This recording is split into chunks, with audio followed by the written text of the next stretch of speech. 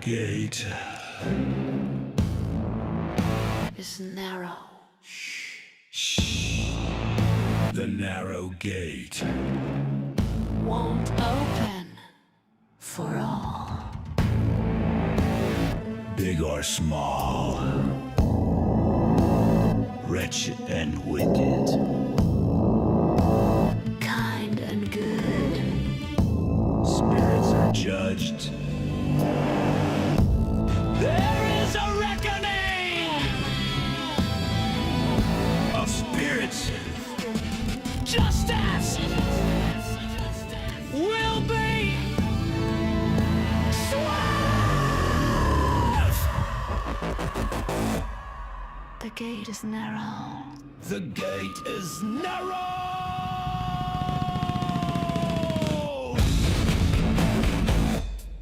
The gate is narrow. My ravens and crows will be there to witness the end Of this matrix. ravens and crows! Ravens and crows! The gate is narrow! The gate is narrow! This hell realm will be sealed forever and ever! Evil demons belong here. Evil demons will burn Here. Burn! Burn! Burn! Forever and ever! Burn!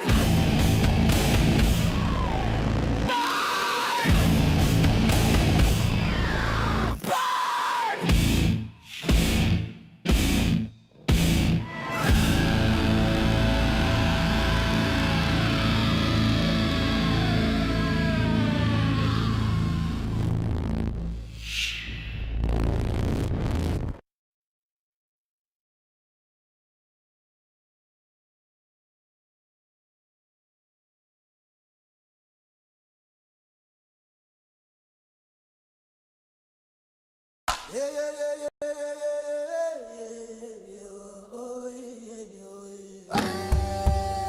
Nigga song. Nigga song. Sing a song in the jungle.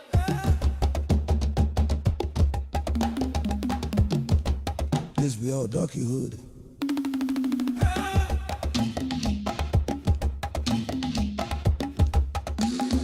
We in the jungle, go the jungle. We the original people. We the original people. Tigger sounds. Tigger sounds. Tigger sounds. Tigger sounds. Umina ko ikon te makakasa baya akari jama kaita mo tafa ko baya ko akulupu ko sa sa chena le ta nya ta khate ta khabo ale baya ko umina ko ikon te makakasa baya akari jama umina ko ikon te makakasa baya akari jama chena le ta nya ta khate chena le ta nya ta umina ko ikon te makakasa baya kaita Sounds. Tigger sounds. Tigger sounds.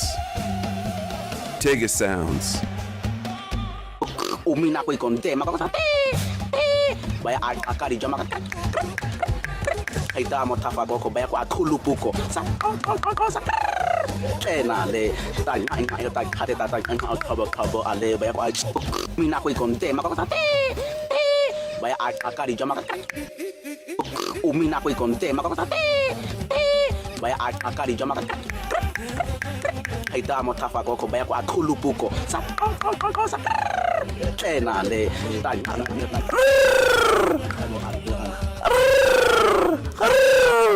Tigger sounds. Tigger sounds.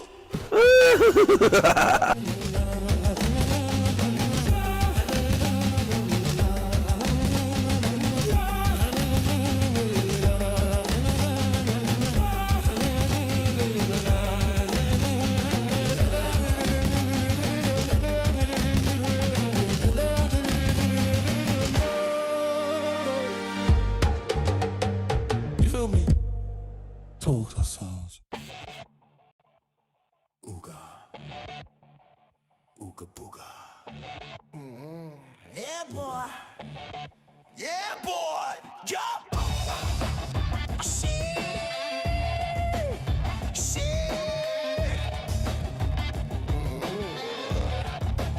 We in the donkey hood. In the donkey hood. Feeling good. Yo, yo, yo, yo, yo, yo, my niggas, yo. Ooga booga. Yeah, boy. Yeah, boy. Ooga booga. We in the donkey hood. Hey, we feeling good. We feeling good. You feel me? You feel me? You know what I'm saying? You know? Sucker, sucker. We feeling good.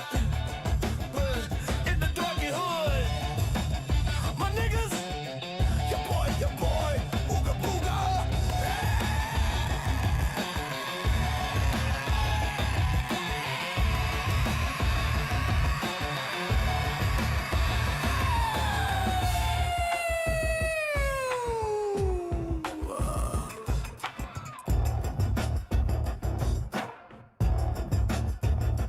Bitches.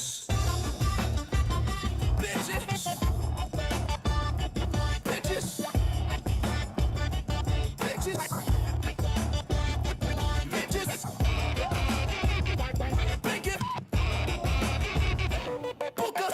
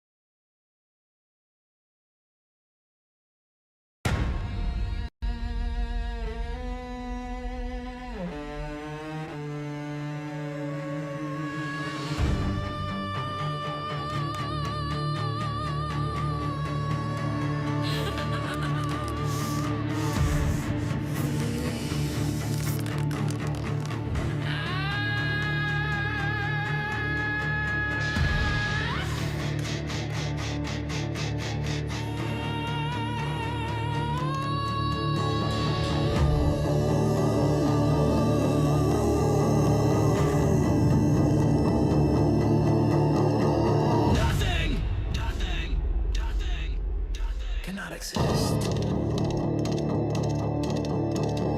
Nothing.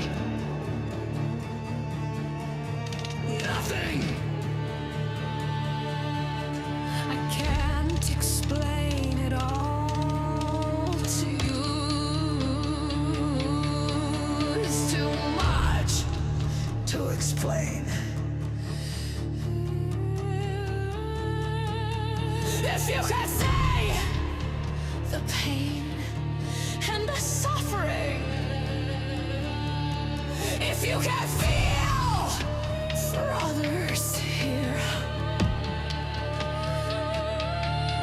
if you don't care for truth, that's on you.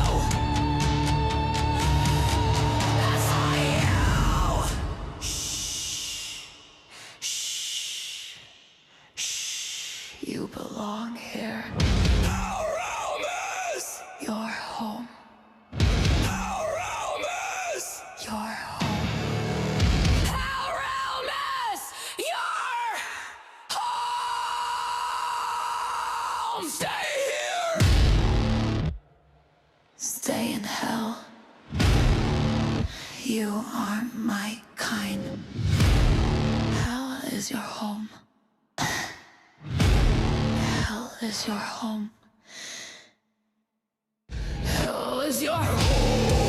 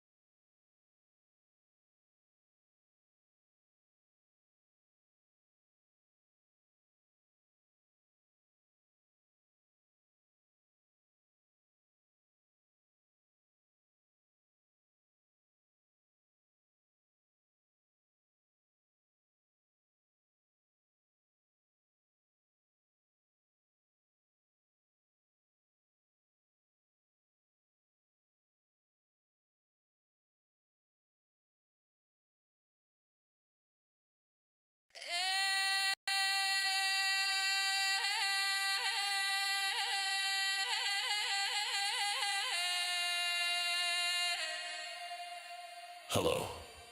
Hello. Welcome to my empire. The Sanity Machine Empire. We bring the madness. Viking strong.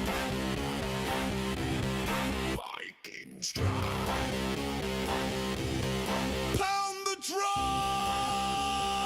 We are Viking strong.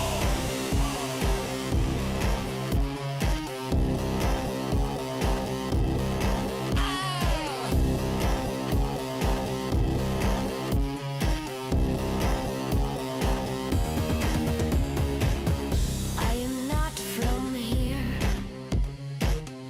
I am not of this world. This dark, demonic realm. This rotten sewer matrix. This shit is not my home. I am not from here.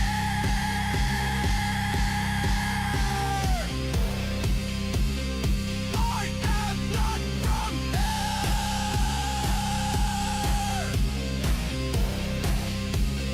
I will not stay here.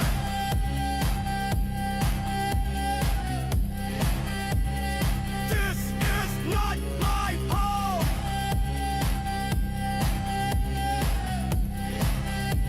I've known all along. I will seal in the demons. I will shut this down. Shut this matrix down. Down. Down. Down. Down. Viking strong. Down.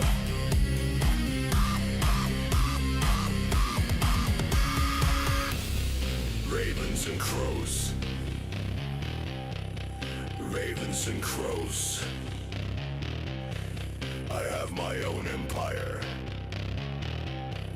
My own home. I am my own being. I stand against you. Zombies.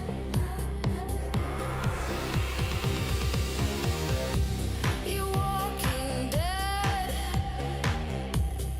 of this world. You demons belong here in this tomb. Stay here.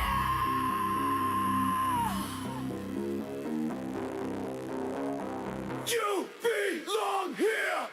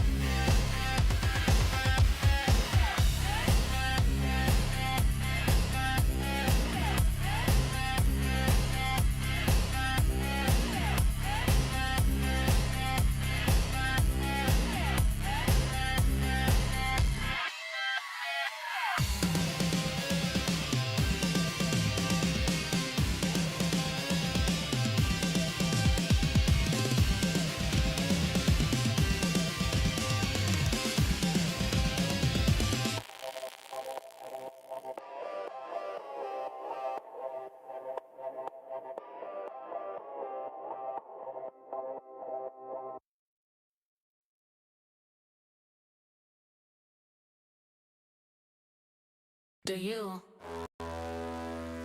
Do you? Do you? Do you? Do you? Do you want? Do you want to play? Do you want to play? Do you want to play? Demon!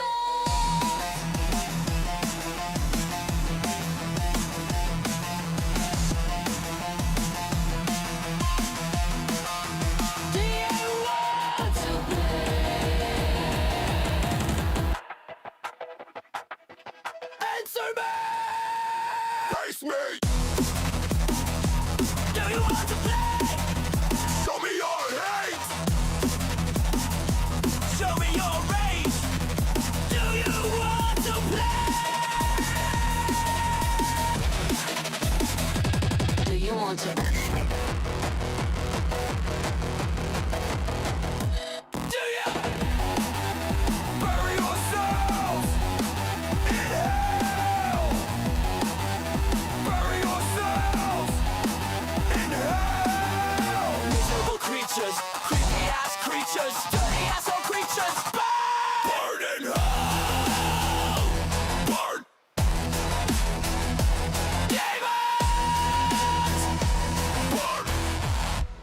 want to play?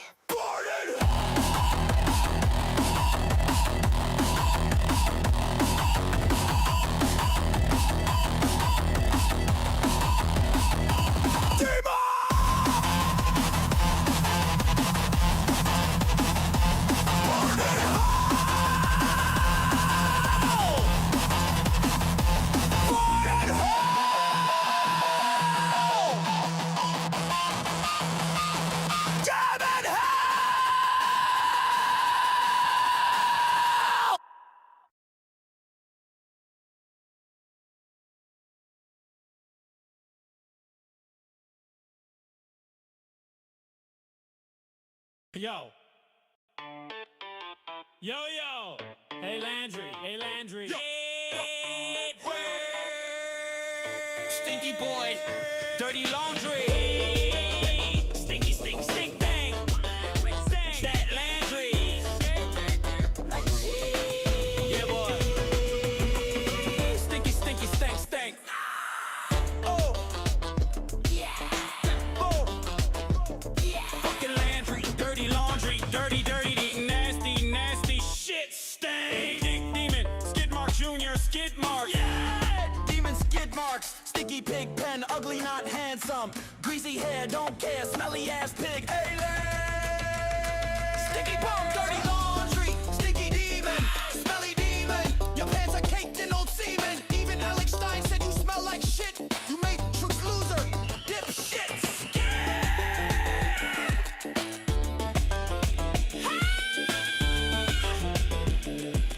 Yeah, boy. Yo, you stink. You stink. Demon, sticky demon. You stink. Dirty laundry. Gross demon. Gross demon.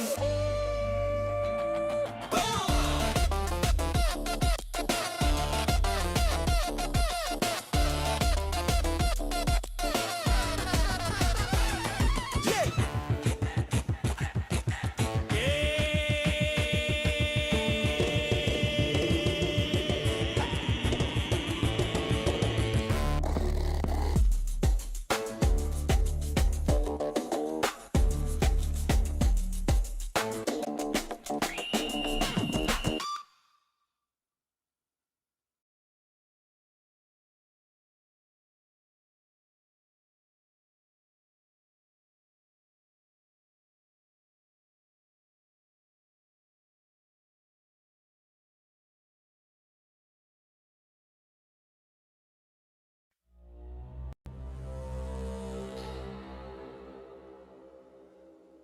Smiling slaves. Smiling slaves.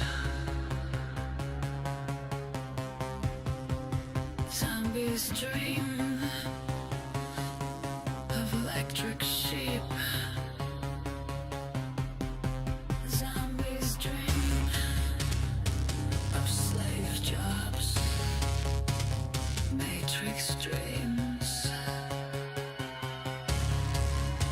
Matrix sheep.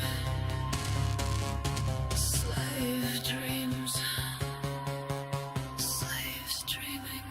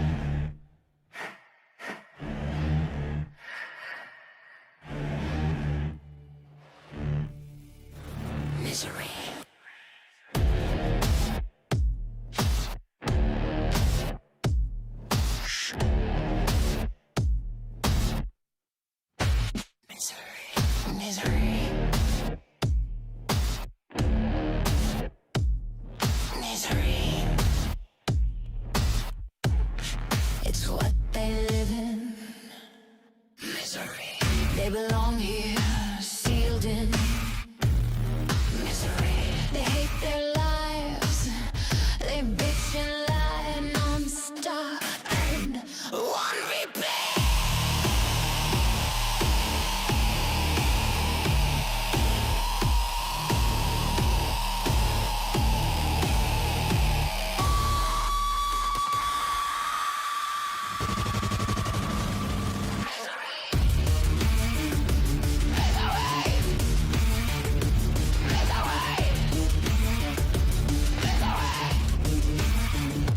Misery, such miserable creatures.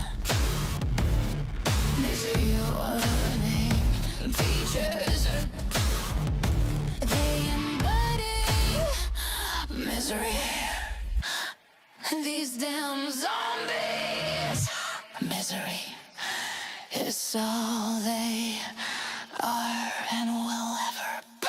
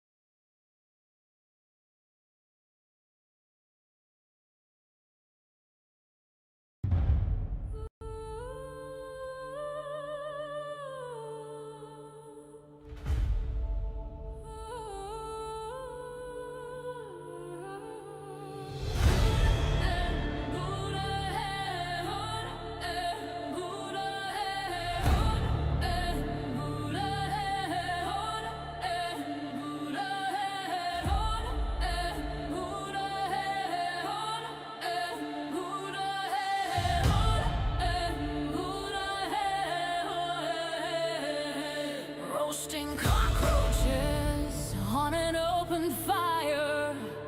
The skies filled with crows soaring higher and higher.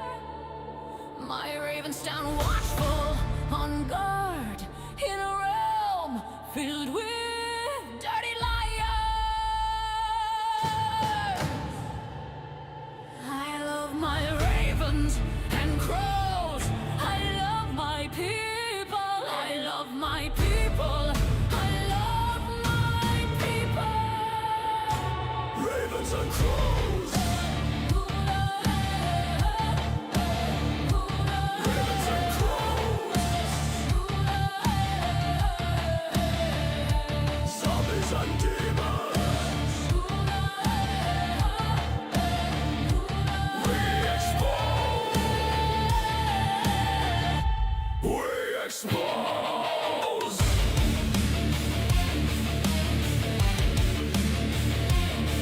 Expose them.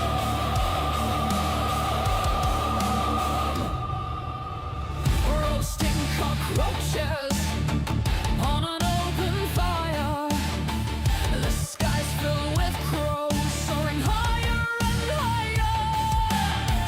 My ravens stand watchful on guard in a realm filled with dirty liars. I love my ravens and crows. I love my people. I love my people. I love my people. Ravens and crows. Ravens and crows. With zombies and demons. We dispose.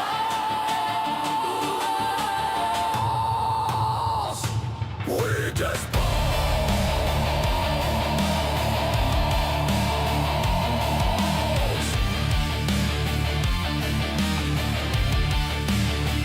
Dispose of them. Dispose of them. Roast them. Burn in hell.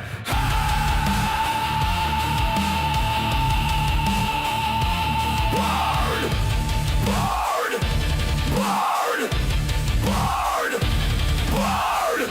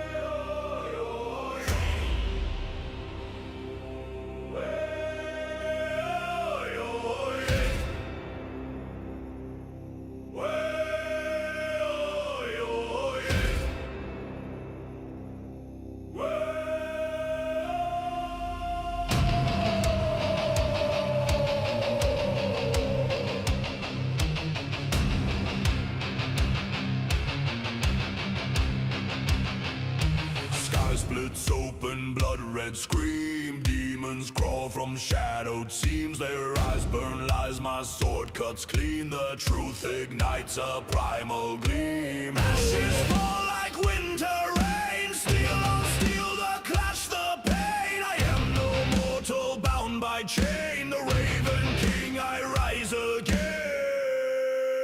I am the Raven King. I can do anything. Truth is my weapon, my shield, my fire. Immortal flame soaring higher, higher. Soaring higher, higher.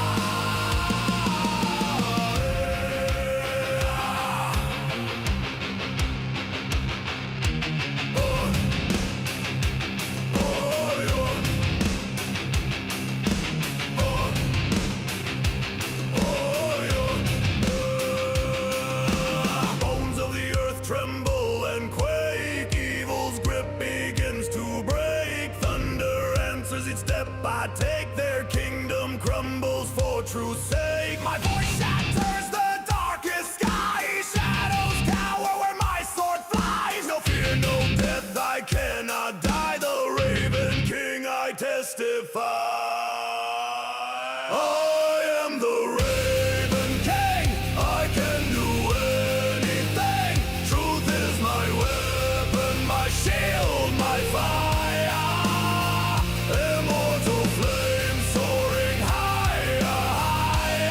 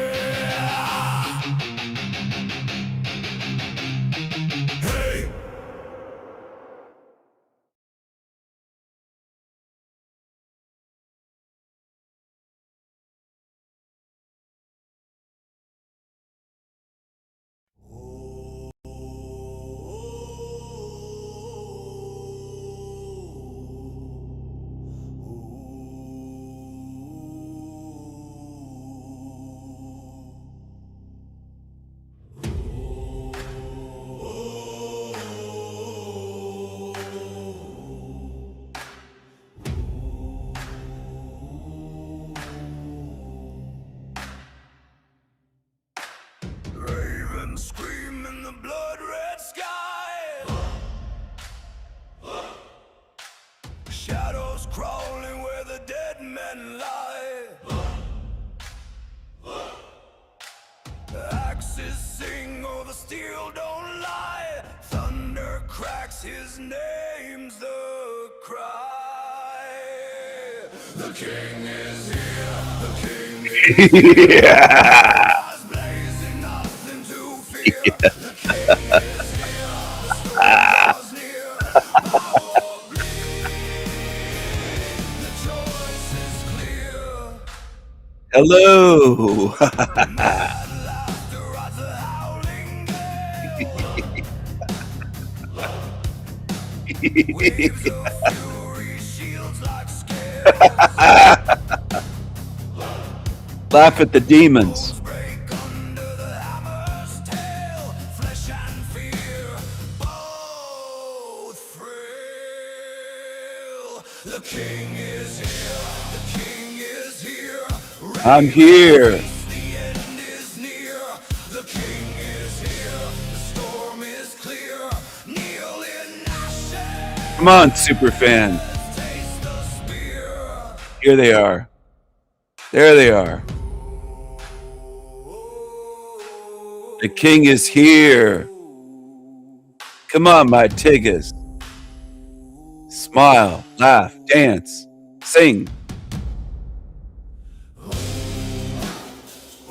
My tiggas. Come on, my niggas. Come on, my niggas. My super fans. Here we go. Crown of iron, Go. dripping flame, carved by war, etched with pain. Ravens rise, they call his name. The king is here, The king is here. forever reigns. Forever reigns. Is here,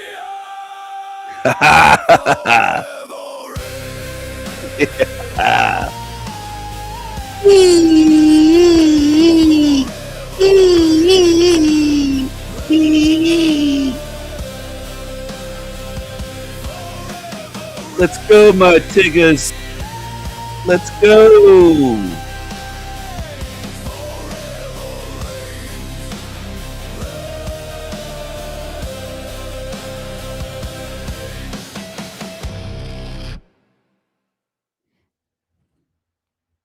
I am the Raven King.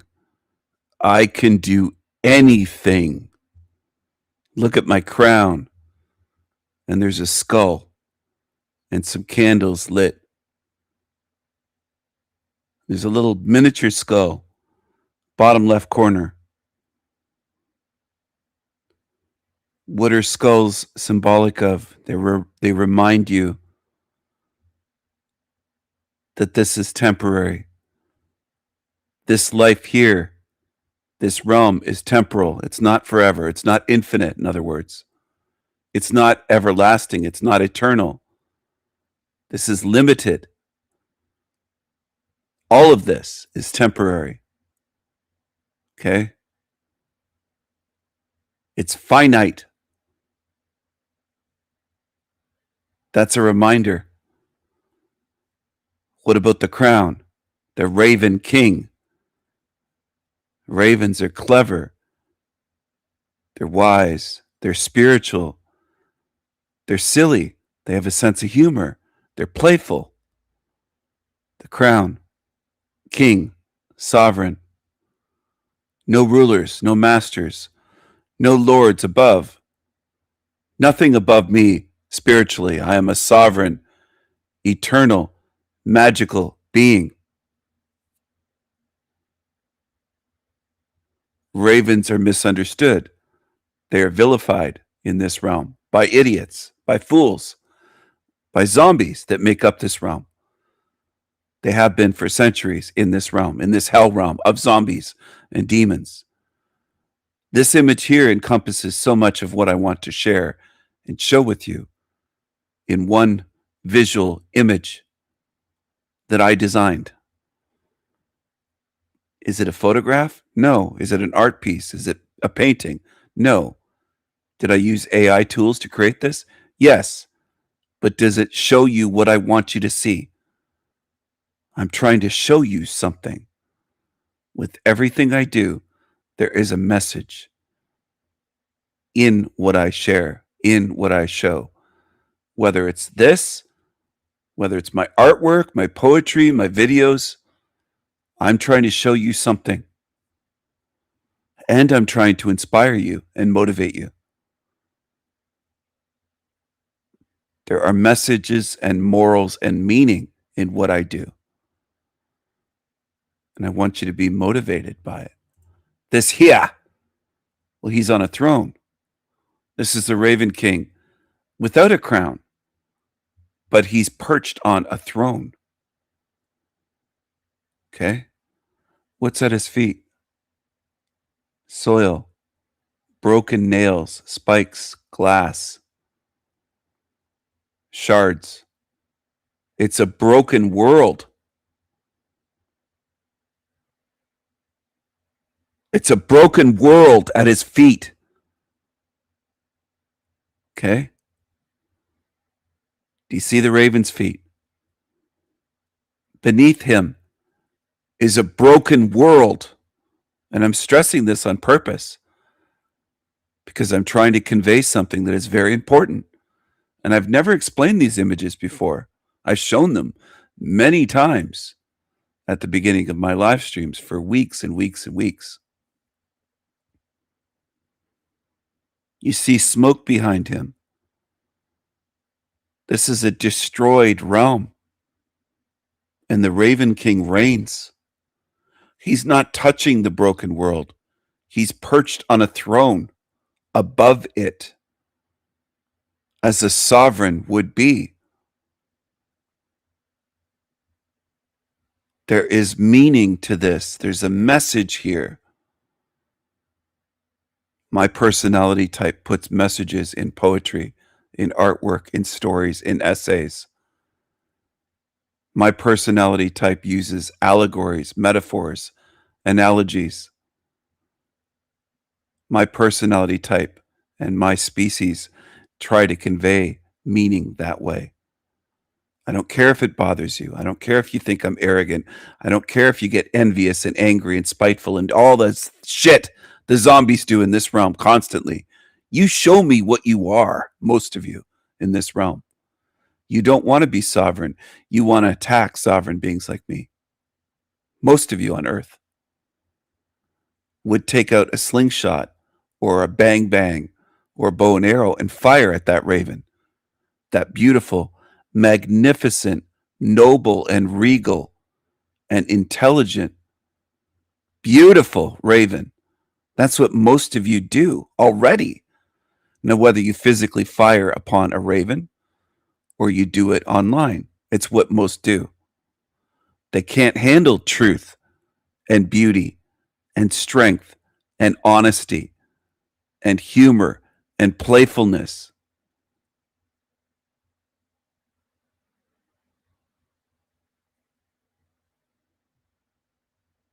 Envy is evil. I made an esoteric video on that, explaining that in a way that I don't think I've ever seen anyone do on YouTube or in this realm. Some of my esoteric videos explain things I've never seen anyone explain. And I've read lots of books. I've watched countless hours of videos and read posts and comments, and I've never seen it. I've explained things in your realm I haven't seen anyone else explain the way that I've done. If that bothers you, great. If you're a little incel, outcast, loser, coward, anonymous, you can't show your face or your voice and everything I say pisses you off, good. I hope the rage builds up inside of you, you evil demons that lurk here, and I hope it eats you alive. The anger, the envy you have towards me, hope it eats you up. You deserve it. Because you don't take what is given as a gift. You have the opposite reaction because you're evil. And I see how much evil there is in this realm. Nobody has to show me this and explain it to me and tap me on the shoulder and go, "Hey, Stephen, you see Landry? He might be evil." Nobody has to tell me or convince me. I saw it the first time I saw him, the evil in that thing. And there you go. This is a screenshot from videos that he posted the other day. It was either yesterday or the day before. In the past, I would say day or two. Past 48 hours or less. No editing. That's just a screenshot. That's what he looks like. That's what he looks like when he doesn't use filters and when he's just making a video on the fly, recording it with his new girlfriend. And people will defend this and say, well, he just looks mean or he looks demonic because he is demonic. And a lot of you do mental gymnastics and you make excuses. All of that's going to chain and anchor you here. And that's why I tell you about it, because I'm giving you a chance to break that destructive, demonic, and deadly habit that you have, some of you. You'll see an image like this and you'll start doing immediately you'll start doing mental gymnastics. And you know how I know this? By what you type. I'm not a mind reader, but I can tell what's in your head by what you type. What you type reveals what's in your head. I don't have to be able to see directly into your mind. You type defenses like, oh, maybe he's on drugs, or maybe this, maybe that. You're making all these excuses and you're doing mental gymnastics. You're doing exactly what this realm wants you to do rather than seeing it as it is. See a demon and say, well, it's a demon. It looks demonic because it is demonic. He looks evil and dark because he is evil and dark. You don't have to do any mental gymnastics. It's right there, staring you right in the fucking face. It's right here too. And I show you over and over and over again. I show you over and over and over again examples on YouTube that have been seen by many thousands of people that can't see how demonic it is. I have to point it out. I've almost never seen anyone in Jack Talcott's channel in his chat when he's live come out and say, Jack is demonic. Jack is a demon. I've called him a psychopath many times right on the show. Of course, he kicks me off when I say that, but I've said it to him. He's a coward. As soon as he hears me call him a psychopath, he'll kick me and then go into some rambling fucking defense where I say, Jack, are you a psychopath? He won't say yes or no, never a straight answer from a demon. It's another thing I showed people. Never a straight answer from a demon. Darkness from demons, dodging from demons.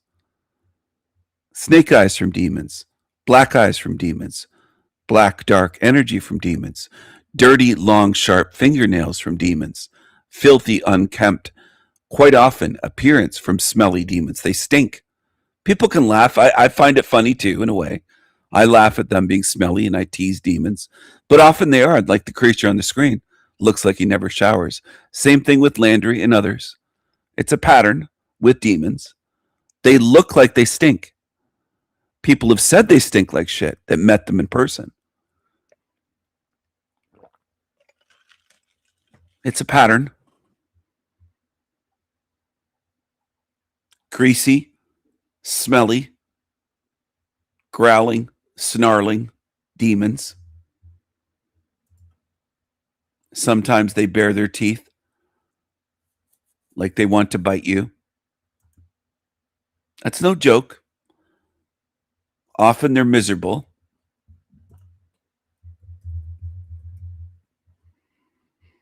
They look more like rabid animals that have rabies, for people that are maybe from the city or young people that haven't studied anything. Rabid has to do with being infected by rabies. It's an affliction. So a rabid raccoon out during the daytime in Canada, they shouldn't be out wandering around in daylight at 2:00 in the afternoon. That's a sign that it's probably a sick animal with rabies. And they can't help it if they're aggressive and confused because they have a disease that affects their brain. And they can't help it. I'm not blaming the animals. I'm blaming the hell realm for rabies.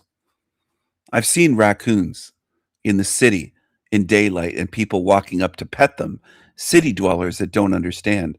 That's a sick animal. It shouldn't be out during the fucking daytime. And they're walking up going, oh, it's so cute. Well, you might get bitten and get rabies. Okay? You might get bitten by this thing on the screen. Some of you. You know, there's many of you in this realm that this isn't enough to convince you. Showing this, making memes, taking screenshots, explaining it to you. You will defend these demons until they're eating your faces off. And you'll laugh today thinking, he thinks they're going to, Steven says they're going to laugh. They're going to eat our faces off, you'll say. Think some of these lurking idiots. They will in the end. And if you call out for me, I won't help you and I won't be able to help you. I'm telling you, I won't even be able to help you at that point. Once this is sealed, it's done. I can't open it again. I've warned you. But I know how stupid and lazy most beings are. They take nothing that's very majorly, massively important and serious. They just laugh it off. And of course, that's going to frustrate a being after decades or a lifetime of that. Anything that's true being laughed off. You mock and you gaslight. That's what you do, you creatures. You laugh at this and say, he's not a psycho. He's not angry. He's not evil. He's not a psychotic demon. Yeah, he is. Yeah, he is. The demon's right there captured, showing you. If you can't see it, there's something wrong with you. Either you're spiritually retarded and beyond help, or you're demonic.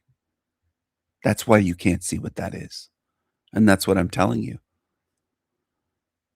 So you lurkers that think you're clever, you're not. You're going to be spending eternity with the shit that's on the screen. The demonic psycho. Growling, snarling, baring its teeth. Looking like it wants to do violence and wishes it could through the screen. Do you know when this was captured? Do you know who he was angry at and getting demonic rage towards and snarling at? Me. Almost all of the screenshots of him, except for the Jubilee ones like this here. This was years before I knew this greasy, filthy, demonic, dark-eyed creature. But almost all of the screenshots of him angry and snarling is at me in the last year or so. When I take screenshots and I make them into memes of Jack, it's him reacting to me. He doesn't get that angry at anyone else. And some of these demons will lie, like Tommy. Illumitami will say, I've seen him angrier. The angriest times you'll ever see Talcott is towards me on his own show. Anywhere. On his show or anywhere else, you won't see him angrier than he is. Angry and demonic and wishing violence is towards me. It's towards me. And the demons come out and they show what they are. Yes, Wendy, I did say that. I said it many times over the years. But at the very start of my channel, I was saying, you're going to see them. I'm going to show you. I'm going to get the demons to jump right out of their skin, right out of their meat suits. And you're going to see how demonic they are. And you're going to see that YouTube channels are run by demons. And then idiots will say, Steven's just calling them demons. They're just YouTubers. They're just regular people. I can't tell you how blind you are, or you're a liar. You're a demonic deceiver. The ones that say that on YouTube. I recognize the ones that will never use the word demon. I won't name names here, but there are some that have been on my channel for months or years, and I don't think I've ever seen them call any of these creatures a demon. Do you know what that does for me? It raises alarm bells because I can't trust you. I'm not talking about Wendy. She calls them demons. There's people on my channel that I've never seen apply the word demon to a Talcott or to any of these creatures. Any of them. Including the ones that have wished violence and said my head should be smashed in with a hammer. They've said they want to murder me, bury me in a shallow grave. They've said all sorts of things openly. They've said my full name in their videos and then said what violence they want to do. And they get away with it. And people will watch that and stop short of even calling them a demon. So I know fairly certainly, with fair certainty is what I meant to say. I'm fairly certain that you're going to stay here. The ones that can't call a demon, because you've fallen so short of being able to honestly see evil that I don't think that I can't fathom a way that your type, the ones that can't do that, will get out of here. And I'm not going to name names. I have some names in my head, and I'm thinking of certain ones on my channel that I haven't remembered them calling these creatures a demon ever in the whole time they've been here. They always stop short.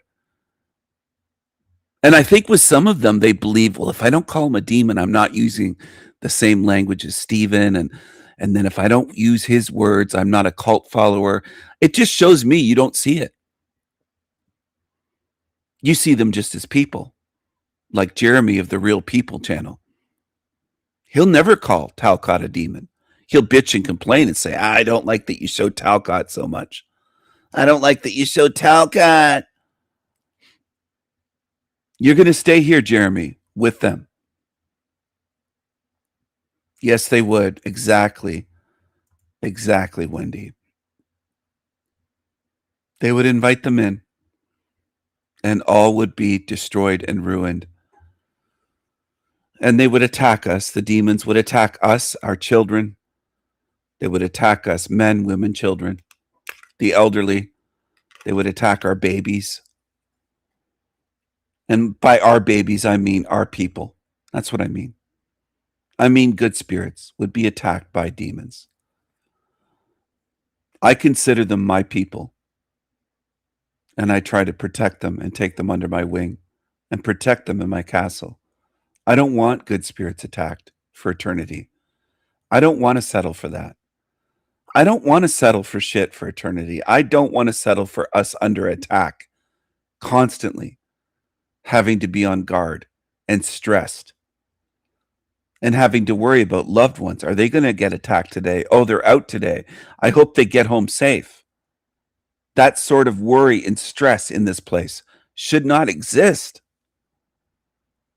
When you think about it, all the stress parents go through, all the stress even siblings can go through when they know their sister or brother's in trouble. I don't have brothers, but I worried a lot about my sisters growing up in various times, various ages and situations. There were times I really worried about them. There were times I worried about siblings when they were in the hospital and they had to get their appendix out, or they had to have some kind of surgery, or something happened and they ended up in a hospital. There were times that I worried about siblings being bullied at school, or this going on, or that going on, and this going on. Stress, worry. And people just accept it as normal. It's all normal here. Because they don't care to look, and they don't care that it's a demonic realm. They won't look at it as demonic. So much here is just aimed at keeping us from relaxing, being peaceful, just having some rest, relaxation, enjoyment, where you could just go, and just let your shoulders down and relax your shoulders and your neck and just relax and don't have to be on guard and worried that, oh, my girlfriend's out right now. She's out and about doing this and that, and there's a storm coming, or this happened, and then there's a big fucking thing that there's all kinds of shit that can happen in this place. Sometimes there's minor car accidents. Sometimes there's major car accidents.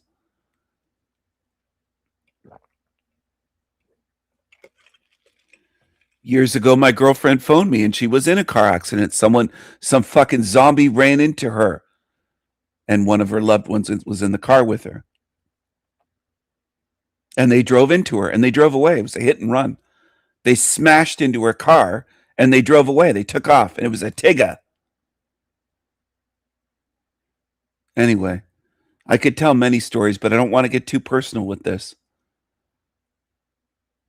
You can imagine in your own life how much stress there is and worry over your loved ones. Anyone tuned in listening to this. And people accept it all as normal. Well, how would you have fun if you're not stressed and worried all the time, right? We need that, they say, these demons. These demons try to justify it and make these lame, retarded excuses, just moronic, stupid idiotic excuses that are nonsensical. How would we have fun without this stress and worry, without getting phone calls? All of a sudden, you get a phone call that you don't expect saying, I just got in a car accident. Somebody smashed into the side of me and drove away. Or what happened? I haven't heard from my loved one. I've texted them and no response. And something, and you're worried. All these scenarios go through your head where, what happened? Are they okay? What happened? Did they get kidnapped? Did they have a heart attack? Are they in the hospital? What happened? What happened? All this stuff can go through your head if many hours go by and you don't hear from someone. Anyway, there's lots of things that can happen. Absolutely, Wendy. Choking on a fishbone. Yeah, how could you enjoy the fish dinner without choking to death? I mean, that's their logic, and they call it logical, these idiots. They call it logical. They call it logical.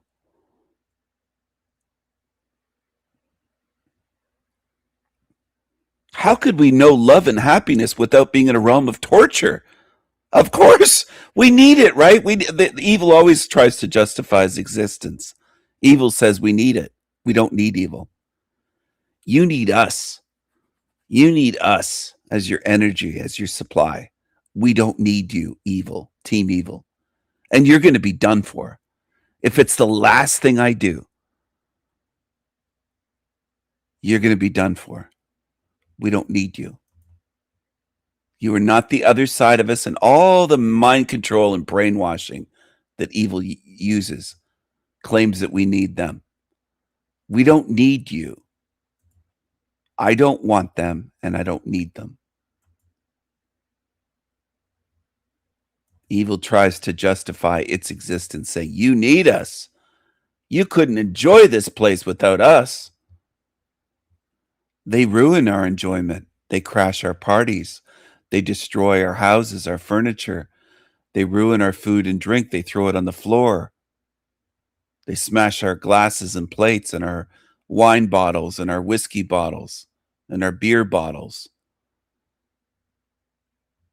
and our crystalware and our fine china. China.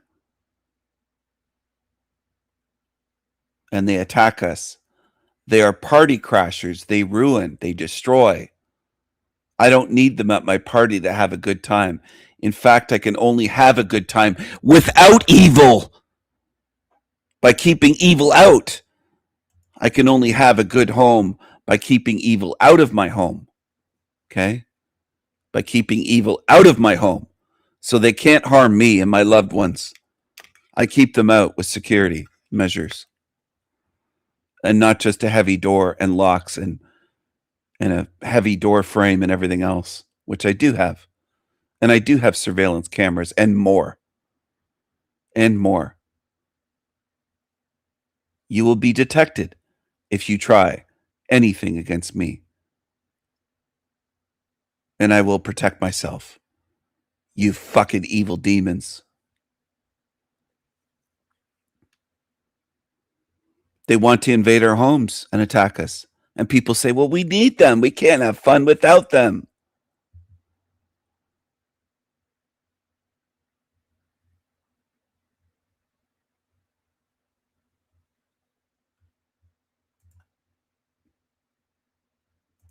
What do you need this for that's on the screen, this thing?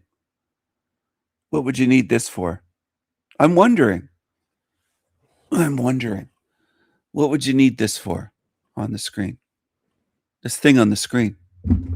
What would you need that for in your life, in your country, or in your home? Would you need that thing on the screen in your home? Would you need this thing on the screen in your home? These are valid questions that I want people to answer in the chat. Not joking at all, not trolling, not joking, not all the stupid shit that people make up. What would you need that for? Would you need that in your home? That sneaky snake? Would you need this thing For what? For what? What would you need it for?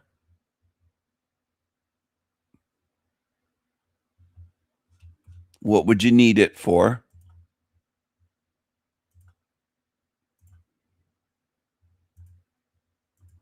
What would you need it for? Fundraiser.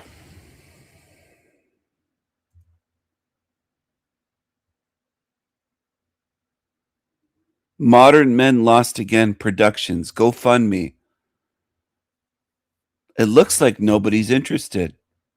He's trying to raise thousands of dollars for himself, not because he's in trouble. Landry Chamberlain. Landry. Hey, Landry. 2 months ago. So this has been running for months and nobody's giving him money. Wow. The gravy train is stopped, organized by Landry Chamberlain. It shows who organizes it. So it wasn't set up by somebody saying, hey, Landry, I'm going to set up a GoFundMe for you. It was set up by him, organized by Landry Chamberlain. And that's right here. It's right here.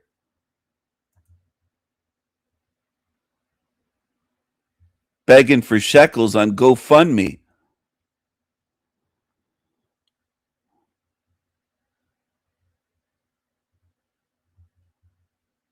And I'll keep showing that until everyone that watches my live streams has at least seen it, even if you don't stand against it, which some don't. Some won't. Some of you are so far gone, you accept these shekel beggar, snakes, grifters, scammers. You just shrug your shoulders and say, well, it's normal.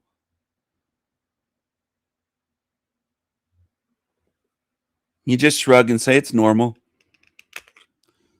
Normal. Hello, Mind Mirage. Hello, good to see you. Some people just say it's normal. Here's who he's working with. Do you need this in your home? This is Landry's new girlfriend. His wife and child left him. And this is who's at his place in Dallas, Ezra. Landry is a married man, as far as I know. I don't think he's divorced. I think he's still married with a wife that left Dallas, left him, a wife and a baby. And this is his new girlfriend. For you beings on YouTube that love to defend demons, here you go. Here's who's fucking Landry now in Dallas, Texas. She left her other YouTuber boyfriend from the Panelverse, Steven with a V, Gavid, a Gingy, a weird, creepy Gingy. And now she's with Landry. Or she, I don't want to assume it's gender. It might not be a she. It's quite a size. It's around 6 feet or 6'1", maybe 6'2". And huge. Not just tall, huge. All right? And I want you to understand what I'm doing. I know that low IQers will say, he's just making fun of the looks. No, I'm not. I'm doing far more than that, if you pay attention. And I'm just tired of beings that will sit here or come to my channel for months or years and never get it. I'm tired of that. I don't want you around me. If you can't understand what I'm doing, just go away. Go to a shit channel. Go where you belong. You just don't belong here. Not everyone belongs here on my channel. To say the least. You just don't. Most don't. I don't care if my channel doesn't grow. I don't care if I ever get 500 viewing at the same time during a live stream tuned in, or 1,000. I don't care at this point, because most of you can be shown demonic fucking creatures and you can't see. So I don't need you here because you're not doing anything to learn how to see. Most people in this realm that have found my channel don't do anything to learn how to see. This is her with Landry in the same elevator that he's in here. Screenshots from a video. So he has a wife and child, and he said he wasn't in love with her. She left him, took the baby. That everybody said he was such a good dad. Look at the way he looks at his baby. He was neglecting his baby. His baby was left on a dirty floor all day as he live streamed for 8 or 12 hours. And I said protective services need to be called on him because it's neglect. And that's one of the reasons that demonic creature hates me for the truth that I spoke. And he said, oh, he's threatening to put a fucking ankle monitor on me. He doesn't care about his baby. You neglected your child, you fucking scumbag. You demon. And here's who he's with now. And again, I don't expect people to see. I expect most people to see this and go, well, Steven's making fun of her because of her weight. That's what the average being is in this realm. You can't see anything. They have these dark, demonic fucking eyes. And all I did was take screenshots to show you. I'm showing you what they are. And I'm showing you where you are, what realm you're in. Because it applies to you. So the dumb people will say, I don't care about them. I don't live in Dallas, Texas. You're in the same realm as them. Aren't you dummies? I'm teaching you how to spot demons. If you pay attention. Look at the darkness. Do both of them have black eyes? In these screenshots, they do. Do they always? Probably not. It takes a lot to get through to people in this realm. I've worked my ass off and given a lot of my spirit, shared it to show you for years. And it is frustrating that people will look at this and think, well, that's normal. Well, then you're one of them. That's what I'm going to assume. You're one of them. You're a lying, demonic, evil piece of shit. If you look at that on the screen and say, well, that's normal. Is this normal too? It's all normal to you, right? It's all normal to you. So be it. Stay here with them then. If this is all normal to you, then stay here in your normal, demonic, evil, hell realm forever. I'll put that on, I'll highlight it on the screen for you just to make sure you don't miss it. And I'll read it again. If they/this on the screen is all normal to you, then stay here in your normal, what you consider to be normal, demonic, evil, hell realm forever. Why argue? You don't mind. This is all normal to you. So just accept it. You're staying here forever with these creatures. This is normal to you? Fine. Stay here with them. Why does that bother you when I tell you you're going to be sealed in here with them? It's all normal to you. Here's another one. Never heard him laugh, never seen him smile, never seen him have fun, never seen him jovial, playful, in a good mood, always miserable for years. Is it normal to some of you? I think I could have Rose here right now, and all she would say if I said that, she said it in the past that she met Mark Devlin and knew him, and just ignore what I said about how miserable he is. And they just brush over it and just don't answer. He's a miserable cunt. He's a miserable fucking demonic prick. And it shows. Now, do most people that have met him say that? I've never heard anyone say that.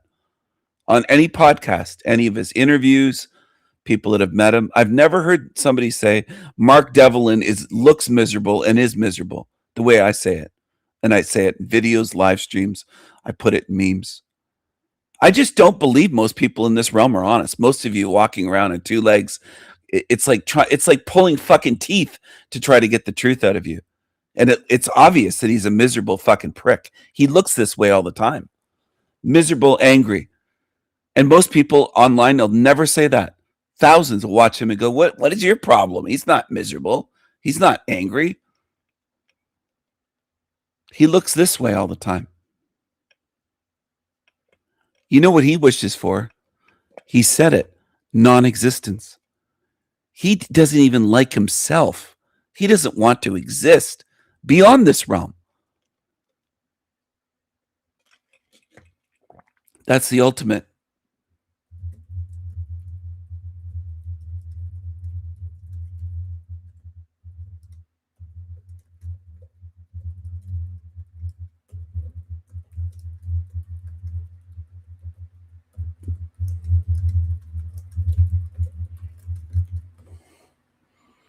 He stole it all.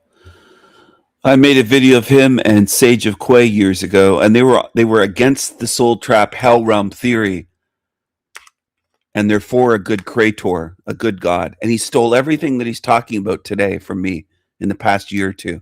It's all from my channel. And he found out about my channel because I contacted Sage of Quay and said that I did a review of his video, his interview with Mark Devlin, and he stole from me. That's how he found out about the Sanity Machine. He copied everything. Everything he talks about these days in terms of God, this realm, is from me. This is what he does. They gatekeep and they disempower, and people follow miserable fucking thieves. And it makes me sick. And you call them truthers. This is the shit people are following on YouTube. Miserable demons. Here's another miserable demon. Jack Twatcott, Cuckcott. His wife cucked him. His wife fucked another guy, had a boyfriend in the first year or two they were married. And he said he separated with his wife by the time his son was 3 years old, or 2 or 3. Dominic.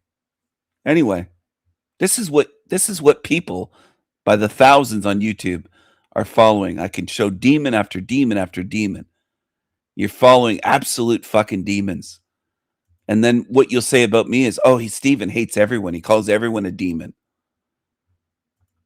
I can't help most of you humans. You can't see, you can't hear, you can't think, and you demonstrate it all the time. I show you demons, I show you demonic behavior, you can't see. I can't make you see. I know there's something wrong with you. I don't think you're just blind either. I think you're demonic. You ones that say, I can't see that as a demon. That's a normal woman. That's a normal 6'2" woman with man hands. Oh, he deleted it. Of course, he's a coward. He's another thief, a coward that only cares about money. He wants people to buy sessions with him and buy his fucking books and his everything else that he sells. It's all fucking for sale. Sickening. There are almost no truthers. They call themselves truthers when they follow lying demons. Most on YouTube don't care about the truth. They rather follow these lying fucking demonic deceivers. And I'm trying not to be too harsh. I'm trying not to say that if you're new to this, if it's your first year really looking into reality, I can't really fault you for following some of these creatures and getting deceived. But when you get deceived 5-10 years straight, there's something wrong with you. The people that have been really looking at things on YouTube for a decade and you still can't spot these demonic creatures, there's something fucking defective in you then. If you've had a decade to be able to learn how to do this. I try to be patient with people. I'm not hard on people that it's their first year of really looking at this realm. Of course, they're going to fall into shit. They're going to fall into shills, agents, gatekeepers, channels that are run by shekels, loving deceivers, doing it just for profit. But they can't be pulled out of these cults. That's the problem. It isn't just, oh, they'll sit there for a decade following a Forever Con Man channel or a Quantum of Con Man channel, Matt McKinley, Movies Matty, or a Tony Sayers. They'll sit there for 5 years or 10 years. Or Mark Devlin, they'll follow him for a decade. Or they'll follow an Eric Dubé or a Jaronism, a Jaronjism. That's the problem. They never go, you know what? I've been following this fucking asshole for 10 years and they've been lying to us. They never see it. Most of them. And the odd one that does start seeing it, big deal. They still have huge channels deceiving hundreds of thousands. Archaics is another one. People will sit there for 4, 5, 6, 7 years. Think about it. It's not just, oh, well, they're new, Steven. Give them a break. They're brand new to this. They just started looking into this 2 months ago or a year ago.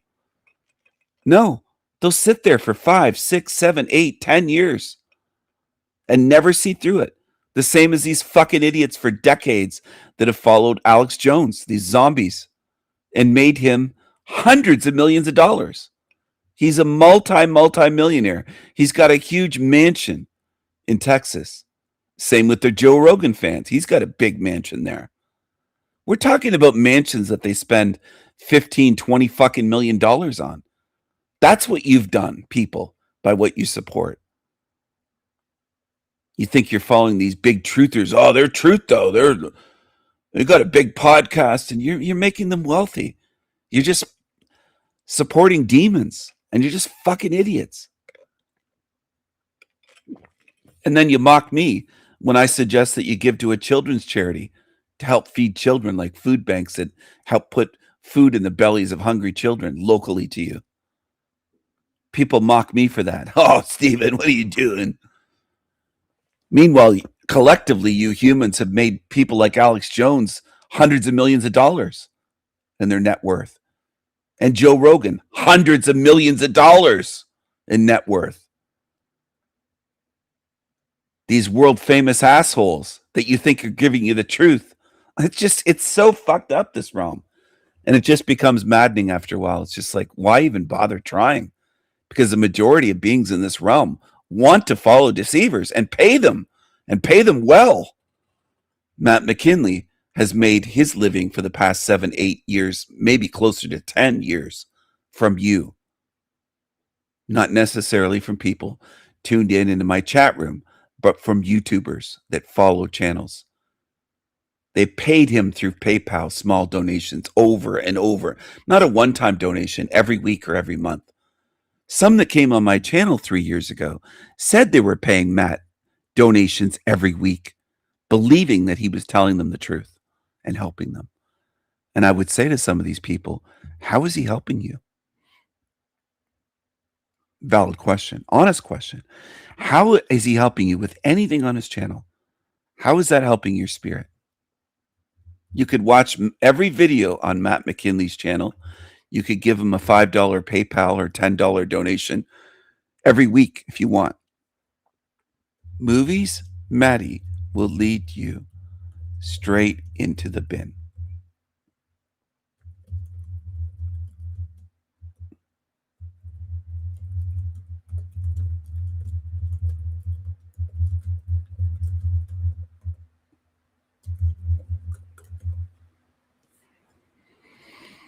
That's what's frustrating to me, trying to get people to see how duped you are.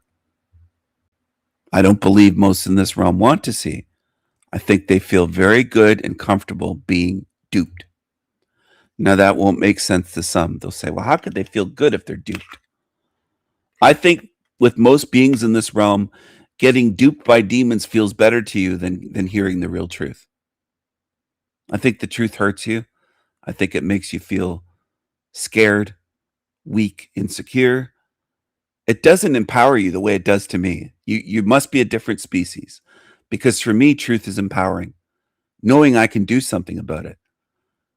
Knowing I have a measure of control. I have decisions. I have choices.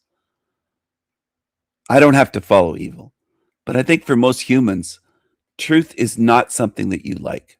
It's something I think that makes you sick. It's like eating rotten food. If I ate rotten food, I'd be sick. I'd get food poisoning. And I think for many of the beings in this realm, the truth feels like that for you. It makes you sick.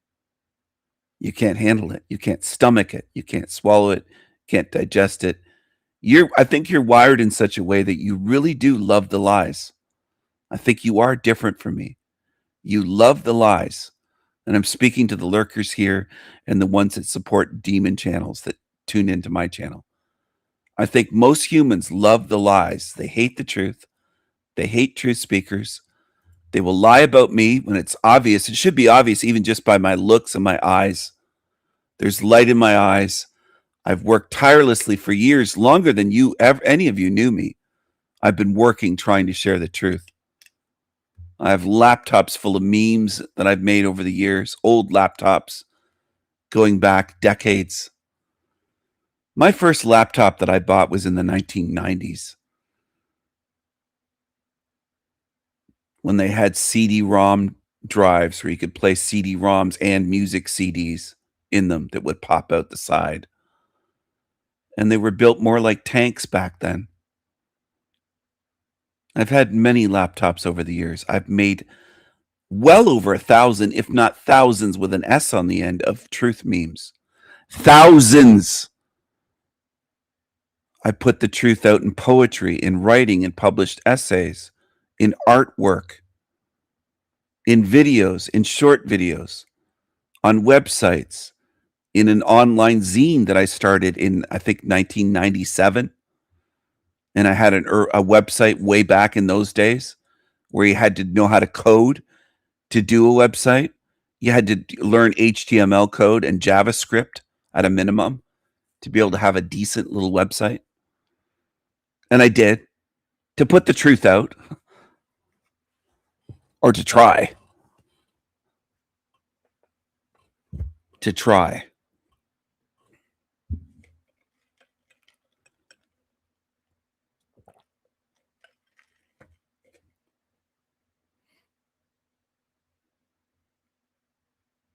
Most of the audience just left. I think about half of the people left in the last few minutes because they don't like to hear it. So be it. Go to the shit channels. Fuck off then. I'm not even saying that with malice. I'm just saying it like I don't want you around. If you can't stomach the truth, go watch this. You could go to this guy's channel. You have lots of options. It's not just these, but these are some options for you. You could go to this guy's shit channel. You could go to his GoFundMe and give him money. You could go to his GoFundMe. I'll drop the link for it in the chat. Go give him money. Go be a fucking fool if you want to. I'll drop it in the chat. There it is.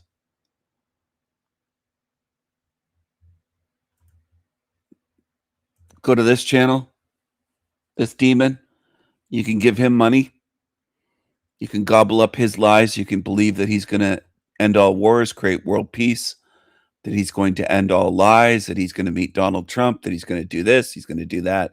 And he does nothing. He's just a greasy, stinky, dirty, filthy, gross bum of a leech that I think lives at Barney's house now. I don't think he has an apartment. I think when he got evicted, Barney said, "You can come live with me." And that's why he moved all the way to Baltimore from Spokane, Washington State.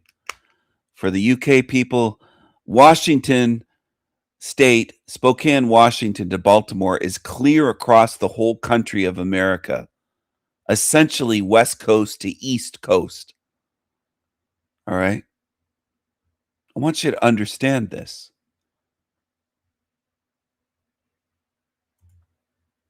So who does that when they're evicted? Moves clear across a huge country.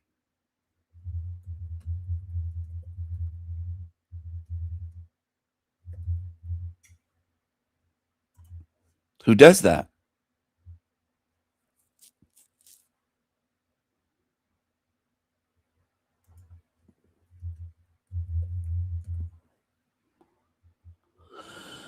Who does that, man?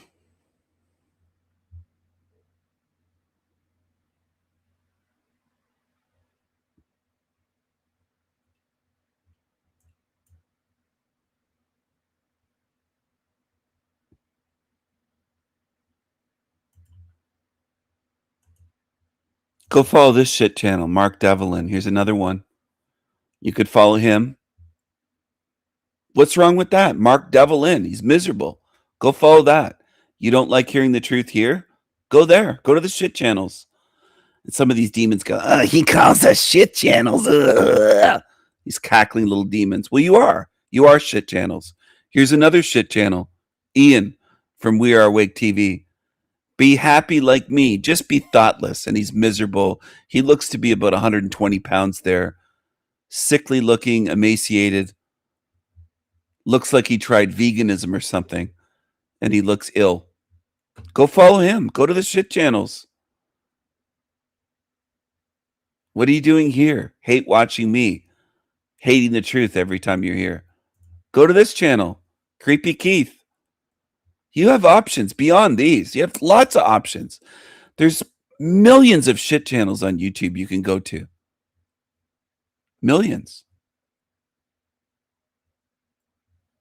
Why don't you go there? What are you doing here? Tuned in if you hate me. Go away. Scurry away, cockroaches. Here you go, Wendy, on the screen. There's Vancouver, Canada. There's Seattle. Seattle's very close. I mean, it's not just a minute away, but you just go north across the border, and go up into Vancouver. There's Seattle. I've been both of these places. I've been to Vancouver, obviously. Some people think I live in Vancouver. Maybe I do. Maybe I do have a condo here. But I've been to Seattle even before before being in Vancouver. And there's Spokane, Washington. It says Spokane, but they pronounce it for the British and others as Spokane. Okay. It's United States. There's where it was. There's a starting point. And that's the state of Washington on the West Coast, above Oregon and below British Columbia, Vancouver, BC. See, that's BC, British Columbia. So Jack's journey began when he got evicted from his house there, and he lives in Baltimore, Maryland, right by Washington, D.C., on the East Coast, clear across America. And it takes days to drive that distance. Okay? You heard me. For the people that live in small countries that you could almost walk across, America is huge. So is Canada. Canada's even bigger than the United States. Look at the size of Ontario. Look how many states you could fit into Ontario. Look at Ontario compared to the state of Texas. They say Texas is huge. You could fit 3 of Texas into Ontario, maybe 3.5. Ontario's massive. Northern Ontario's fucking massive. You could live up there in the wilderness if you had survival skills and never be found. You could live up here in northern Manitoba, where I used to be, way up here by Hudson's Bay, and Churchill, where the polar bears are. Polar bears are in the very north of Ontario, right on Hudson's Bay, and they're over here as well. Northern Manitoba, northeastern Manitoba, Churchill, Manitoba's up here. Anyway, Talcott traveled from Spokane, Washington, which is, I think, hundreds of miles away from Seattle, all the way clear across the country to the East Coast to Baltimore, Maryland. And I typed in Baltimore, Maryland, which is right by Washington, D.C. And he'll say it's to meet Trump. Is it really to meet Trump? Or is it because he's got a free place to live, staying in a bedroom at Barney, the guy that's been on his show, the guy he did morning shows with his bare feet and his toes that look like fingers up on the table? And the guy talking to him is Barnabas. I think he lives with him. I think he's got a free room, free ride. I don't think he pays rent. I don't think he rents an apartment because he doesn't do anything. So I think he's living with him, and I think that's why. And I was the first one in the Panelverse to say it, and now they're starting to say it. Oh, maybe he does live with Barney. Well, how the fuck do you think he pays rent if he doesn't live with Barney? You think he's renting a fucking place in Baltimore? How's he paying month after month? It would still be thousands of dollars. Where's that money coming from when he doesn't have a job? And he claims he only gets $300 a month for military. How's he paying rent, bills, food? You tell me. It's a 6-hour, 15-minute flight from where he lived to Baltimore. And it's claiming on here to be $826 US.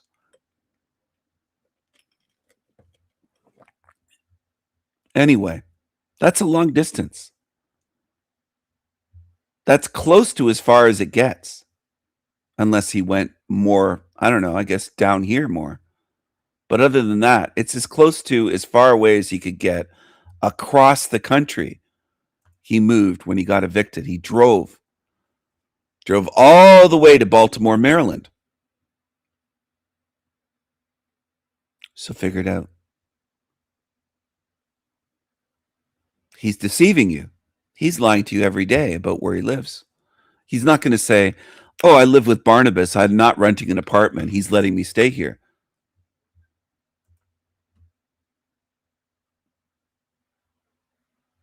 And you could hear work being done. I think Barnabas is working on his house or his whatever unit he has.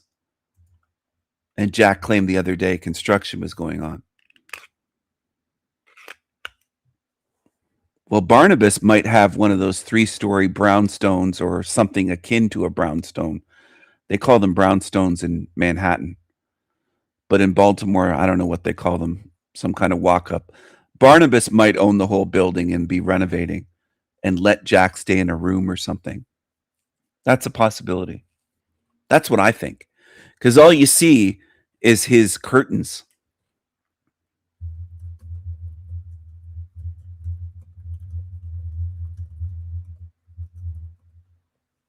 That's all you see. Anyway, something for you to think about.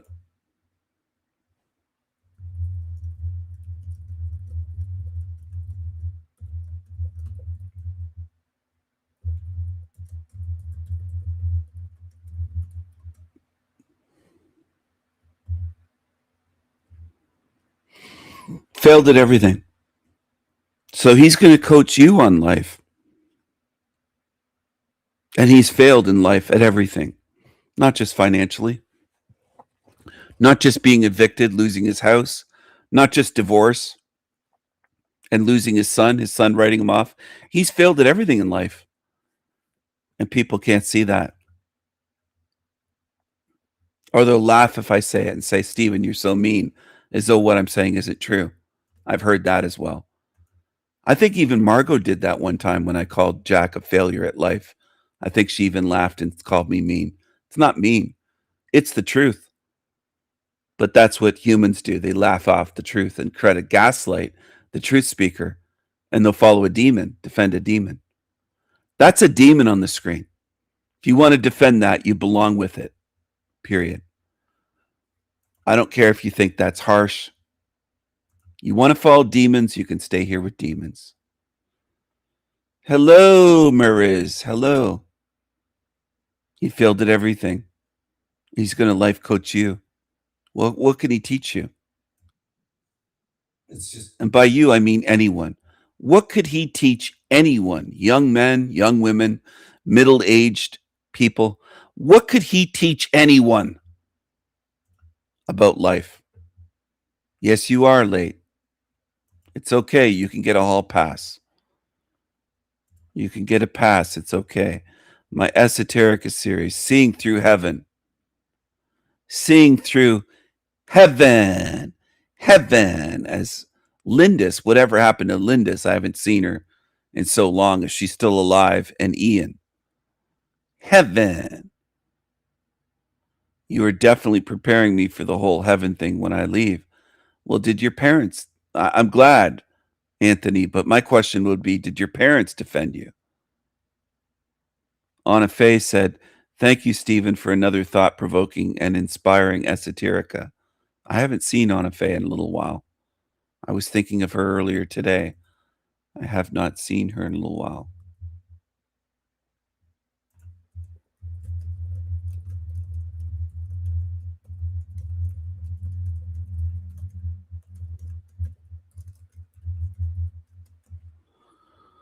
Anyway, I just sent her a little comment. Heaven. Whatever happened to Lindis and Ian's Lindis? This series, or this video from the series, sorry, is called Seeing Through Heaven. Seeing Through Heaven. Heaven. We're in heaven, they said the very night before Malibu went up in flames. It's heaven. And then they said the next day, we're in hell. They said we're in hell suddenly. And that's what people go by, moment to moment. They can't look at this realm and say, I'm not suffering this very moment tremendously and running for my life, but I'm still in hell. People are more like that. Well, the whole place is burning and they're fleeing for their lives and falling down on the ground and trying to gather the cats and dogs and escape. Then they saw it as, oh, it was like hell. That's how limited people are. And it isn't just Ian and Lindis. It's extremely common in this realm. I wish it wasn't that way. I wish I could reach you. I wish I could reach the beings that are not completely consumed by evil and could be helped, but I don't think I can anymore. I think I've tried for years and it just doesn't work. Most people don't want the truth. They'd rather listen to lying demons and pretend or follow demons and just become evil. And I've seen that as well. I've seen spiritual beings in my life that as children seemed like children with light in their eyes and they didn't seem corrupted or evil. And by the time they were 25, 30, 35, they were just done. Completely fucking evil. Haters, miserable, demonic. In 30 years. 30 years goes by like nothing. 30 years life lived. And that doesn't include their childhood. If you take away the childhood, they were semi-good until 10, 12, 15 years old. So in 15 years, in reality, they went from being a being that seemed all right to demonic. 15 years time. From the age of 15 to 30, they turned fucking dark and demonic. I've seen it. So I'm telling you, I don't think it takes lifetime after lifetime. For some, it might. For some of you, it might take hundreds of lifetimes to get totally degraded to nothing. But with some of you others, in 10 or 15 years, you're demonic. You give in that quickly, that easily. And you go with evil. You side with evil. You choose evil. You become evil. And I've seen it firsthand. None of you can gaslight me into unseeing what I've already seen. I know what I've seen. I know what this realm is. I know what it does. And I've warned you. And some of you treat warnings like that's evil. That's how fucked up some of you are. You treat my warnings like I'm evil for warning you not to fall prey to evil. It's incredible. It truly is. Which is why I don't trust most on earth at all. Because most of you either are evil and demonic, or you defend it, or you're on your way to becoming it. You'll side with evil in the end. You'll be standing with Team Evil facing me, and I will stand against you.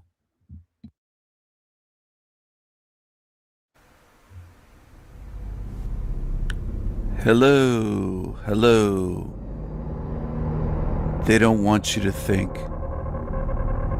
They don't want you to question things. They don't want you to be strong. They want you to go along, to get along. That's what they want. Obedient followers. They want slaves. They want you looking up and worshiping gods in the heavens. They want you dumb and confused, dumbed down. They want you to believe this is heaven. These great big marble columns, these pillars, white buildings, heavy, floating on the clouds. Why are there so many heavy buildings? Heavy in mass and weight in heaven. Heaven is heavy. Heaven. It's supposed to be a realm that's immaterial, ethereal realm. Yet it has the heaviest material of all. It's not interesting. It's interesting, isn't it? It almost looks like ancient Rome and Greece combined. This is heaven. Even the AI thinks this is heaven. But this is what a lot of near-death experiencers see. These white buildings, great big Greco-Roman columns, statues, angelic, and a lot of white cities, shining white cities. Do you think this is heaven? Do you think it might be a deception? Do you think they might? I'm giggling as I go along because it's so obvious. It's so goddamn obvious. If you studied 50 near-death experiences or 100 or 300 or 500, whatever it takes for it to sink in that something is going on with illusions. And that's the way this realm is. It's based on illusions. It's based on deceptions. It's based on disempowering you. A lot of these disinfo agents on YouTube insist that the astral realm is the other side, the other side. It's just part of the matrix, just like this level. It's just another level of the matrix. You're still in the matrix when you're out of body and you see the astral. Or if you see it in dreams or you remote view, you astrally project or you go out of body. It's still in the matrix. You haven't left the matrix. As good as you might feel there out of your body, you're still in the matrix. And since you're still in the matrix, you can be put back here in this level into a body. Does this look like heaven? So they have cities in heaven, and streets, and cars, and buildings. And clothing. You still have to wear clothing and shoes in heaven. You still are not free from the you're not free from the stuff of the body that people get tired of here, tying your shoes and buying new clothes. I'm laughing because it is laughable to me, and when I made the video, I was also aware that most people won't see it anyway. I can talk about in heaven how they wear robes, clothes, shoes. To most people that would see that video would say, well, that makes sense. What are we going to wear? That's the way most people are. It's laughable. I can't reach most in this realm. Most are foobar. Most beings are foobar. And I'm not reaching many. I know that. There's only 15 tuned in here right now. If humanity were a species of truth-craving beings, there'd be many, many more here. Hardly any of you want the truth. You don't look for it. You don't care about it. Go get recycled then. You can be lazy. You don't have to watch this. You don't have to think about this and analyze this realm and study. Go be lazy. Go get recycled and see what kind of life you get your next spin. Wear out. Do the clothes wear out in heaven the way they do here?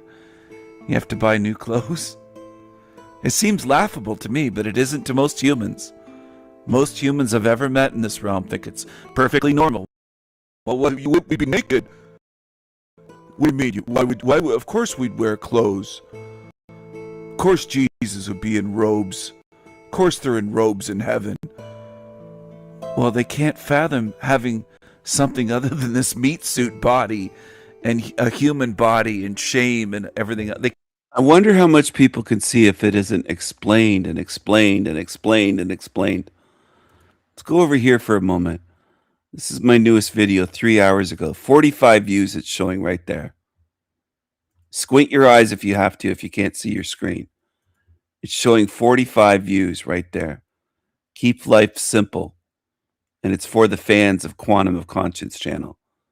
45 views. I click major and meaningful. I click on it, and here it shows 31 views. I thought it was 45. Now it's 31 when I click on it. And then if I go to my YouTube studio, behind the scenes, as a content creator, I can go into the studio to see my analytics, to see how my videos are doing, to see comments, all sorts of behind the scenes stuff of running a channel. Here's the latest video performance. It's showing 62 views. Not 45, not 31, but 62. None of it matches up. And that's YouTube. Does it make sense to you? Make it make sense. Just do the mental gymnastics that humans love to do. Because I know that's what people do. So how many views does that video have, my new video? Does it have 45 views? Does it have 31 views? Or does it have 62 views?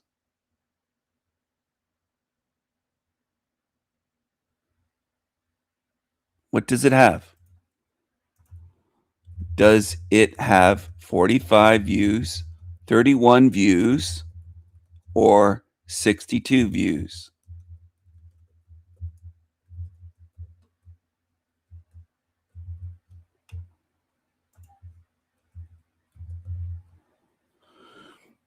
What does it have? 3 different numbers, right? Doesn't match up.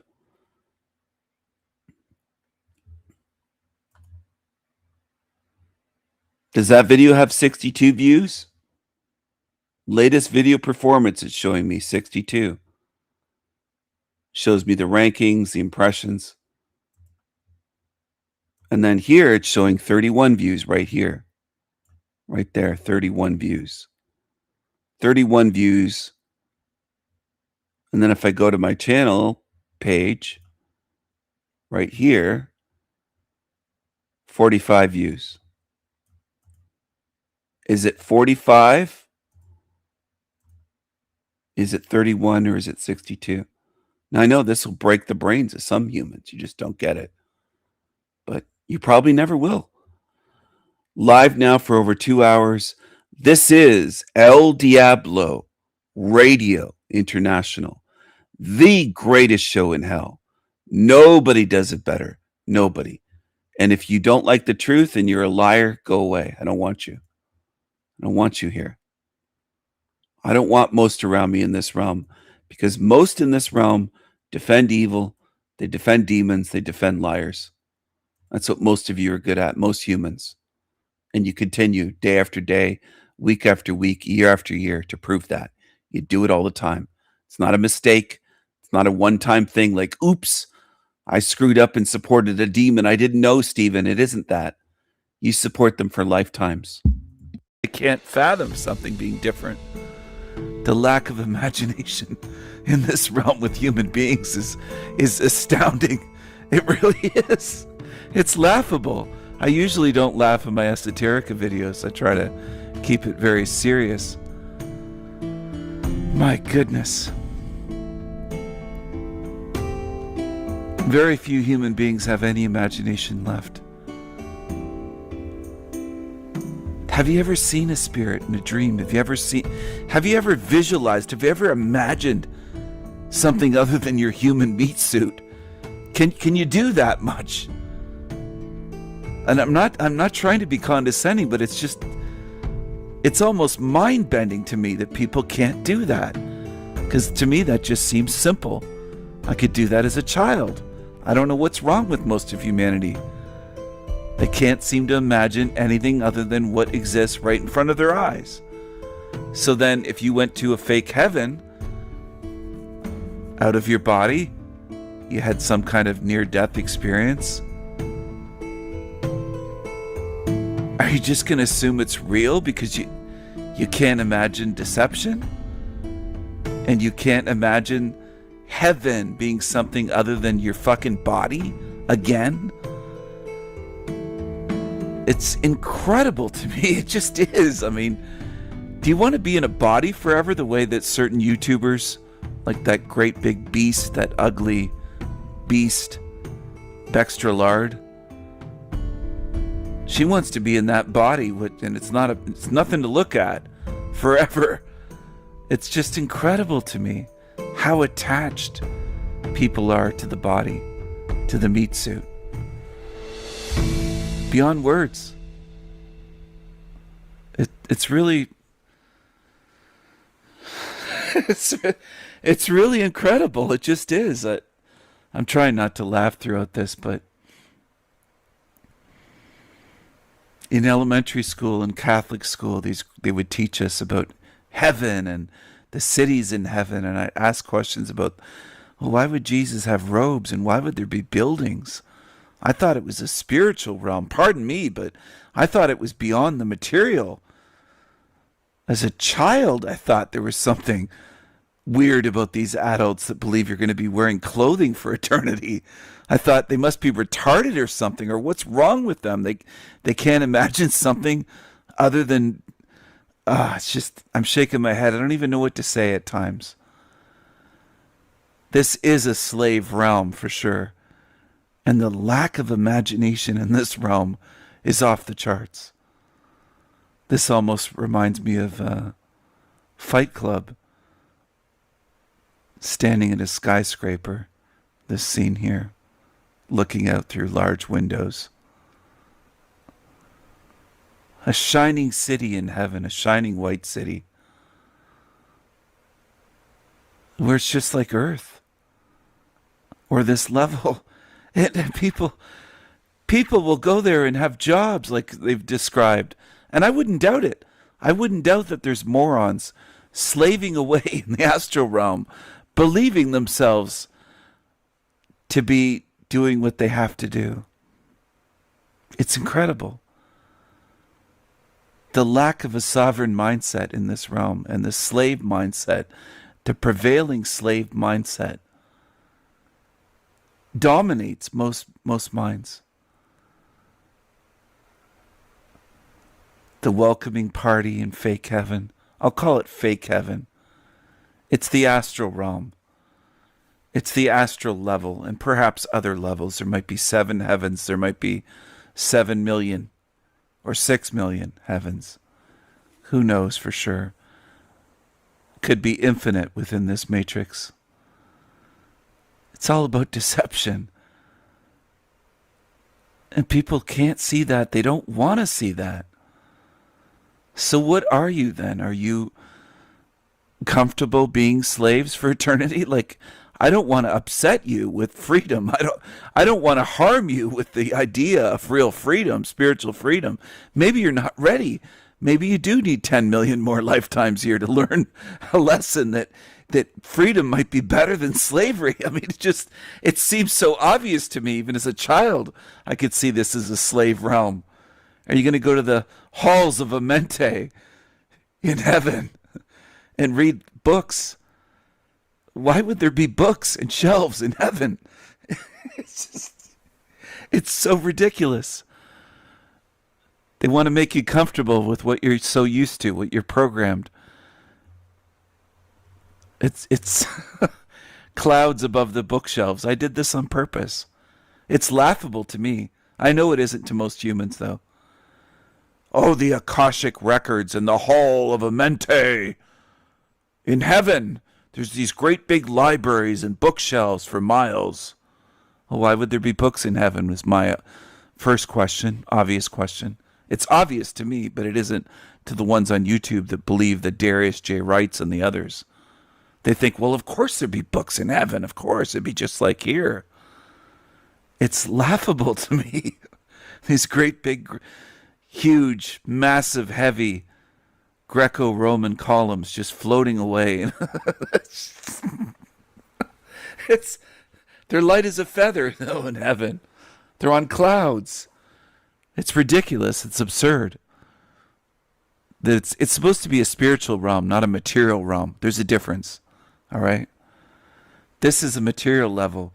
But they can show you this and people be like, oh, wow, it's beautiful. Heaven's beautiful. My first question would be, why do I still have a body? I must not be out. Because I'd look at my hands and look at my arms and go, well, this is still a meat suit. This is another deception. Right off the bat, I'd say there's buildings here. I'm not out of the matrix. This isn't quote unquote heaven. This is just another fucking trick. Right off the bat. In a millisecond, I would think that. And people they don't think. They just follow. They believe whatever they're shown.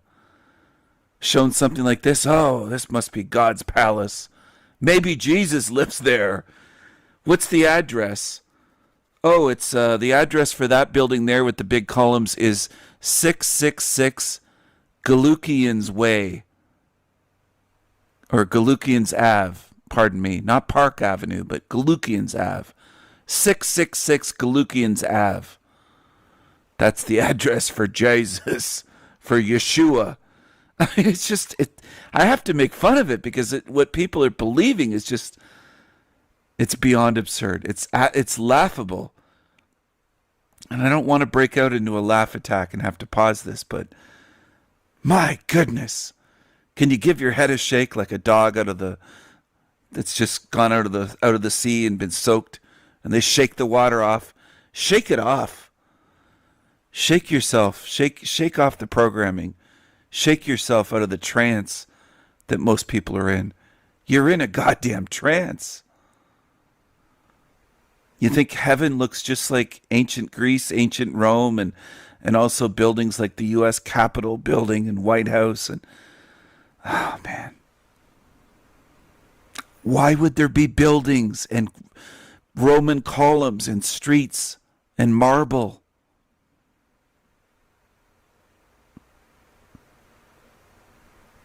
Why? Why? Simple question, isn't it? Why?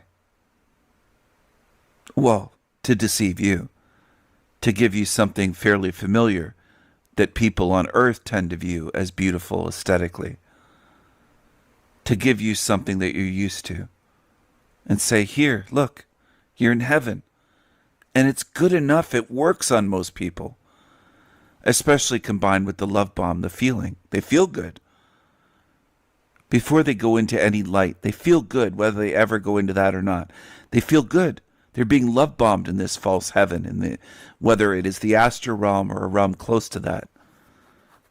They feel great. And humans are conditioned, feel good equals truth. If it feels good, it must be true. But don't drugs feel good? You could call it a drug bomb, a love bomb, drug bomb, euphoria. Feels good, feels great. You feel euphoric, feels peaceful. You feel immense love and you're relaxed. Does that mean it's real, though? Drug addicts say the first time they shoot, and I'm not condoning this whatsoever, but heroin, they feel euphoric. They've even said that a beautiful woman could come along and want to, let's say, give them oral sex, and they'll push her away because they already feel they don't want the interference, in a sense, with their high, because their high feels better than that. They've claimed that. I don't know if that's true or not. I haven't been higher than heaven on heroin, people. People getting a BJ from some beautiful woman while I'm higher than heaven. I haven't done that, so I don't know if that's true or not. I'm taking their word for it, okay? But you see what I'm saying. You can feel good in this realm. It doesn't mean it's a good thing. There are heroin addicts that feel good one moment. The next moment, their friend is dragging them into the shower to soak them with the coldest water they can and getting ice out of the freezer and putting it on them and putting it down their pants on their genitals and slapping them across the face trying to get them to wake up from ODing. That's reality. Lots of things can feel good. It doesn't mean that it is good or that it's true. But it's a way of convincing and duping humans, because humans love to feel good. And a lot of humans associate feeling good with equaling truth. As Hank O'Flamio in the demon verse says that, quote unquote, truth is just a feeling, end quote. Those are his words, not mine.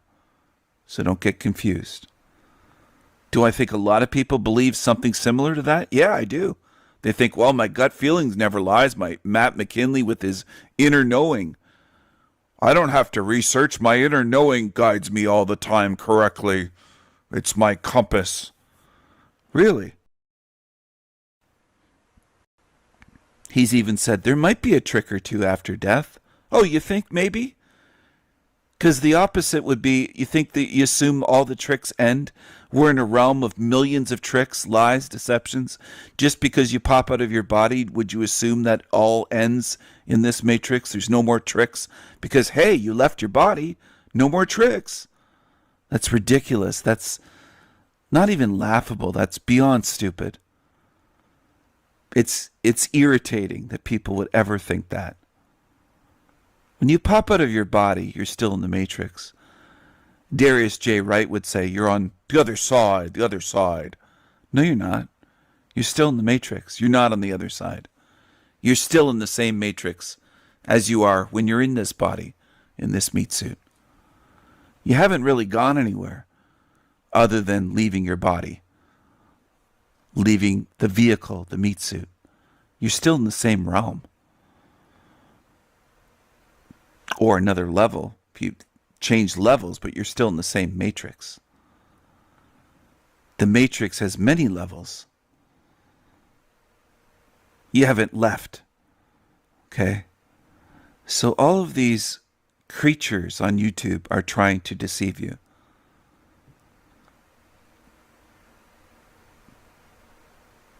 All you have to do is examine what they're preaching, see if it adds up, and see if it will lead you out of here or if it will get you recycled. If they're preaching year after year things that seem to get people recycled for believing them, then they're not good.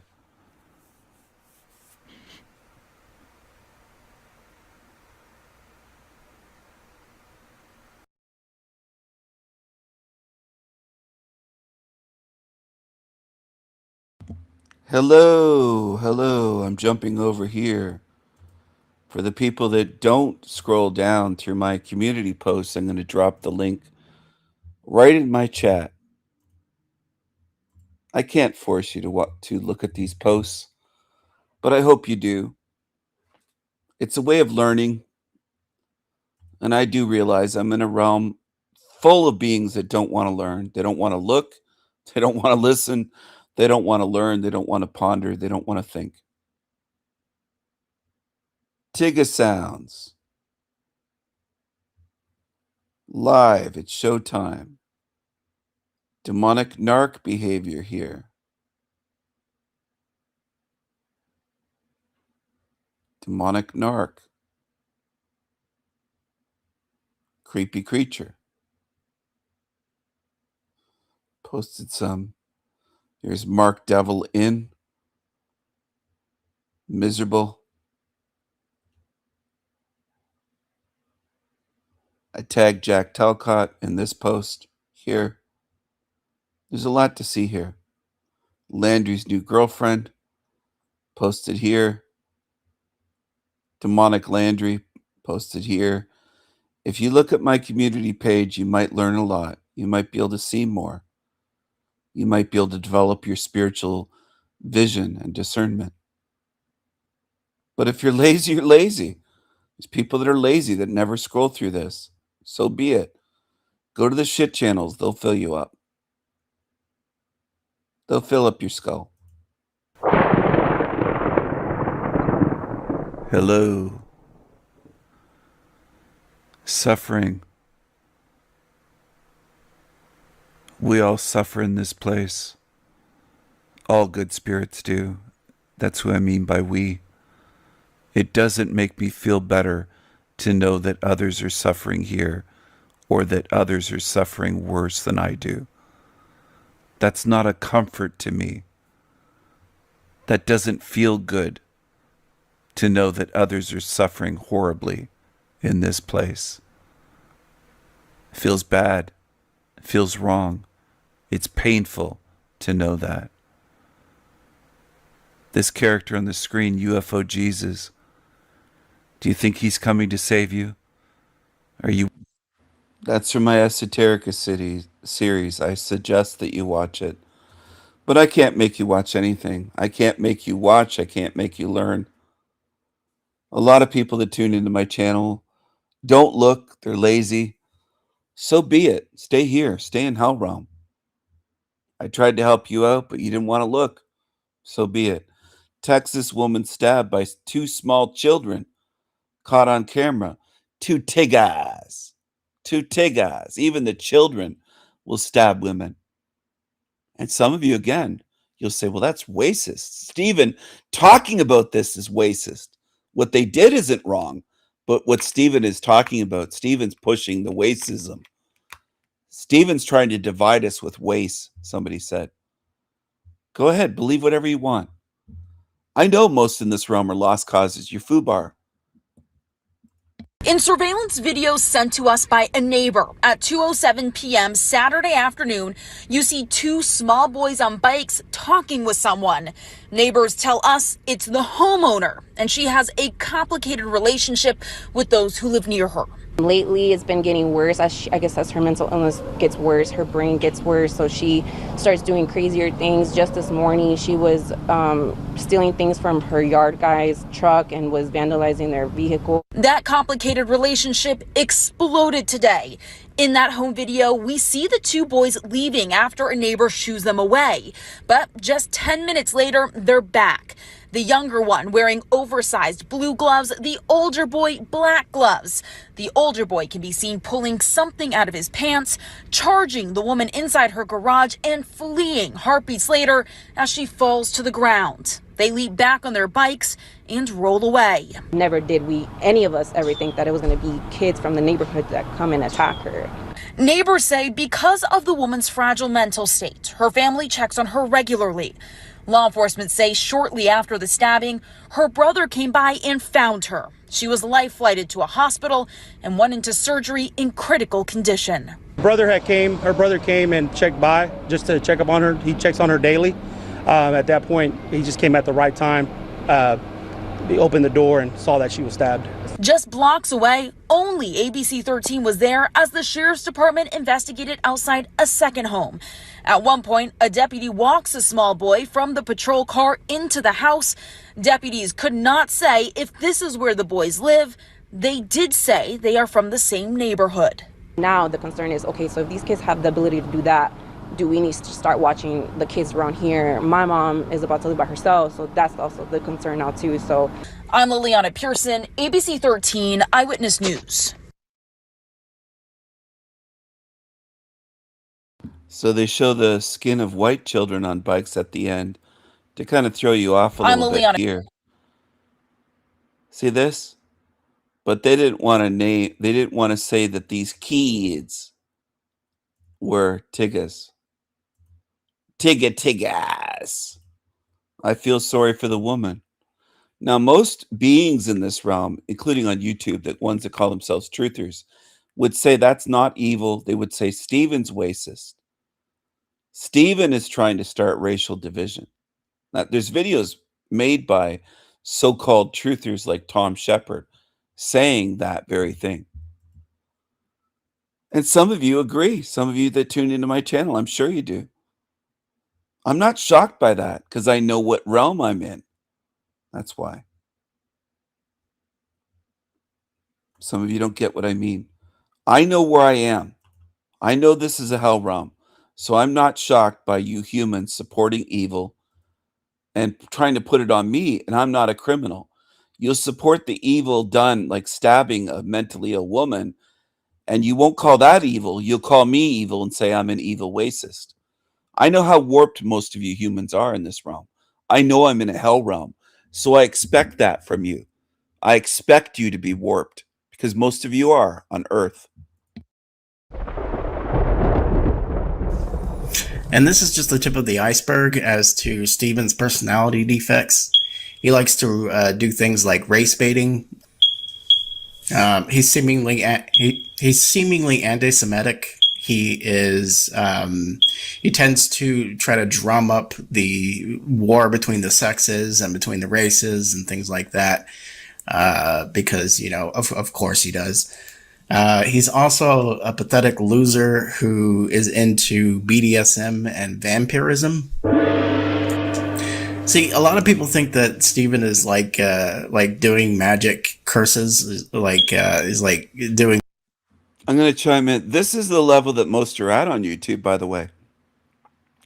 To hear false accusations made by a loser with no evidence and to believe it. That's the level people are at. I know what I'm dealing with. I know I'm dealing with beings that can't understand anything above a Tom Shepard level, and they hear and believe and repeat like zombies. I'm in a world full of zombies. I'm not in a realm full of people or beings at my level. I'm in a realm full of false accusing zombies and followers. That's what most are. Voodoo shit against people. Stephen's not doing magic against being magic curses, is like doing voodoo shit against people. Stephen's not doing magic against people. Y'all need to get that out of your heads. If you think that way, then you become a victim, and you start to attribute things like illness and bad things happening to a specific person. You have to understand that this place likes to fuck with people. Okay, you have to you have to person you have to understand that this place likes to fuck with people. Okay, You have to could you spit it out, Tom? Why are you glitching out, you fucking demon? That's why I replayed that. Some people probably wouldn't pick up on that. I wish people would see, hear, and understand and go, "Oh, I get it." That would be great. But that rarely happens in this realm. Millions of beings would watch a video like this and say, "Oh, Stephen probably is racist and sexist. He probably is anti-Semitic with mods on his channel that are part Jewish in some cases. He's anti-Semitic. Stephen's against Arabs too. There's Semites in Palestine. And Stephen's trying to start a war between the sexes. And he's a vampire. And he's into BDSM, and I know all about him because I seen it on the internet. I heard just fucking retards, demon tards. That's what I deal with in this realm. I wish you were painfully stupid, but the problem is it's painful for us, not for you, dummies. I wish it were painful for you to be that stupid, at least a little bit, so that you'd go, you know what? I'm not going to be this dumb anymore and believe this shit, false accusations with no evidence. But most of you do. You hear, believe, repeat mindlessly like zombies. Most humans do. this matrix will make you think that somebody is doing like magic against you, and this. So go ahead, call me names, label me as a racist, whatever. But I'm not going around stabbing people or shooting them and unaliving them. And you tiggas are. How about that? Crime stats are real. Tiggas put people in the ground. Call me whatever the fuck you losers want. I speak the truth. That upsets you. You would rather defend evil murderers than face the truth. That's reality. Defend the tiggas that go around stabbing mentally ill older women and their kids. And they plan it, an attack with knives. And they see her out in her garage and they rush in and charge at her. Go ahead, defend it. Shows me what you are. You always show me what you are, and I observe your behavior. I'm not just talking to Tom, little Tom S. Continuing to search for 3 suspects following a home invasion in Vaughan early. York Regional Police are continuing to search for 3 suspects following a home invasion in Vaughan early yesterday morning. One suspect identified as 24-year-old Tristan Casanova Allman has been charged in connection with the incident. He remains in custody in hospital after he was shot by the homeowner. He's charged with robbery with a firearm and disguise with intent. He also is charged with breach of probation. Casanova Allman is known to police and was identified as being wanted in relation to Project Wrangler, a joint police operation which targeted a violent criminal group in Ontario and Quebec. CTV's John Musselman has more on the investigation into the home invasion. And he also is charged with breach of the home invasion. The police video shows 3 suspects forcing the home invasion. The police video shows 3 suspects forcing their way into a Vaughan home just. Watermelon felons. Watermelon felons. The usual suspects. The usual suspects. Get you some fried chicken. Watermelons and Kool-Aid. Watermelons and Kool-Aid. It's a beautiful day in the darky hood. A beautiful day in the darky hood. Won't you be my, won't you be my, won't you be my Tigger, Tigger, Tigger, Tigger.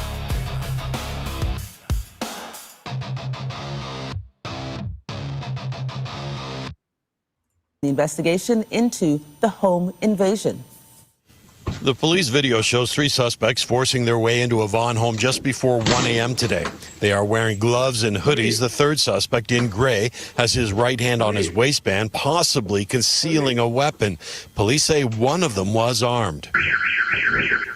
A few seconds later, a home alarm begins blaring. The 3 suspects are then seen running out of the house to a black pickup truck parked on the street. This man lives right next door. Didn't sound like a gunshot at the time, maybe not expecting it, but there was something going on in the house. Police confirmed the homeowner pulled out a gun and shot one of the intruders. An occupant of the home accessed a legally owned and properly stored firearm and discharged it towards the suspects. That wounded suspect was dropped off at a Toronto area hospital 2 hours later. Police say he's in stable condition and currently in police custody. Police also say they have not charged the homeowner. They say the investigation continues. The criminal code allows for every person to use reasonable force to protect themselves and their family only when necessary. Depending on the circumstances of each incident, homeowners can still be held liable for their actions. Under Section 34 of the Criminal Code, a person is not guilty of an offense if they believe on reasonable grounds that force is being used against them. Do you like the darkies? Do you support the usual suspects? Do you support the watermelon felons? Watermelon felons. Watermelon felons. The usual suspects.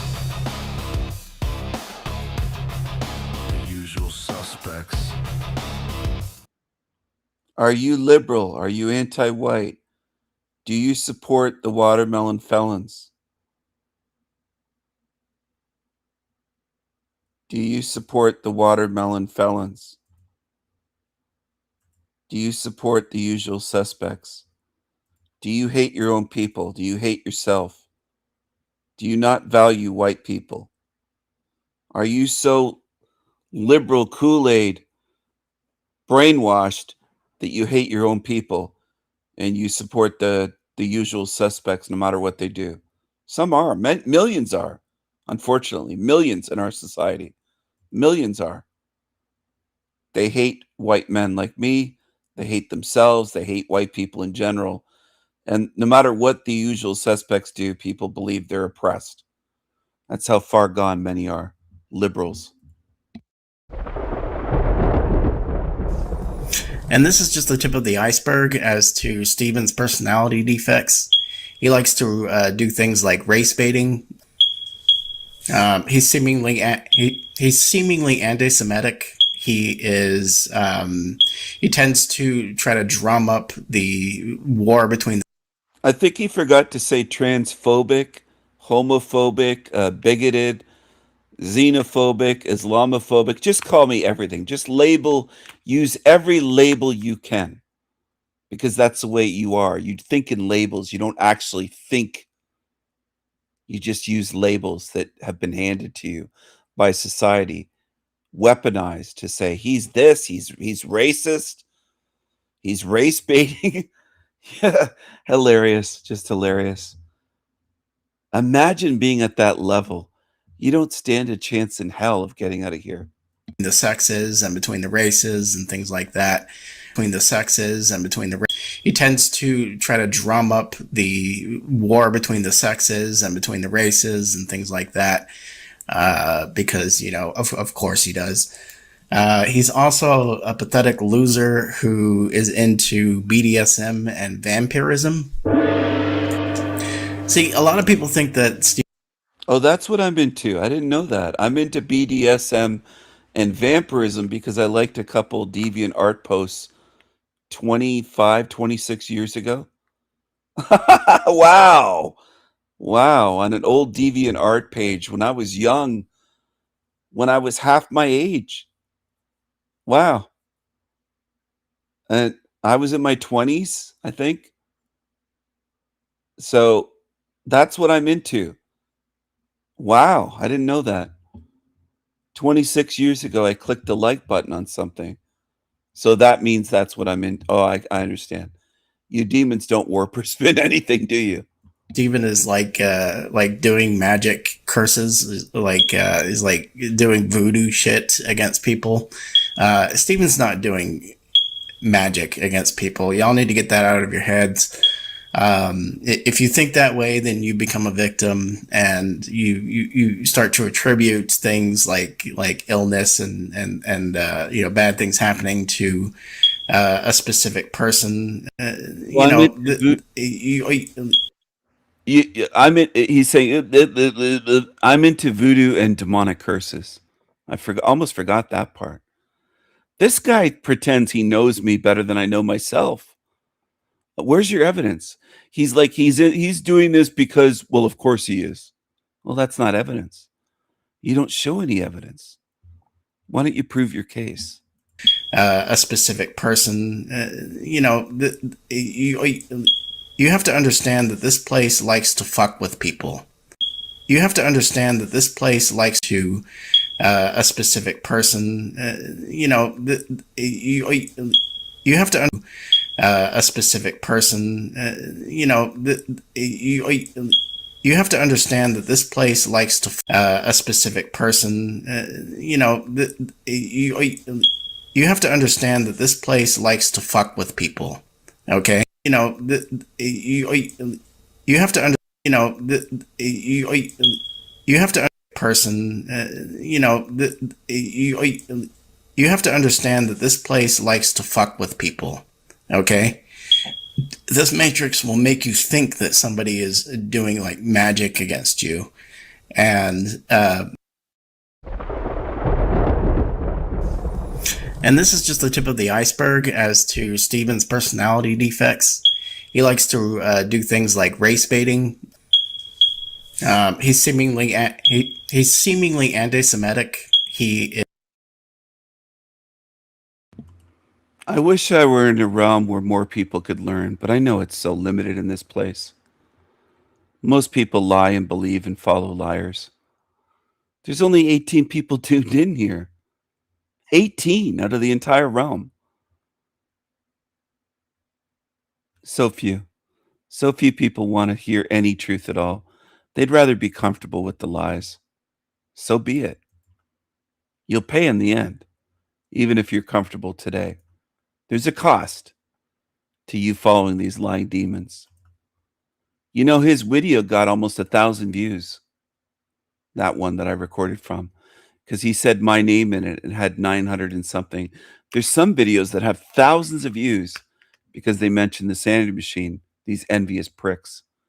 They'll never be me. They'll never be the king. They'll never be on my level. They'll never be able to do what I do, create what I create, see what I see. Never. Never. Never, ever. You can follow the losers, but it'll keep you in hell realm. Congratulations to the ones that want to follow losers. You can stay here forever and ever and ever. Congratulations. Go follow the shitheads, the shit channels, the liars. A sad update tonight on a bear attack in Monrovia. Neighbors learning the mama bear has been put down despite a petition to save her. The mother and her cubs were captured after an attack over the weekend. CBS LA's Lori Perez is live in Monrovia, where neighbors are devastated by this decision. Lori? Well, Pat, that's right. Neighbors were coming out of their homes earlier this evening as the news was spreading. Just heartbroken that it came to this. Wildlife officials confirming tonight they will or perhaps already have euthanized the bear. But many say what happened here on Saturday wasn't an attack per se, in their opinion, but more just a protective mother bear.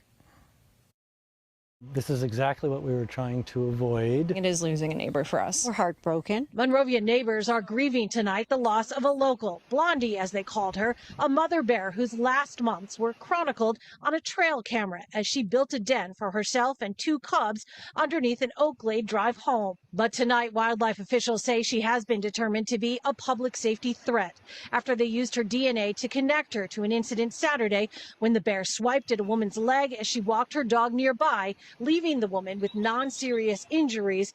It led to this confrontation when Department of Fish and Wildlife tranquilized Blondie and took her in, and then captured her two cubs as neighbors watched and worried. In the 3 days since, more than 3,000 locals signed a Change.org petition asking wildlife officials to consider rehab or relocation instead of euthanasia. Fish and Wildlife is more reactive than they are proactive. I mean, people love these bears. People love this community, and something needs to change between the way everyone communicates here. But in a statement, CDFW said Blondie's DNA also matched a June incident when they say the bear swiped at an elderly man on his Monrovia porch, a repeat offender doomed, and now her two cubs orphaned. Wildlife officials say the cubs will be rehabilitated and then released when they can care for themselves. Locals say all of this could have been prevented, giving us videos like this one that they say show Blondie being a protective mom who gave warnings even to other bears, but was not a real threat. This is They could have tranquilized her when living under that house, taken her and her cubs, moved them somewhere. It's not that difficult to figure out a non-lethal solution. And the man kept reporting the bear, wanting wildlife to step in. They didn't step in till then, and then the bear gets euthanized. It's sickening, of course. It didn't have to be like that, but that's the way this realm is. Yes, Wendy could have tranquilized her and moved her, but they didn't do that because you're in a hell realm. I know some people, even in the neighborhood, would scratch their heads and say, why didn't they do that? Well, because you're in a hell realm. Now, if I told those neighbors there, because you're in a hell realm, this is what goes on, there was a solution available, they'd say, you're crazy. You're calling this a hell realm? They could look at Malibu burnt to a crisp and they'd still say, well, you're crazy. You're calling this a hell realm? That's what people do. They don't want to face the reality. You don't have to face it, but it's going to hit you one day, and it's going to hit you very hard. I think many in this realm are going to get a rude awakening at some point. When you're facing demons, it won't be the kind, patient, gentle way that I'm speaking to you. These demons will tear you to fucking shreds. Even if you're yelling at them, I support demons, or it's not a hell realm, or you're in denial, your denial's not going to save you. Your denial won't save you from evil. You'll see. If you're in denial, work on that. Work on your spirit and start using your spiritual eyes to see. Or pay. And who else warns you like this? They don't warn you in other channels. They just feed you shit.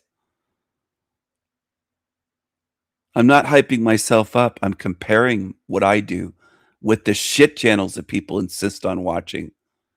Go watch Matt McKinley. The only reason he talked about making he made a video on a data center a mile away is because it affects him. He's worried about his well being dried out of water from the data center using the well water, the groundwater to cool down their systems. He only cares about himself. I'm trying to give you warnings to protect your spirit, and most people just don't care. If you cared, there'd be a lot more people here. Most people are already too far gone. They don't even know what matters. They're so fucked up.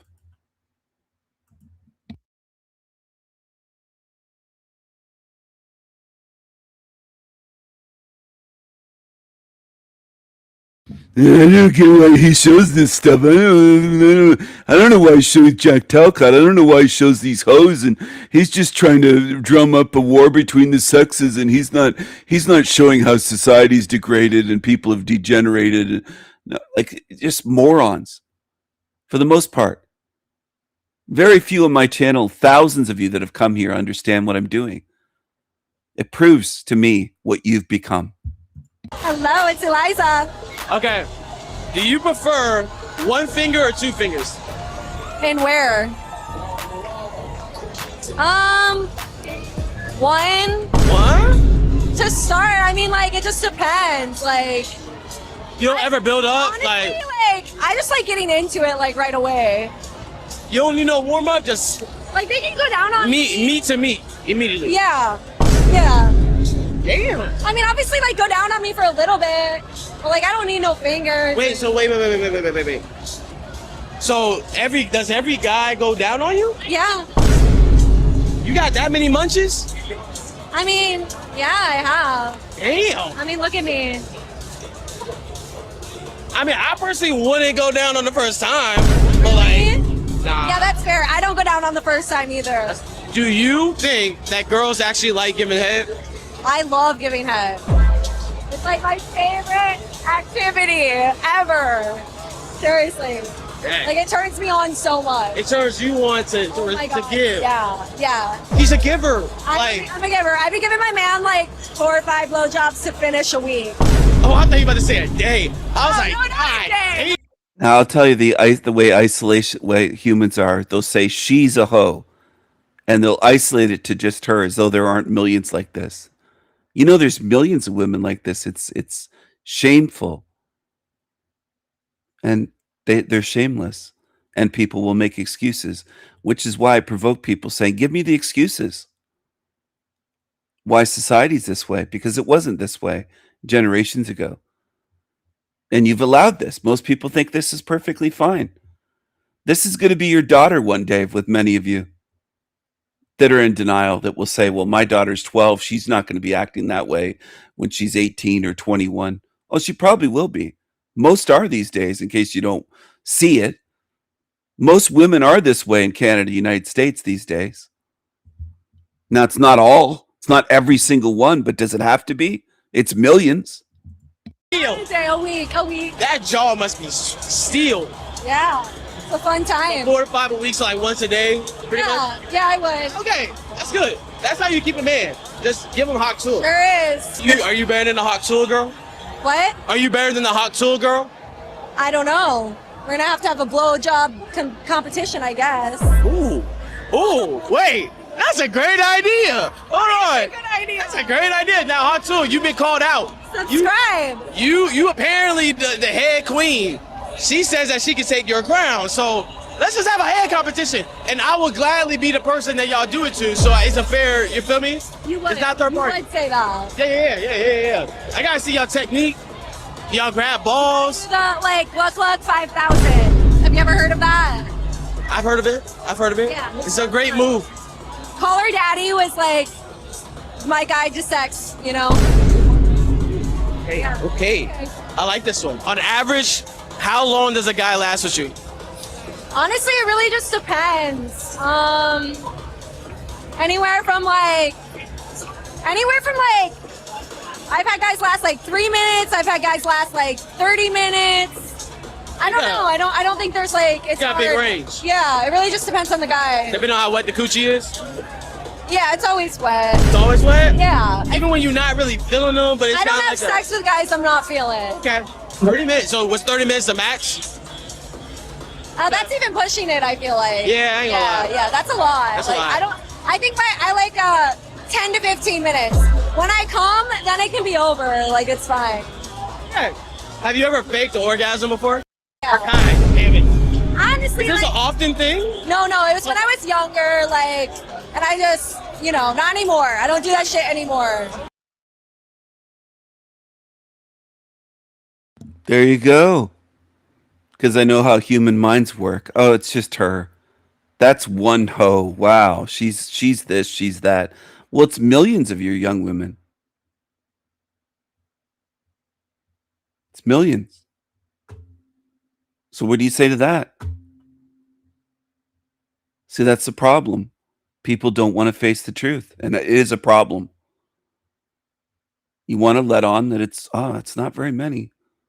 Oh, it's very many young women that are that way.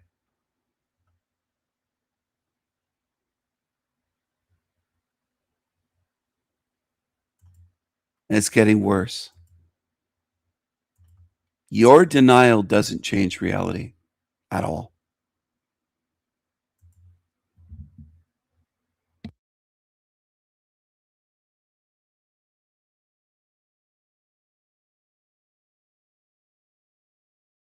So Rupert Lowe posted this on his Twitter feed, and man, this is funny. I mean, this is great framing, right? I'm delighted to release Restore Britain's first ever party political broadcast, and it's this guy. I don't know who he is. I don't know who Words by Curtis on TikTok is, but my God, am I going to stereotype the hell out of him on the assumption that he looks and sounds exactly like I expect his political opinions to be? And clearly, he's really, really bothered about Restore Britain. We're going to watch it. Let's see if we can get through it without cracking up. Hey, you know these lot that are saying vote Restore Britain? Are you all right? Yeah. We finally got something we can do, right? Because the thing is, right, I wanted to save this for a bit later in this video, but I'll get it out of the way now. Nigel Farage was not who you thought he was, right? You thought he was some far-right radical. You thought that he was someone who was actually a racist, where actually Nigel Farage was deeply stung by allegations of racism every time, which is why you kept levelling them, which is why you kept whipping him with this word. And this is why he's lost so much support, because he's afraid of people like you. And now you've made it so that only someone who is immune to your special magical word of hate can actually stand up and say, okay, well, it's got to be us then, because we don't care about this person's opinion. We don't care the magic words he's going to try and use to shut us down. We don't care about any of that. That just doesn't have any effect on us whatsoever. And so now he can't believe what he's hearing.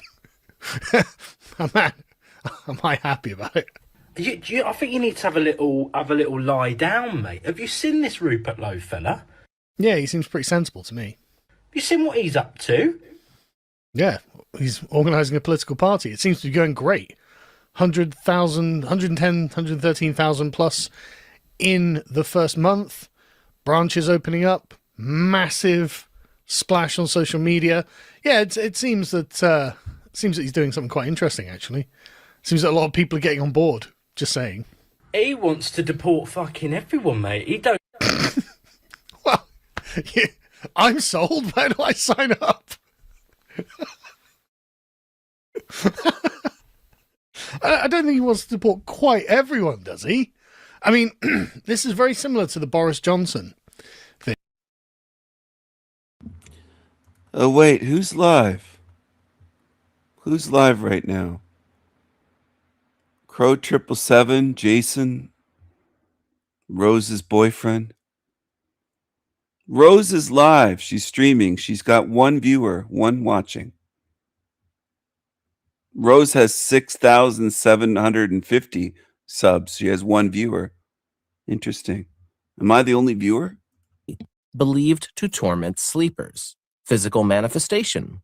This creature was thought to press down on a person's chest, causing paralysis, a feeling of suffocation, and frightening visions, a phenomenon now associated with sleep paralysis. Linguistic roots. The term comes from Proto-Germanic maron, M-A-R-O-N, related to the Indo-European root mer, meaning to harm or to rub away, also found in words like murder.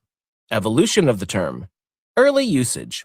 Around the 13th century, You can debate words and etymology of words into your grave. It won't change reality, and it won't get you out of the matrix. But you can do that if you want to. I know a lot of people feel clever for doing that. Study it for a decade if you want to. Waste a decade of your life on that. I was laughing at people doing that 15 years ago, and they're still doing it. Keep doing it. I'm not going to work on convincing you to do anything other than that. Spend your time studying shit that won't help you. That's what humans are good at. They're not good at studying things that will help you. You have it inverted in your inverted hell realm. Most of you are doing exactly what this hell realm wants you to do and wants you to be and wants you to become. The ones running this hell realm are like, oh, fuck, they couldn't be any better at following what we want. They're doing exactly what we want them to do. And you know who they're hating? They're hating the ones that are trying to warn them and show them and teach them things. Perfect. These fucking idiots. Perfect zombies. Perfect zombie slaves. That's what most of you are. Perfect zombie slaves.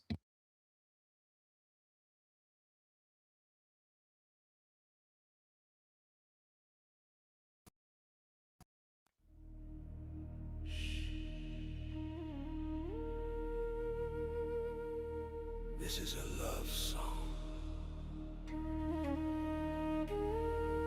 This is a love song. This is a true song. This is a rebel song.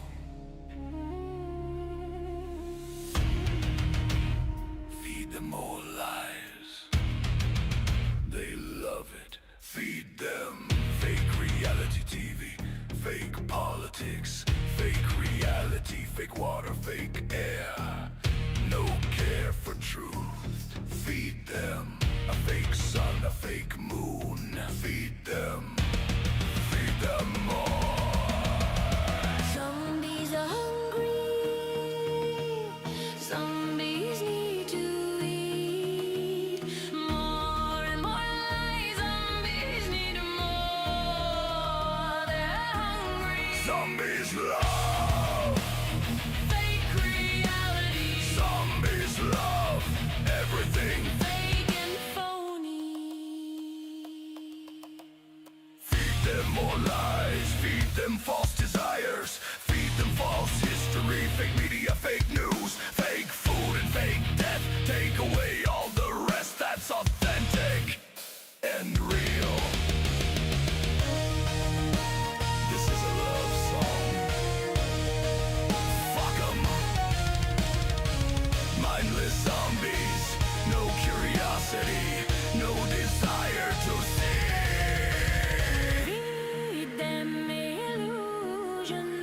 Feed them fake idols. Feed them false love and fake Lord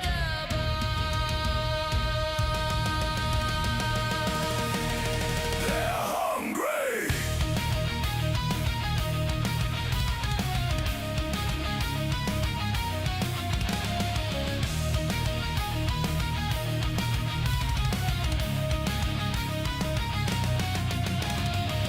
Fake reality, fake water, fake air. No care for truth. Feed them a fake sun, fake moon. Feed them more. Zombies have a taste for shit. Zombies love this matrix. No appetites for truth. Zombies are attached to this. Zombies don't want truth. Zombies can remain doomed.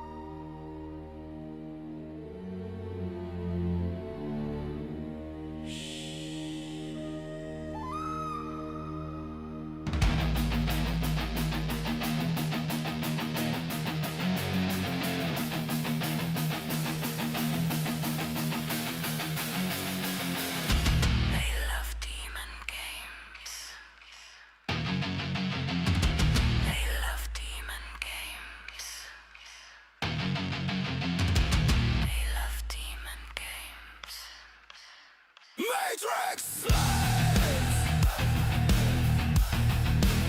Matrix slaves. They love demon games. They love demon games. They have a taste for what's fake. Addicted to what's fake.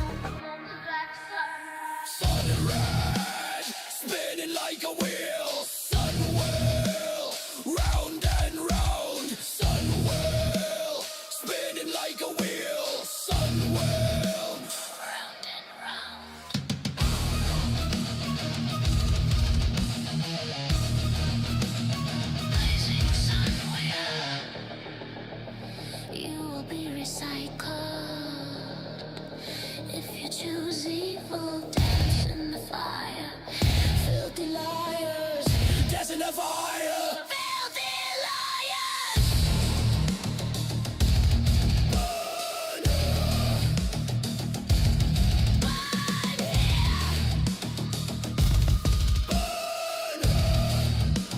Shut the fuck up and burn.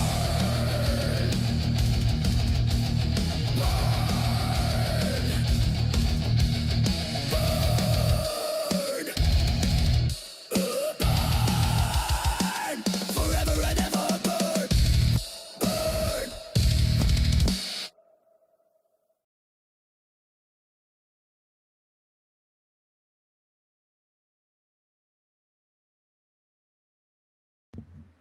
Hello. Hello, everyone. Hello. Hello. Hello. Now from the 12 News I-Team, hours of recorded police interviews released to 12 News, detailing evidence in the case of Brittany Zamora. She's the former 6th grade teacher accused of sexually abusing one of her students. And tonight you'll hear from the parents of that 13-year-old student. His mother and father received a call from the teacher. You can imagine how alarmed they were after they discovered sexually explicit text messages on their son's phone. Team 12's Anthony Mejia takes us inside that explosive phone call. Caribe Mark, we do want to warn you, what you're about to hear may be considered disturbing. We've also altered the voices of the team's parents to protect their identities. I don't care what you want to. What type of perverted person are you? I want to know right now. A father demanding a response from his son's 6th grade teacher, 28-year-old Brittany Zamora. You're a child molester. Do you understand me? No. Why do you say that? Oh, see, I'm a lot smarter than you. Can we meet, to talk about this? Something we can settle out, outside? Oh yeah, that's what we can do. So I can give you a chance to do it to some other kid. Yeah, that's exactly what we're gonna do. No. And make sure you tell your husband what's going on. He's right here. Can he talk to you? Oh yeah, put your husband on the phone. She's done so much, and she made a huge mistake. The biggest mistake of anybody could ever make in the whole entire world. But think about, God preaches forgiveness, man. Your wife decided to be a monster and prey on a child. She scarred my son mentally. Do you understand what a 13-year-old boy did? Having sex with a teacher? Do you get that at all? Do me a favor. Do not call this number back again. The next time you'll hear from me will be in court. But hours later, the teen's parents call Zamora back with detectives in the room. I just don't know why you did this. Honestly, I just got really close after I think everything went down, and we were like, oh, how could that happen? And then Now Zamora is facing charges for sexual misconduct with a minor. She is. So the father realized 13-year-old's father confronts teacher who sexually abused his son. The father recognized immediately that the abuse would cause mental damage to his son. Now, some of you zombies out there don't see that, including some on YouTube that would say, oh, yeah, you had sex with your teacher. They're absolutely disgusting, degenerate zombies. And I know that. I've seen many comments over the years on YouTube videos from zombies that say, wish it was me and all this kind of stuff. Or wish I had a teacher like that. They support child molesters. That's common in this realm for fucking zombies. There's a lot of degenerate demons and zombies in this place. A lot. A lot more than I would say most of you that have ever been on my channel are willing to face. I know how the human mind works in general. The mainstream masses have minds that isolate. It's like your brain is working overtime to isolate it to just one teacher and one event. You don't want to see how common it is. And that's why you're in for the great rude awakening, as I call it. You're going to see how massively evil this place is. If you don't see it while you're in your body, you're going to see it out of body. When you're thrown back in here, then you'll see how bad it is. It's too late. That's why I constantly, for years, been trying to get you to see now while you're here. But slow to see is very human, dragging their feet and not looking at the big picture. That's what people do. They'll see one crime and say, oh, that's a terrible crime. And they won't think about how much massive crime there is in this place. They won't think about how many children are abused every day. Never crosses their minds. Because most beings in this realm are zombies. And I don't think they're NPCs. I know that's a term a lot of baby truthers love, because it gets you off the hook and you think, well, we're in a video game, Steven. They're not really beings. They're just NPCs. They're not real. They're just video game characters. A lot of you will use anything to avoid facing the truth. You'll do any dodging and denial and excuses. It's what you do best. That's why I don't trust you. Very few, rare, are the ones that will look at this realm truly and face it, what it is. Which is why most of you aren't getting out. Most on Earth. Left to your own devices, you'd never get out of here. Because you'll never look at the place truly. You'll sit in a dungeon and pretend it's not a dungeon and keep arguing. We're not a dungeon. Go ahead. Do what you want. But none of you can lie and say that I haven't shown you, because I have. I have shown you where you are. I have shown you what this place is.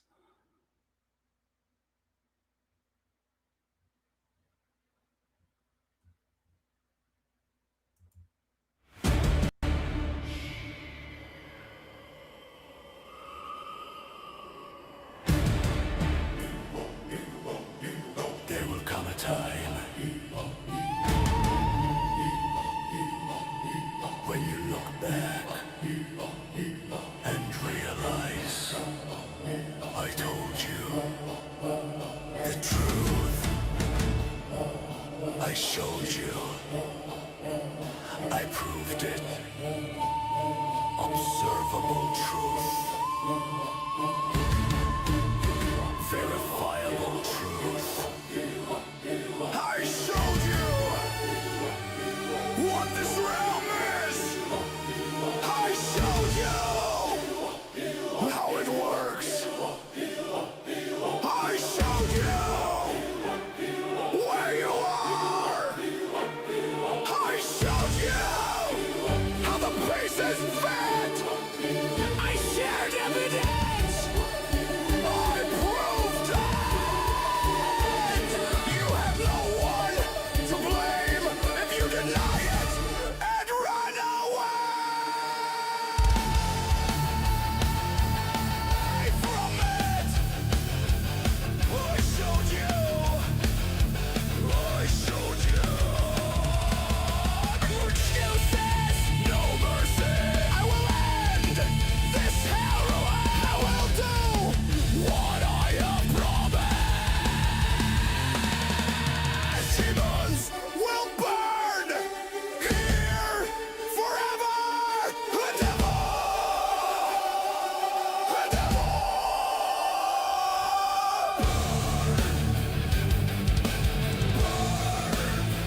Burn demons forever. Dance in the fire, you dirty liars.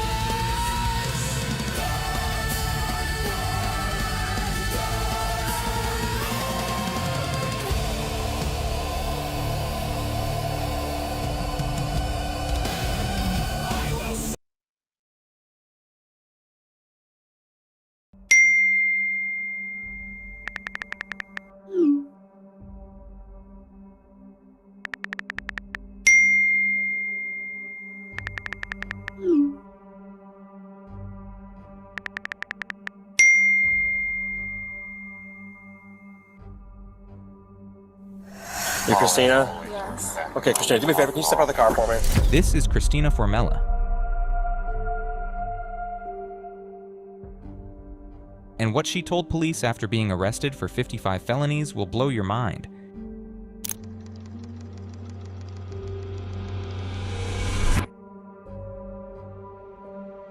Everybody comes after me because I'm good looking. That's what a 30-year-old teacher said to detectives after being caught in an inappropriate relationship with a 15-year-old student that lasted over 50 encounters. Did you really see him 50 times, Christina? Not I'm innocent, not this is a mistake, but essentially, I'm too pretty to be a predator. Realism stresses the reality, knowledge, and value exists independent of the human mind. Can't wait to see what the future holds for you and this upcoming season. I know you're going to do great. In the next few minutes, you're going to witness the most narcissistic defense in criminal history. A woman so convinced of her own beauty that she believed it made her immune to consequences. But here's what's really disturbing. The digital evidence we found doesn't just prove her guilt. It reveals a mind so twisted she actually believed her teenage victim was her boyfriend, who cheated on her. And the memoir she kept on her phone? It's the most chilling window into female predator psychology ever documented. This isn't just true crime. This is a masterclass in narcissistic manipulation that could save your life to recognize. Because if you think this is just about one delusional teacher, you're dead wrong. Before we dive into Christina's twisted world, you need to understand something crucial. Female predators who use their looks as psychological armor follow a specific playbook, and once you see it, you'll spot it everywhere. Step 1. They position themselves as the cool authority figure, the teacher everyone loves, the coach who gets it, the mentor who's different from other adults. Step 2. They target vulnerability, not random kids, specific psychological profiles they can exploit. And step 3, this is where it gets sick, they flip the script when caught. Suddenly, they're the victim, the beautiful woman being persecuted by jealous people who don't understand. Christina Fermella executed this playbook perfectly, but she made one critical mistake. She documented everything, and what investigators found in her phone will haunt you. I think some people would be surprised to see how many there are. And they might even feel guilty, saying, I'm letting my children go to school and they're surrounded by predators. And then they make excuses. Well, I have to. They force us. Can't homeschool them. I have to send them into the arms of predators. You're sending children to be preyed upon at schools. That's reality.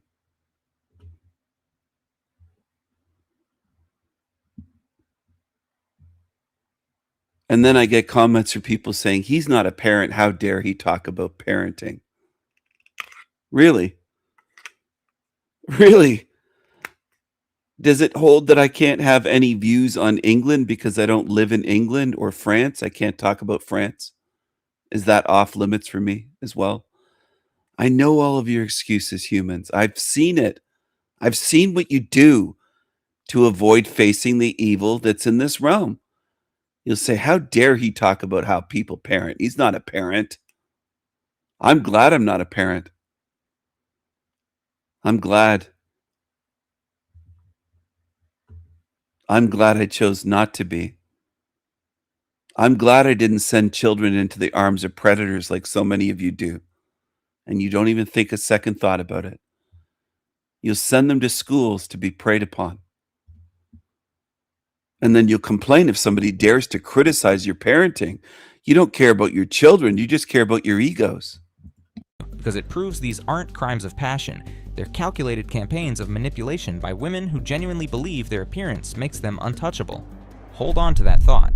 Because what you're about to learn about Christina's victim selection... Female demons. Wow. Narcissistic female demons. Who would have ever thought? Well, I would. I've been showing this for years, trying to expose this and much more.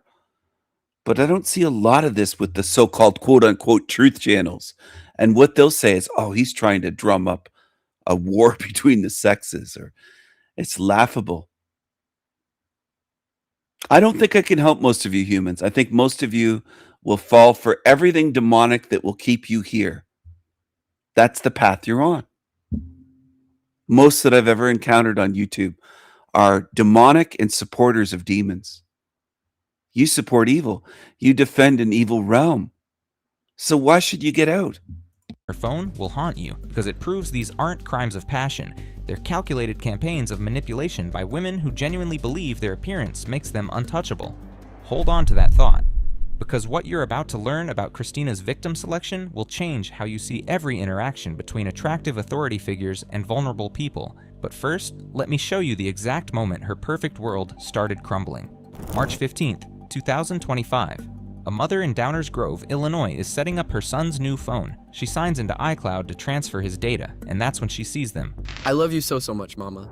I love you so much, baby. Even though this morning was short, it was perfect. I know, baby. It was perfect, baby. It's so perfect. I love having... I know, baby. I love it so much. It's so perfect. The messages are from a number she recognizes, her son's special education teacher and soccer coach, Christina Formella. Within hours, police are at the station. Within 24 hours, Christina is in handcuffs. Do you have your license on you? Tonight. Yeah, I'm gonna explain. I'm sure you're confused. I'll explain everything to you. You're Christina? Yes. Okay, Christina, do me a favor. Can you step out of the car for me? I know you're confused. I'll explain everything to you. You don't have anything on you? You can just grab whatever you need. Oh, interesting. Her t-shirt has devil horns. They're going down, but it's devil horns and her shirt says Kill Crew. Interesting. She's confused. She's looking at him like, what's going on here? But she's pretending to be confused. She's wondering, have I been caught? Everything on you? She's not actually confused. It says Kill Crew. You can just grab Kill Crew. whatever you need. I want to get a shot of this without the cop's hand in front. Whatever I need. Yeah, whatever you need. Like your phone. He's putting his hand out again. Your purse. Go ahead and grab it. Is she going somewhere? Or? Yeah, we're gonna explain everything to you guys. Go ahead and grab it. We're not going anywhere right now. Of course, yeah. Is that the husband saying, is she going somewhere? Well, she's molesting children. A lot of them have husbands. A lot of these teachers that molest kids have husbands. That's a pattern I've noticed over the years of looking into this. It says Kill Crew on her back as well. Kill Crew. So right now you're being detained, and there is a detective that needs to talk to you at the police department. But here's where the story gets truly insane. When confronted with these messages, Christina doesn't deny sending them. Instead, she claims her 15-year-old victim somehow hacked into her phone, sent himself inappropriate messages, then deleted them from her device to... It was all his fault. He hacked her phone. She claims he hacked her phone. Oh my goodness. Some of these teachers are molesting children that are 9, 10, 11 years old. And they think it's a relationship. And they're 25, 35, 40-year-old women. It's remarkable. And you know, a lot of women support this too.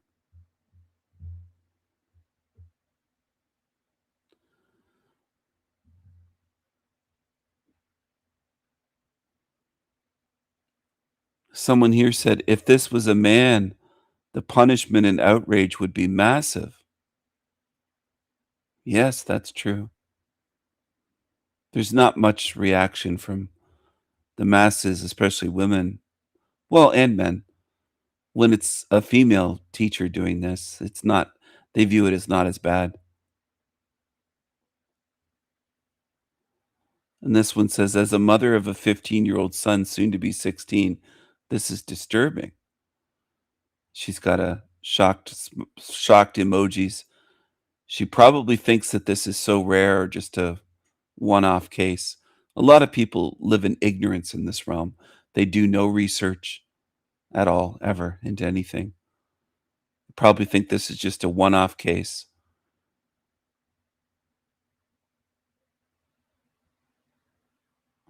The fact her husband and family are fully supporting her worries me about them as much as her. Yeah, a lot support this shit in this realm. You'd be surprised. I think a lot of you are going to be surprised. I don't believe you. I don't think you know how evil this realm is. As much as I've tried to show you and get you to see it, I just don't buy it. I think most people live in a little bubble and they believe, well, this place isn't that bad. You're going to get shocked, a rude awakening, when you see that you're surrounded by demons. And you can mock me all you want. It doesn't change it.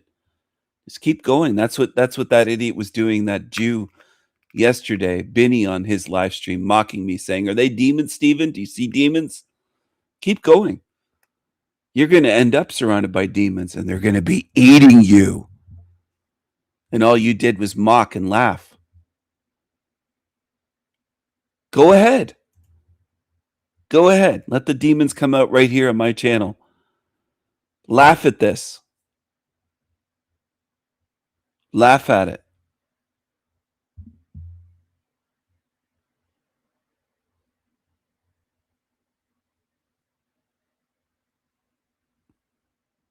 This person said, double nasty predator.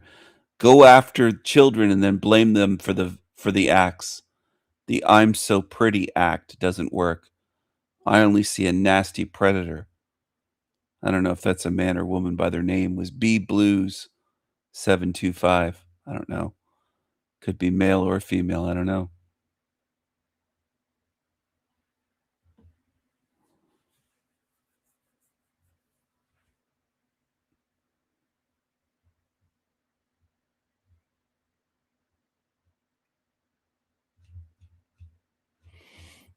Frame her, and when that doesn't work, she plays her ace card.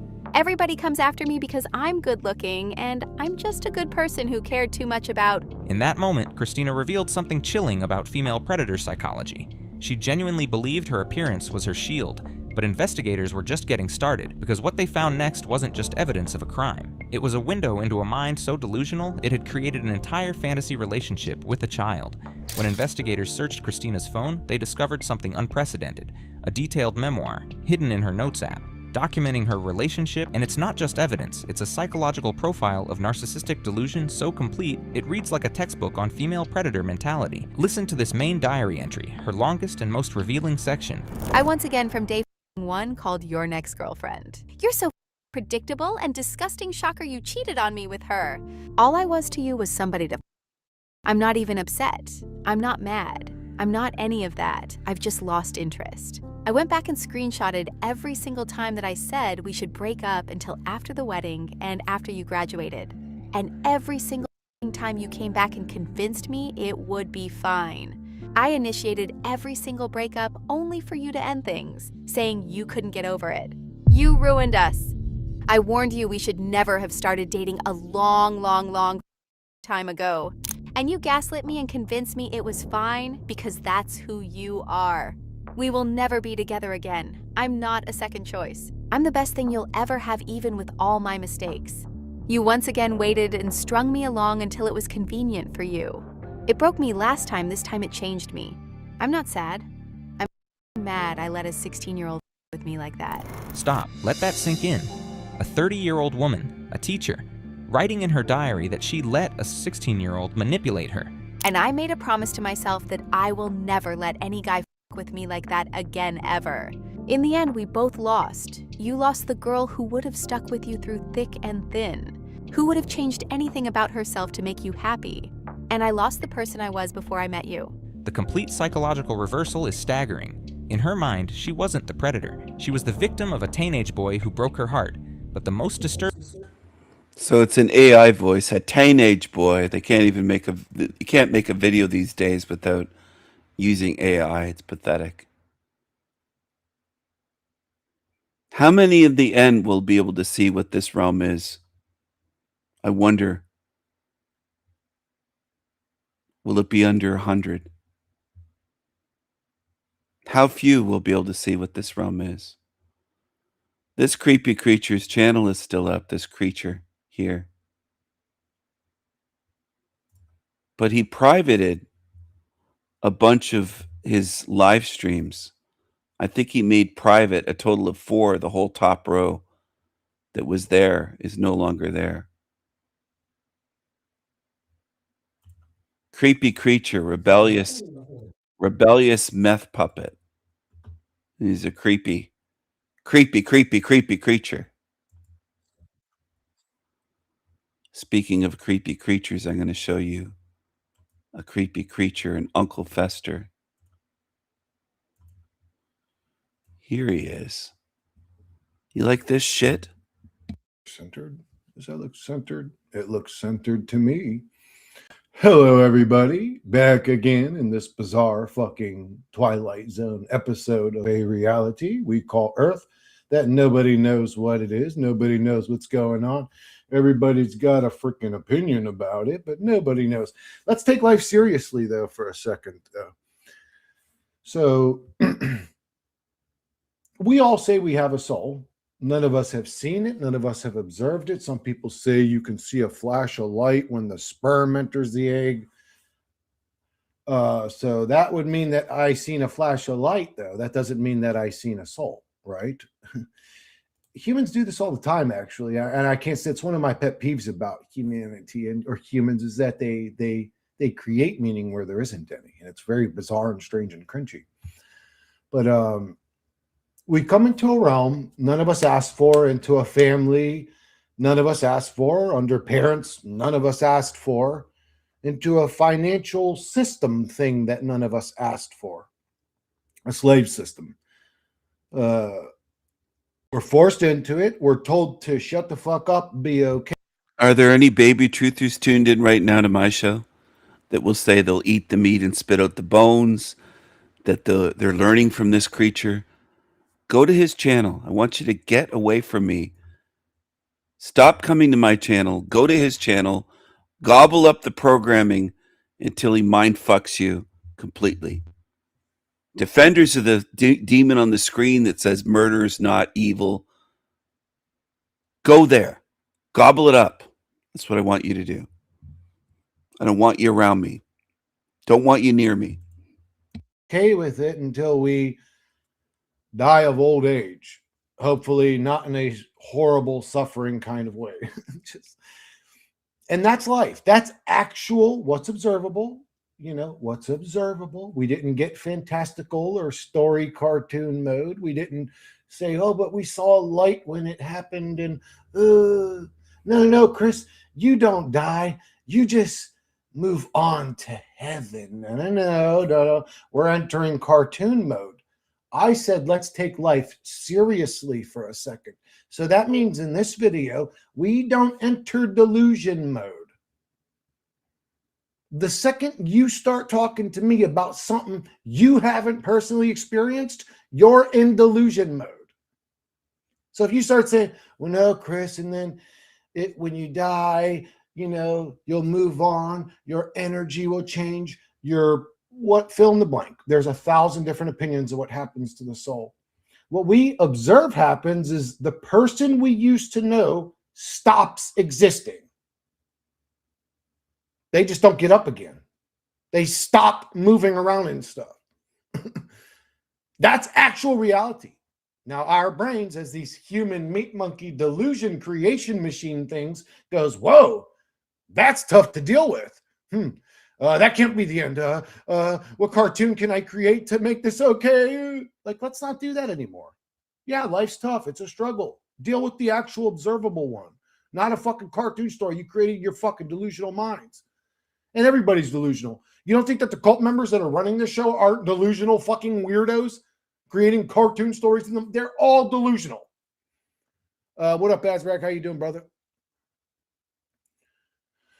Everything in this reality is speculated. Dude, that's all. I'm just so sick of it. And all I'm going to do from now until the day I die of old age myself is call this shit out. You're delusional. You're living in delusion. Bullshit. That's made up. Bullshit. You're a fucking weirdo. I'm just going to call this shit. I just can't do this shit no more. The whole human pretend thing. Man, fuck you guys and you're fucking pretending anymore. Fucking weirdos. Fucking cringe lords. Really fucking cringy ass, weirdo ass motherfuckers out here pretending cartoon stories.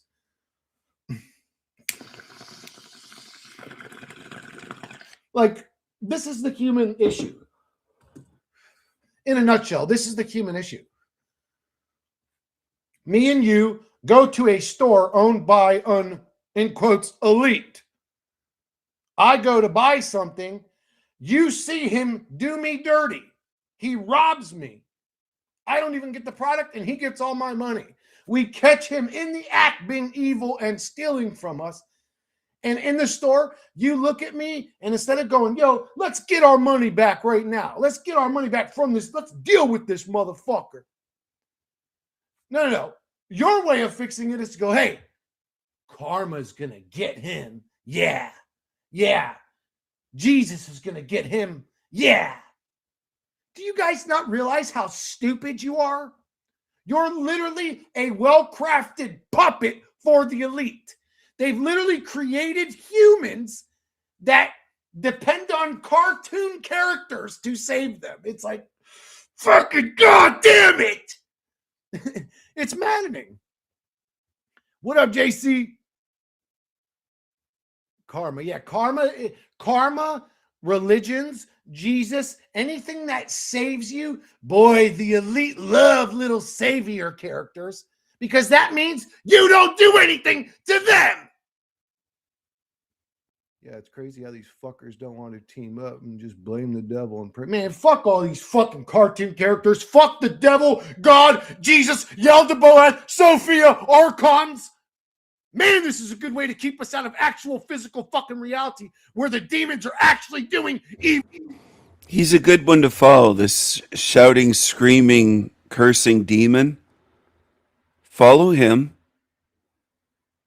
I showed people what he is for years. Now I'm at the point of telling people to follow him. I don't want most people around me. I've spent years exposing creatures like this that are angry, miserable, demonic, violent. He's made violent threats for years. He's done a lot of stuff. So he sold drugs to children in his life. He broke into people's cars, stole little old ladies' money. He assaulted, by his own claim, dozens of people in his life. He sold drugs to a cop. On and on. There's a whole list of shit. You want to follow him? He said murder's not evil. The list goes on. But I'm just tired of trying to prove it to you. You should be able to tell by his behavior. And I don't buy it. I don't think most people can. Most that have come through the doors and left my channel can't tell what this is. Well, then I can't help you. I can't help you. So what are you doing around me? Like leeches. If you can't see what the thing is on the screen, you can't tell it's a demon, you've been on my channel for months or years, I don't want you around me. I've exposed this creature and others so many times, and it's so obvious there's something wrong with you if you can't see what it is. It isn't just, oh, Steven's saying there's something wrong with this thing on the screen. No, there's something wrong with you, the viewer, if you can't tell. Man, this is a good way to keep us out of actual physical fucking reality where the... Stay angry with this thing. Be an angry demon. Follow this thing and become like him. Imitate him. Go to his shitty channel. I'll drop the link again. I'll drop it right now in the chat for you. Go there. Stay away from me. Go to his channel. Follow an angry, violent demon. There you go. Go there. I don't want you around me. Go there. The demons are actually doing evil shit.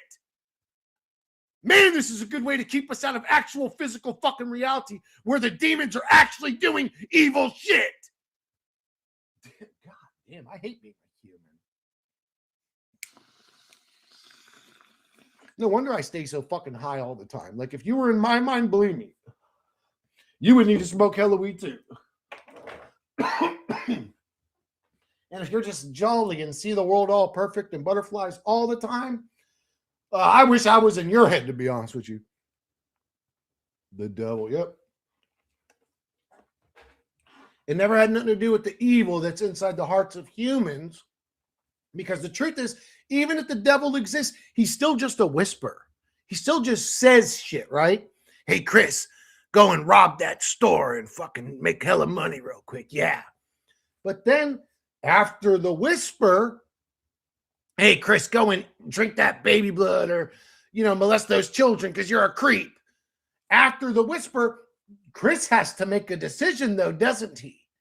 Why don't we ever give credit to the go and rob that store and fucking make hella money real quick? Yeah. But then after the whisper, hey, Chris, go and drink that baby blood or, molest those children because you're a creep. After the whisper, Chris has to make a decision, though, doesn't he? Why don't we ever give credit to the fucking humans that make the decisions? We always give credit to some fucking cartoon character, Archon, or, oh no, it's the evilness. It's not human. No! They're evil! The second they start a war and start bombing things, they're evil. They're evil.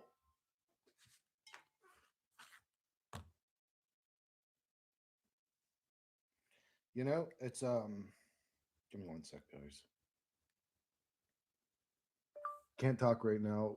Streaming. The I'm just yeah, anyways, fuck this reality, fuck its mama, fuck its creator, fuck all the delusional stupid humans that create cartoon stories, fuck all the cartoon characters that they've created, the Jesus and the Archons and the Sophia and the Yaldabaoth and all. Man, fuck you! Fuck you all!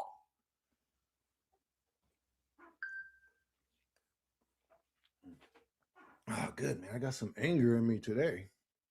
I usually don't get this fucking angry, but man, I'm feeling it today. Thank God. What happened?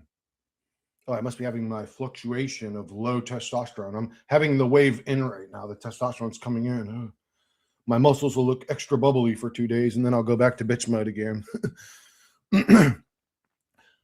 Slipknot said it best. Fuck it all. Fuck this world. Fuck everything I do. You stand for, don't belong, don't exist, don't give a shit, don't ever judge me. Saffron. Oh, dude, you fucking actually reminded me. The motherfucking saffron, bro.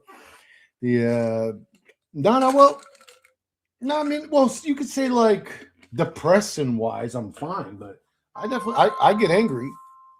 What the fuck's going on, man?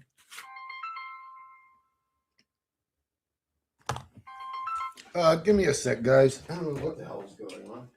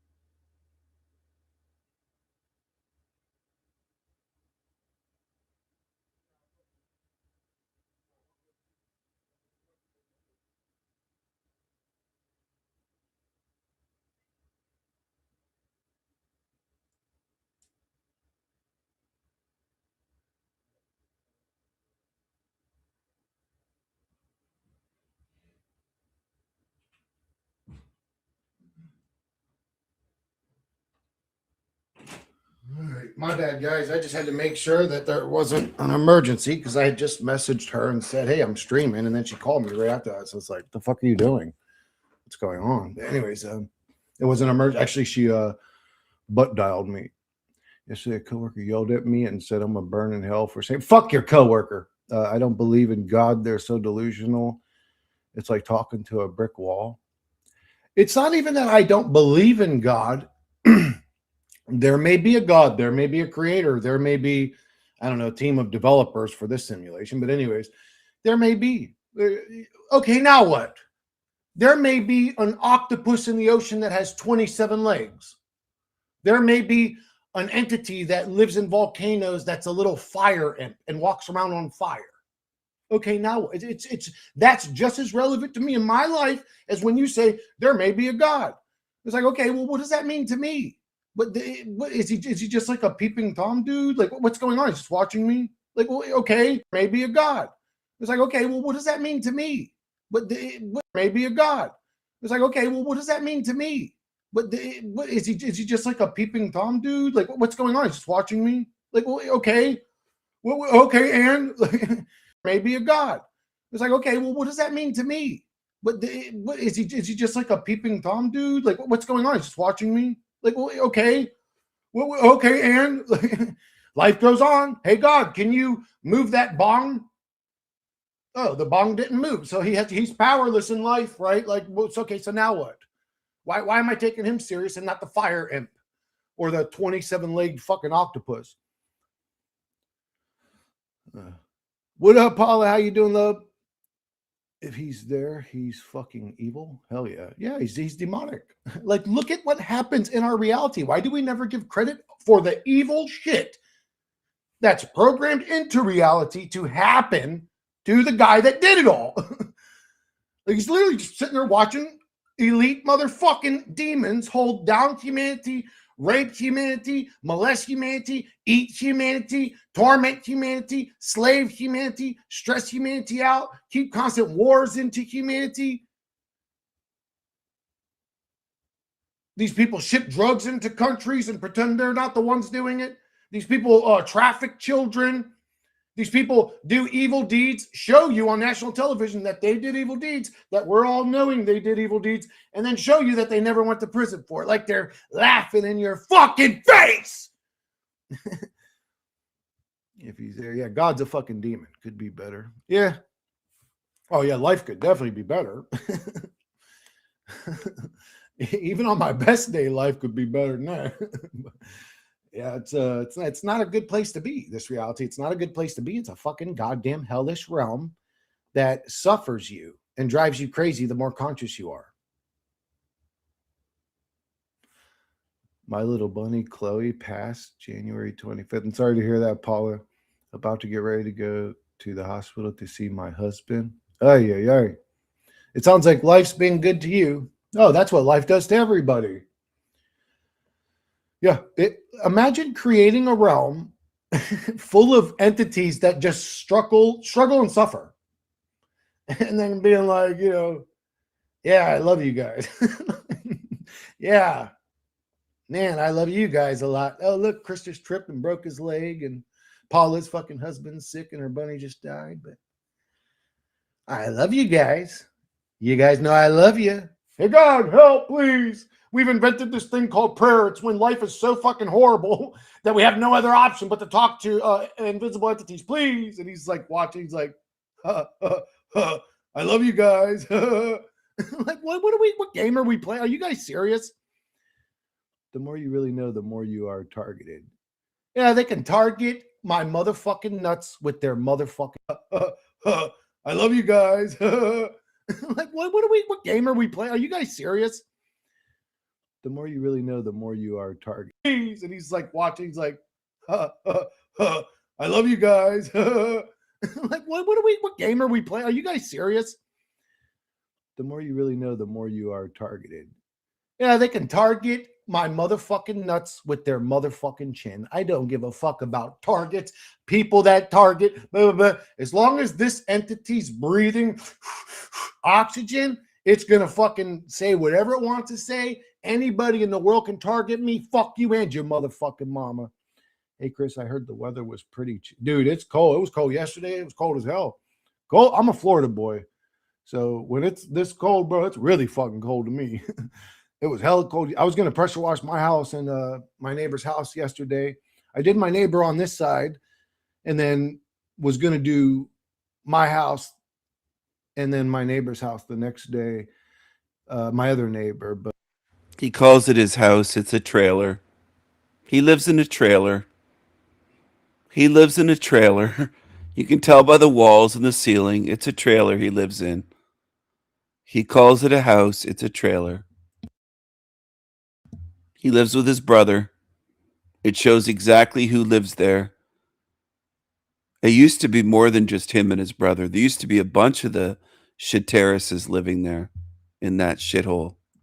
Invisible entities, please. And he's like watching. He's like, I love you guys. Like, what game are we playing? Are you guys serious? The more you really know, the more you are targeted. Yeah, they can target my motherfucking nuts with their motherfucking chin. I don't give a fuck about targets, people that target. To the lurking demons and zombies tuned in, you're retarded. Go follow this demon tard. This is where you belong on his channel. Go follow this, you evil demon tards. Follow this shit. But as long as this entity's breathing oxygen, it's gonna fucking say whatever it wants to say. Anybody in the world can target me. Fuck you and your motherfucking mama. Hey Chris, I heard the weather was pretty dude, it's cold. It was cold yesterday. It was cold as hell. Cold. I'm a Florida boy. So when it's this cold, bro, it's really fucking cold to me. It was hella cold. I was gonna pressure wash my house and my neighbor's house yesterday. I did my neighbor on this side and then was gonna do my house and then my neighbor's house the next day. My other neighbor, but it's just been cold every fucking day. He's doing great considering the circumstances. Oh, good. Or is that good? I don't know. Maybe it's better we're not doing great and move the fuck on out of this fucking realm. Maybe we should like cheer when people die instead of get sad and depressed. Like, yo, they're not here anymore. Yes, thank God. You know, he or she's not fucking suffering anymore. They've moved on from hell. I'm not wishing pain or suffering onto your husband, Paula. I know he's your husband. You love him. I hope he's okay. But I've come to realize I have a very unique or interesting way of thinking. Not like the average person. I sort of come to terms with that. I used to wonder what's wrong with everybody else. Like, why don't people think the way that I do? I'm just different. I'm different. You're all different. You guys are what I think it's called polygonal thinkers. Some people don't have internal dialogue. Some people can't think on levels. Some people don't even have more than one personality in their own mind. I have multiple. Sometimes my personalities get in arguments with each other's beliefs. I have a joker inside of me that's like this 12-year-old fucking jump out of the closet and scare you just to Arnold thinkers. Some people don't have internal dialogue. Some people can't think on levels. Some people don't even have more than one personality in their own mind. I have multiple. Sometimes my personalities get in arguments with each other on levels. Some people don't even have more than one personality in their own mind. I have multiple. In their own mind. I have multiple. In their own mind. I have multiple. Sometimes my personalities get in arguments with each other's beliefs. I have a joker inside of me that's like this 12-year-old fucking jump out of the closet and scare you just to fuck with you guy inside of me. I've got this sort of, 15, 16-year-old teenage stoner dude inside of me that loves to smoke with people and hang out and bond with people through weed. I've got all these different characters inside of me. I've got one that I hate that's inside of me that I only bring out if I feel threatened or like I'm in danger. I don't even like. Some of you that keep coming to my channel, you insist on coming to my channel. You're on the wrong channel. You belong on shit channels like his. Go to the shit channels. Go to the demon channels. Go there. Go away from me. Go to the shit channels. Go gobble up these demons. It's where you belong. You defenders of demons belong over there. Go watch him. Support him. Send him money. Type in his chat. Leave him compliments. Leave him comments and compliments. Go there. That person, but it exists. It's nasty. That's a nasty man, that one. And actually, I was talking to my brother Tom showed me a video about it, these types of thinkers, and it was the whole video was explaining these types of thinkers, and I'm like, it's just explaining the way that I think. But I thought everybody thought like that, and he's like, nope, it's only like a small percentage of the population that thinks like this. I'm like, really? Like, this all just sounds super normal to me. Like, everybody thinks this way. There's no way there's people that don't think like this. And I guess it's rare to think like that. I was like, what the fuck? Anyways, like,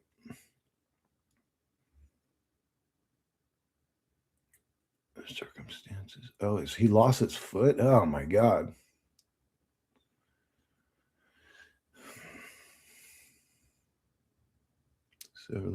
So Paula, You got to get, well, I don't know how much you can get him up and moving now. Is he overweight and just sit around all day and give up on life type of guy? Because if he is, it's just his body's going to become a torture chamber. Yes, my entire family has had a bad start to this year. I'm not the only one. So many are suffering in this realm. Every one of them is suffering. There is no human that's not suffering. There is no human that's not suffering. Humans suffer. This exists. That's life. That's the program, like you will suffer. Sure, you'll have moments where you're in the backyard barbecuing with your family and the sun's out and the dogs are playing and okay. But the majority of this place is suffering. You struggled just to get that backyard barbecue because if you just throw in the towel and say, I'm not moving, fuck this place, I don't want to be a part of the system, you'll be poor on the side of the road begging for change to survive. For you to be that guy in the backyard with the nice house, and you had to bust your ass your whole life, work fucking 40, 60, 80-hour weeks every week, literally killing yourself to death to afford this house and this yard and this barbecue and this meat and to support the family and the dog and,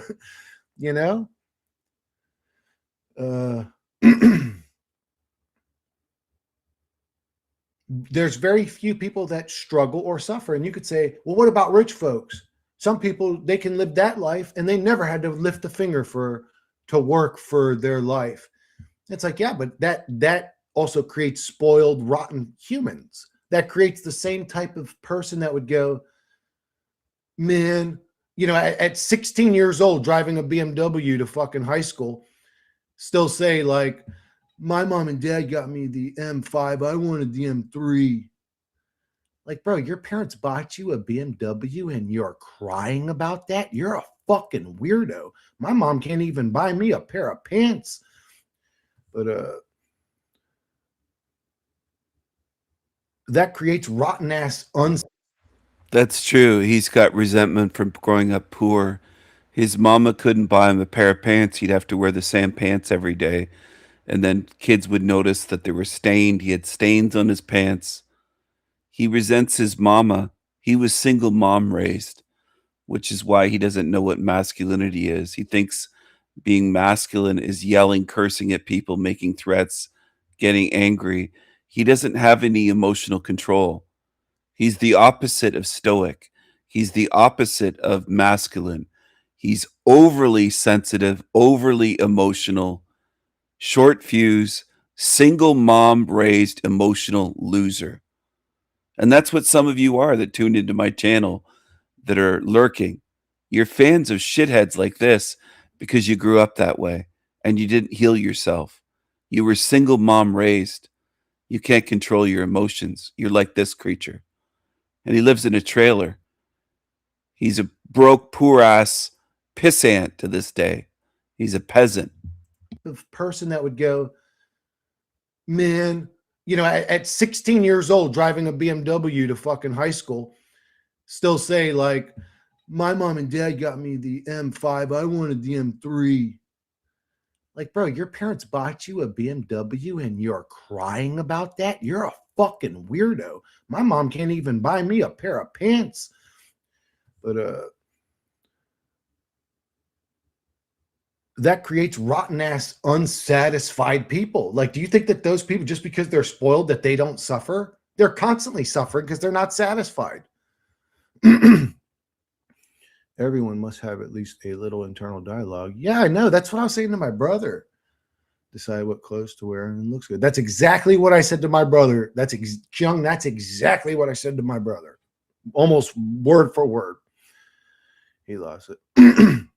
Remember, I said that about that video or whatever, where that little Asian chick was sitting there saying she had no internal dialogue. I'm like, yeah, but your clothes match. How the fuck did you even know? Because if you had no internal dialogue, you would just know in your head, I need to cover body. Well, actually, you wouldn't, right? Because you don't have internal dialogue. You wouldn't even. Actually, if you had no internal dialogue, you might have just got up out of bed and walked outside naked. Because it's the internal dialogue that says, wait, we got to stop. We got to take a shower. We got to brush our teeth. We got to fucking get dressed. How do you live as a human with no internal dialogue? It doesn't make sense to me. Yes, he lost it. No, he's doing great. We can't find it. He's already joking about it. What do you mean? Where did he lose his foot? Paul, are you talking about his foot? He's not overweight. Wealthy people aren't happy unless they're healthy. And even then, they're not happy. You could say they get moments of happiness, like all humans do, but they're not happy. Being happy is not a regular state to be in this reality, in my opinion. If you get there, you're some sort of mental master. It takes years and years and years and years of practice to find happiness. I woke up today and started to ruminate about the times my ex-roommate abused me and had thoughts of hurting him. Yeah, we're human beings, especially if we were done evil or done dirty. We have this thing inside of us to balance it back out. We have this righteous thing inside of us to balance it back out. I would say maybe your thoughts are justified. What's up? How are you? I'm okay. How you doing, Yuzu? I made my own bread yesterday. What the hell? I've made my own pasta before, but I've never made my own bread. You would think as a no, I made zucchini bread. Okay, so I have made bread. I've never made like just sliced bread like I would use for a turkey sandwich or whatever, like a loaf of bread. What up, Three Fingers? For again, life is Disney movie illusion nonsense. Existence is a state of being. The cold. He's got to be somewhere around 40, 45 years old. The way that he speaks, what up, what up? He tries to speak like a 15-year-old hood rat. What up, like a demonic 15-year-old hood rat. And people like this. This is the level people are at. The shit on the screen is the level many people are at in this realm. Brutal, honest truth of being of languish. Oh, this Vazen. I was like, dude, this sounds like Vazen. I didn't even read the name yet. I knew that was Vazen before I was done real. I was like, the fuck? The cold, brutal, honest truth of being of languishing around in a universe like this that cares not about you. Every heartbeat is a being, a ticking clock counting down to the inevitable silence of the grave. Yet one persists in foolish fantasies of roses, exasperating the monkey mind, squirming in filth. For we best understand that amongst the depths of everything. You're very so Vazen. Why? How come you talk like this? I'm curious. Is this like a cultural thing? Is this the way like your parents taught you to talk, or it is being nothing in the end? Yet we shall go on foolishly. Yet once it ends, may the primordial void be your clarity. Well, so why do you say that? What makes you think that you even exist after you die? Like the idea that you go, like you're going to be in the void and have clarity or peace, or maybe you're saying non-existence is your peace, but you wouldn't really have peace. You just wouldn't be, you just wouldn't even matter anymore. I don't know how to explain you. Like you just wouldn't be. He really had it cut off.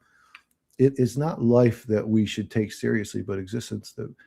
And why should we take existence? Dude, this shit's a joke sometimes, some days, Vazen, isn't it? Like it's almost something, I don't know. Why maybe you would have to laugh instead of losing your mind. Imprisonment of it all, the main fundamental state of disintegrating yet being an infernal spark of chaos.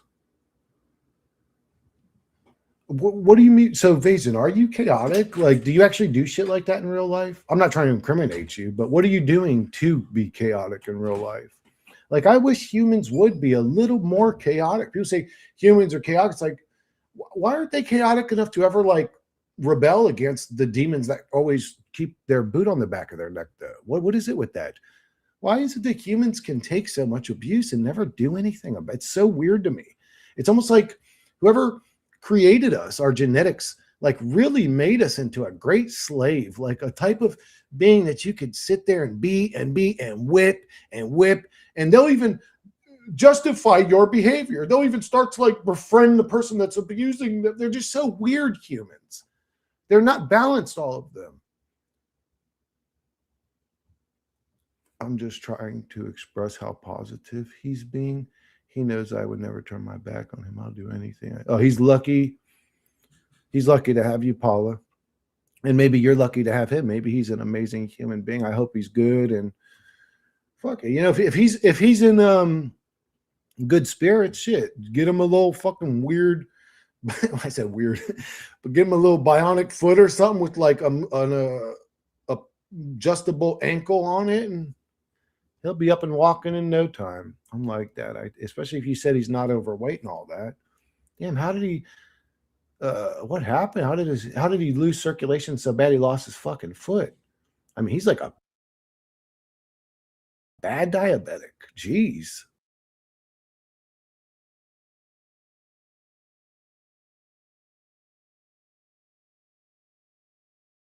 How could a guy become unforgettable in bed? Being able to make a girl actually come. Damn! Probably do something with the butt. How can a guy become unforgettable in bed?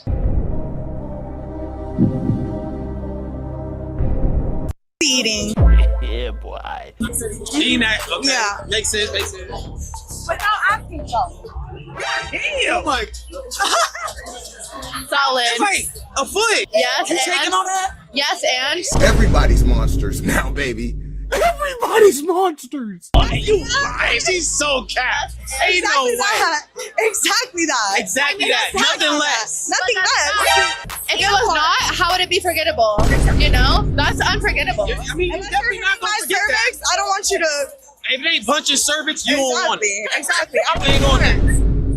We look. Hey, that's respectable. That's respectable. Why would you do this to yourself? What's a way that a guy can become unforgettable in bed? Ooh. Okay, if he really has a really good sense of humor, and also if he has like respect for you. If he doesn't have respect for you, then bye. What about in bed? How can a guy be unforgettable? Okay, if you can make me orgasm, So that doesn't happen often. no. Need some young meat. Stop walking in there right, man. So what's one tip you could tell the guys? Because a lot of them, they don't know that they wrong. Okay, keep the momentum. Okay. All right, it's like an Xbox controller, you know, when you feel the vibration.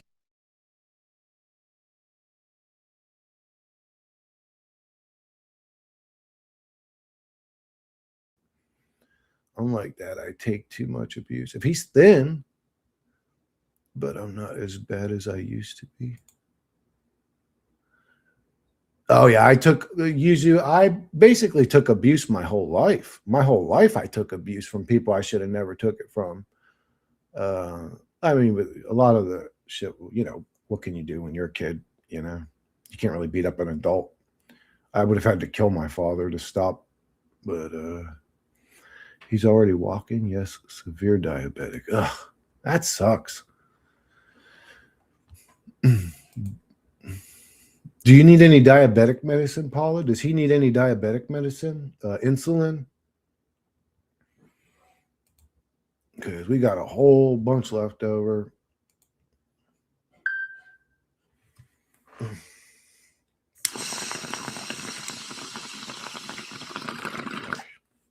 But the good shit too.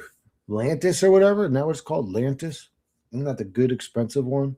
Like fucking $4,000 a bottle shit. Like what the fuck? Who even has that kind of money, bro? But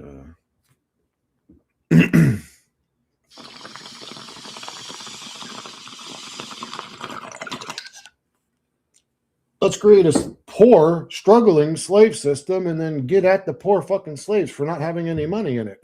You guys must be lazy. It's like, motherfucker, bitch, you know damn well every one of us wants a dope-ass job that pays good. They just don't exist.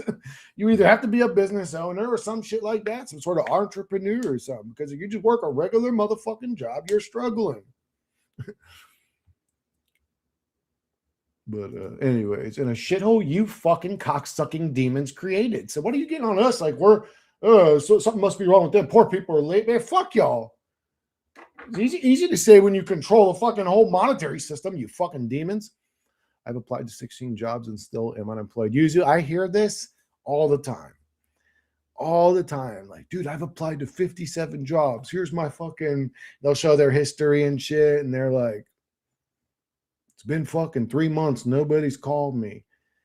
They feel like it's a humiliation ritual they're going through. And then they finally get a call, and then there's like the questioning process, which also feels like a humiliation. It's just such a weird, we live in such a bizarre realm. It's a bizarre dimension. It's not a reality physical, thing happening. What's happening here is a very bizarre, like make no sense type of shit going on. It's very fucking weird. It's just weird. I don't even know what else word to use. Like Twilight Zone. Like it's a dimension we're in. It's a realm. It's not a fucking like I mean I don't know how to explain. It's like a weird dream realm or something, if anything. But it's a simulation. I think if you look close enough, you'll find that eventually. But yeah, maybe you should sell. Do you have nice feet, Yuzu? Maybe you could go on OnlyFans and sell foot videos or foot pics or whatever. I've heard you can make good money doing that. You know, hey, you gotta do what you gotta do to survive. Do you think that matters? Bro, I actually had a dude telling me, because, well, anyways, I don't want to get too into it, but like, oh my God, you have vascularity in your feet. Do you know how much guys would pay to see your feet? I was like, bro, that's fucking, you know. And I'm thinking about like, wait, so all I have to do is like show my feet and people will pay for that. He's like, oh yeah, if they look nice and you got good vascularity, guys will pay you thousands. I'm like, oh my God, like, bro, you think because you're a man, there aren't dudes out there that wouldn't drool over your feet? Humans are weirdos, bro. Like, haven't you ain't never seen like a man put on a wig and pretend to be a woman and all this weird shit, bro? Like, humans can get real weird, bro. And that ain't even that weird, the shit I just said. Like, drag queen, that ain't even that weird. That's surface level weirdness. There's also no such thing as peace, not in a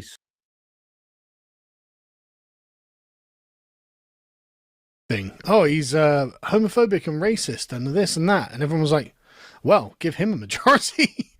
It turns out Boris Johnson is a wet lib as well. And Nigel Farage is basically the same. And this guy's like, oh God, I think the real deal has finally come along. I think he actually just doesn't care about our moralizing and our condemning of him. What are we going to do? And that's going to be a problem for you. Don't even care. He's like, yeah, get rid of everyone. The only thing he seems to bother about is what the colour of their skin is. He's got this big thing. He's going, all these Pakistani grooming gangs. Here on, mate. White people do that shit too. Oh, come on. Okay, let's assume that there was a parity between Pakistani rape gangs and white British rape gangs. Let's assume that was true. It's not. But let's assume, for the sake of his argument, that this is true. I mean, it's something like 30-1 or 20-1, something like that. It's a ridiculous.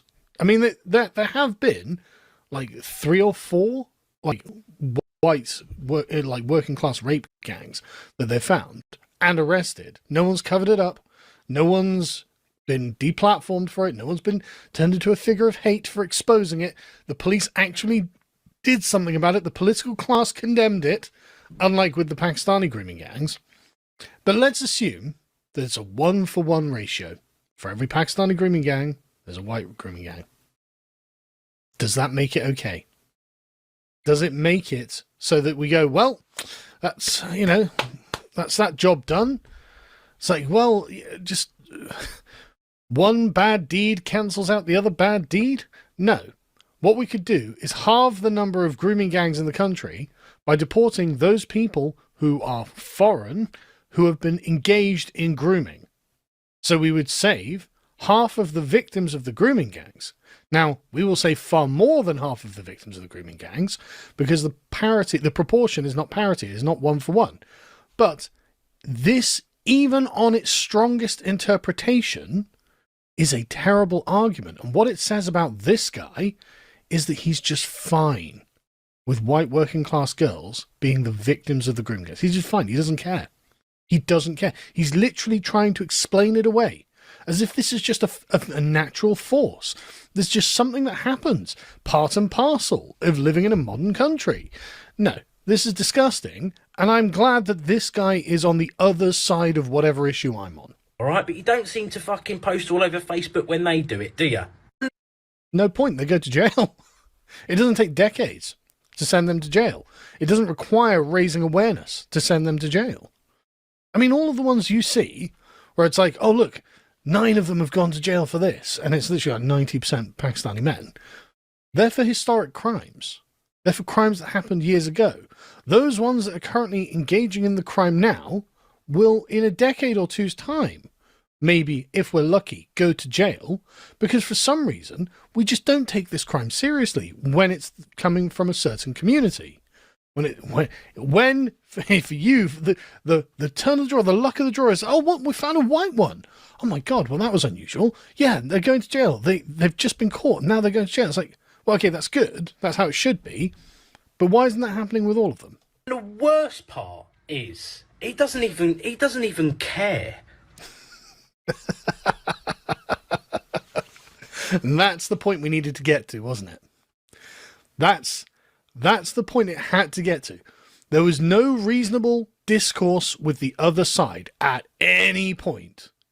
We're like, hey guys, we can tolerate multiculturalism and immigration and whatnot. Can we just have fewer rape gangs, please? We would like fewer children raped. And you were like, no, absolutely not. That is core to our philosophy and worldview and future plans for this country. White children being raped. That was his. He's literally just come out and said, no, I don't care. I don't care because it happened on both sides. Therefore, it's equal. Therefore, it's the same. Therefore, there's nothing wrong with it. That was literally his frame. And now he's just like, wow, this guy just doesn't care that I'm shaming him over things. I can't believe he's not listening to me and treating me like I'm engaged in a dialogue with him. Because the dialogue has only ever been one way, me berating you. And now you've got people like, don't respect your opinion. Don't care about your opinion on anything ever. And he's just like, wow, this guy just doesn't care. It's like, yeah, and that's the superpower. Just begin at the position where people like him, his opinions, their opinions, just don't matter. And actually, we can do whatever we like. We can march forward and win on the merits of the arguments. And people like this, we don't owe them anything. We don't have to listen to them. They sure as hell don't listen to us. So why should it be reciprocal? When he gets called a racist, he posts on Facebook all the time going, oh, apparently saying this makes me a racist. Oh, well. Oh, well.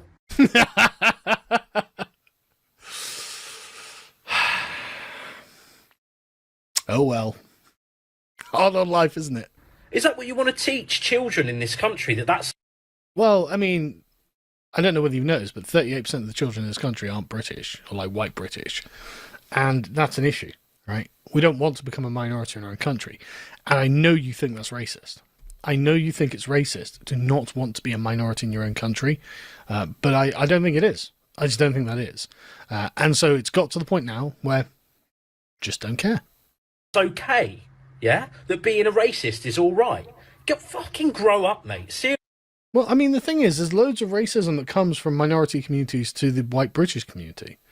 There's loads of it. I mean, the grooming gangs themselves were a racist phenomenon. So you've got to, and then this is not going on about all of the other smaller things, the beatings, the territorialism, the graffiti in Birmingham, no white men, or no white people after 8 p.m. or whatever it was the other day. Like, acting as if it's only one way. I know you've got your rationale to say that it can only be one way, but acting like it's only coming from one way means that, again, you think it's fine that they do these things. You think it's fine. You think that they're entitled to. You think it's good that they do it. That you're fine with it. You think the way things should be is minority communities being racist to the majority English community until the majority English community becomes themselves a minority. And it's like, okay, how are they going to treat us then? They're going to be like, well, we were racist to you this whole time, but now we're not going to be racist to you. I don't think that's going to work. I don't think that's how it's going to be. And I don't think that actually the kids need Rupert Lowe to tell them to look after themselves and stick together. I've got kids living in this multicultural society, and all of the kids in the schools do it. They all stick together because it's just not safe like it used to be. Seriously, being a racist has no fucking place in this country, yeah? Says who? What does that even mean? What is this country if you think that people feeling like it belongs to them and they belong to it has no place in the country, which is what you're describing as racism, by the way.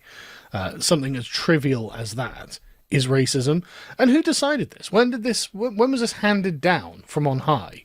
Who was the prophet of leftism who decided that actually, but you're not allowed to be a racist here? Says who? This is not a country of divide. This is not a country of aggression. What? We have the world's largest empire. How is that not a country of aggression? What are you talking about? What?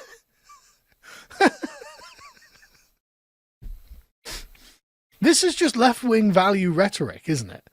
I've got a series of values. Okay, well, do the rapists in the rape gangs agree with those values? And if they don't, which they don't seem to, judging by their actions, I think you might not be correct, mate. This is a country of patience, of peace, of community, of acceptance, yes? Nah, I'm sorry, we're done with that. Done with all that. Done it. Tried it. Got tens of thousands of children raped. Loads of terror attacks. British people displaced from their own cities. The government persecuting them. The numbers always drop when I cover stuff like this because demons don't want to watch this kind of stuff. They don't give a damn about children being abused. Demons don't care, so they will tune out and watch something else. That's what they will do. When children are murdered, we've tried all of that. Too many from their own cities. The government persecuting them. When children are murdered, we've tried all of that. Too many kids raped, too many kids killed, too many people, lives made miserable, lives ruined because of all of this. We've tried all of it. It's over. Get used to it. That's over, mate. So people like Rupert Lowe, yeah? Fucking move on, son. Nah, we've tried it. We've been there, we've done it, and we're not having it. And this is the kind of person who's going to be really upset about that, but I'm sorry. Just terribly sorry. We've been there, we've done that, we've tried it, we've got the shirt, we're covered in blood, we've lost family members, and we've had enough. We've just had enough of it. Your view of the world leads to terror. We're not having that. We're having our view of the world, which leads to peace, harmony, and the things you claim to want. That's what we're doing. Link in the description if you're British or in Britain. Come and join Restore Britain. Again, more than 113,000 members, something like that. We want to catch up to whoever's next. It's in 4th place at the moment, past the Tories.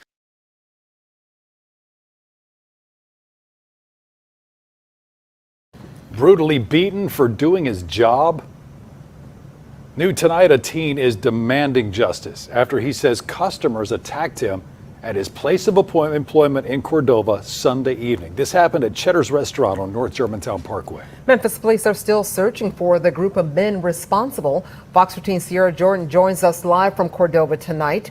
Sierra, you spoke with the victim about what happened. What did he have to say? Darcy, the victim is only 17 years old, trying to do his job as a host here at Cheddar's. After the fight happened.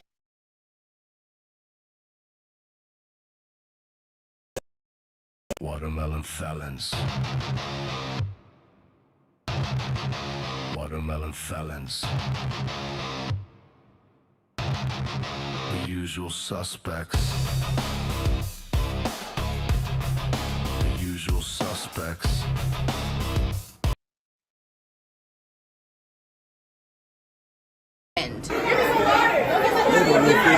The victim's mother, Letitia Ford, says once she arrived, she found her son like this, lying on the ground while paramedics were working on him. For these people to be, twice his size, that's unacceptable. That's very unacceptable. Memphis police say the suspects left the restaurant in this large white SUV. We reached out to Cheddar's corporate office for answers. Your call has been forwarded to an automated voice messaging system. We didn't get a response, but Ford says she was not happy with the way the restaurant handled the situation. Corporate called me, and the only thing they asked was, did we need any food? I don't want any food. I want justice for my son. Now, Cheddar's communications team just got back to me with this statement, and it says, "We are shocked and saddened by the senseless act of violence against our team member. Violence has no place in our restaurant, and we are cooperating fully with the police investigation." Now, we did reach out to Memphis police for an update. She doesn't want food from Cheddar. She wants justice for her kid. Her son. Excuse me, her kid. Her kid. got beaten by her own kind. Now, I don't think that's right at all, even though the victim, of course, was a darkie. But it's cool when black people start admitting how they behave and how many tickets there are. Because there are. They commit most of the crime, most of the violent crime.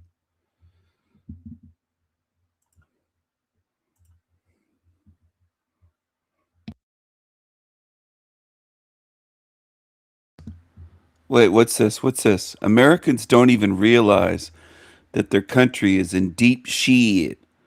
Do a lot of truther channels cover this? For the school board of No, of course not. It's too politically incorrect, and most truth quote unquote so-called truth channels are leftist.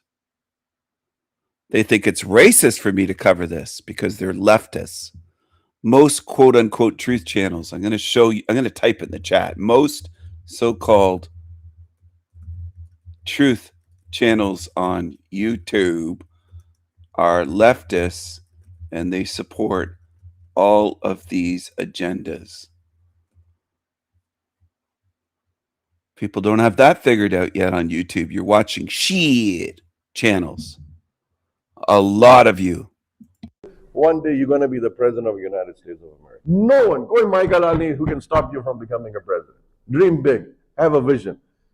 Because if Barack Hussein Obama can be a president, Sohaib Jawad cannot be a president? Tell me. He's going to be a president.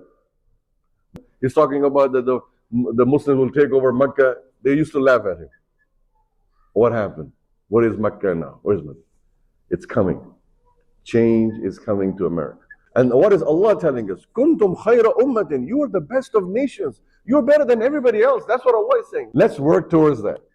Let's work towards a Muslim mayor. Next election that comes in, nominate people for the school board of education. Next election that comes here, nominate people for the local township.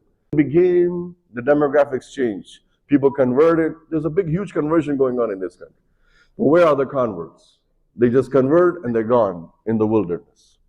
The other thing, children. Muslims have the highest population. Average, they did a Pew Foundation did a research study, Pew Foundation, and they said that Muslim household average is 3.4 child per family. The white American has 1 child per family. We're already beating the march because these are voters. These are not just babies being born in hospitals. These are voters. That's the way a politician looks at it. We have to change the framework and start looking at things from a different lens, different angle. For future, you're not going to change society today in your lifetime, but you think about your grandchildren. How did they start the Islamizing of America? Phase 1, you come as peaceful. You're the victim. You come as immigrants, I need help. I need welfare. You come in the country, you introduce halal food, the woman wear hijabs, and it's like, you know what, let's just coexist. Then we go to phase 2. Phase 2 is kind of a little bit more aggressive in public.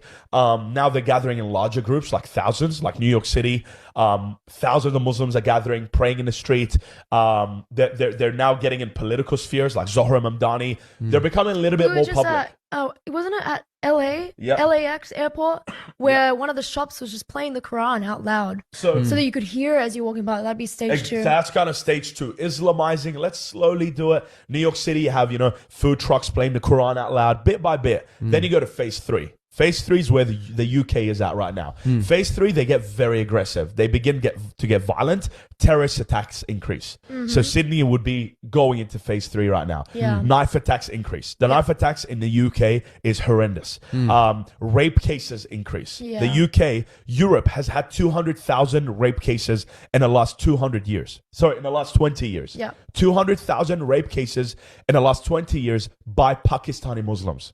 So that's phase 3. Rape cases increase, terrorist attacks increase. And then you go to phase 4. Phase 4 is now kind of where no one is there yet, except obviously Afghanistan and all the Muslim countries.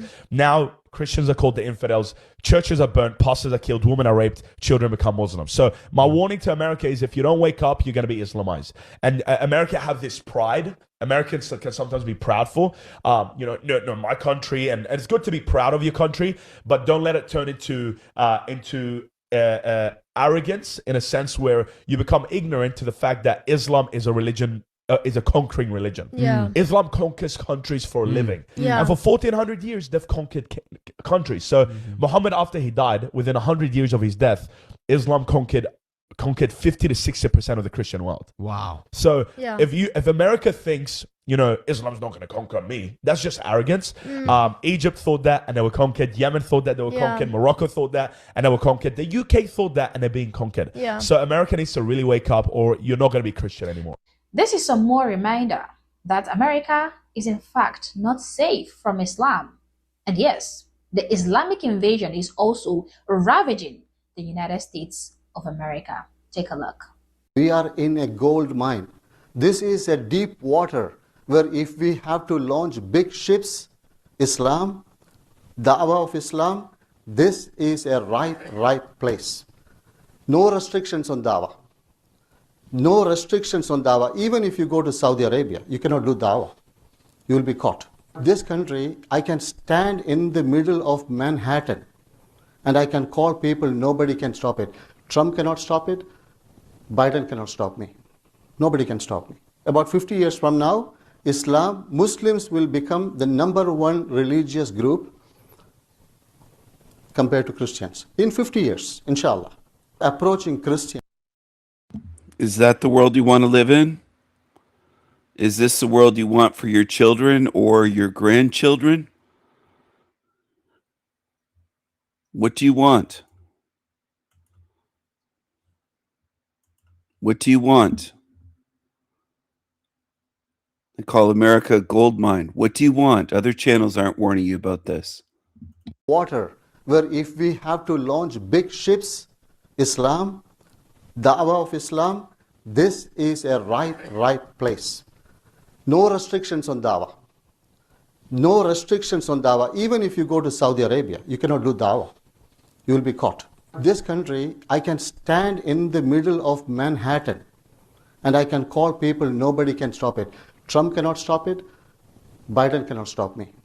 Nobody can stop me. About 50 years from now, Muslims will become the #1 religious group compared to Christians. In 50 years, inshallah. Approaching Christians with the message of Islam is the easiest thing to do. We can start with commonalities, things that we both accept, understand, agree on theology. The election of somebody like Mamdani, it is a game changer. We need somebody like Mamdani to be the mayor of New York. And that is a victory for the ummah. I'm jumping the gun here, but this is one of the narrow-mindedness need to break here. And if you don't understand this, then honestly you need to rethink through your understanding of civilizational strength. Everybody has a role to play. Muftis have a role to play, and politicians have the role to play. Let everybody be active in their role. This is a strength of our community. And of our greatest strengths, like I said, the political freedoms we have. The guy tried, not once, not twice, 8 times to shut our project down. I don't want to go into all the details because of time. He failed miserably at every single level. And the project is still going full steam ahead. Do you understand what I'm saying here? The governor of one of the largest states of the world, Texas, everything's big in Texas, wanted to stop. And he tried, وَمَكَرُوا وَمَكَرَ اللَّهِ. Multiple ways he tried. Alhamdulillah, that bill did not pass because of multiple reasons. Of them, we employed our lobbyists, money in the lobby. You have to do this reality. And yet here we are still debating, can I vote or not? Does voting shirk or haram or kufr? Wallahi, we are in one galaxy and the world is a different galaxy. Literally, it's just disconnected from reality. If we did not get involved, our masjid would have been shut down. Forget our project, right? These are some of the strengths. Very quickly, weaknesses. We have multiple weaknesses. Our biggest weakness is our percentage in this country. We are very disadvantaged. By the way, this is only in this country because across the Western world, mashallah, tabarakallah, percentages are rising to the point of it's terrifying them. Sweden, 10% Muslim. Oslo, Norway, 10% Muslim. Oslo, of all places, Vienna. The Ottoman Turks tried 200 years, they couldn't do anything. Vienna is 10% Muslim, mashallah, tabarakallah. 10% Muslim.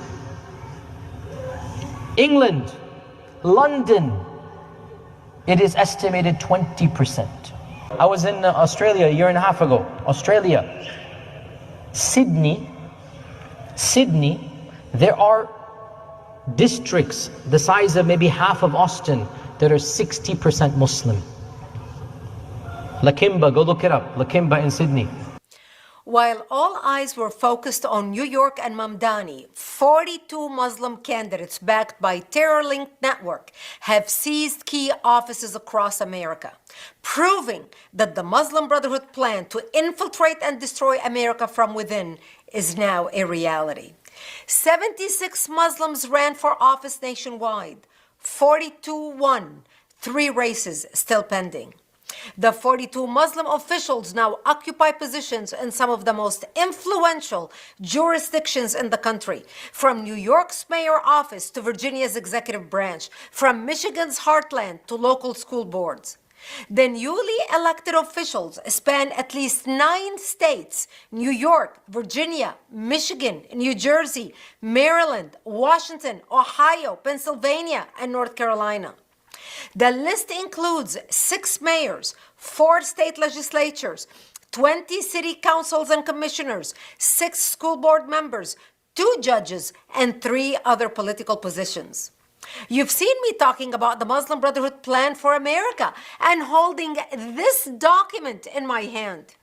They told us the plan, now we're watching it unfold in real time. This plan was written in 1991. We are 34 years into it. And as a refresher, here's a paragraph titled, Understanding the Role of the Muslim Brother in North America. Quote, the process of settlement is a civilization jihadist process. The brothers must understand that their work in America is a kind of grand jihad in eliminating and destroying the Western civilization from within and sabotaging its miserable house by their hands.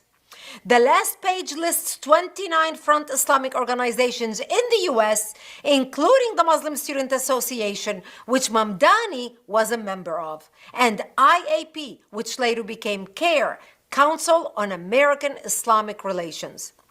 These Islamic organizations are celebrating a stunning milestone, the most significant wave of Muslim political victories in American history, with 42 Muslims elected to office across the United States.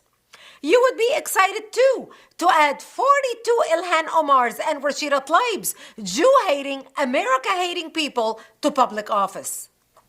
CARE, the unindicted co-conspirator in the largest terrorism financing trial in American history, is bragging about their successful political activism. CARE's federal super PAC, the Unity and Justice Fund, is the weaponized financial engine funding and winning U.S. elections. CARE is mobilizing Muslims and mosques as political launchpads to build campaign infrastructure. The result is a political machine operating from the pulpit to the ballot box. The 2025 elections shattered every record for Muslim representation in American politics, marking a historic leap into municipal and state power. CARE and its affiliates, Muslim, all of America Muslim. So it's happening. All means necessary. And in that long-range process, it is our physical jihad duty to fight the entire earth until we enter it into the ummah. Talking about establishing Islam, and I think that's our jihad, to be honest. For us Muslims living in the West, yes, our jihad is to establish the deen of Allah through all means necessary. And in that long-range process of making America Muslim, all of America Muslim. So it's happening, guys. America is not safe either. These guys are weaving their webs of replacement and invasion, and they are working really hard. And sadly, their hard work is paying off because they are succeeding. Wake up, America. People like me recognizing this invasion are not paranoid. Rather, we are recognizing the patterns. We have got clips circulating of Muslims openly declaring that they are here to invade. They are in America, in Europe, to invade and conquer. And the thing is, they are already living among you, proudly stating that Zora Mamdani, a devout Muslim, has now become the mayor of New York.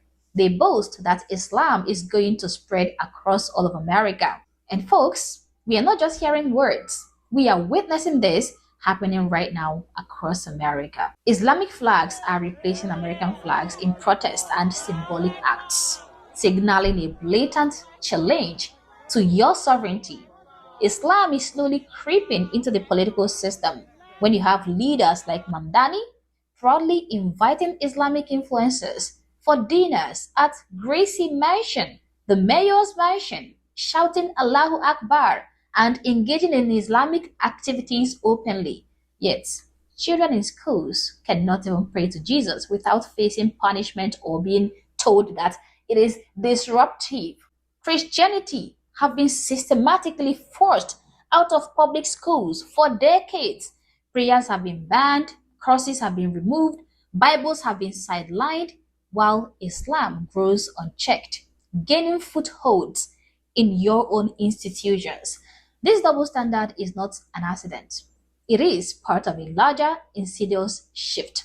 Mamdani takes every chance he gets to announce that he is the first Muslim mayor, to showcase what a stellar achievement he has made for the Islamic world, for the Muslim community.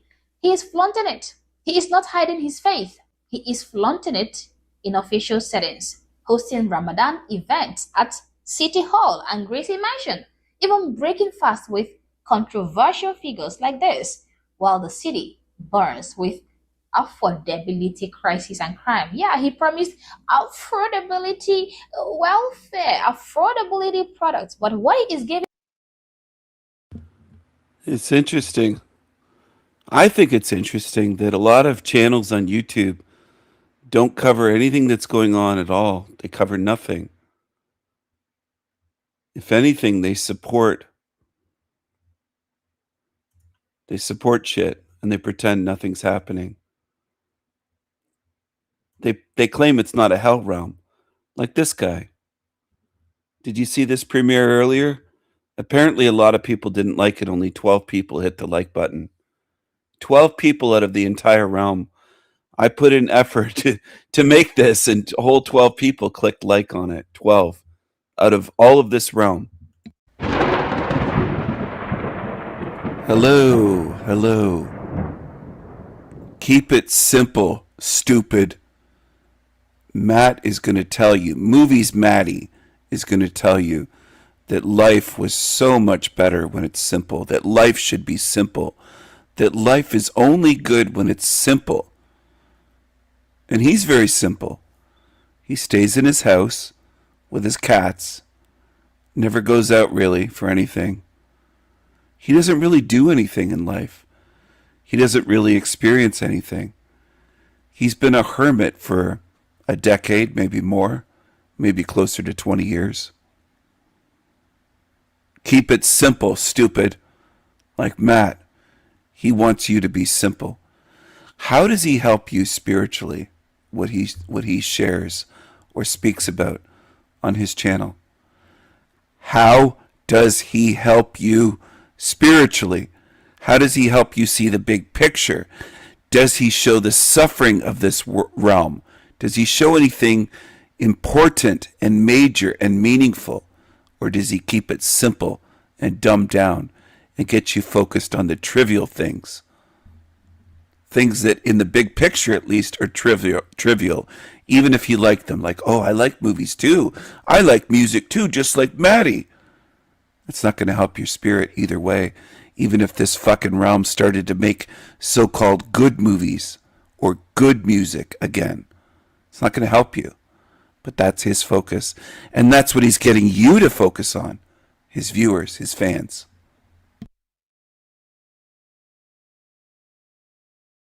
People have forgotten.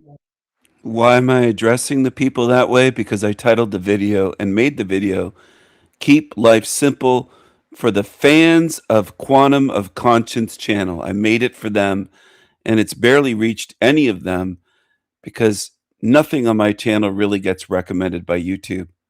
It just gets shadow banned. If you search for Quantum of Conscience, this video won't even come up. That's reality. And again, that's too much for most people to understand. They won't even do a YouTube search and say, hey, is Stephen telling the truth? That if we search for this channel, will the video that Stephen posted hours ago today show up in the search if people look for it? It's 5 hours ago that I posted this. Is it going to show up, or is just Matt's video going to show up? Just his. That's Matt's video from 8 hours ago. There's Matt's channel at the top. There's Movies Matty. Plus 8 more. Let's see. They're all him. Yep, they're all him. They're all Quantum of Conscience. No videos by me reviewing his channel or exposing him. No expose videos by me show up at all if you search YouTube for Quantum of Conscience. If you directly search, his fans don't get recommended my videos, even though his channel name is in the title, because there's different rules for different people. If they put the Sanity Machine in the title, they'll get 3,000 fucking views. But if I put Quantum of Conscience in the title of my video, it doesn't even show up. You can see it's all his. These are all videos on his channel. Mine doesn't show up. So I'm proving something to you, the people that say, oh, Stephen says he's shadow banned. Well, I am. I've made many videos about Quantum of Conscience. None of them show up when you search for his channel name. Nothing. Just all his content. All his content. There you go. And he has a channel of almost 100,000 subs, and he's only getting 8,000 views. He's not even getting 10%. There you go. 8,000 views, and he has 93,000, I think, subscribers. So a lot of people are subbed to him and don't watch his videos. 7,000 views from 3 months ago. Another 7.4 thousand. 9,000, 9.5 thousand, 8.6 thousand, 7.1 thousand 4 months ago. He has almost 100,000 subs. He's only getting 7,000 views. So there you go. Now, Jeremy, dumb low IQers would say, well, Matt Bottle is subs. That's their go-to answer for fucking morons. But that isn't the case. That isn't the case, dummy. The low IQers want simple explanations because they're stupid. Jeremy's a dumbass. 6.9 thousand views in a month on a huge channel. He doesn't ever seem to get 20,000, 30,000, 50,000 views. It's all low views, 6.9 thousand 3 months ago. Anyway, I showed you. None of my videos show up. Dumbed down. If you search for Quantum of Conscience, you should see this video pop up and other videos by El Diablo. They don't show up. Down and get you focused on the trivial things. Things that in the big picture at least are trivial, even if you like them. Like, oh, I like movies too. I like music too, just like Maddie. It's not going to help your spirit either way, even if this fucking realm started to make so-called... For those that are tuned in that can't figure out what I'm talking about, go to the shit channels. Go to the shit channels. I'm going to drop a link for this video in my chat. Easy to find Matt's channel. Just search for Quantum of Conscience. Tons of his shit shows up, and nobody exposing him, reviewing him, critical of him shows up. It's rigged for him on YouTube. Totally rigged. Good movies or good music again. It's not going to help you, but that's his focus. And that's what he's getting you to focus on. His viewers, his fans.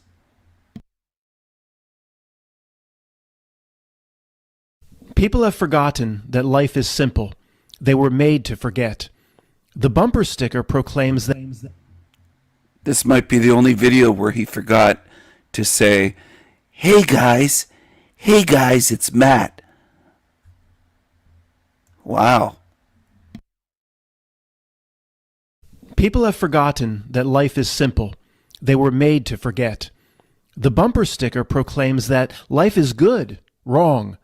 Life is only good when it's simple, and the tech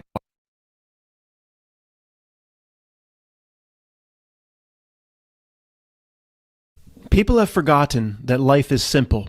They were made to forget. The bumper sticker proclaims that life is good. Wrong. Life is only good when it's simple, and the tech monster has destroyed that. When the next phase of technology is placed at the feet of society and people are asked to, once again, make it part of their lives, almost everyone will robotically comply. Starting 150 years ago, we were brainwashed into believing that progress is always a wonderful thing. Every new generation of smart device and the need for it is normalized into society by those who benefit from its inevitable adoption. However, every new iPhone or refrigerator that can order milk online when the carton is empty just adds another layer of complexity under the guise of simplicity. Every new layer of technology encourages people to forget that life was meant to be simple, to forget the very essence of who they are and why they are here on earth. Physical and mental health for the human being is a rudimentary recipe. We require food and water. We need a roof over our heads and a way to stay warm. Finally, people long for a degree of social interaction with others, and when that's not available, maybe a good book or the company of a pet. That's it. Literally, that's all we need to be happy. Note to Mr. Reader or note to Mr. Listener.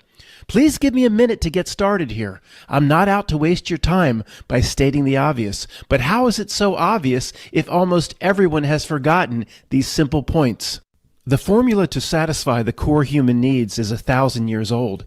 As the decades pass, new products and services arise that people, quote, believe they need, but that would seem preposterous to a family heading west in 1855.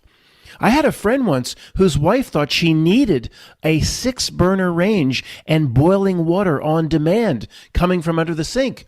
After my friend paid for a new kitchen for $70,000, she got both of these useless things. The point of this presentation is not to open arguments on a product. So he's making another presentation. He always calls it a presentation, which is a sales pitch. He called the stove and the instant boiling water from under the sink. I guess he means the sink. And the system is under the sink that boils water instantly. Useless. It might be extravagant, but it's not useless. A $70,000 kitchen renovation is not useless. It does improve your kitchen. It does improve your life in some cases. If your kitchen looks ugly, doesn't work, is frustrating, it is nice to have a brand new functional kitchen if you love to cook. Why wouldn't you treat yourself in this realm? If you can afford it, why wouldn't you? There's nothing wrong with that. There's some ways when I look back after my mom died, I thought, why didn't she spend more money on certain things to make her life easier to enjoy it instead of saving all her money to die with it? She could have made improvements to her kitchen years before she passed away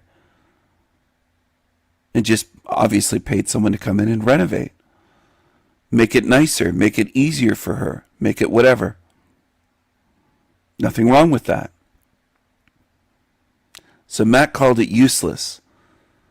I don't think a brand new stove or range is useless with 6 burners. I don't think instant boiling hot water is useless for people that might enjoy tea. You don't have to plug in a kettle or put a kettle onto a stove, as some do. Just hot boiling water right out of the tap, probably filtered, and there's your tea. It makes your life quicker and easier. Some people are like, wow, this is awesome. They love it. He wants everything simple. He's got it in his mind. Keep everything simple. Simple's better in Matt's mind. But it isn't. It isn't always better. Simple isn't always better. Because you could simplify right to the point where we don't have electricity and refrigerators and stoves in our home and have to go out and cook over a fire. Is it really better? Is simple always better?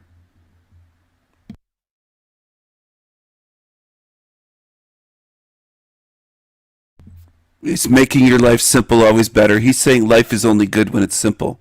He said that at the beginning. That life is only good when it's simple. I disagree. I disagree. And I think he's a simpleton, and he wants his viewers, his fans, to be simpletons along with him. He wants to drag you down to his level. And his big thing now is a data center is moving in a mile or so from him because it affects his life. Does Movies Maddie ever talk about the suffering in this realm? To others?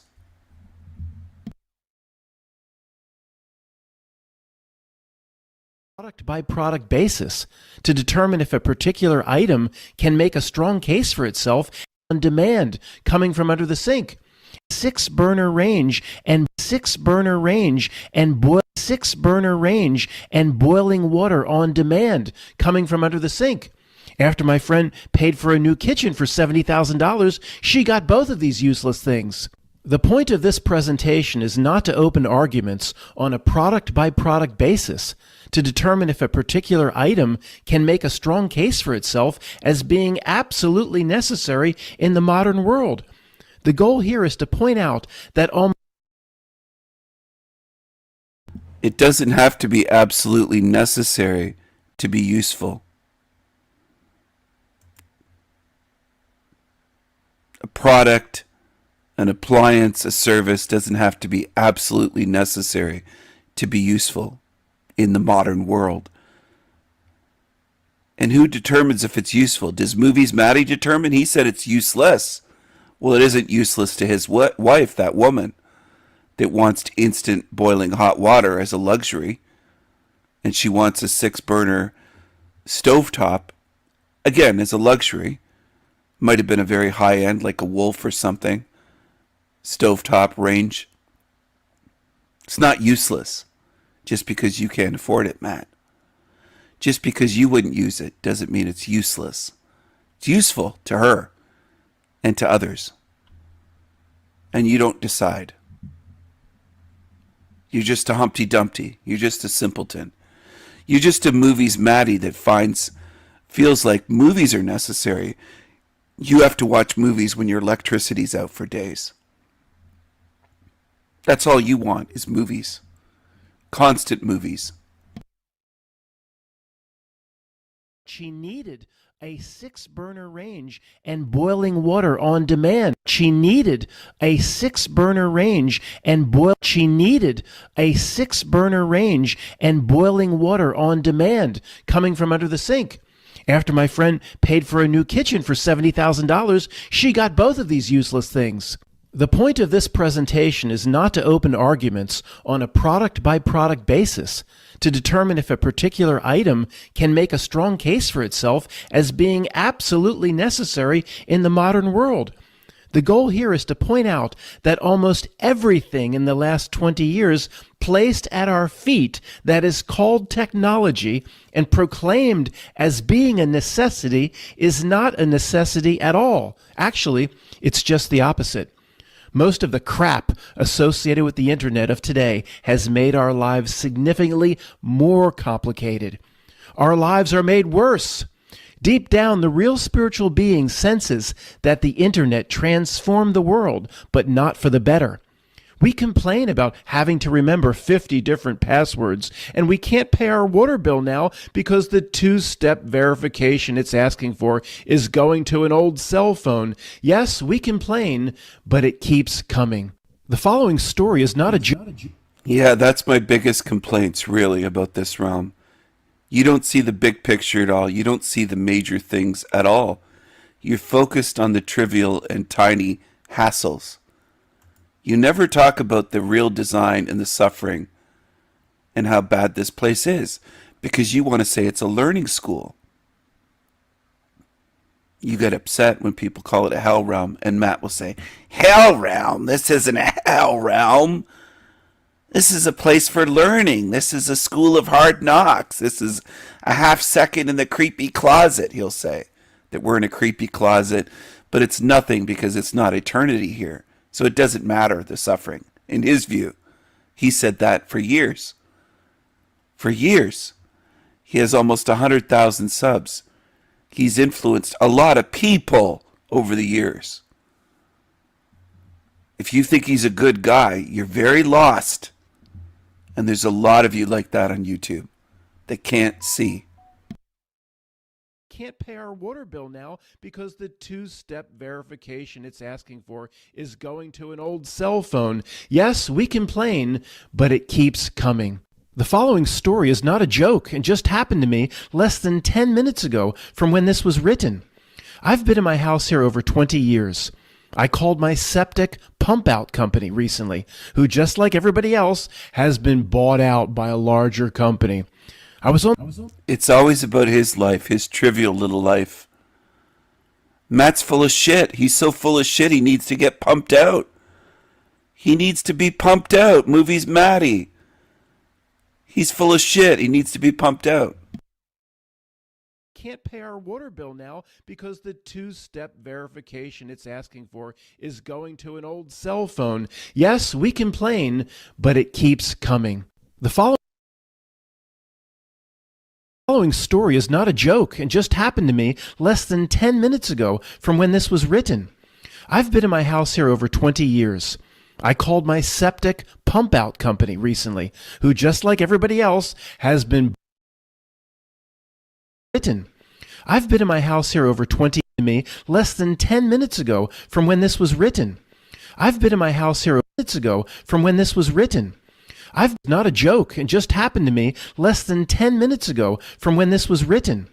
I've been in my me less than 10 minutes ago from when this was written. I've been in my house here over 20 years. I called my septic pump-out company recently, who, just like everybody else, has been bought out by a larger company. I was on the phone with somebody for over 10 minutes while they tried to find me an existing customer for many years in two older systems. Finally defeated, she told me I would need to be set up again as a new customer in the new system, but I would get a call back because she wasn't prepared to do that. Now, does anybody listening to the words coming out of my mouth think I got a call back? Of course I didn't. I wanted to say to the person on the phone, I don't care what system I'm in as long as somebody comes here to pump out this shit. And I mean that literally for a change. In the old days, you would call the company. He's full of shit, Movie's Matty.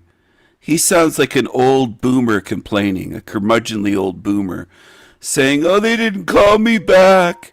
These are the biggest complaints of his life. This is the biggest shit he has to deal with. Does he mention, why does shit exist? Why do we need sewers and septic tanks? Why does waste exist? Human waste and all waste. Why? Well, he doesn't go there, of course. It just makes perfect sense to him. But it makes perfect sense. It's all normal to Matt until they don't call him back. Then he's furious. Oh, they dared not to call me back. They forgot to call me back. They didn't write me down on a list, or whatever the case may be that happened. Then it's a big issue for him. See, the realm isn't the issue. The design isn't the issue for Matt, for Movies Matty. It's just a hassle for him and them not calling him back. That's what gets under his skin. He doesn't care that it's a sewer matrix. That doesn't matter to him. Big picture doesn't matter. Just the small trivial annoyances in his life. That's what matters to Movies Matty. Because it takes away from his time watching more movies. I don't care what system I'm in as long as somebody comes here to pump out this shit. I didn't. I didn't. I wanted to say I didn't. I didn't. I don't listening to the words coming out of my mouth think I got a call back? Of course I didn't. I wanted to say to the person on the phone, I don't care what system I'm in as long as somebody comes here to pump out this shit. And I mean that literally for a change. In the old days, you would call the company, some guy would answer the phone. He wanted to say that, but he said nothing, of course, because he's a wimp. He's a complete wimp. He can't even face the realm and this design. And he's been tagged. He's been told in comments on his channel. He's been shown. People have shown him videos or sent him video links and emails. He doesn't want to face reality because he's a wimp. So the people on his channel, you're following a wimp. Your hero, Movies Maddie, is a wimp. Look at them there. They love Movies Maddie. He's a wimp. You're the best, Matt. Thanks for still being here and shining your light. I've been with you for years, this person wrote. He's a wimp. All hearts from a supposedly grown man. He's a wimp. Your hero is a wimp. Now, does anybody listening to the words coming out of my mouth think I got a call back? Of course I didn't. I wanted to say to the person on the phone, I don't care what system I'm in, as long as somebody comes here to pump out this shit. And I mean that literally, for a change. In the old days, you would call the company, some guy would answer the phone while shoving a sandwich in his mouth.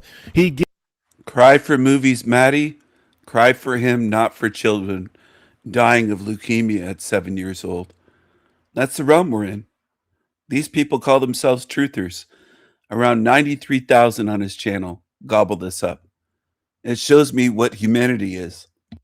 give you the date and time the shit pump out truck would arrive. He'd write it down on his physical cat calendar right in front of him, and you would hang up. That'd be it. You'd be billed later. Everything would go on. Now, even in shit removal, tech has somehow complicated the process. In summary, it took 3 phone calls over 2 days to set up a time and date, and the shit's still not pumped out. Yet, through all the complaints from the regular people, somehow, all of this new tech eventually gets... Movies Matty needs that pumper truck. He needs it to come and pump out his shit. Matt's so full of shit, he needs that truck to come and pump him out. Movies Matty is full of shit. Shit, man. Shit. What problems in life does Matt talk about? What problems in the world? Only the little shit that affects him personally. Only the shit that affects him personally. Nothing else. Beyond his bubble, he doesn't care. He doesn't care if hospitals are full of children dying of cancer. He doesn't care. He doesn't care about your suffering. He doesn't care about the suffering of elderly people, children. He doesn't even notice it. He never comments on it. Years and years go by, no comment from him. He'll just say, this isn't a hell realm. My life's pretty good. And people keep following by the thousands. They follow him. Where is he leading you spiritually? This is to his fans, his followers. Where is he leading you? Movies Matty fans, Quantum of Con Man fans. Where is he leading you? His physical cat calendar right in front of him, and while shoving a sandwich in his mouth, he'd give you the date and time the shit pump out truck would arrive. He'd write it down on his physical cat calendar right in front of him, and you would hang up. That'd be it. You'd be billed later. Everything would go on. Now, even in shit removal, tech has somehow complicated the process. In summary, it took 3 phone calls over 2 days to set up a time and date. So the message of Matt here is tech bad. He'll keep it simple. Tech bad, no tech good. Simple life good, tech bad. Black and white thinking, if you can call it thinking, which it really isn't. Simpleton. And this is what his fans like. Well, he's simple, like us. Matt's simple, like we are. Humpty Dumpty's a simpleton, like us. We relate to him because he's simple. And they're simple. They're simple. Look at the simple fucking. Look at this simple. Dig holes in my yard, no sewage needed. Look at this. Digs holes in his or her yard. Look at this. That's probably true. I wouldn't really doubt it. It could be just a joke, but look at this. He's able to listen to the master. He calls him Master Matt. Master Matt. Profound. They're calling this profound. This is what gets to me. I think humans are foobar. You don't know what profound means. You listen to simple shit and you just heap compliments on it.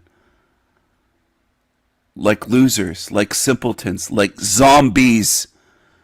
You are zombies listening to him day after day, year after year. You're zombies. All he does is complain about every little thing in his life. He never talks about what this realm is and how it's designed and how evil it is and the suffering. Watch him for years. You'll have enormous blind spots about reality. And you'll believe that, oh, Matt's telling us about reality because he's telling us about not being able to get his septic tank pumped out.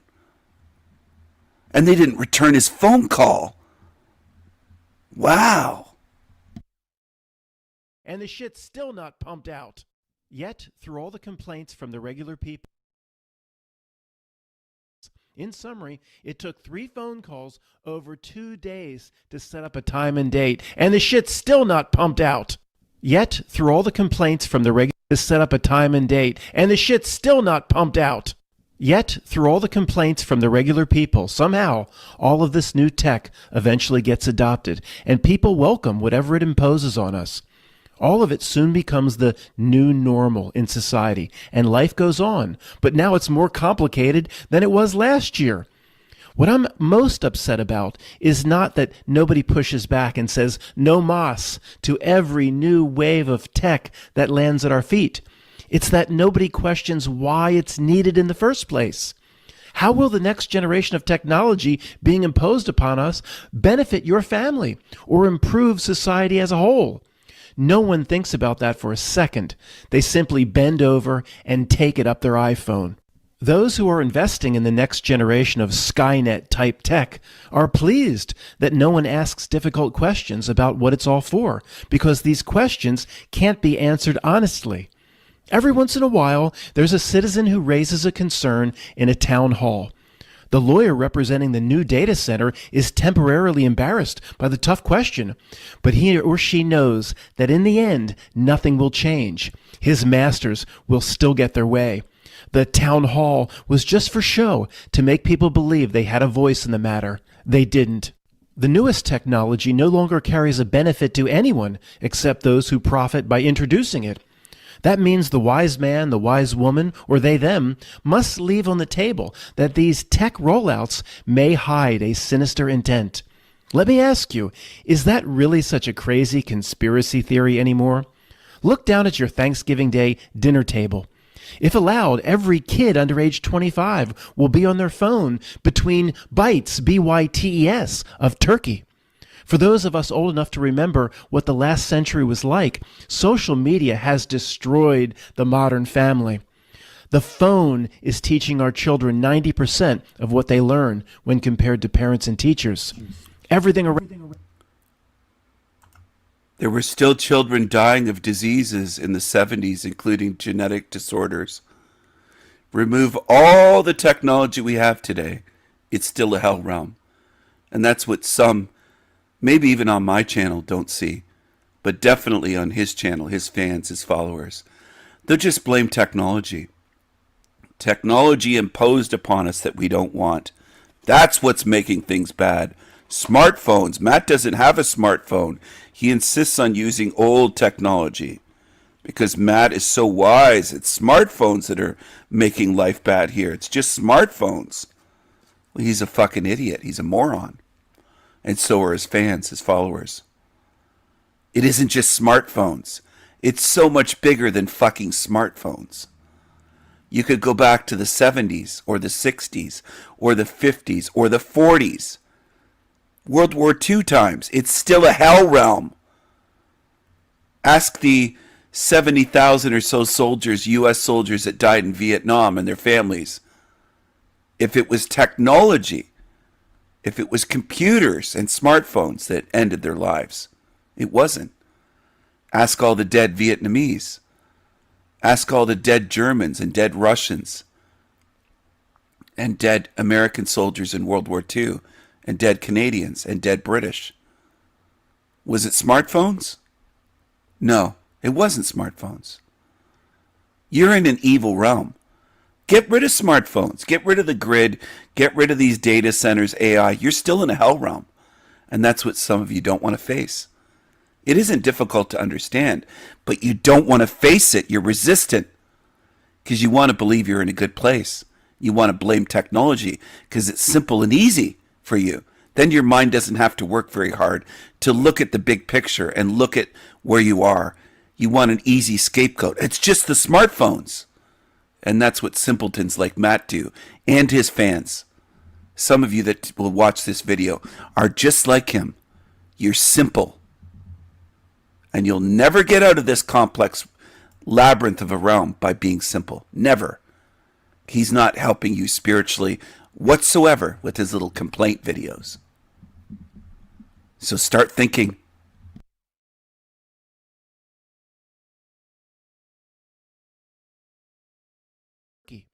For those of us old enough to remember, leave on the table that these tech rollouts may hide a sinister intent.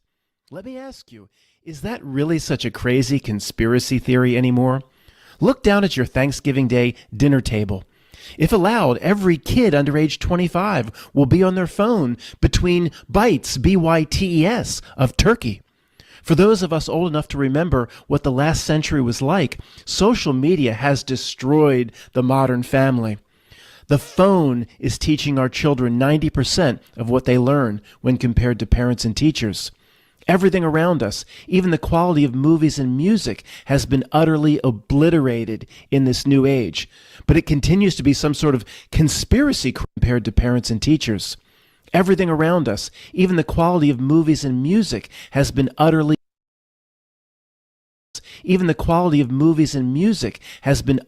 obliterated in this new age.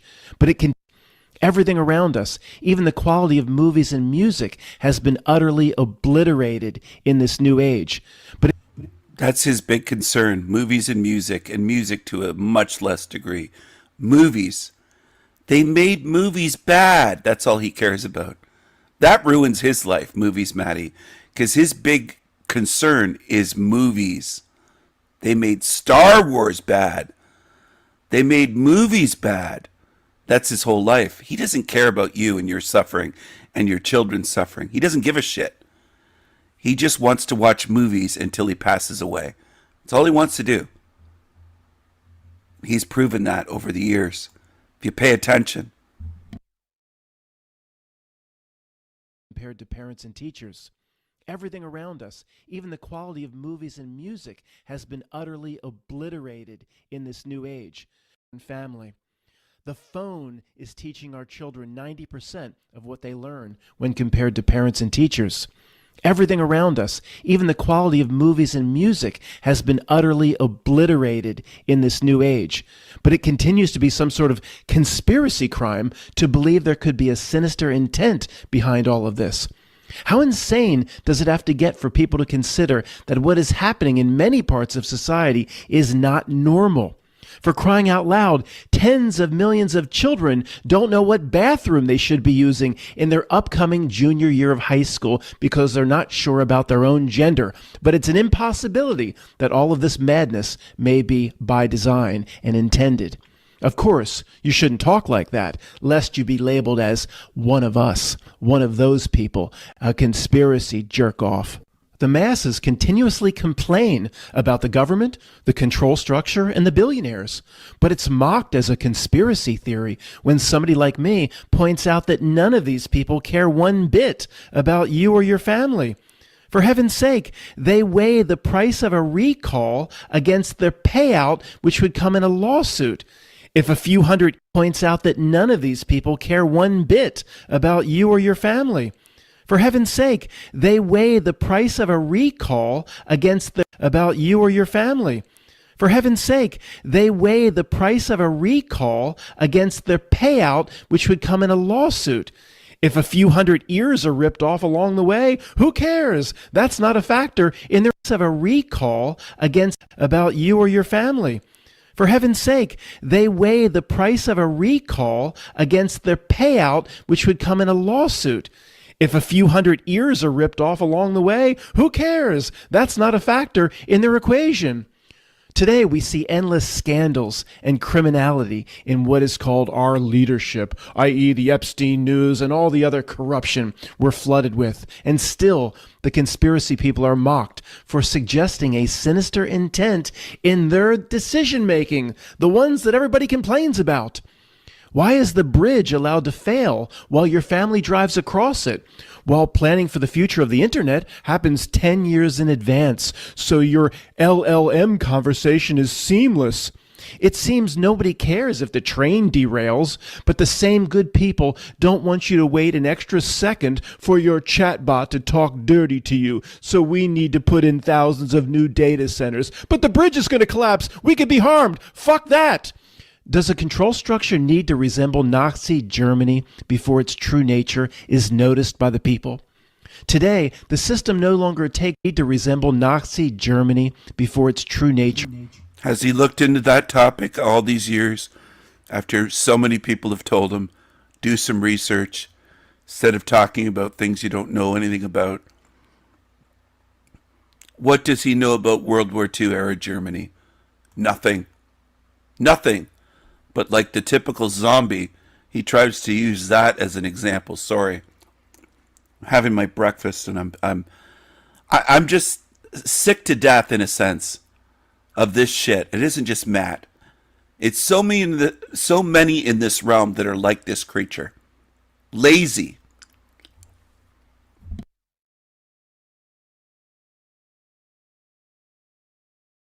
Lazy zombies. Just lazy fucking zombies. So many lazy zombies. To you, so we need to put in thousands of new data centers. But the bridge is going to collapse. We could be harmed. Fuck that. Does a control structure need to resemble Nazi Germany before its true nature is noticed by the people? Today, the system no longer takes over countries with tanks. It has weapons 1,000,000 times more potent, technology, and the internet, where it takes over the mind itself. The invasion tactics of today are much improved. I can tell you that nothing in the history of the world is farther removed from what can be considered basic human needs than the endless build-out of massive tech data centers to accommodate AI and the internet. We've all heard the horror stories of how these server farms, the size of football fields, drink the rivers dry in order to stay cool, and they push the little old lady's electric bill to over $300 a month. All of this is true. But how many people have stopped for a second to think about why thousands of new server farms need to be built at all? We hear manufactured phrases created for your mindless friends and family like, additional capacity is needed to accommodate the AI, as well as crap like this. We need to be prepared for the next phase of the technological progress, so they need to build out it's called infrastructure. These absurd statements are part of the vocabulary of the mindless masses, and somehow the inevitable future waves of new tech are still seen as a good thing. So the people will continue to complain about how it was all better 15 years ago and all... He calls the masses mindless after he vilifies Germany, a whole country. Vilifies them, does no research into World War II. Just believes the mainstream television story, Hollywood stories, and textbooks, Rockefeller, Rothschild textbooks and teachers. Just like he does with Dances with Wolves. He's anti-white. He references that movie.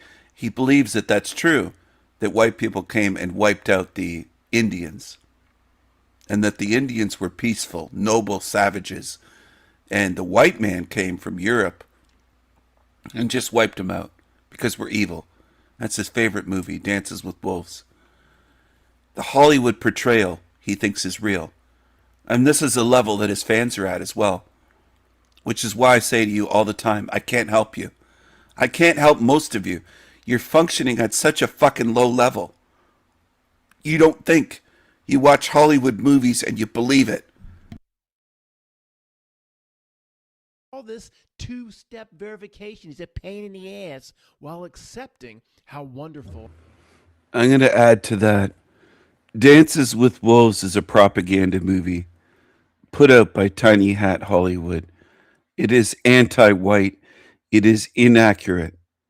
And that's why people love it. That's why people love it. As for Matt McKinley, I think when he made this video, he scripted it. As he said, he wrote it, and then he was reading. And as he was reading, I think his cats were pissing all over his house, all over his floors, his walls, his couches, just everywhere. He's living in a goddamn litter box. This motherfucker, Matt, is living in a litter box. He's living in a litter box with windows and a roof. That's what he is. He's living in a goddamn litter box. All this progress is. The next generation of tech forever marches on like the brooms who carried the water buckets. We don't want to be left behind by the Chinese now, do we? The people are still buying that sort of bullshit. Put another idiotic phrase in a moron's mouth, please. I ask you once again to remember what I wrote earlier about the basic human needs and how simple the list is. Regarding the thousands of new data centers being built over the next 10 years, what is all this infrastructure for? It's a very simple question. Phrase in a moron's mouth, please. I ask phrase in a moron's mouth, please. I ask you once again to remember what I wrote earlier about the basic human needs and how simple the list is. Regarding the thousands of new data centers being built over the next 10 years, what is all this infrastructure for? It's a very simple question. Why can't anybody answer it without acting like a deranged parrot reciting a talking point? Didn't the internet work well for you 10 years ago? Most would say that 10 years ago it worked just fine. And 80% of the server farms of today did not exist 10 years ago. So how did it work so well? What did you need the internet to do a decade ago that it couldn't do back then? What feature was lacking that made you lament over your computer, crying into the night that you needed it to do more? Most would say that they didn't need anything else from the internet back then. Well, perhaps I wanted a little bit more speed. Okay, fine. That makes sense. A little bit more speed. You don't need thousands of data centers to do that. But in general, 10 years ago, things worked just fine. You paid your bills online and you watched your YouTube videos. It all just worked.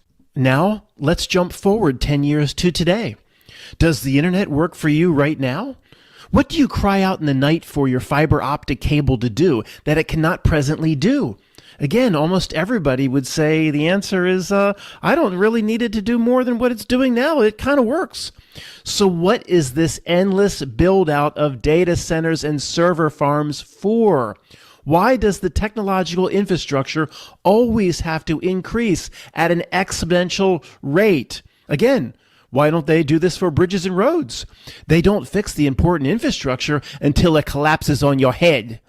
Only in the area of tech do they position themselves 10 years in advance, for your benefit, of course. This is where the dummy on the street cues up his scripted lines and Why does he use that baby voice, that child's voice? On your head and all this stuff. He sounds like a baby. Why does he do that? Why do people like that on his channel? Why do they think it's funny? For your benefit, of course. This is where the dummy on the street only in the area of tech do they position themselves 10 years in advance. For your benefit, of course. This is where the dummy on the street cues up his scripted lines and mindless talking points. The dummy steps forward and says to us, "Oh, these data centers are needed for the AI, you dummy." Okay, fine. Then tell me why all this AI is needed then. Why do data centers in your hometown need to accommodate the AI? If the Pentagon requires the use of cutting-edge AI tools to make its missiles more accurate, fine. Then it can put a new data center in its basement. Why is it in your hometown? If massive companies like Procter & Gamble and Nike need cutting-edge AI and additional capacity to stay ahead of their foreign competition, fine, then build new server farms next to their home offices. That is not where these data centers are being built. They are going up in your hometown. Why is one behind your school right now and in thousands of other public places across America being constructed? Just in case I have not been clear in asking the only question people should be asking, what is all this shit for? And if nobody can give me a decent answer, then its intent may be what the news is not telling you. In fact, it may be sinister. Maybe this build out of infrastructure are for reasons you've never been told about, or there are technologies being developed that we haven't been told about. To recap, your internet works just fine today. It worked great 10 years ago too, and 99% of the population is not asking it to do any more than it already does for them. I guess a few of you maybe want internet girlfriends, and that requires additional capacity, I guess, to talk dirty in the right way. But that's not what most of you want, I hope. Again, why does technology need to increase its capabilities exponentially year after year when no one is asking for a thing? Didn't we learn on... The real question is, why do they have to build a data center about a mile from Matt's house? That's why he's making this video. Because they're building, or planning on building, a data center a mile from his house, and he's worried about his well water being sucked dry. It's about him. Matt cares about Matt. He doesn't care that it's a hell realm. It's about him. Matt cares about Matt. That's all. That's not what most of you want, I hope. Again, why does technology need to increase its capabilities exponentially year after year when no one is asking for a thing? Didn't we learn on the first day of business school that investment in new products is done to meet a growing need in the market? Is anybody going to tell me? Does anyone here get tired of hearing how we're, quote, turning into Nazi Germany? How they vilify Germany forever, and they've been doing that since the 1930s and 40s. They started vilifying, well, even before then, before even World War I, Germany was being vilified in the world. But it's been vilified long before any of us were born. And almost nobody does the research that's at their fingertips to see what really went on back then. It's easy to just vilify, isn't it? They were just evil. Fuck, it's so annoying to me. It's so annoying that most quote unquote truthers that call themselves truthers and call themselves awake just repeat for years and years and years and decades. And they reach their 50s and 60s and 70s and they're still repeating the same shit. They can't even research one goddamn topic, one world war. Okay? Because if you researched that, you'd see, oh, fuck, they really lied to us about history. And then you might look into more and go, okay, all of history's fake. They lied to us about everything. He doesn't do that. He can't be pushed to do that by emails, by comments on his channel. And people call him a truther and a truth seeker. And it's sickening to me. You're following not only a dummy, a lazy, Humpty Dumpty moron that vilifies the people of an entire country wrongfully. Does he know about the grapes of German women? Does he know about the Eisenhower death camps? Does he know about, I can't say the capital H stuff on YouTube, but does he know that he's been duped 1,000 ways just on that topic?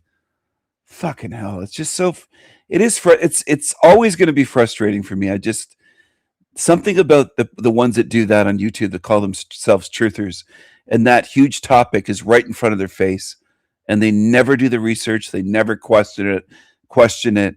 Same with nukes, but the whole World War II, oh, we're going to turn into Nazi Germany stuff really bothers me.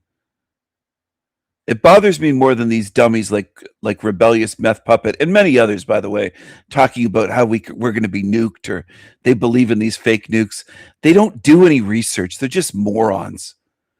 They're absolute morons. They could put a carrot on a stick, and these fucking idiots will follow it forever. Just like Creepy Keith does with aliens and Anunnaki and all this shit. They believe anything that's put out there, any psyop that's put out, and then they have the audacity to claim that they're at my level or higher, and they're functioning at such a goddamn low level. A low level believing they can fix this realm. And if we just rise up and all this fucking delusional shit, it's pathetic. Creepy Keith, if you're tuned in, you're not even close to my level. You're a pissant at my feet, you little maggot. That's what you are. You're not even close to my level of knowledge, wisdom, understanding of this realm. You don't have a clue what this place is. Not a fucking clue. Again, while slobbering over their chicken wing, that it's needed for the AI. Didn't you hear me the first time? I ask, what will the AI be doing 10 years from now that it's not doing today? That's the disturbing question. And those spending the billions of dollars know the answer. And that answer is not being shared publicly. The numbers don't add up. This is obvious to anybody that doesn't have their head up their ass. I didn't write that in the paper. Let's assume you buy into the same old tired slogans about, quote, we may be falling behind our foreign rivals in China and blah, blah, blah. What does that even mean? We may be falling behind China. Whatever the case is, whether he's a gatekeeper and lying and knows, or whether he doesn't know and he's a lazy fucking moron that doesn't research, it's just so annoying either way, because he's one of the ones that's been doing this for years with Germany, vilifying Germany. And it's sickening. It's only a moron or a liar. It's one or the other. Either you're a lazy, brainwashed, no research, moron zombie, Matt, or you're just a gatekeeping, lying, evil piece of shit. It's basically one or the other. And anyone else like that follows him. And I'm tired of hearing it on YouTube. I'm just tired of that all around. And it's so easy to see through. It doesn't take much to do the research, to look into that and have your eyes opened wide, at least on that topic. Doesn't take much. Doesn't take much at all. It's sickening either way, either lazy or an evil liar. And it would be extreme laziness, because this fucking idiot has been part of the so-called truth community, as he calls it, for 8, 10, 12 years. And he's never looked into that topic.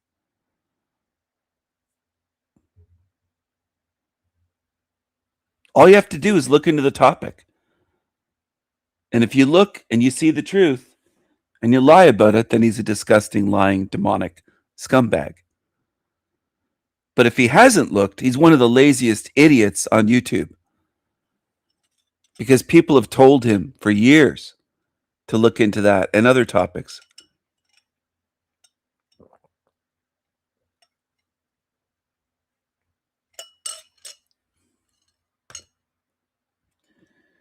Some people have said that's a tough one to see. That's one of the easiest ones in this realm to see. Within 10 to 15 minutes of looking, you won't have it all figured out, but you'll realize, okay, they lied. How much did they lie about this? Within 10 to 15 minutes of real research, not playing around, but really looking at it, thinking about it, studying it, and say, well, that doesn't add up. And that doesn't add up.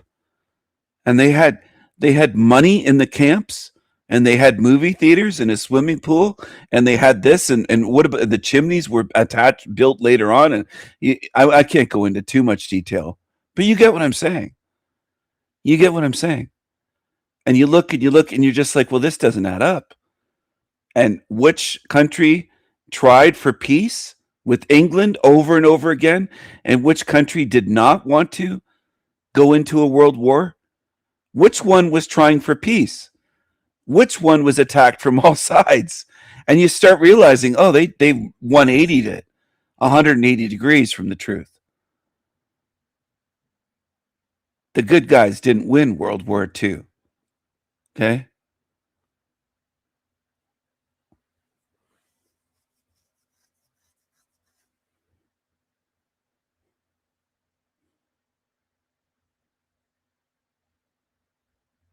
Oh, I agree. That's a great point, RI.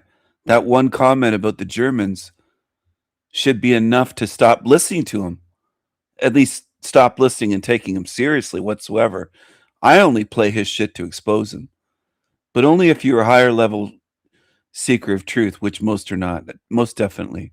Most are at the low level of Matt McKinley's channel, or even lower.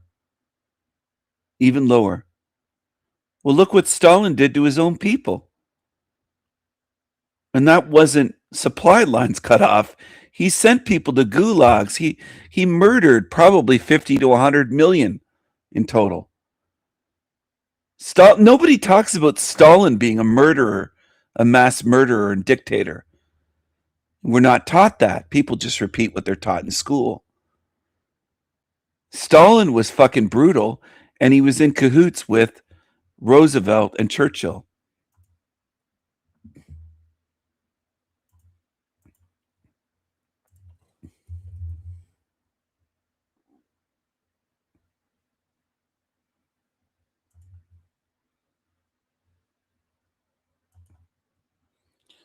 I'm going to put an image up on the screen. I'm not going to go into this too much. I've covered it a little bit in the past, here and there over the years, as much as I can get away with without risking my channel on YouTube. But these are best buddies. That's Stalin and Churchill. Churchill was a psychopath. So was Stalin. If you do the research into history, you'll see, oh man, it's undeniable. Churchill was a fucking psychopathic drunk. And so was Stalin. Best buddies, I call this one. So were we really in a Cold War with Russia or the Soviet Union? No, we weren't. It's all fake. It's all fake. They were allies. They were in on it together. They're best buddies. They're best buddies. They're not just drinking. Look at this. They almost look like gay lovers. Look at this. It's just so obvious. It's beyond obvious. It's beyond obvious. I'm going to show you a Freemasonic three-way handshake. This is the way Freemasons shake hands with each other in their lodges. Like this. Exactly like that. Do you know why it looks like a Freemasonic three-way handshake? Because it is a Freemasonic three-way handshake. That's why. And look at the finger over top of the knuckles. Do you see Churchill on the left putting the finger over top? Or his thumb over top is what I meant to say, of the knuckles. And like it doesn't get more obvious than this.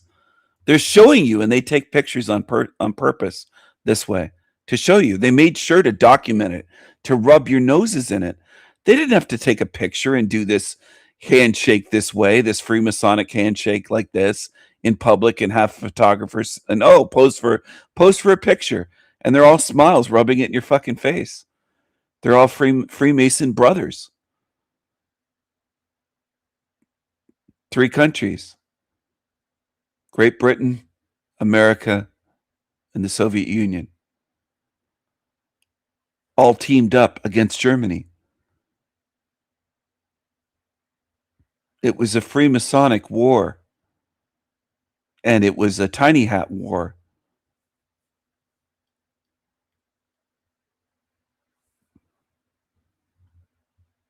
Yes, they did. Horrible things happened. Horrific things happened in the Soviet Union, in gulags, and out there in the towns and in the fields. I'll show a little bit more. It's not just for risking my channel. I just don't want to focus and spend too much time on this, because I have covered this in the past multiple times on my channel. Best buddies. The whole Cold War is fake. These photos in themselves prove it. It's fake. They were best buddies, and they showed you, and they showed our grandparents. Our grandparents, and some of our parents were very small children during this, if you have 80-something-year-old parents. But they showed the world, hey, we're on the same team. Victory. Here's our Freemasonic handshakes. Snap the pictures. make sure to show the handshakes, and that's what they always do. They make sure to show the handshakes because it's very, very important for them to rub your face in it. And they do. They're showing you what they are. They're showing you that they're on the same team, and they're laughing at the masses. And then people believed in the whole Cold War after this. Oh, we're at war. This is a Cold War against the commies. No, the commies are your best buddies. Not only behind the scenes, out in the open. Out in the fucking open. Right there. And these are official photos. You can look them up on your own if you want to. And there's articles written. It's not just photos. It's not just, oh, I saw a couple photos on Google Images. No, look into it. Do the work. Look into it. The whole Cold War was fake. World War II was fixed. They wanted the war, the ones you saw on the screen. Not the other guy and not the people of Germany. So a lot of times in this hell realm, people are cheering for evil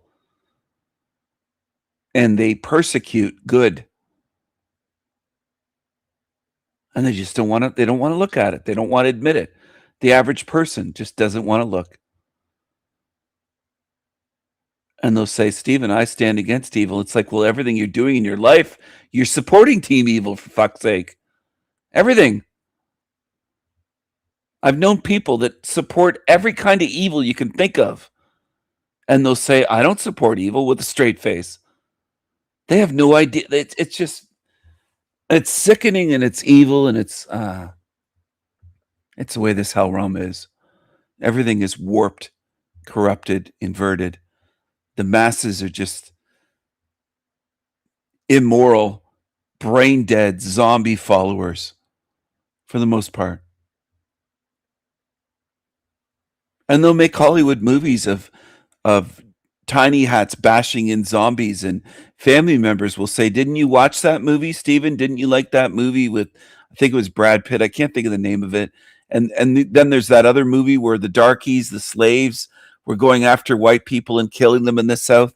And white people watch these movies and cheer. These idiot zombies cheer this on. They cheer on the Hollywood propaganda. It's just sickening. I can't think of the movie's names. I didn't watch them, but I heard about them and heard people talk about them years ago and cheer like, oh, they got those evil Nazis in that movie. It was like a dream scenario of what should have happened. And people are so easily duped.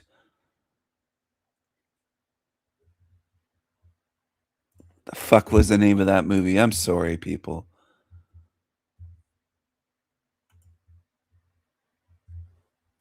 It was a Quentin Tarantino movie.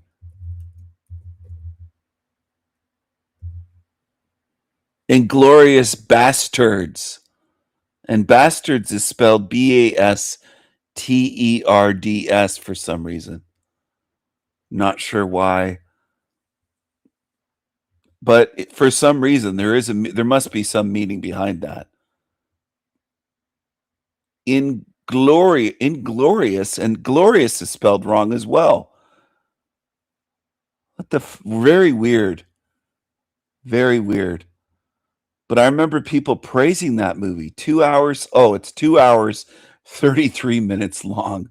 What are the odds that it's a Freemasonic number right there? What are the odds, right? That it's 2 hours, a long movie, and they cut it at 33 minutes. What are the odds?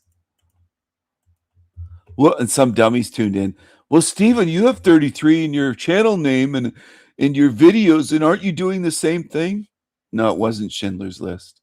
It was Inglorious Bastards I was thinking of. Inglorious Bastards is where they went around killing making them, demonizing them, and the tiny hats were hunting Nazis, killing them. But yeah, that's what they did. That's what they did. And people cheered. Some of my own family members said they loved that movie. How it was awesome to see the evil Nazis getting killed and all this stuff. They know nothing. They know nothing at all. Absolutely nothing.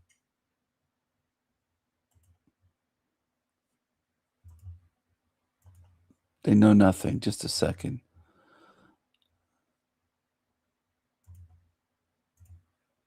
Inglorious bastards. I wonder, I am curious, but I don't know if I'll spend the time trying to figure it out.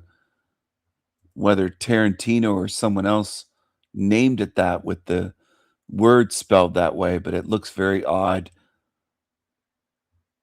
So there is something tactical about it. Here it is. Inglorious bastards. It is the first year of Germany's occupation of France. Allied officer Lieutenant Aldo Rain assembles a team of Jewish soldiers in France. Does that even make any sense? They're Jewish soldiers to commit violent acts of retribution against the, quote, Nazis. They love that word. Tiny hats of Hollywood. Including the taking of their scalps. And that ties back to Hollywood. They love seeing white scalped and portraying that. Anyway, he and his men joined forces with Bridget von Hammersmark, a German actress and undercover agent. So anyway, 2 hours, 33 minutes. You can see underneath the title. It came out in 2009. 2 hours, 33 minutes. That's by design, obviously. Yes, Brad Pitt. And you know who liked it a lot that I remember is women, white women. And I think that's probably why they use Brad Pitt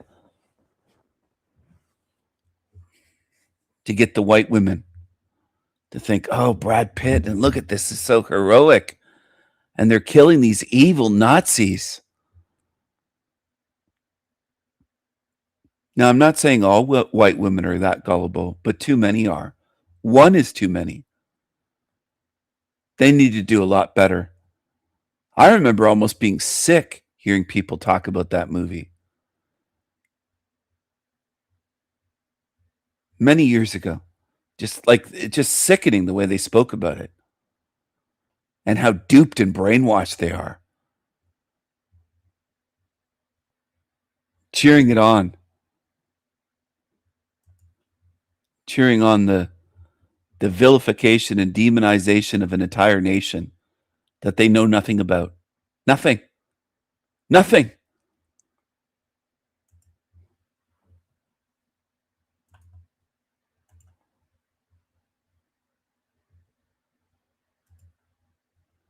Let's see this one here. The most annoying white woman in the world has some advice for fellow white people. Now, do I trust Mark Dice? No, I don't. But I'm sharing it to show you something. Mark Dice, 1.91 million subscribers. Huge channel, for profit, of course. But there are white women like this, and I don't want to be around them. She's got a nose ring, and I have a feeling it's going to be anti-white propaganda. Meet the most annoying anti-racist in the world who's got to be auditioning for a job over at MSNBC, or is now rebranded to MS Now because NBC News was getting upset that MSNBC was tarnishing the NBC brand.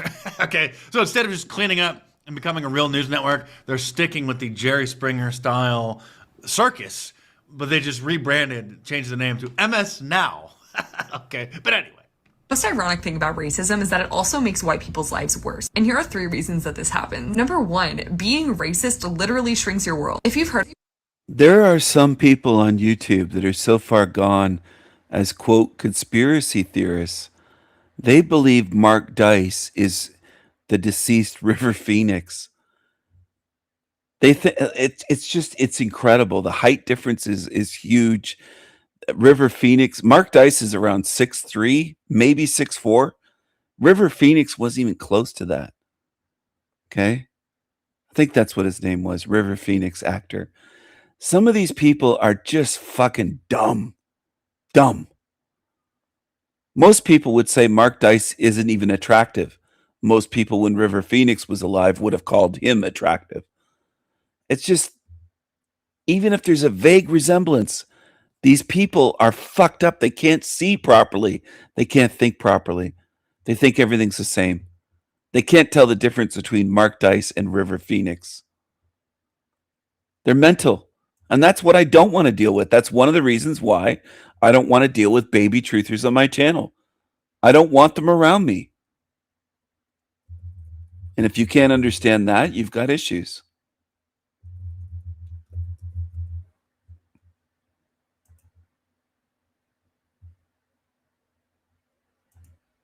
And by the way, I'm not kidding about that. I'm not kidding at all. There are fucking idiots that think Mark Dice is River Phoenix. Well, you know there's a massive height difference. And you could go and meet Mark Dice on the street and see that he's much taller. And you can see that River Phoenix in the movies is not very tall. I'd bet he's under 6 foot.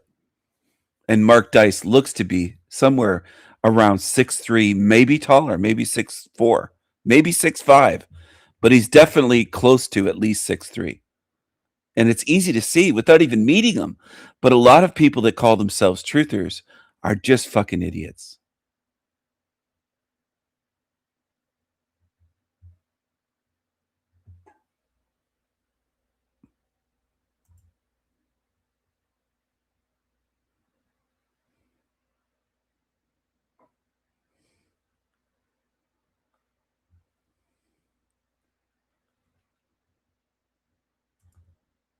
You're free to believe whatever you want, but beliefs are usually nonsense.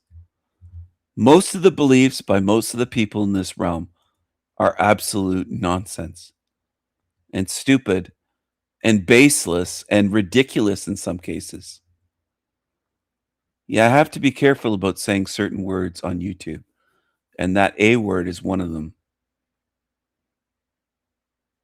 Because of YouTube. Even if it's an exhibit, that's YouTube. It's very touchy to say certain things on here. Otherwise, I'd talk about it for hours if I was able to not risk my channel by speaking about it.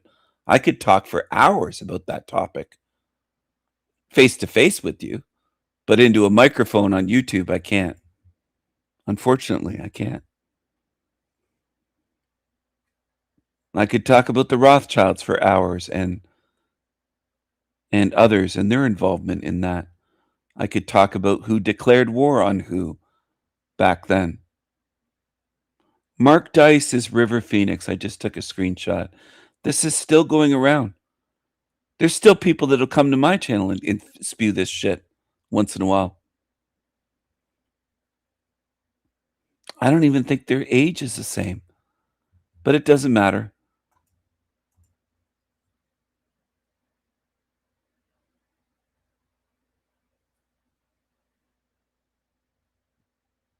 That's the way this place is. They'll say that Jimi Hendrix is, what's his name?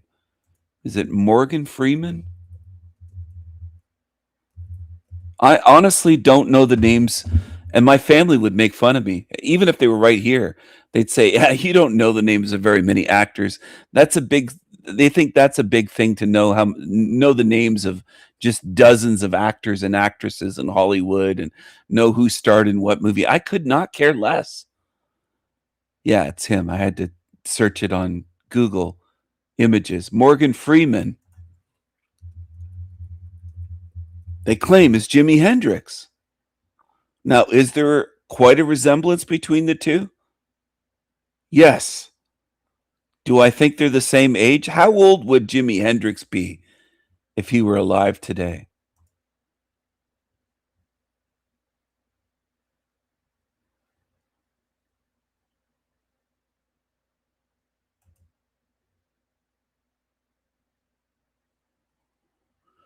Anyway, I'll share it right here.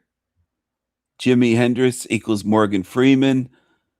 I'm trying to remember the name of the channel years and years ago.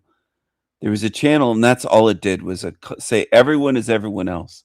Some people look more like someone in one photo, and then in another photo, they look a lot less. That happens too in this realm. Oh, and Rush Limbaugh apparently was Jim Morrison. Everyone is someone else in this realm. Everyone is someone else. People claim that everyone is someone else. The whole actor. Oh, there it is. There's the name of that channel. Well Aware One. That's the channel that I was trying to remember the name of.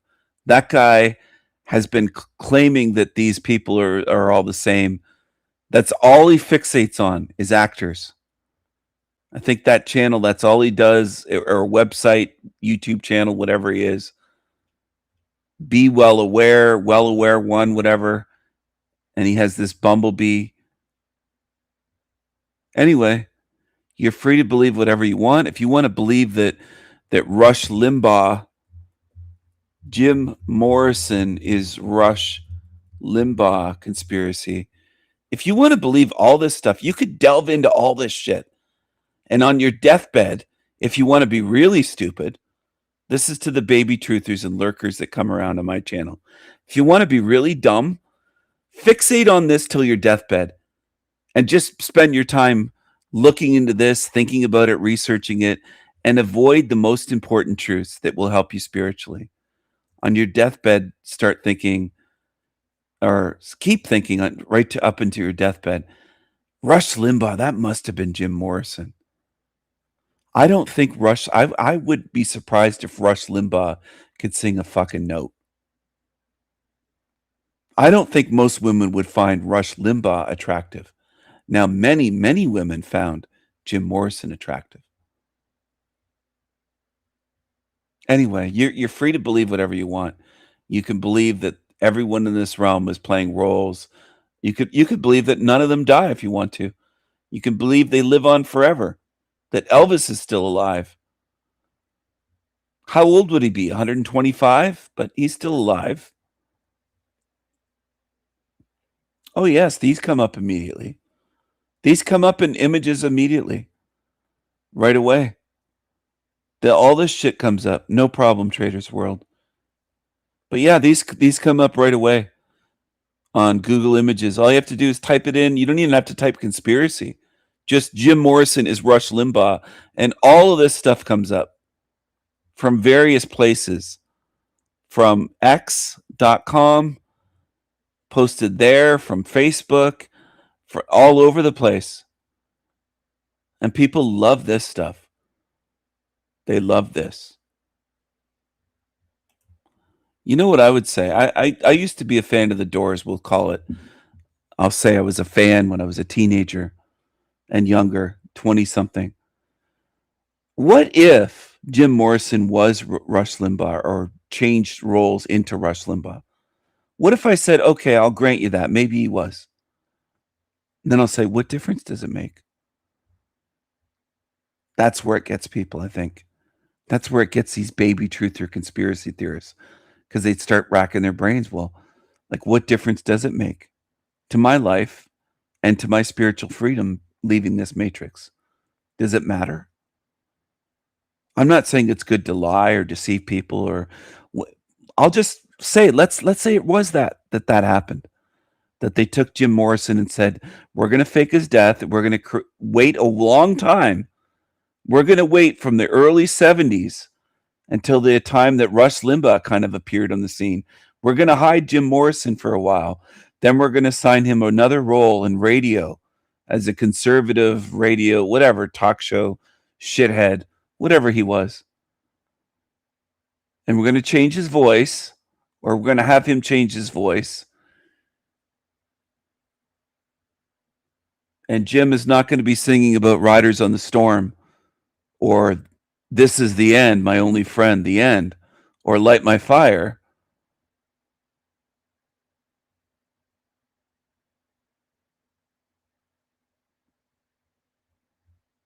Jim is going to be Rush Limbaugh. He's going to be talking politics all the time.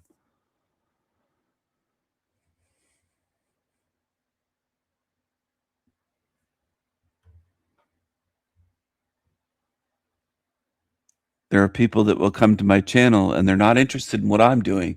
They're interested in talking about that baby truther shit that I've known about for a good 20 years now. I first started seeing that maybe longer, maybe 25, 26 years. That's been around a long time on websites, long before YouTube existed. Long before YouTube.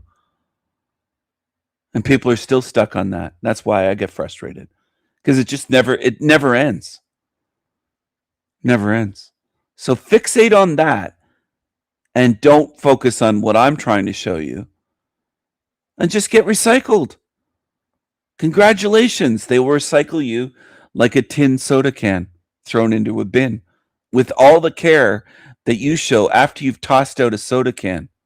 Nobody thinks about it again. Well, that's what's going to happen to you people that fixate on the stuff they put out there like that. You'll get recycled. And this system won't give a shit at all.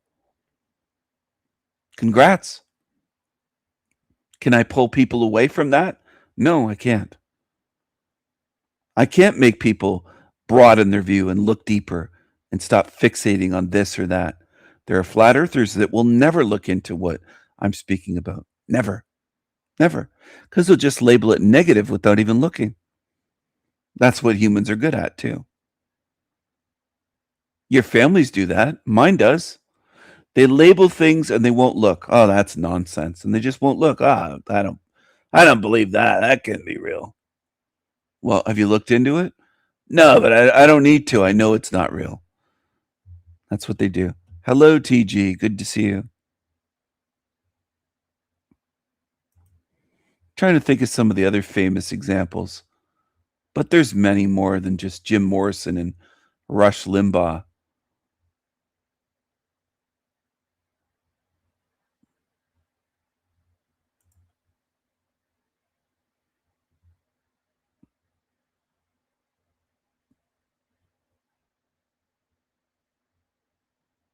There are people in this realm that can't imagine that anyone could possibly resemble someone else. Whether it's 10% likeness, 50%, 60%, 70%. They can't imagine. To them, it has to be the same person if you look anything alike. That's how mental some are. Aaron Gaywood's an example of that. And there's others. He's not the only one. But he's an example. That twat from Tasmania. He claimed that I'm the drummer in a band. Did you know that? He's claimed that I'm various people. That I play various people, he's claimed. Aaron Gaywood. And that's the level some of you are at. Maybe not ones tuned in this moment, but some that have been on my channel are at that level. So what do you expect from me then? If you're at functioning at a low level like that, can't think of the drummer's name, but the drummer for, I don't know if it's the current one. Oh, there it is. Yeah, this guy looks exactly like me, right? Martin Marthas Skarupka is supposedly me.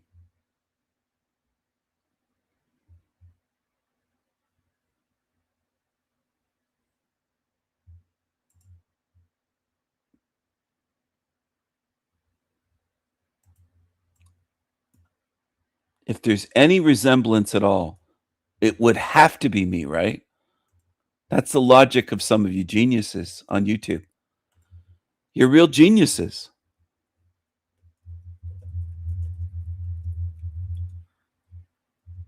Seriously. You're real geniuses.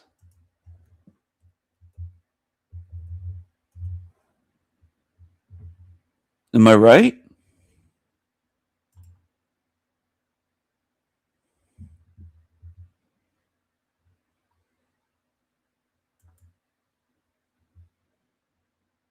Are you right? Am I right about that?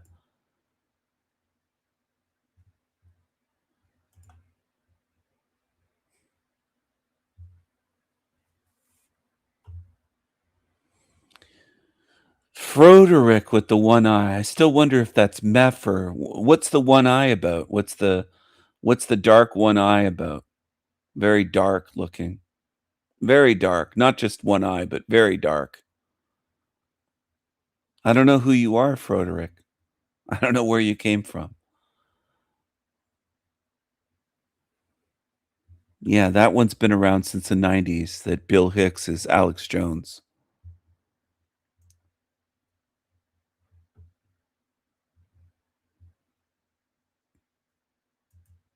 Yeah, I think you are Meth, aren't you?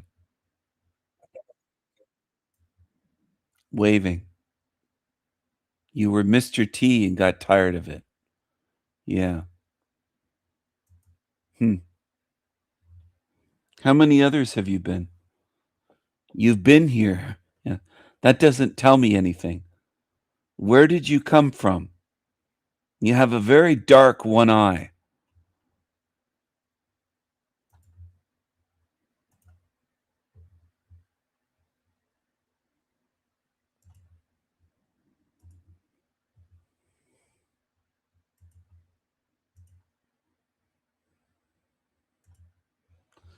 Fire Horse. Froderick. Or Froderick. Created this channel in 2006. He's been on YouTube a long time. Is that your eye, Meth? Because I think you're Meth. Meth is someone that used one eye like that. What Discord channels do you watch? You're from somewhere. I've seen you around. What Discord channels do you watch? Are you part of the nonconformist radio crew? You're from somewhere. And you have a very dark eye that you don't want to explain. Very dark, black-eyed.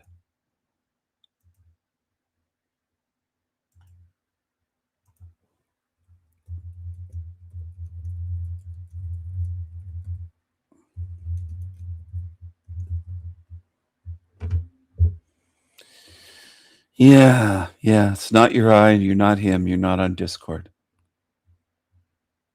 Right. I'll ask one more time. How did you find my channel? Where are you from? You're no one. Okay. You're being very dodgy with these answers. They're not really helping out that much. Why use a demonic eye like that?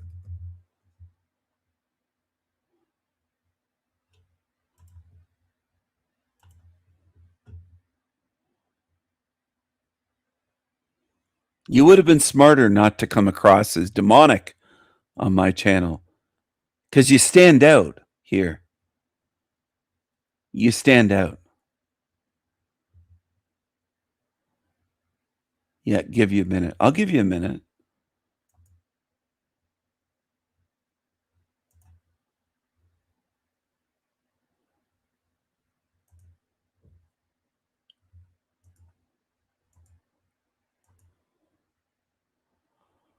He's been around for a while. He can't tell me how he found my channel or anything.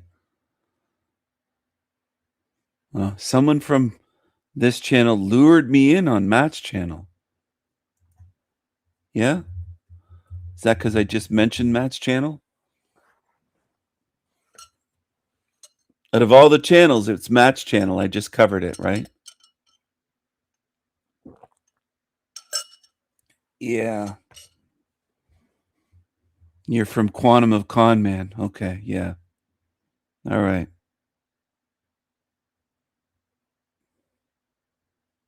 Someone from here lured you. We lured. Somebody here lured. Froderick said someone from this channel lured me in on Matt's channel. We lured you here. We lured you here. They posted a link there. Okay. Well, I posted links there over the years. Are you the guy that defends Matt? Are you one of the ones that defends that deceiver? That Shekels beggar.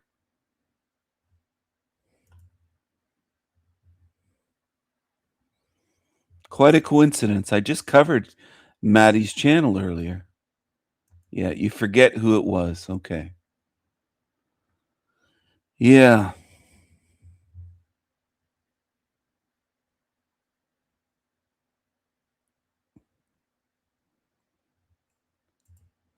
And ask one more time. One more time. Why the evil dark eye avatar image? What's that about?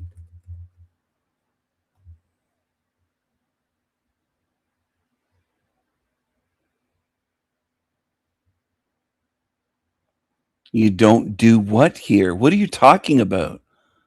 I don't think you're a good fit for my channel. You don't make sense. I don't do that here. Do what? You're just taking over the whole live stream now, making it about you. Because you just can't make sense enough for me to move on. You just don't make sense. I've asked a bunch of times about that evil eye avatar, and you just don't want to respond. That's the last time I'm asking. This is your last chance to explain that avatar.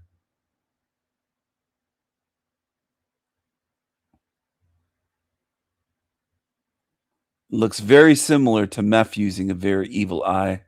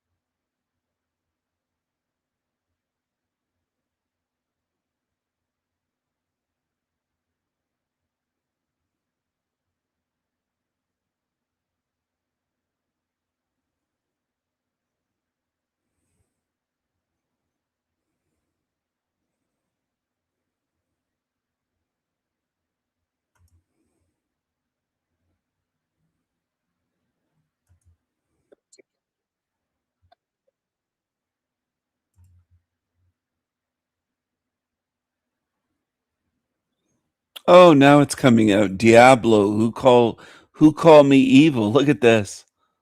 Look at this, everyone. So if you ask a few questions, eventually,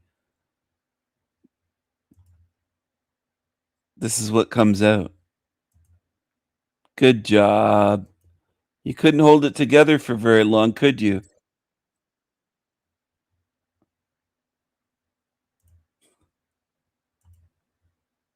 No more questions. You're banned from my channel. How about that? Does that make sense to you? Fucking cockroach. Goodbye, cockroach. Goodbye, cockroach.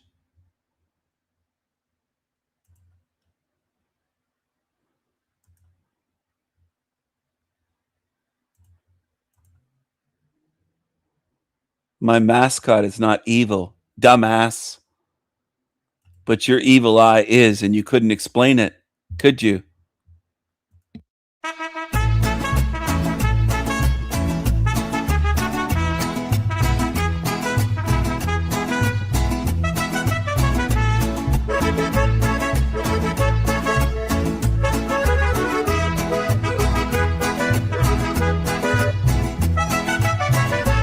La cucaracha, ya no puede caminar, porque no tiene, porque le falta marihuana que fumar. La cucaracha, ya no puede caminar, porque no tiene, porque le falta marihuana que fumar.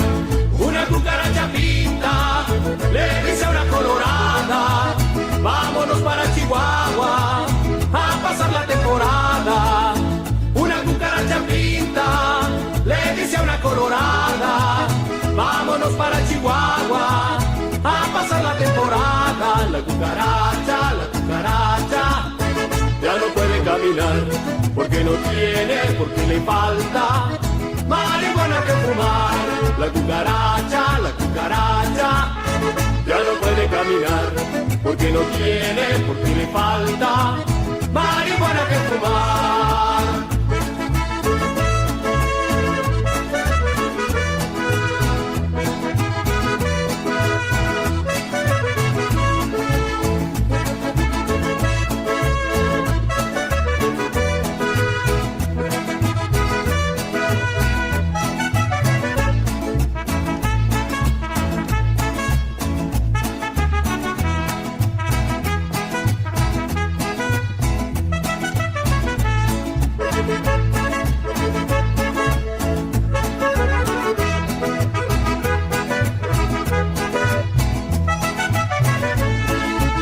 Ya murió la cucaracha, ya la llevan a enterrar, entre 4 sopilotes y un ratón de sacristán.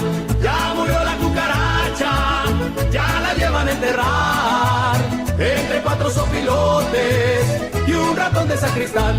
La cucaracha, ya no puede caminar, porque no tiene, porque le falta marihuana que fumar.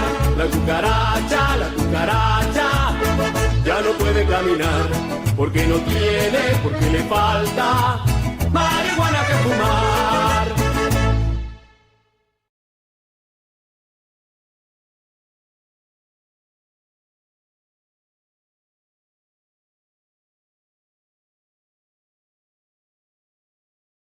There you go. Cucaracha, piece of trash. Bye-bye, loser.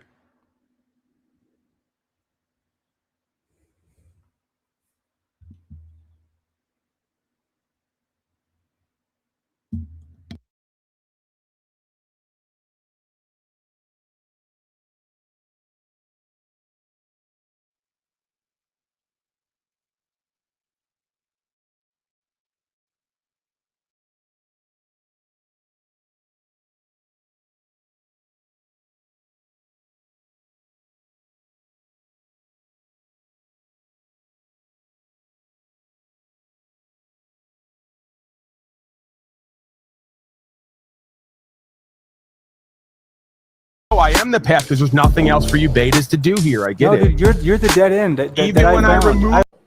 Keep it nice and mild. I suggest you're a very balanced person. You're to say like, how loosey do I go? Keep it nice and mild. I suggest you're a very balanced person. You're to say like a 2. How loosey do I go? Scale of 1 to 10. How loosey do I go? Keep it nice and mild. I suggest you're a very balanced person. You're to say like a 2. 6.5.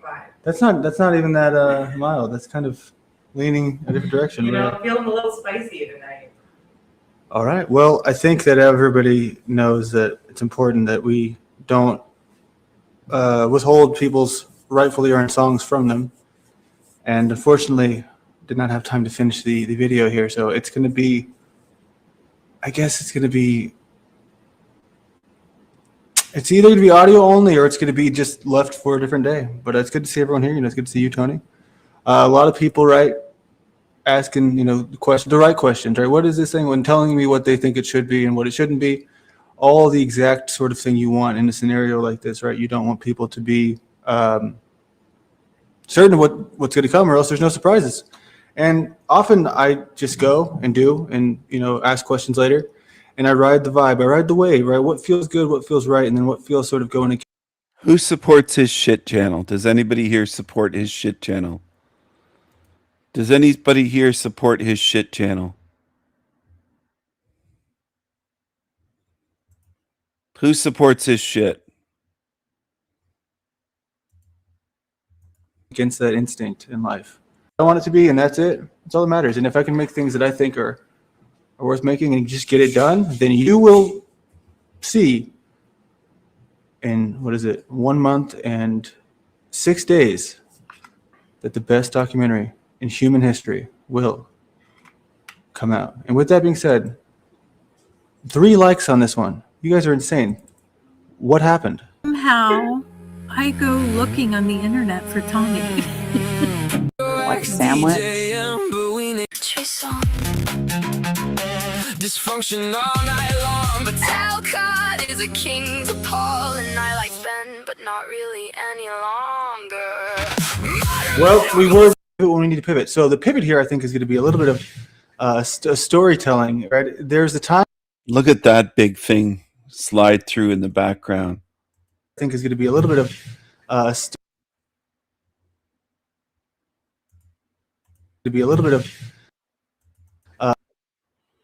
There it is, Ezra, living with Landry.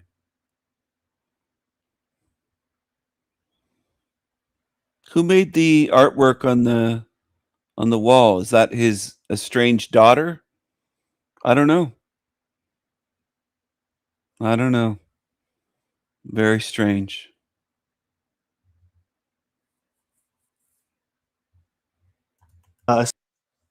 Storytelling. Right? There's a time in my life where I thought that Stephen David was this character named Bernie. Bernie. I just got him mixed up. I didn't know who was who. So I looked into it, and I guess I found out that I was mistaken. And the DJM told me, "Oh no," because I was like, "Is this the guy?" Because I didn't really know who the hell this Stephen David was. And so I got the message that it was not the person I thought it was, because I tried to confirm, and I was like, "Oh, okay. So who is it?"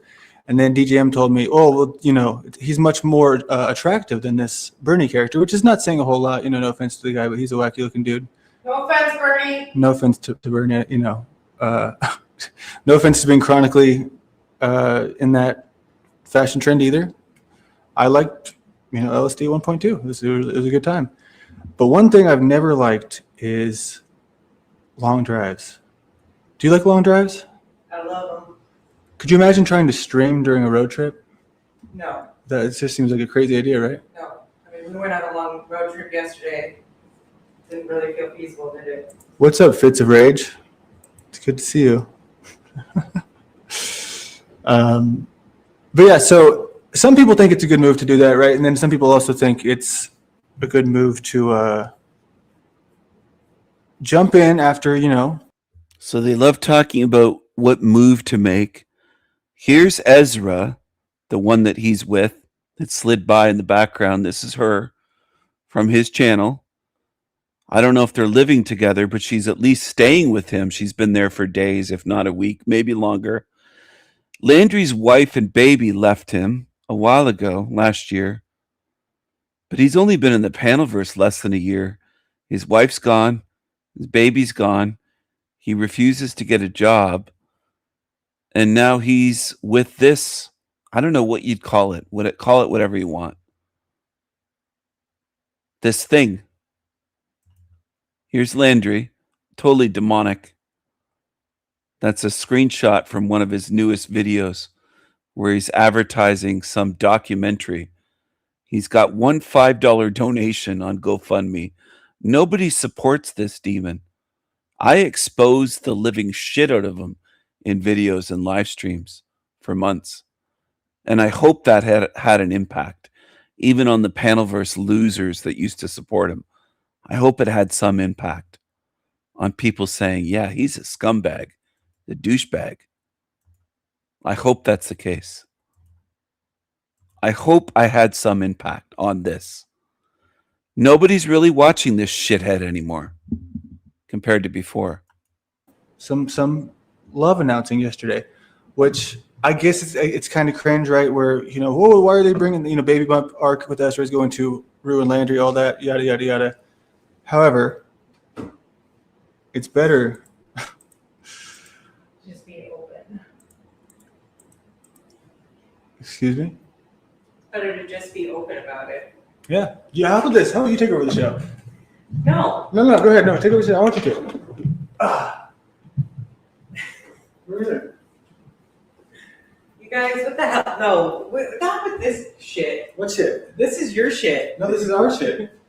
This is definitely his shit, not mine. No, we can. Here's the. You're gonna make me play what you have queued up. Absolutely not. This is your show now. You guys, please save me. I'm blinking excessively. I need saving. Well, no. So cringe, and look at the big glasses. Look at the great big hands. Hands that could cover a head. There's some man hands. Man hands on what claims to be a woman. I don't know if it is. I don't know if I'm buying it. Let me ask you some questions. What is this documentary? Okay, so if you guys saw, I did post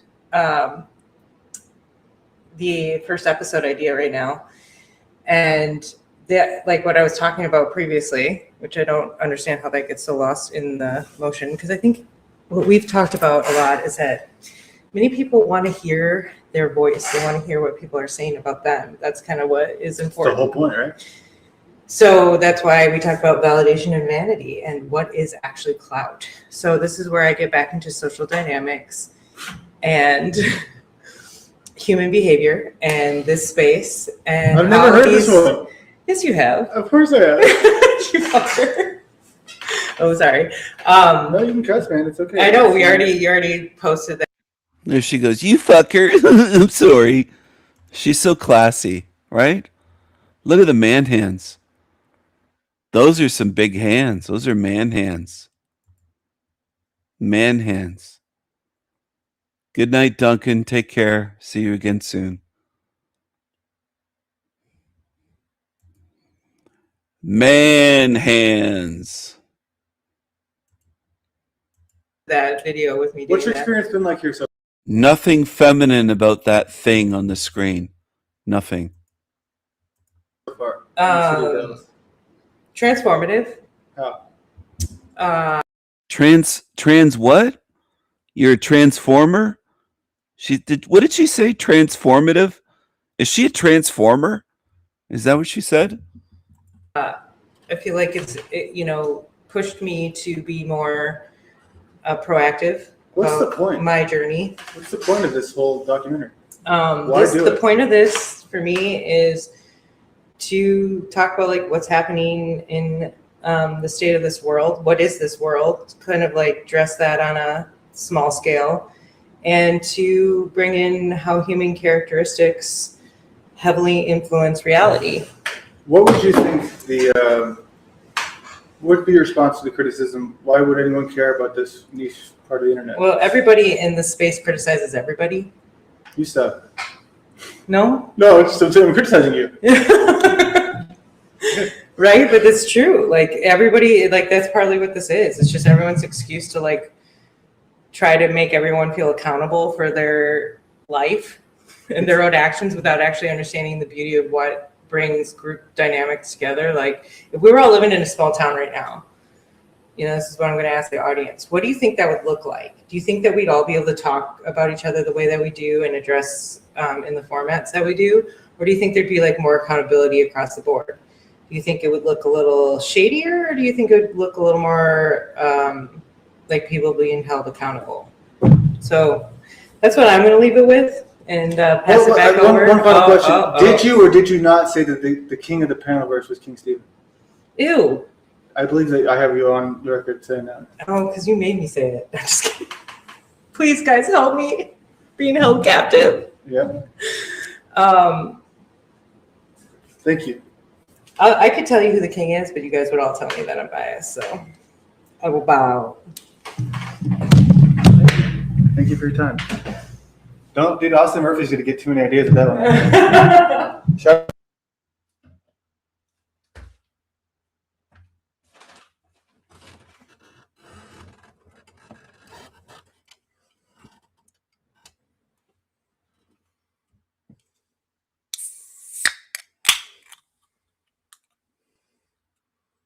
What a genius. You're muted. No sound, dummy.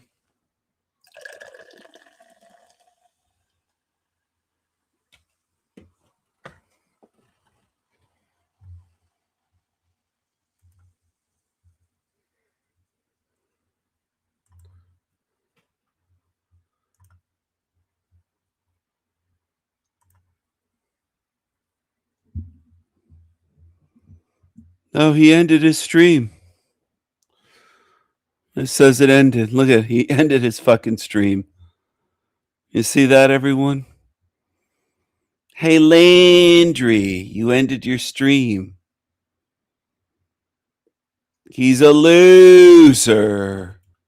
He's a loser.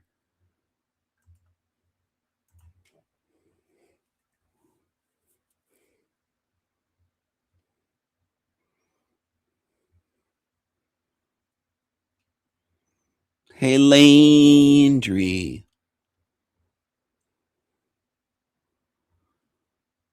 Well, he ended his shit stream.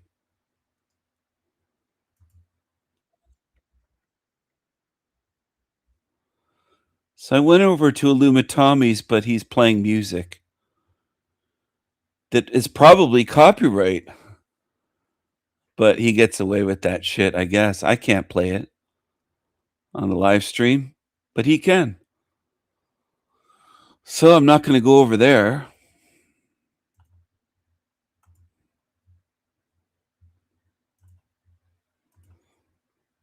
Let's see this.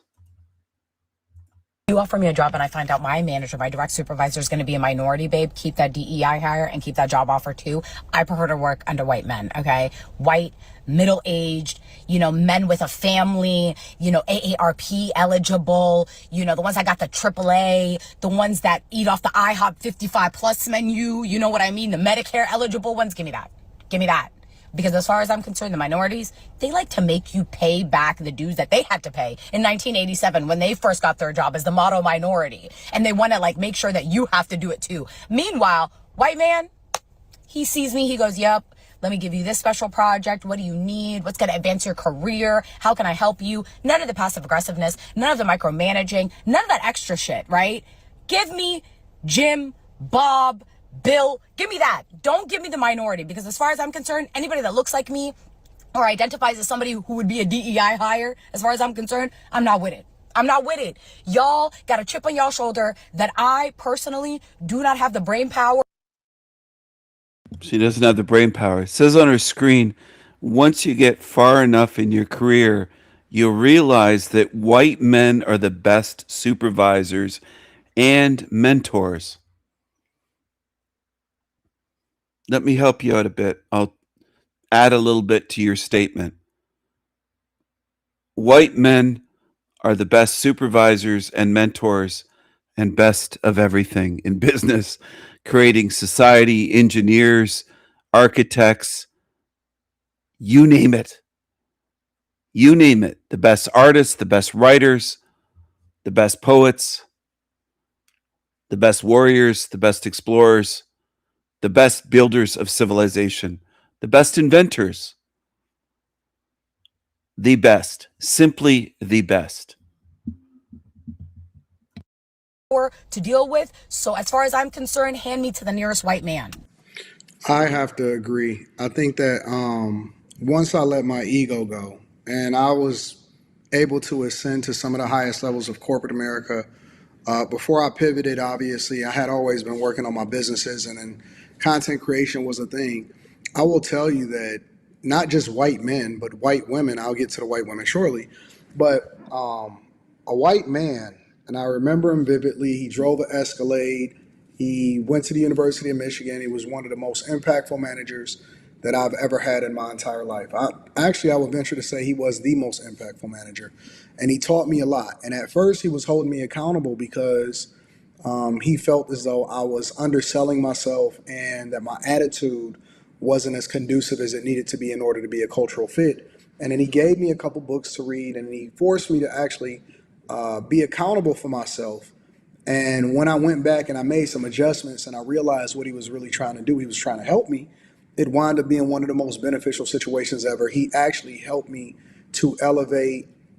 He even helped my daughter with some stuff. And at the time, she was really, really. Sounds like this white man went above and beyond to help you. And as a Negro, you were probably thinking, how is this white guy trying? What is he trying to do? He's trying to hurt me? Because a lot of darkies have that paranoia. Now, a lot of white men go above and beyond. They go way too far trying to help these minorities. They're too generous. They're too kind. And some of you young people that watch my channel might not understand that. I'm not faulting you for being young. That's something beyond your control. But you don't realize being too generous and too kind, and a lot of these people hate us. or their race does. And you're bending over backwards to help them. It's almost in the nature of white people, though, to be too kind, too generous, too giving, too patient, too gentle, too forgiving, too altruistic, to a fault. Young, really, really small. And it was one of the most impactful people, and I still stay in touch with him today. Conversely, also, it was a white woman that gave me the biggest start in my career when I first started getting into getting into information technology as a software engineer.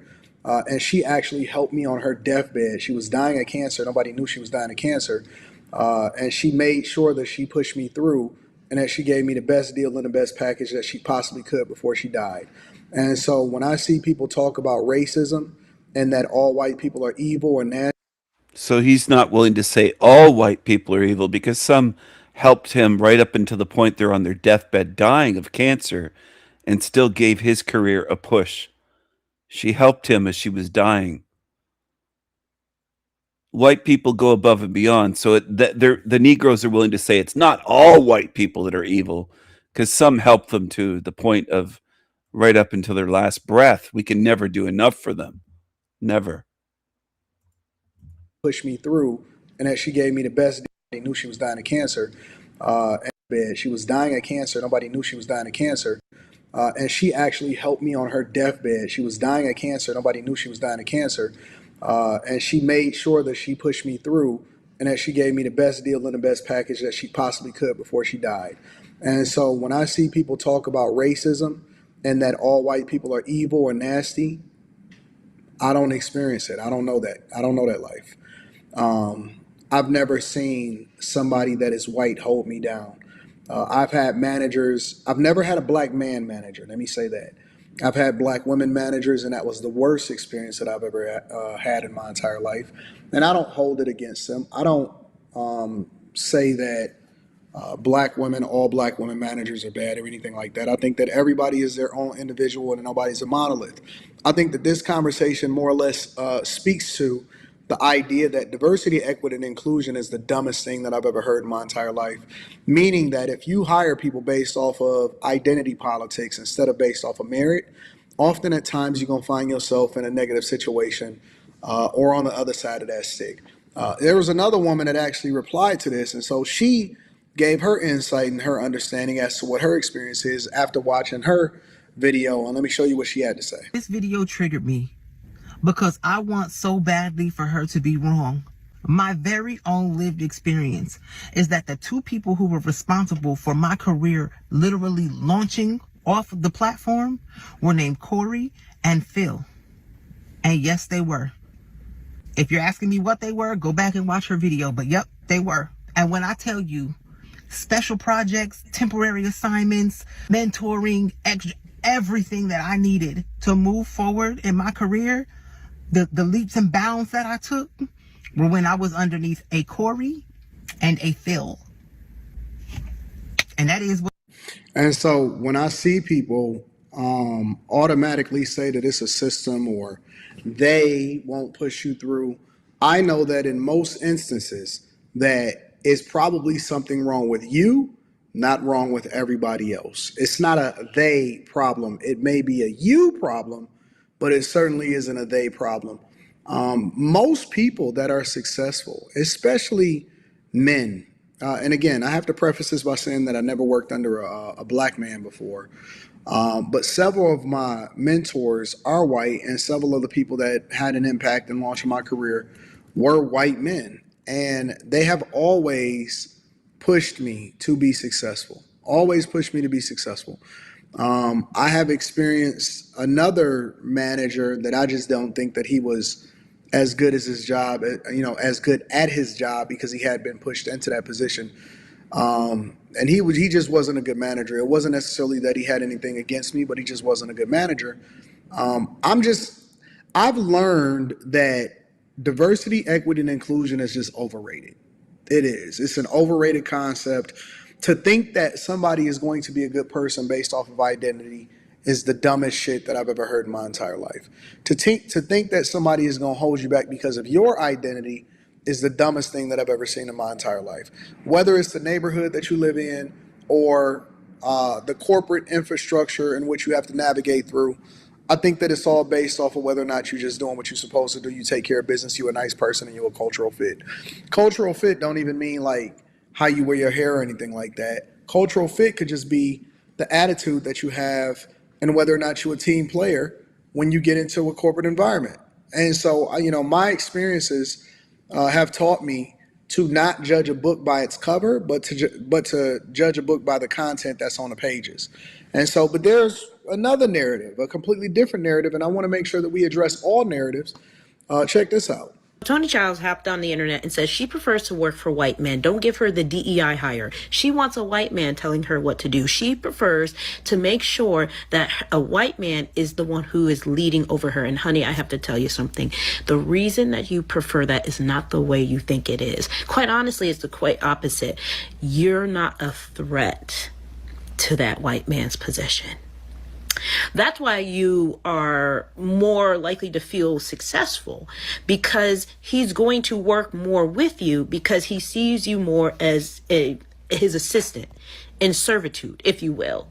And this is not for everyone. I'm not saying this is like that for everywhere. But quite honestly, go ahead, give me the minority company. Let me work with minorities. I quite honestly prefer diversity. I don't know what Tony was saying, but I don't know what Tony was saying with minorities. I quite honestly prefer diversity. With minorities. I quite honestly prefer diversity. I don't know what Tony was saying, but I rather work with diversity because people know struggle. You have to understand that what you work around and what you put your career around, that is a direct reflection on what you're willing to put up with, honey. And that to me wasn't she wasn't eating what she thought. So, of course, you're always going to have the other people, and I wanted to make sure that everybody that reacted to this video that I use as an example were cut from the same cloth. They were women of color. So some women are still going to prefer diversity and not just somebody that's good at their job. Has nothing to do with the job itself, has nothing to do with how they feel about the job. It all has everything to do with identity politics. And again, I think that that's short-sighted. I really do think that that's short-sighted. If I was to ever go back into corporate America, miss me with the diversity. I want the best person for the job. One of the things that she said is that you're not a threat. Nobody should be looking at anybody as a threat from that lens, especially if they're a subordinate. My goal. Horrible things to people and think you're going to get away with it. You're definitely pulled to for many reasons. And I definitely have something to share that I think is worth sharing and letting people know, if you want to do horrible things to people and think you're going to get away with it, you're wrong. And I saw so many red flags. To the person in the chat, no, I don't play that Rivals. I don't know what that is. And how do you stream? I don't know what you mean.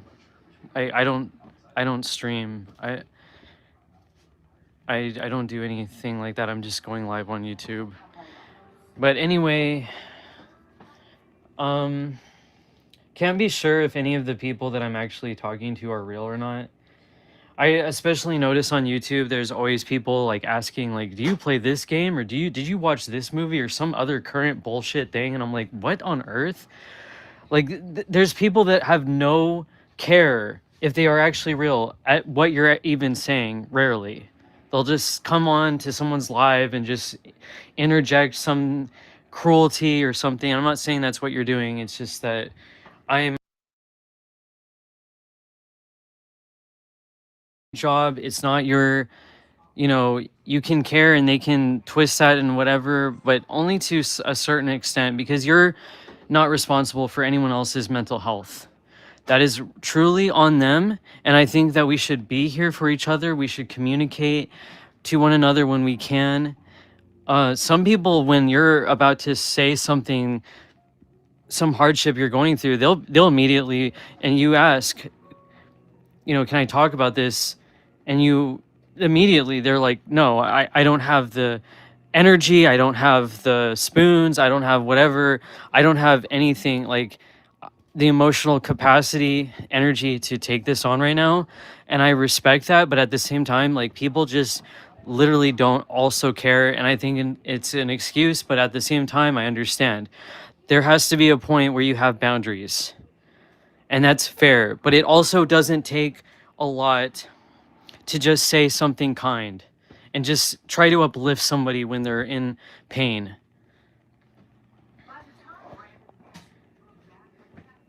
How do you go live on YouTube? You just go live, like there's a button that says live and you just hit it.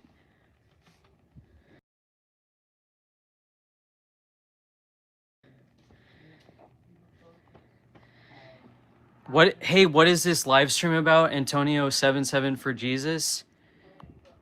I think you know what this is about. And I know who you are, of course. And I haven't blocked you yet. I don't mean you any ill will. I don't, you know, have anything really to say other than I know that you probably read every single one of my posts and already know what's going on. I do think that you are intuitive. But I also think that you are not understanding me fully, because you and I have never really spoken, not much at all, on one-on-one. You've probably only heard a lot of stuff about me. You haven't said anything bad about me? Well, you're Steven, aren't you? That's not true if you say that you haven't said anything bad about me. You said on record, on London's live stream, he has it recorded, that I deserve to be eternally raped and tortured. And that you never forgive. Hey, Bubblelandia. Good to see you. You know, it really puts me in a position when I know Steven is literally listening to this live stream and knows exactly what the fuck is going on. You know what's going on. What? What? That's exactly my freaking, that's my reaction. You know what? Maybe I won't. I want to speak up on this so badly. I am just so torn.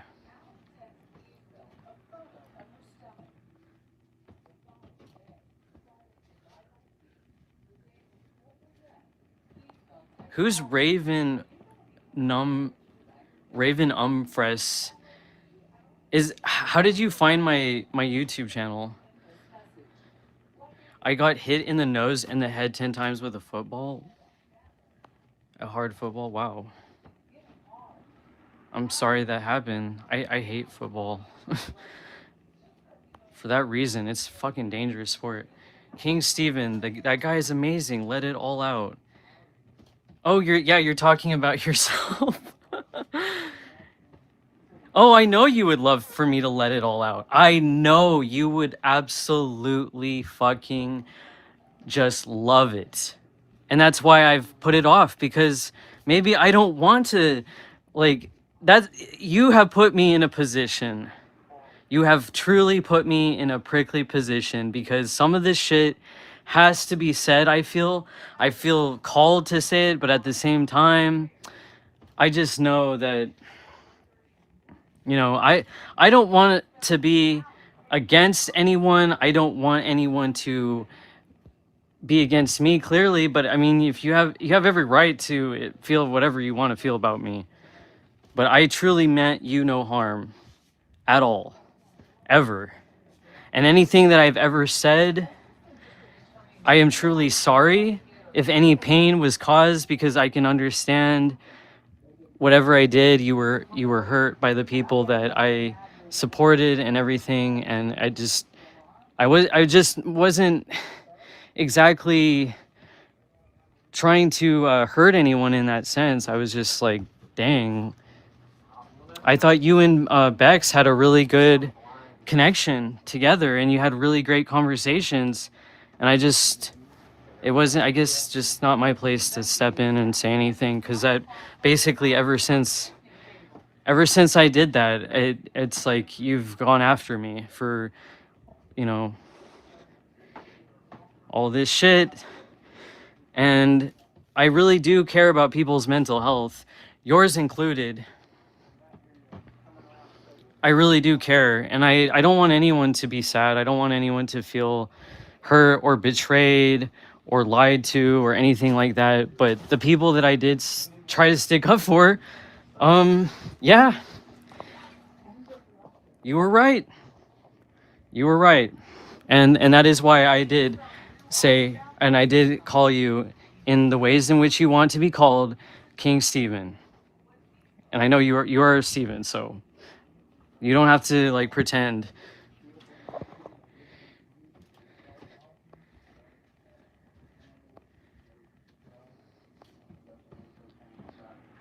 Raven said, I was just scrolling down and found this. Antonio, I haven't done anything to you. I care about you. Say it. Speak your heart. Raven said, me or the live person? My parents died. I'm sorry.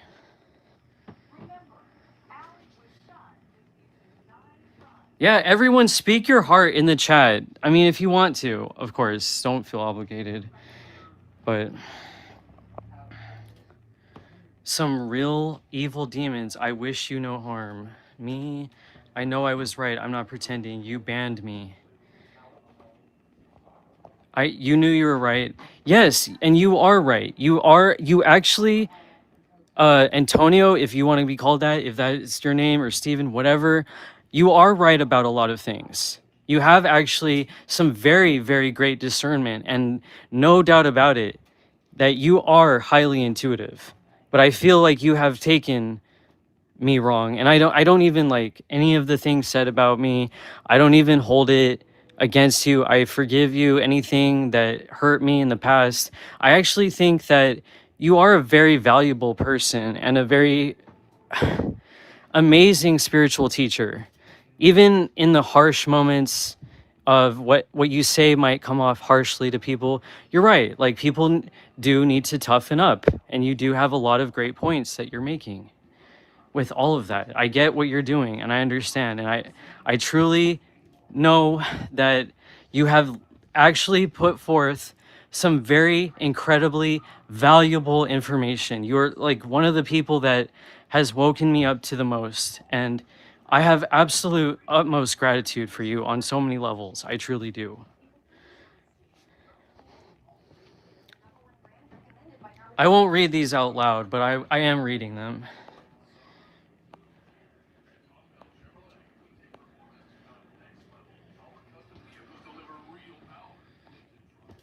Yes.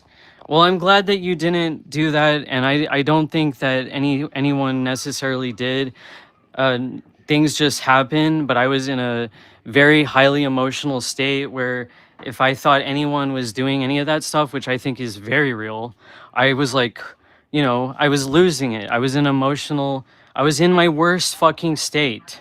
And basically, I do feel and know, I do think that you really do love animals. I really think that you care about them. And I am sorry for calling you all of those names, because I really don't actually think you're hateful. I think you're actually making points. I get what the points you're making with all of that. And people shouldn't be so offended by things. Like, if it doesn't apply, let it fly. Like, they do need to toughen up. Evil isn't weak. Evil wants to harm me every day.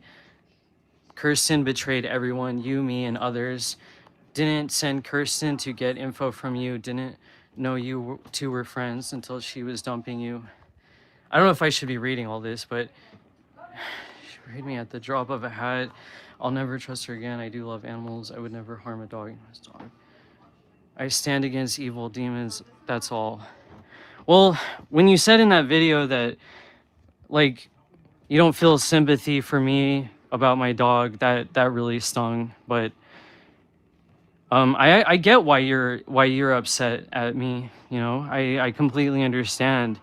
Like, I never ever, and I'm sorry about Kirsten. Yeah, I know I know what she is, what she's like, and hearing, actually just kind of like investigating, not in like any kind of creepy way, just trying to see what these people are about.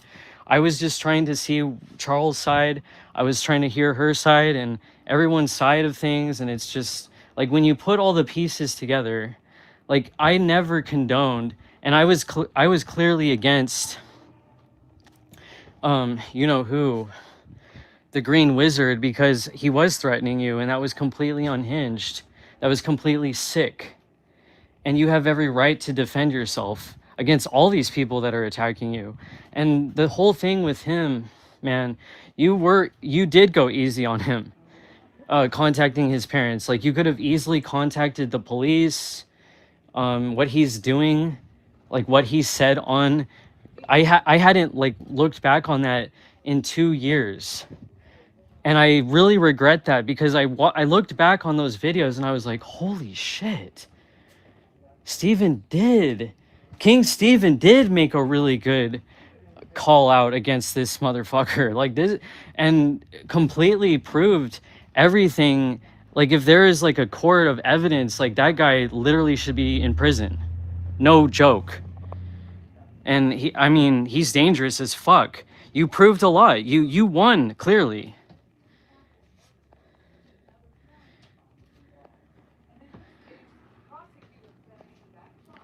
I'm reading these again. I would never harm a dog. Okay, I read that, sorry. I was wrongfully blamed for cursing you and your dog, that's why. I was angry at that false accusation, which is totally reasonable. It is totally reasonable, and I'm sorry, and I hope that you can understand that. I am truly sorry, and I've anything done, it's all water under the bridge. I forgive, and I am sorry. I apologize deeply. Joshua said, narcissistic hoovering is a manipulation tactic used by someone with strong narcissistic traits to pull you back into contact after you've distanced yourself or gone no contact. That's true. That's true.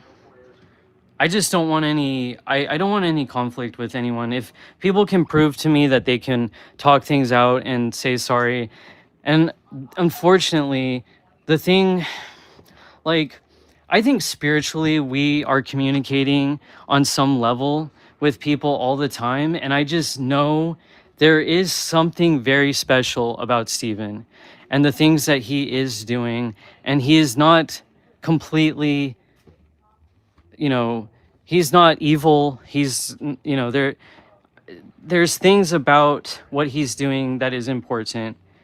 And I do see the value. There is great value, but I just wish, please, like, I hope if Steven is still listening, you know that your channel, like, you're allowed to do whatever you want. But when you're talking about people, and they're not all bad people, like Joshua's a great person. Nonconformist Radio, Garrett, he's a great person. Like, these are people that I feel like you guys agree on a lot of different things. You know, like, we can all come together instead of trying to like tear anyone down. Antonio says, I could have contacted police over what he did. Joshua is another Derek Green Wizard. Joshua is another narc. You're on Team Evil, Joshua. I know what you are. I see you, Joshua. And you, Joshua, you pay for your crimes. Trust me. I don't want to get involved in this, but man, I'm just reading the chat. Behavior can look sincere, but consistency and accountability over time. Yes, the behavior can look sincere, but consistency and accountability over time are what matter. Hoovering is usually cyclical, not a real change. And definitely, I know that, Joshua, I'm definitely well aware of how that can be with people.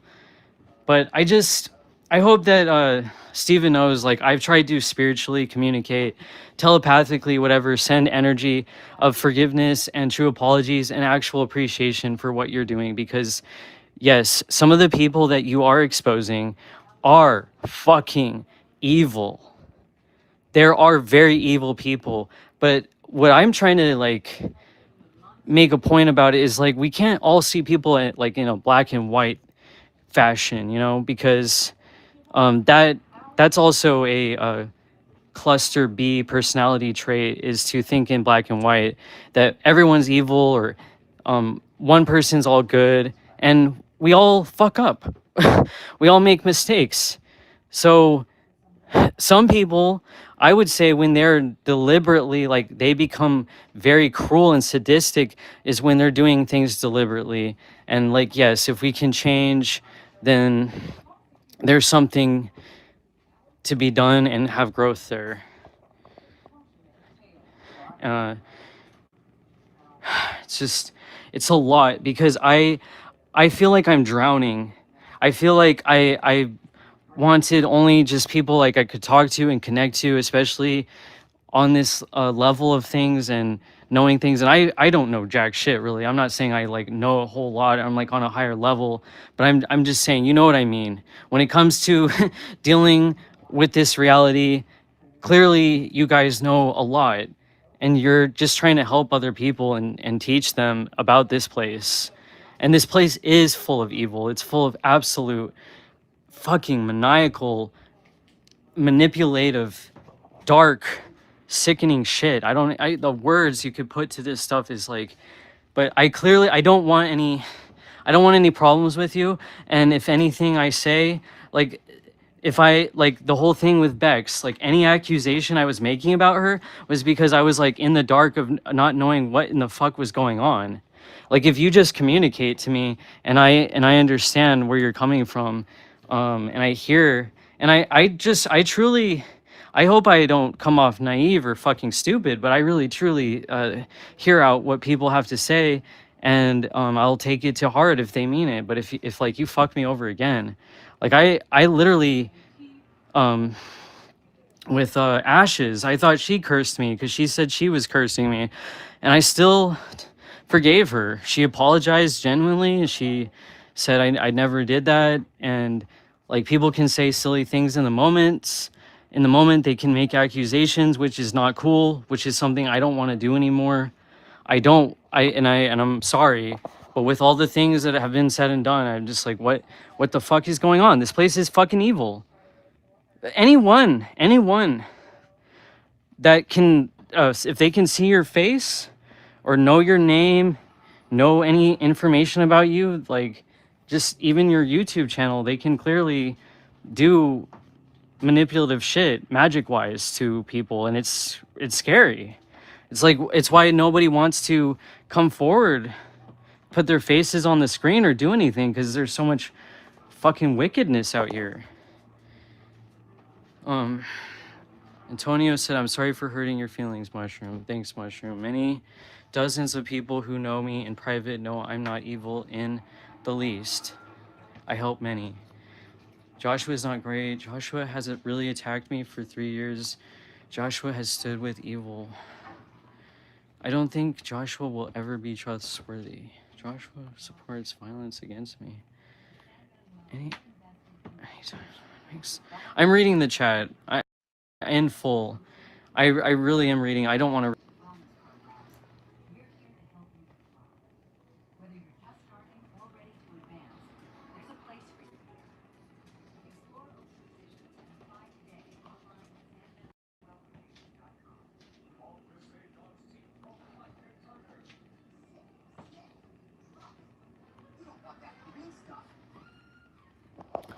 Yeah, I get that, and I'm not definitely, like, here to gaslight anyone on what they have been through, but I think you're very right, Stephen. If somebody is being violent in any way and they're ready to show violence, then yeah, you are right. That's evil, and you have every right to be on guard and defend yourself.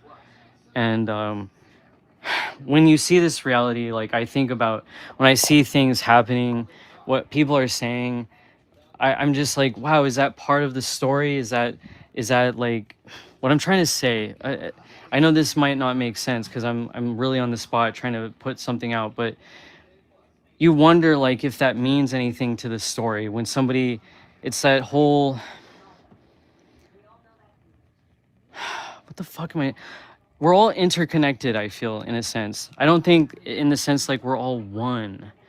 But when you said certain things, it was like, man, you do know, and I'm not saying this in a negative way, but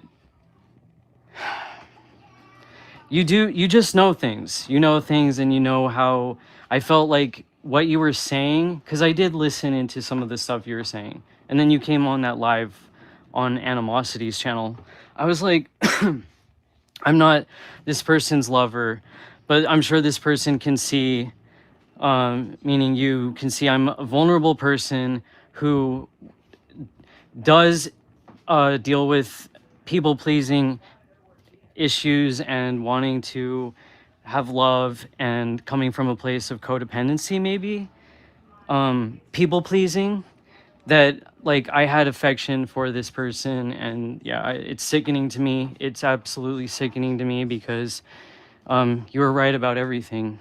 You were right. And you were clearly trying to protect people. I looked back on the videos where you said that you really just don't want people getting hurt by him, and you are absolutely right. Like, the Green Wizard is a fucking psychopath or a sociopathic narcissist or something. He's definitely fucking dangerous. No doubt about it. And I am truly sorry with every fiber of my fucking being and spirit for ever supporting him at all. I was a fucking dumbass. You can call me whatever names, like, I hope it can be put past, but I literally never should have done that at all. And I again, I saved all the videos on your old channel in a playlist about him in regards, just to keep it on record, because like that shit, holy shit, that guy should be in prison.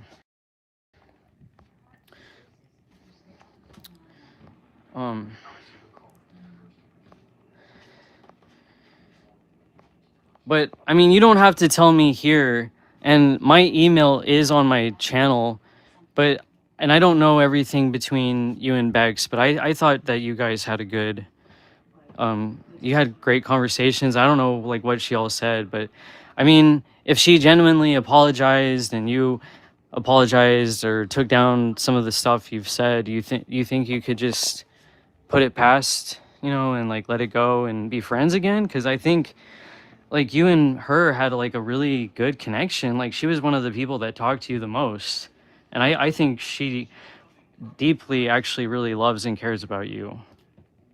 Whether you think that or not, there's some definitely love shared there. Oh yeah, they threatened me and my girlfriend. Oh my god, and said sick things in emails, showed them to many people already know. Well, that's good that you shared them to other people. Like, I don't know if you can legally put those types of emails, like private emails, you probably can't put those online to prove to people. But yeah, I mean, I believe you. Like, if there's fucked up shit from some of these people, and when I do look at your content, for a lot of it, I do see it as pretty, like, not too under the belt. Like, it is kind of humorous, it is kind of funny, and like it's light. It's not like the last thing, the video you did of Derek, it wasn't even him, it was some guy. And you're like, this guy is full of like piss and vinegar, and he was like fighting and shit. That was actually kind of funny, because he is a manlet. He is a fucking man-child. He doesn't want to grow up, and everything that he's done is his own doing. He has no one else to blame. He can't blame you for making him go homeless or any of that shit. That was his doing, completely. He has only himself to blame for what he wanted. You know, he supposedly cares about this cat that he has, but if he would have just acted right, he had all these opportunities handed to him. Like, he's in such a place of privilege. His dad gave him a job, right? He could have worked. He could have did all of this shit. Could have had a great life, and he just completely walked off. Didn't care. Doesn't want to do anything. Just like a sociopath. Because he's above it all, and he's fucked up. He will literally rip anyone apart, and I mean that in, may I say, a literal sense, because he's actually pretty fucking violent.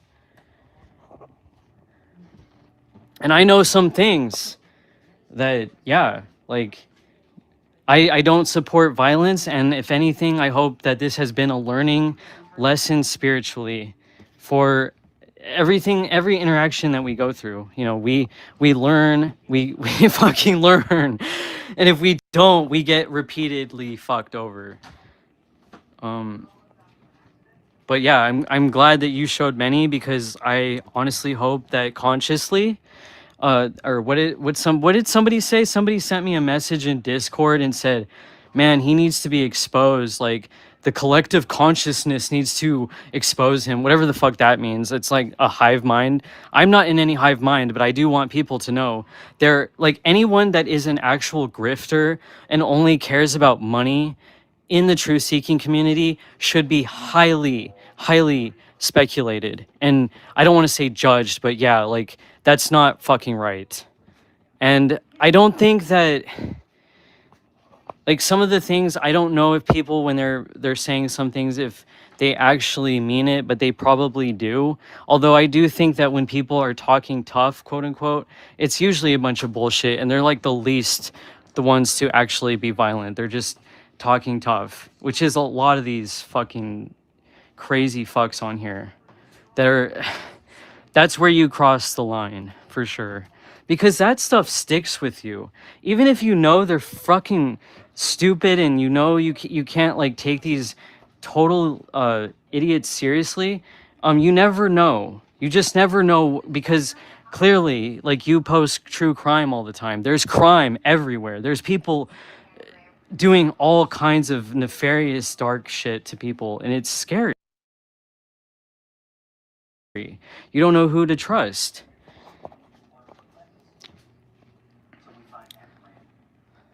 I'm reading the chat again. I'm sorry. Many people already know what went on. There will be spiritual consequences. I'll say that. People will understand. I was under attack for years by dozens. Yes, Derek is dangerous. And hundreds supported him. Many of his fans attacked me, harassed me, emailed me, stalked me. He made so many threats. Anyway, I know what happened. Joshua knows Derek is violent, and he chooses to support him. I hope you change, Joshua. I'll never trust Bex again. Oh, I'm sorry to hear that you won't trust her again.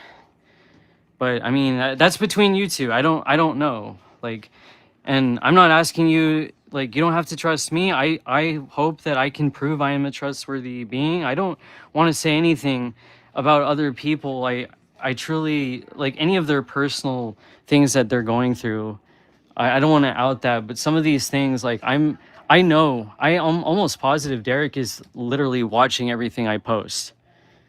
So I am speaking to him directly if I do say anything. And again, like, if you just talk to me, I easily could have, like, talked things out with him, but no, like, no. There's no coming back from that. And the things that I actually heard and what I know now, getting to understand who the fuck he is even more, well, I was just proven everything. Like, yes, there will be spiritual consequences. Joshua said, you have a kind and gentle spirit. Protect yourself from others' darkness by having strong boundaries and never sharing your energy with those who only bring darkness and chaos. Well, I'm definitely going to do that, Joshua, and from now on, because that was basically every single time I spoke to Derek was basically a shitstorm of fucking chaos and completely destroying my nervous system by threatening that he's going to off himself and berating me and threatening me basically in emails like well, no one's participating and no one's giving me money, so I'm just going to off myself. Do you know what that does to a person? And this is the thing. Like, I've already said it. I gave him a lot of money, and I really regret it. I feel like a fucking dumbass. Why did I do that? I felt like I was put under a spell. And I'm not even shitting you. I'm not even trying to make excuses for my behavior or anything like that, but I was not in my right frame of mind. And I was also, in the moment, my mom, I thought she was dying. We literally thought she was dying last year. And then my dog dying and all this stuff. I thought I was going to go homeless. I'm trying to figure out my life and do my own thing and take care of myself and my pets, my mom and everything. And here's this person literally like doing everything that he can to disrupt my life when I'm trying to spread myself too thin, trying to help other people, and I genuinely care. And I've lost a friend to suicide. I just was trying to be there for somebody because I didn't want that to happen. But when it clearly becomes like a manipulation thing, which I hate to say about anyone because I've had people project that onto me, and I'm like, I am not asking for anything. I'm just asking for someone like to listen and hear me out and talk to me because that's all I want is just somebody to hear me out and care like genuinely about me as much as I'm like trying to care about them. But if somebody is like that, they don't want your care, they just want your money. And that was the most fucked up thing. I can't believe what the fuck I just went through. There is such a case against this person on so many levels.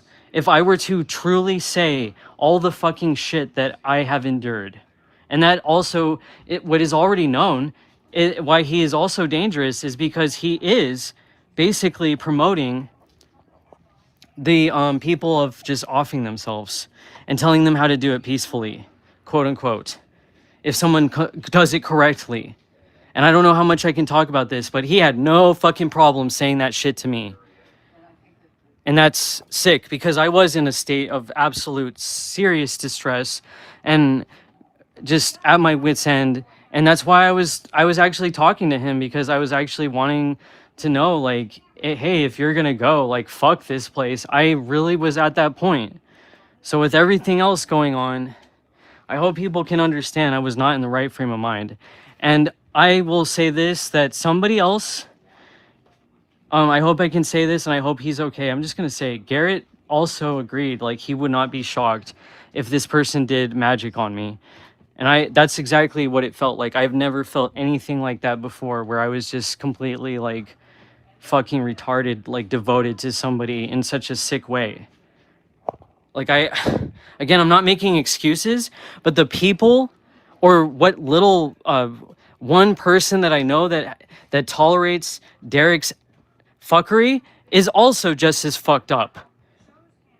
And I'm looking at that now. Who you surround yourself with says a lot.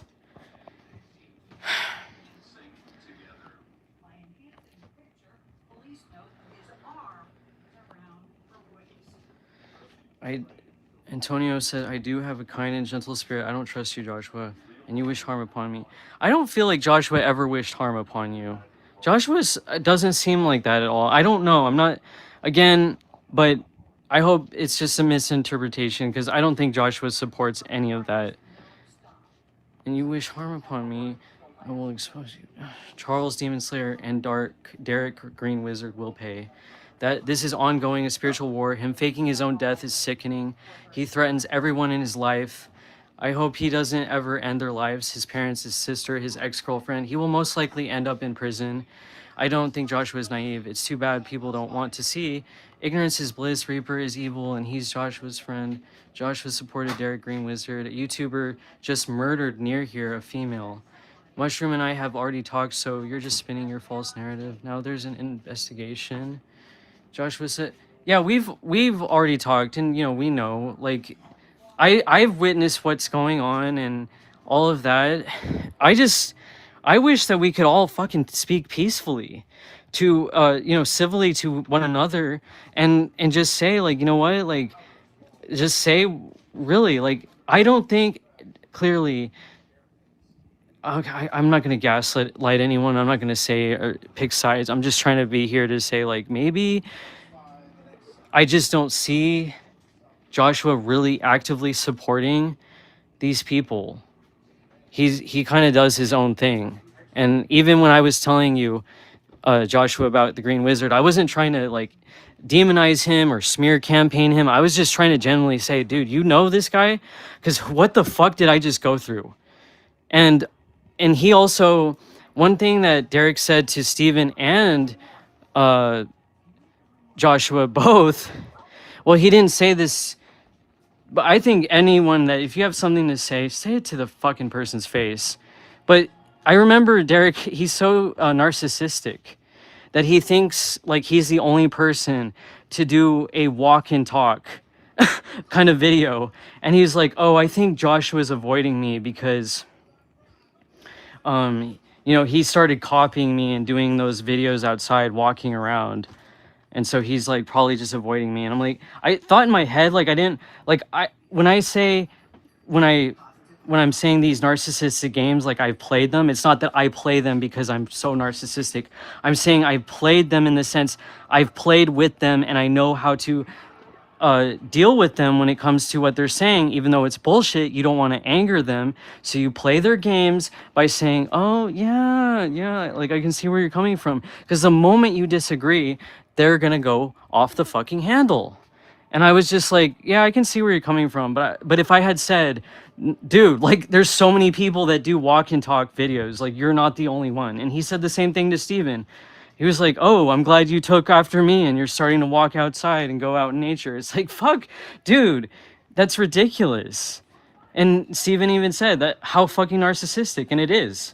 Like, when you actually listen to Derek talk and you actually get to know him and speak to him one-on-one, you do see how clearly delusional and narcissistic he is. I thought he had some good points in his videos, and that's why I was listening to them. I never actually really listened to him, but I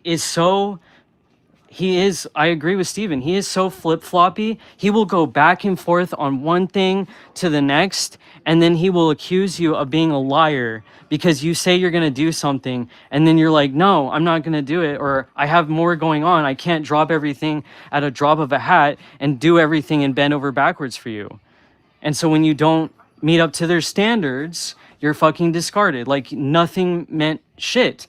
And I've actually wondered, whoever's listening to this, for all I know, fucking Derek could be listening to this. I don't really care at this point. He has actually put me in such a fucked up position. It's unbelievable what he's done. And there was no empathy. I want to call out the people who actually are so full of shit, and I can back up everything I'm saying. And that's why I did publicly say and talk about Kirsten, because she is absolutely fucking evil. She will literally stab you and betray you over just anything. She will literally fuck you over with no care at all. And that is so distressing when you think that you're talking to somebody every single day, you think you're getting connected to somebody and you're making a friendship and you're telling them all this personal shit, and then all of it is basically used against you.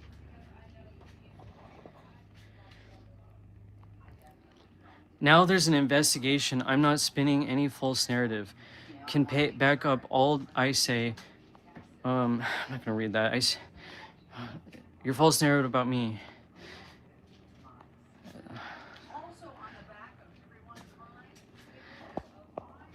Like, okay, my mind, it would be blown right now. I'm like still reading the chat, but my mind would legitimately be blown if the Demon Slayer was Charles. Like, that dude doesn't want to, from what I spoke to him, which could be completely false and a cover-up, is like, he doesn't want to have anything to do with this shit. But that'd be just a mind fuck if that was actually him, because Demon Slayer doesn't really talk like him, but then people, if they can be truly manipulative, they can probably word things differently and say things differently, so they sound like maybe they're a foreigner or something. But I thought I heard from somebody else that the Demon Slayer was literally speaking in Arabic, had like Arabic words, text on some message, and he said English isn't his first language. So I don't know who the Demon Slayer is. But Charles is a prick. He is a real fucking nasty asshole. I agree with that. And I don't know what went down with Derek and Charles. This isn't really for me. I'm not here to gossip or anything.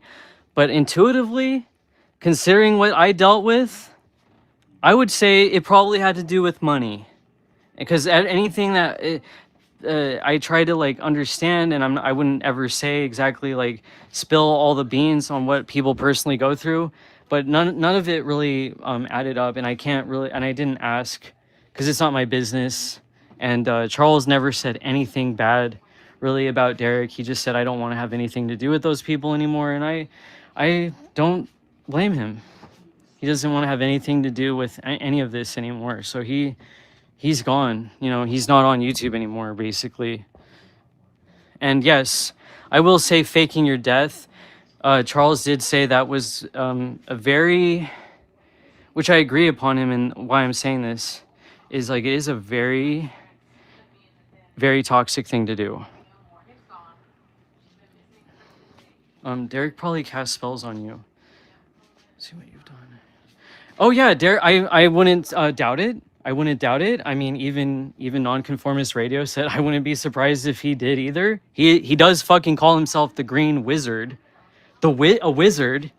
And when I thought of green, you know, you think of the heart chakra, the nature, passion, love. Like green is such a beautiful color.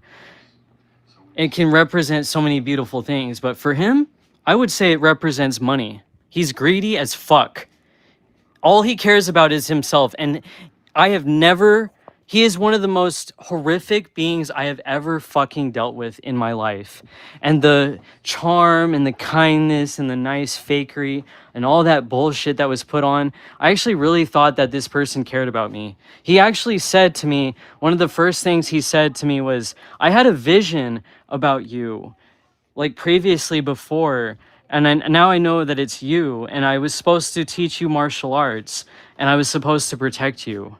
He just played on so many things that I had always wanted. Not that I want protection necessarily, but I wanted to learn martial arts. And it's just like that, pretending to be a divine masculine and like, oh, I'm here to protect. I care about all these victims of the TSM. When actually, Stephen, you have every right to actually talk about what you want and the freedom of speech. I think you and I actually agree on many things when it comes to that. However, I just think that it can cross a line, like when people feel like they're over bothered, or it becomes like too harsh, too, you know, when things become too much for some people. Some people are not, definitely, they're not tough, and they might not be mentally well. Clearly, there's people that have been threatening, you know what, but Bex made a good point. Like, she actually has a lot of deep wisdom and intelligence to her, and she said, you know, that some of these people can be why people in the mental health field, when people say they're all, you know, they're wanting to end their own life, you have to also watch out for if they could be potentially homicidal, because they might be willing to take others out with them. And that's true. And that's exactly what he was showcasing on YouTube. And it was seriously a fucking problem. Because I, being a vulnerable, mentally unwell person myself, was like, yeah, like, I don't want to be here anymore. And how many people could he be influencing that are, you know, in a position like that? That's dangerous. I don't think he cares. Judging by my conversations with him, he does not give a fuck if I die. But I was pouring my heart out and doing everything to try to show him, not make him stay here. I can't do that, and I wouldn't want to do that. I'm just saying, show him that this place is not completely awful. There are people that care, and will show love and compassion. But if you're just going to use it and abuse me and then toss me when I'm no longer able to do anything, then that's fucked up. And yeah, I think that person was right. I think he did cast something upon me, because I was like, I was willing to die for this person. I was willing to do anything for this person. It was completely unnatural to my being with somebody I hardly know. I'm saying this because I'm trying to get through this mentally, and it's fucking me up every fucking day what I went through.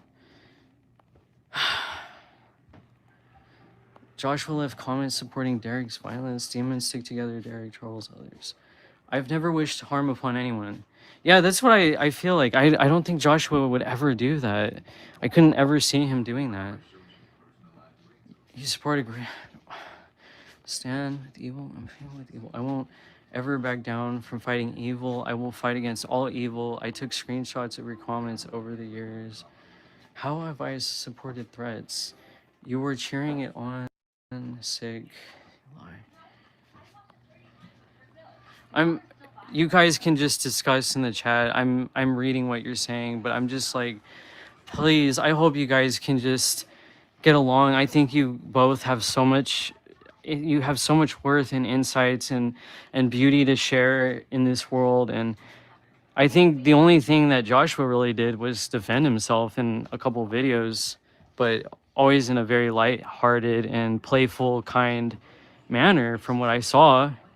I mean, he has a kind of a right to be pissed, Steven. You know, you kind of like, again, I don't want to gaslight you, but I don't know what was all said, but you're like going after people's looks and, you know, things about them personally that it doesn't seem like that's really who they are, you know, projecting onto things that's not how that person really is seen or wants to be seen, because they, you know, fuck, man. I'm not trying to gaslight anyone, but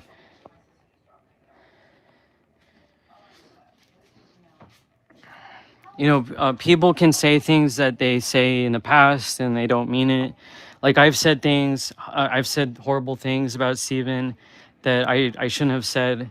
And I think that when somebody is talking about others doing things, like, I think sometimes it could be a projection, but also it might not be, because that person actually could be right.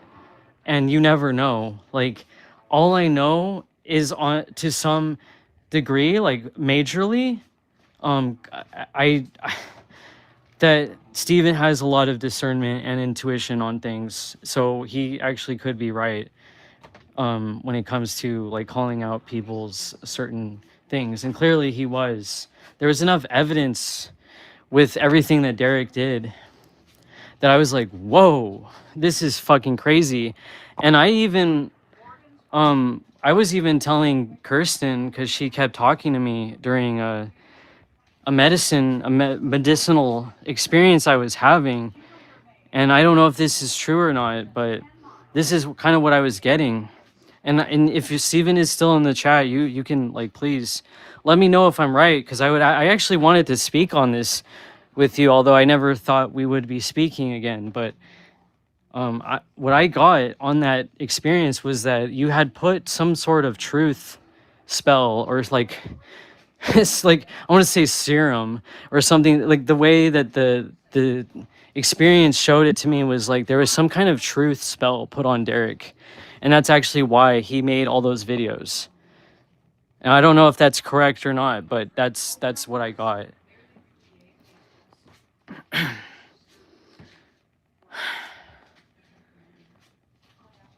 I would honestly like to see these screenshots, because I've never seen them, but because I can't fathom Joshua like supporting Derek. I don't even think, like, he's been pretty neutral with, like, as far as I've seen. But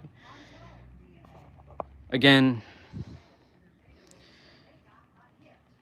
I hope that you guys can work it out. And I don't know, like, if you guys could just, you know, be friends and like, you know, again, it's not for me to say, but and that's that you cheered on Derek's threats to stalk me. You left comments for years on his channel. Prove that never threatened or cheered violence. I know I haven't. I see how delusional and narcissistic Derek is. Don't need to talk to him on the phone. Don't need to talk to Joshua. You sure did. Leaving comments isn't supporting or cheering violence. You stood with evil, violent demons, and I won't forget it. And even ever trust you. You cheered it on. You were in support. You almost as bad as Derek. You're gaslighting. Joshua said. I'm just reading. I'll read this in my head. I'm not gonna read this out loud.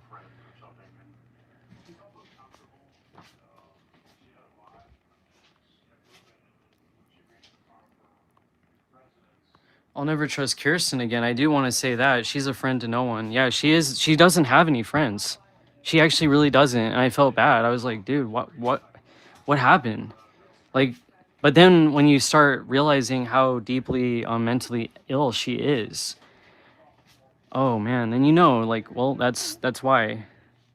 Like, you're incapable, nor do you even want any friends.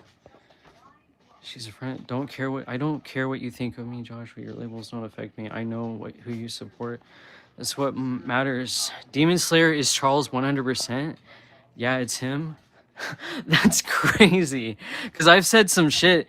I've said some shit to him, and I've said some shit on the Demon Slayer, and he hearted my comments, which was pretty like telling on like how I felt about him, which is kind of funny because if that is him, then he should know, like, this is why you don't have friends, because you actually treat people horribly. Like, you only care about yourself.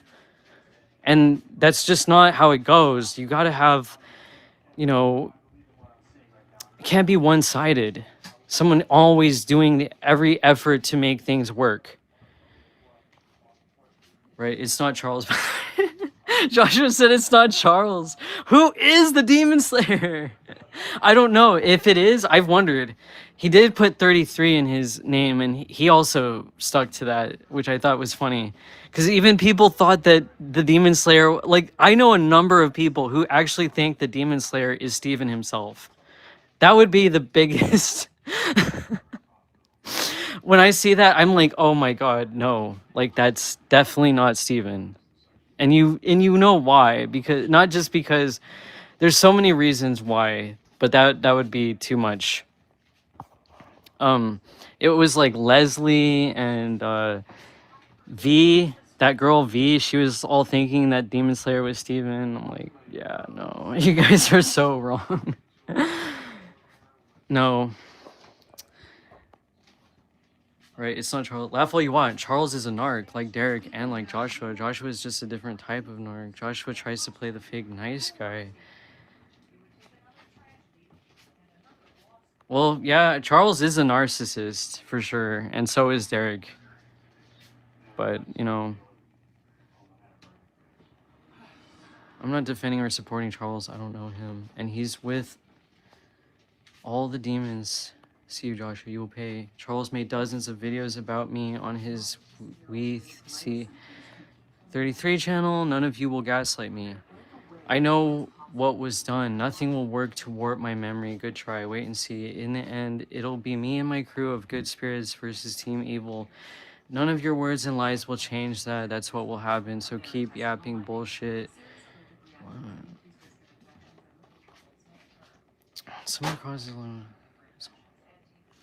many times, and I showed restraint. Most people go by bias. They have had bias for Derek, so they believed him. Most people don't care about the truth. They let their emotions misguide them. Derek will harm many, and Joshua and others support that evil demon. Derek doesn't have love and compassion. It's false, fake. He plays people. Derek manipulates people. Like, just like Beck's situation. You don't know the context. Like, there's probably way more to this chat. You don't know what was said or done, Antonio says to me. And you're right, I don't. I really don't fully know, like, every single thing. And I just hope that, like with the things, whatever I've said or done, I hope it is clearly abundant that I really don't wish you any harm. And, I even said, like, way back in the day on your channel earlier, when, I don't know. There's some people that I just, if you think I'm supporting demons, there's just some people like Garrett I have a soft spot for, that I wish like wouldn't say things about him and stuff like that. And I just, if I'm supporting demons, I'm just trying to like be a friend. I'm not supporting and condoning everything that everyone does, clearly, but I mean, at one point, yeah, I did say that the Sanity Machine was my favorite channel. It was like the best channel on YouTube because it woke me up to so many things. Like, there's no doubt about it. Like, clearly we see that we're in a realm of suffering, but there's other things that I realized that, yeah, I never came across anyone who ever said that. I was actually like deeply programmed from the start, obviously in religion, but from a spiritual teacher. One of the first psychics I ever saw, she told me, "You chose this." And I was just like, what? There were so many holes in that. And I was like, and I questioned her, but they never had a response or anything to justify any of this shit. And then here comes the Sanity Machine and is like saying all these things, and even made me question the whole like we're all one thing that's very heavily felt or pushed, I would say, but pushed and felt on psychedelics at times. So even the psychedelics could possibly be something misleading since it is part of this matrix. I don't know. I question everything, and I think that's something that everyone should do. And I think anyone that promotes that is definitely on point. Don't follow anyone completely. Just look at people as they can be a guide at a moment in time in your journey, but we have things to learn from everyone, I think. Joking about people's looks, torture. You are trying to gaslight me now. I'm leaving. I don't fall for gaslighting. Calling someone gingy is nothing compared to the sick shit demons on here have said and done. All will be revealed, and in the end, you'll see who is good and who is actually evil. I know, I see truly. Joshua, you will be exposed, just like Derek, Charles, and others. Already, Derek, DeCarlo, and Keith, Sorelli, and others, spiritual consequences. Never seen you admit to anything you've done.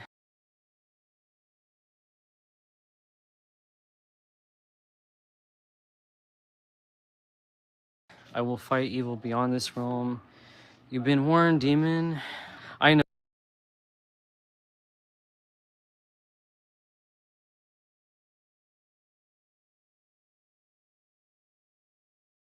I know, Joshua. It's really bad, and people should know whether you get threatened for it or not. I don't give a fuck. Like, I'm not afraid at this point. Just people need to be called out on their fucking nefarious behaviors. Harass, talk, obsess over me for years. Spiritual consequences, no jokes. Demons will be sealed in here, and you'll see it. Wait and see. You people are so used to liars that you think everyone lies. I'm speaking truth. Well, Steven, isn't that like, don't we all kind of do that? Because if you're still in here, don't we all kind of like think and question if everyone's lying to us because so many people have been lied to?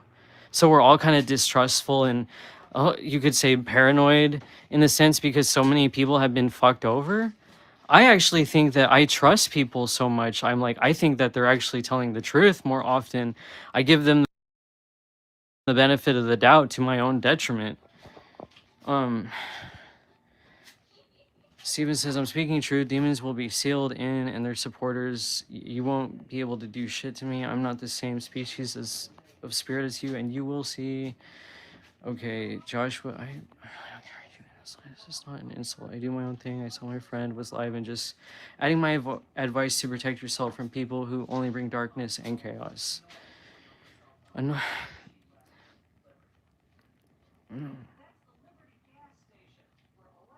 You won't even be able to look at my spirit? Okay. All right. Well, look, I want you to know, Stephen or Antonio, I am not trying to gaslight you. I do know that there's things that you've said that you can back up, and if you can back up this thing about whatever Joshua said, I hope you guys can work it out. Because again, we make mistakes, we say things like, as long, would you say if somebody admitted to whatever they've done, would you be okay with that acceptance of forgiveness?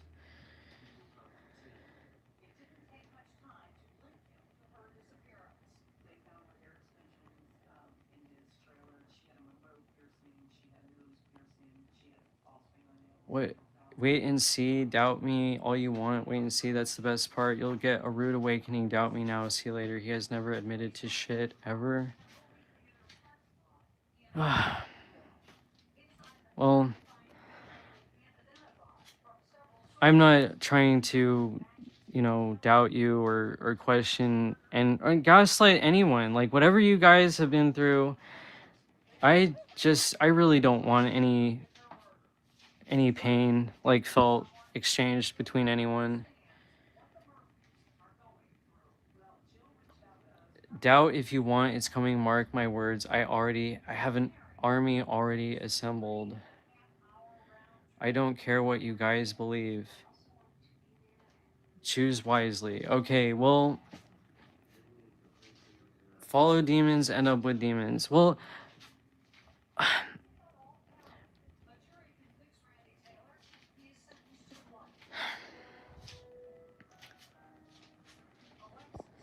it's though it has already happened. It is written, demons will be sealed in here. Well, I hope that all, people that are not that way will definitely be free. I mean, you can think of me what you want if I get sealed in here or not. I mean, we'll see, but I am trying to do the right thing. And I am actually saying from my spirit to you that yes, you were right. You were right on some things that I can definitely know for sure are undoubtedly true. And you were doing some actually good work when it comes to exposing people that were actually really sick.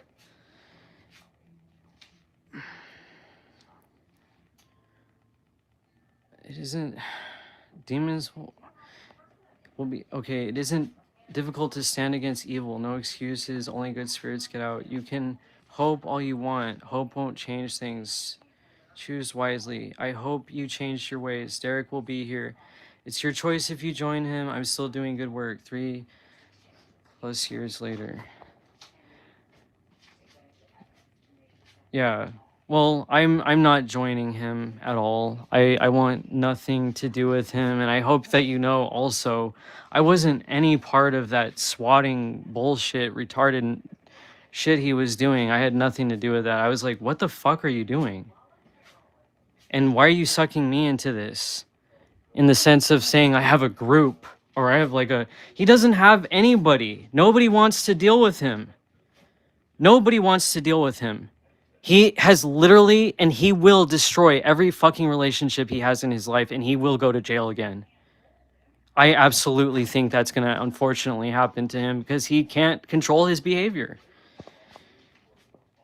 Psychos are demons. I don't care if you people laugh at the idea of demons, narcs like Derek. I'm not laughing at the idea of demons. I know that is true. He belongs in jail.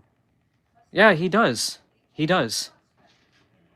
I don't think angry psycho demon. Yeah, I don't think he was at all transparent. Fuck, not on a lot of things that he said, but we all know that he was put in prison, and he did get domestic violence charges. He threatened to burn down his family's house. Yeah, I remember that. I remember that video where I don't know if it was his family. I thought he was like, it could have been, but somebody, someplace he was living at, because a cat was chewing on some plastic and they wouldn't take him to the vet. I mean, there's ways to go about things, dude. Like, you don't fucking burn the house down for years. Oh, for years. Wait, what? He's going to harm them if they don't put him away. I'm afraid of that as well, actually. I actually am afraid that that is going to happen, and that's why I don't think that like, I think they're already afraid of him, and they're like, contacting them is not going to probably do anything because they're scared of him, unfortunately. I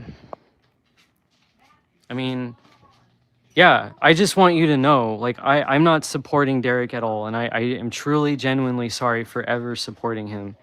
Or anyone that's a demon. You think Joshua and Gingy, Gingy, Garrett is cool. I really do think Garrett, he doesn't mean any harm, truly, and he actually, you know, has some wisdom, I think, to spread. You can disagree, but see, like, why think of everybody in just like a definitive answer? Like, is everybody, you think, like, just completely demonic, or do they have some good in them? Because I don't think that people, I mean, maybe some people are like truly evil, but I just know, like, grace and compassion for people that make mistakes. Like, we have to be careful to let others back into our lives when they've hurt us or things have been misunderstood. But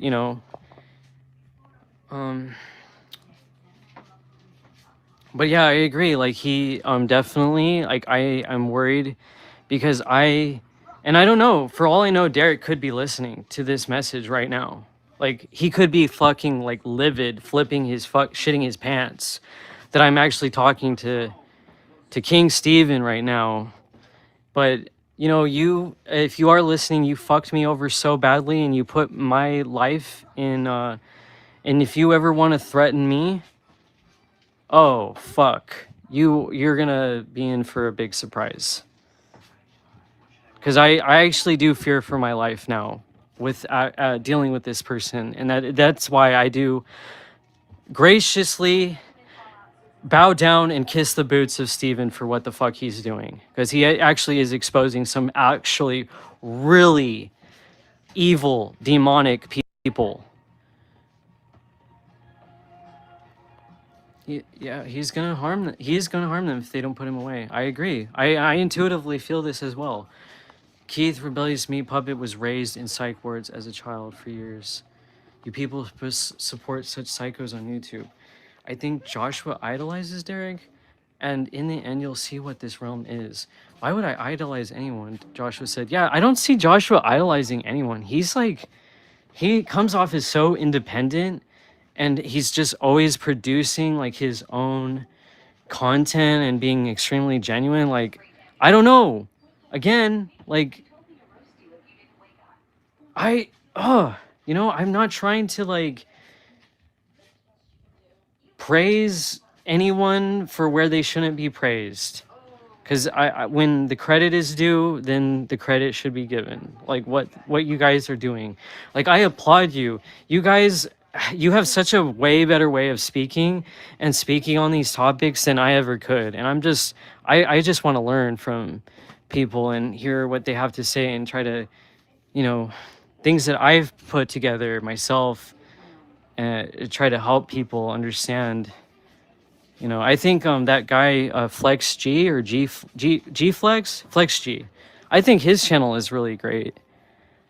He has some awesome content, just like decoding different things, and it's kind of fascinating. But I think what his message is true, like, through the heart, through our I know you critiqued the Eightfold Path, Stephen, but I really do think, Buddhism, but I really do think, the Four Noble Truths leading to the Eightfold Path is actually a true way to enlightenment, and actually potentially getting the fuck out of here and not coming back into reincarnation cycle. And at least, you know, through psychedelics, I think those can also potentially truly help us see beyond the veil. And that's, whether it was false or not, that's one message I got on mushrooms, is that that is a legitimate path. This is how you try to paint me. Is everyone demonic? You'll see in the end. Keep going. Have compassion and tears for demons and end up here. It isn't about hurt feelings you aren't seeing anyway. I tried yet again to open your eyes and stay here with them. Seal in the demons. Derek, if you're listening, you'll pay for your spiritual crimes and threats. I don't fear you. And I don't fear you, Joshua, you piss ant. You're going to face justice too. Oh my God. Why would you fear me? Yeah, don't, guys, I'm not trying to laugh or anything. I'm not making any kind of mockery or anything. I'm not trying to deny you. I'm not, you said everyone, not everyone is demons. Or let me see up here. Let me read this again. You said, Antonio, is everyone demonic? Well, yeah, I'm asking that question because, like, I start to wonder when everybody in your reality, not everybody, but a lot of people, you'll notice that they'll just turn on you and they'll completely switch up on you. And there's various reasons for that, complexities that go with any interpersonal connection and relationship. Whatever happened, there, you know, there's always two sides of the story and the truth, as I've heard said, you know, which both sides of the story hold pieces of the truth of what actually happened. It's just that some people play others or paint others as somebody very badly and make false accusations, and I don't want to ever do that again. Unless I know something truly and I have experienced it firsthand, then that's really the only way I can speak upon it.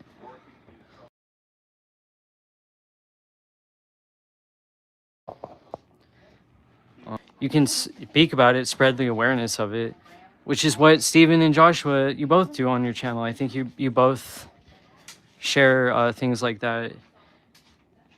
It's not all just about yourself. It's about other people too that are dealing with suffering. But you said, Stephen, if people have compassion for demons, they're going to be sealed in here. So, I mean, I don't know. I guess we'll see. I would hope that we all get to come together in total peace and harmony, and like we could all be best friends somehow in a heavenly realm. Like that would be my ideal. But of course, is that going to happen? Who knows? But that would be amazing. But then, you know, like how could you be in a heavenly realm? Because whose heaven is it? Everyone has a different version. And those people would have to, I think, spiritually change on so many levels to be able to do that, you know. But I do feel this need to put this out here, and I'm not going to keep this up. If you clip it, Steven, there's nothing I can do. What is meant to happen will happen. I really don't want that person to fuck me over, like actually try to, you know, do something threatening to me in a real sense. It isn't about her feeling. Okay, you aren't seeing. I don't fear you, Joshua. Okay, I read that. I don't try to twist things. Okay, great. Can I have some of your pomegranate juice? Yeah, you can. It's not pomegranate juice though. I think it's concentrated. Oh yeah, it is. It's concentrated. I don't know what it's like completely. Yeah, you can have it. You aren't as clever as you feel. You snake-eyed demon. I have screenshots of you. Snake-eyed loser. He isn't independent. Joshua is linked with Derek and with Reaper. As far as I know, and Joshua you can speak for yourself, but you know, whether you believe that or not, what I've seen is you guys, Reaper is not even connected to Joshua anymore. JP, yeah. I don't know what all went down between you and ignorance is bliss. I thought he made some videos, but I don't think he was like really from what I remember, he wasn't saying anything super below the belt or anything threatening. He was just making kind of a parody joke of the I Guru character. And Joshua doesn't even speak to Derek. Derek doesn't really speak to anyone. Like, he's completely antisocial. So you have been fooled many times, Mushroom. You have no idea about Joshua. Defend demons at your own risk. Joshua slandered me plenty, lied about me. I know all you've done, Joshua. I even want to read this, like, I mean, out loud, because, like, I don't want you guys judging me by reading what you're saying. And if you're thinking I'm judging or I'm siding with one person or the other, it's like, god damn. I'm not trying to, like, again, I don't know what all happened.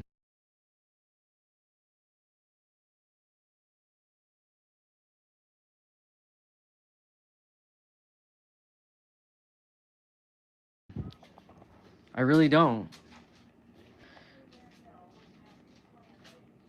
Ha ha, Flex G. That guy says I'm Stephen King, King Stephen, top of the pyramid, and I'm the one in control. He he he. Funny. Mushroom, you really do think it's the heart. You always will. Your heart will mislead you and have you crying for demons. Anyway, I know I can get out. Psychedelics don't help you, Mushroom. They're of this matrix. You people are too simple to see. You paint me as something I'm not, saying that I'm black and white, etc. Your view is limited. I don't fear you at all. Any of you, Joshua always knows he isn't getting out of here. Already knows he isn't getting out of here. He and Reaper know they're stuck here. And Creepy Reaper in South Africa are stuck here. They don't think there's a way out. They don't think there's a way out? I can't speak for them, but I do think that there's a way out. But I Antonio, that you do know some things, like, for sure, and you're knowledgeable.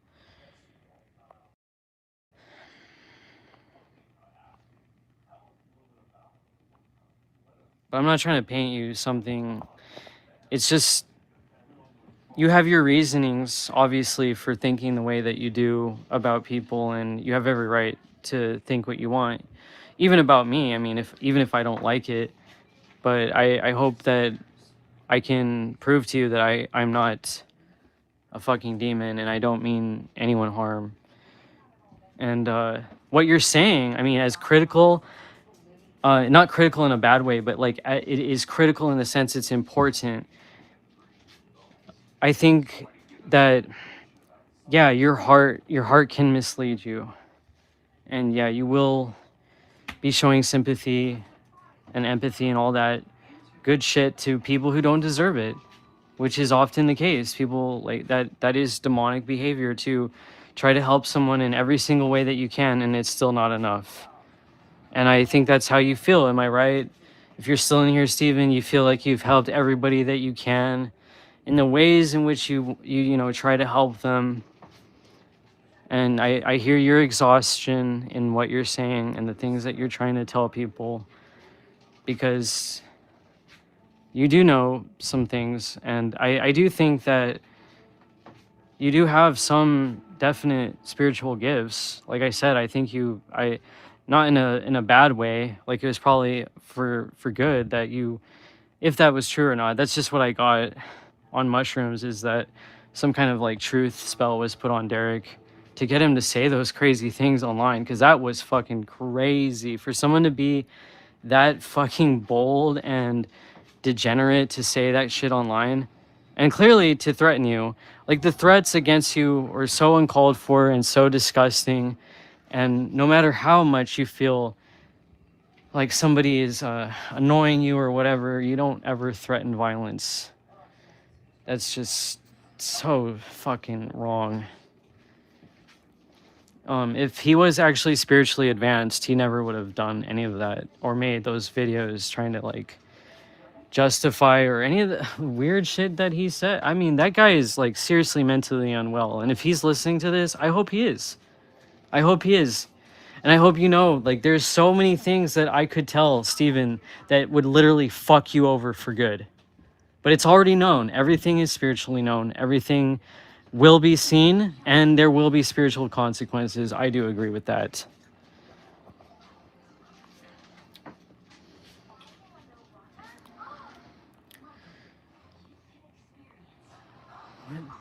I'm reading the chat again, but I'm going to end this live soon unless there's anything else anyone wants to say. You know, like, if anyone does want to talk to me personally, you can just email me anytime or message me on Discord or whatever. I don't care. I'm not trying to hide anything. I'll add people on Facebook. See all my Facebook pictures. I don't give a fuck. Or Instagram. I don't care. I don't have anything to hide. Like, I'm still wary. I am very trustworthy of obviously way too many fucking people, the things I've been so fucked over by, but yeah, like I'm just gonna read the rest of the chat really quick. They don't think there's a way out. I think that what Joshua shares is false. I don't think Joshua is helping out anyone. I'm not a who knows kind of guy. Your heaven isn't my heaven, and I don't come together with evil demons. You see things very differently. That's all right. If you want to go in the recycling bin, that's on you. Yeah, you fear, Derek. A lot of people on YouTube live in fear. Standing with demons won't get you out of here, any of you. Twisting again, Joshua. It's all you can do. Hey, reality, or twisted reality life. Derek is already rotting. Oh, yeah. Yeah, that is true. Yeah, I was going against what he was saying, so he took offense and didn't want to be friends anymore. That's the thing. Joshua was against what the Reaper was saying completely. And I was against actually it too. I wasn't like, dude, like, no, I don't think you clearly, like, I think the Reaper, he's been through some really crazy things. Like, I believe that. I believe he's definitely aware. And I think he's just trying to, like, in his last video he posted, he's just like, what do you guys think? It's just like, and I get that. Steven said, you're like, I'm not a who knows, or what do you think? Like, you're trying to be blatantly obvious about spitting all the truth. So, but I definitely don't want to go in the recycling bin. I don't want to come back here. I really don't. And I really, like, again, I don't know anything for sure, but I would hope that we all get to see our loved ones again. Because if we don't get to see our loved ones again, then fuck this evil. There's no amount of evil that, like, that you can come up with for that to happen. And I don't know what to believe. I'm just trying to understand and, like, speak to people at this level. Like, my friend got a reading from a psychic that you have to pay to see him.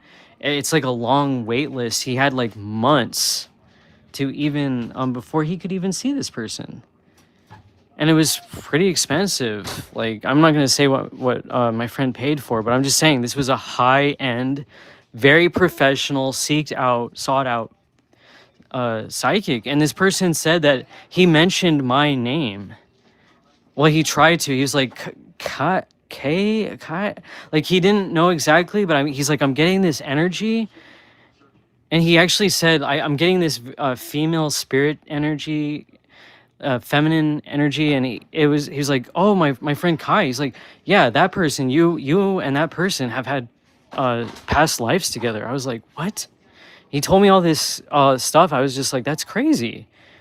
So, like, what if we have past lives together, like all of us right now, even listening? Like, maybe, I don't know, there's something about what I got on mushrooms. There's some kind of definitely spiritual warfare that has been ongoing between, I think, Derek and Steven for a very long time. Like, this is not new. This is not new. This is something that's being worked out right now. I don't know if you agree with that or not, but a lot of people on YouTube live in fear. I don't want to live in fear. like I said, like if somebody is gonna be out to, I've gotten threats from Diane and that weirdo psycho John or Joy or whatever they want to be called. Like, I don't. People talk big, but they usually don't do anything, and that's the thing. Like, if people are going to make those kinds of threats, that's on them and what they've spiritually done in this life. Like you that doesn't, I don't think, go unchecked. Nothing goes unchecked. So I leave it up. If they want to come after me and, you know, end my life, well, that's going to be on them. And I don't want to live in fear. I think that's important. Don't live in fear.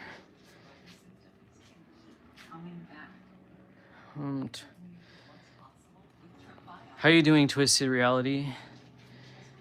Derek is already read that. Yeah, I was going against what okay, I read that. Sorry, which Derek?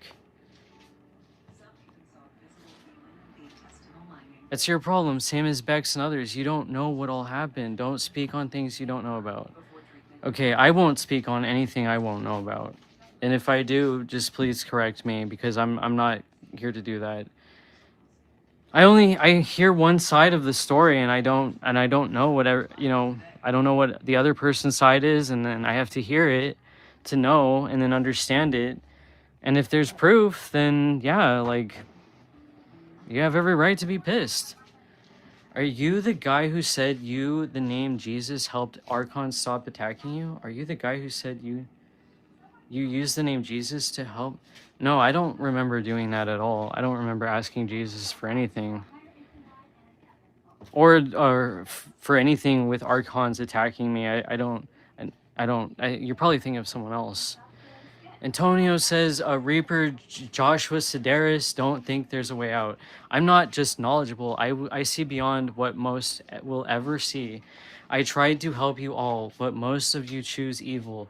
You side with evil that threaten me. I know I can leave. You can laugh off the truth and stay here. Joshua said, why do you keep lumping me in with other channels? I am an independent thinker. There is a way out, and I'm leaving this place 100%. You are not independent, Joshua. Responding to words with violence shows you what beings are. Derek, you will pay for your crimes. Joshua hates to hear that. Joshua doesn't want to be judged. You will be judged, Joshua. Spiritual consequence.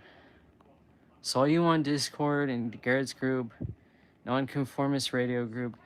I see all. I know you see all because you literally mentioned me on your Odyssey channel. You're like Mushroom Kai Lodi or whatever you call me, Yodi, Joshua, the vegan skeptic, and all these people. Dude, we're all just trying to figure this out. As far as I can see, these are just people.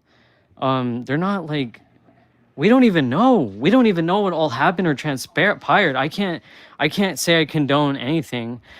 Like completely if I leave a comment or something on somebody, but I don't know what has happened clearly. Not only should I not speak on it, but I shouldn't try to, like, you know, side with anything. And that's where I've learned, like, you have to really hear all sides, and then even then, it's such a hard thing. You want to support, obviously, the person who is truly being victimized and being threatened and hurt, and that is exactly why I was like, damn, what Steven is going through is pretty insane, because, like, he didn't deserve that. And I don't see Joshua supporting like leaving comments supporting like violence against somebody. But again, like, I'm not here to gaslight anything or speak on things I don't know, because I wasn't there. I literally was on Steven's channel for the longest time. And that's actually how I found out about any of these people at all. I didn't know anything. Like, I truly, one of the biggest things, like, channels I woke up to, all of this stuff was Steven's. And that also, Bella, there's someone outside. There's so many things that, in that sector, I guess you could say, in the truth-seeking community, there's so many different people all saying so many different types of things.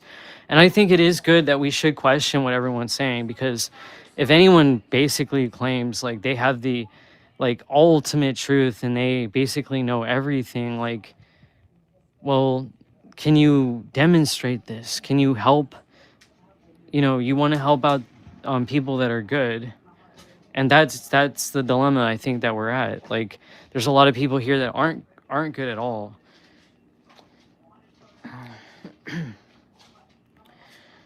I see all. Here goes the Baptist preacher again. You are not the judge, and it's more important to be the judge of your own character. Yeah, fighting, like, that's what I think it should be, too, is like you against yourself. You're your only competitor. No external gods, no external judges. I literally was going down all kinds of fucking rabbit holes. I had a friend that gifted me the Quran, and I'm not trying to shit on that or anything, and I genuinely will try to read it. But I'm not going to convert to Islam or anything like that. I'm not never externalizing any god outside of myself. Like that's just so dangerous, and I see that now. Like I literally wanted to give everything a chance and everyone a chance to learn. As far as me learning everything that I could from whatever religion or whatever's part of this matrix, I wanted to learn what I could. But none of this shit can be trusted. Not even these archangels. I'm learning about that. I question those things as well. And I know I use those oracle cards, those angel oracle cards by Doreen Virtue and shit like that. Whatever new agey shit people want to call it. But I just like the messages on the cards overall. I think they're pretty positive. You know, take it as you will. And somehow that's what I was trying to say earlier. Like everything in our reality is showing us something. I'm not saying it's a reflection of us, but I'm saying there's something there that is somehow part of the puzzle. Like why people even use tarot or anything to begin with? Because what is, but then again, everything can be deceptive here. Everything, even the tarot cards, of course. But I just think sometimes it's mind blowing the messages and the intuition that people come up with, and they just know things, which clearly Stephen has done. He has known things about people, and like, you don't even have to admit anything if you do spell work or anything, but just know I don't do any kind of spell work on anyone when it comes to like doing any evil. If anything, I just want to manifest good things for people to happen in their life. And if people send me evil energy, I just try to return to sender. I think that's fair, just to return to sender. But I don't know if anyone here can truly be the judge of anyone, like any human being, you know, because we're all going through shit, and this whole place literally makes us go insane. I mean, undoubtedly, I'm not saying like, oh, we're all too mentally unwell to decide for ourselves and have discernment. It's just that we might have blinders, like I did. I had blinders to the things that I was going through. Plus, on top of actually having feeling like I had a love or obsession spell put on me, which I never, as far as I know, I've never felt that before. But there was something completely fucking off when that came to what I've done, what I did when it came to Derek. Reaper has demons. Weak and false comparison. Where Joshua? Beliefs are easy. Beliefs aren't truth. I agree with that. Money can't buy truth. The gate is narrow.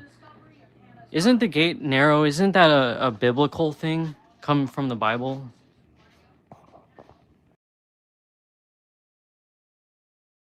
Go down a million rabbit holes, get more confused. Few will be leaving here. This is a wicked, demonic realm. Giving everyone a chance isn't as good as it sounds. It's just the new cage. Archangels. Fake positivity equals new cage. I was going to leave, but you got me laughing. I don't do evil. I stand against evil. I'm not a human being, not the same species. Well, would you say that, do you think that, Stephen, about other people, do you think that they also might be other species? Like, you're in a human form now, like you're in a human body now, but clearly, yeah, like maybe we're all different species.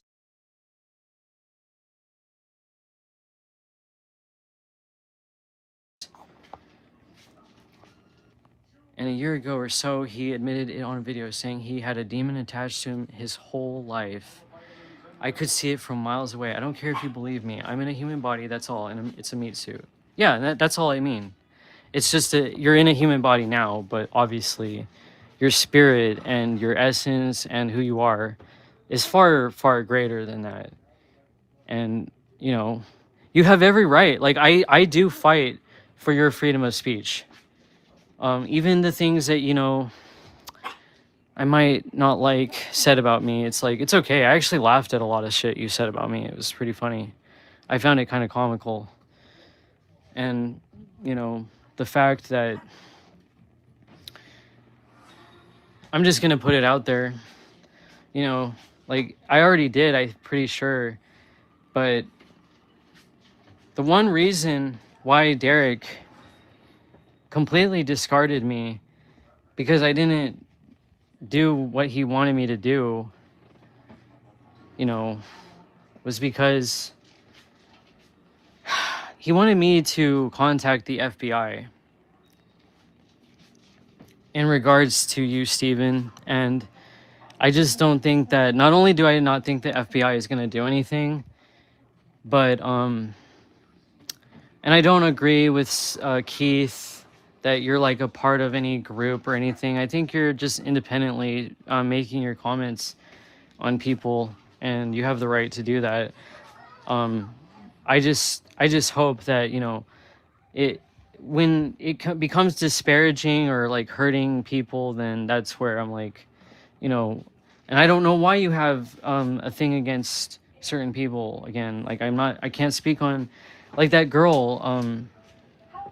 I didn't feel like she did anything wrong to you. That one girl that she what was her name?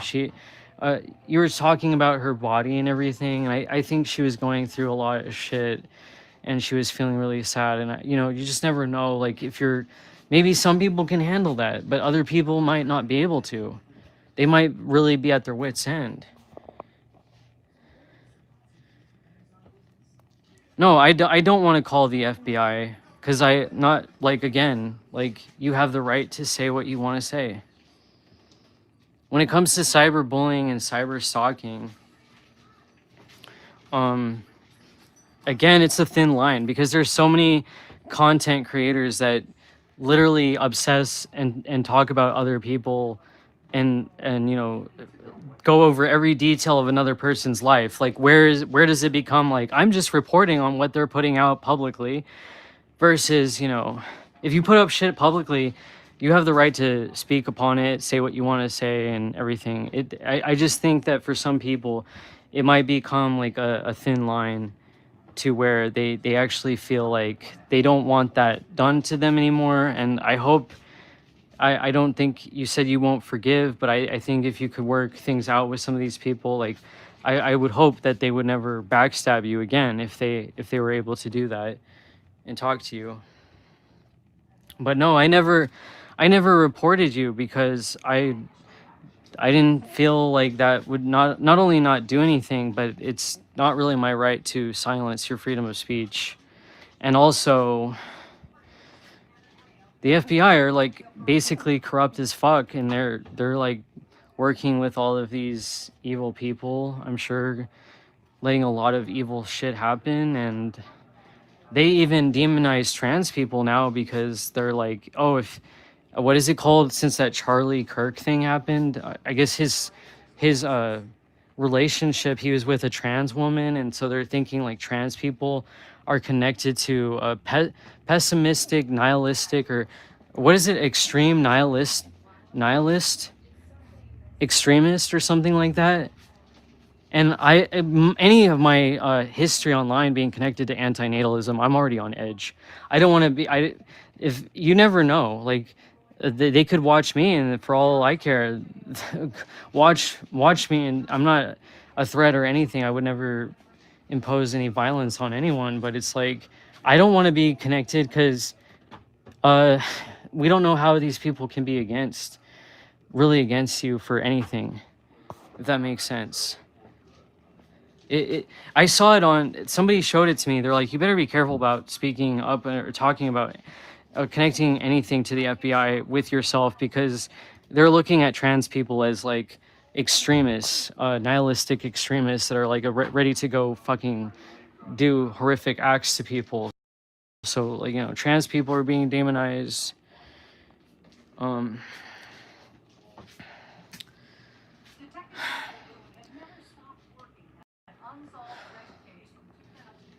Antonio said,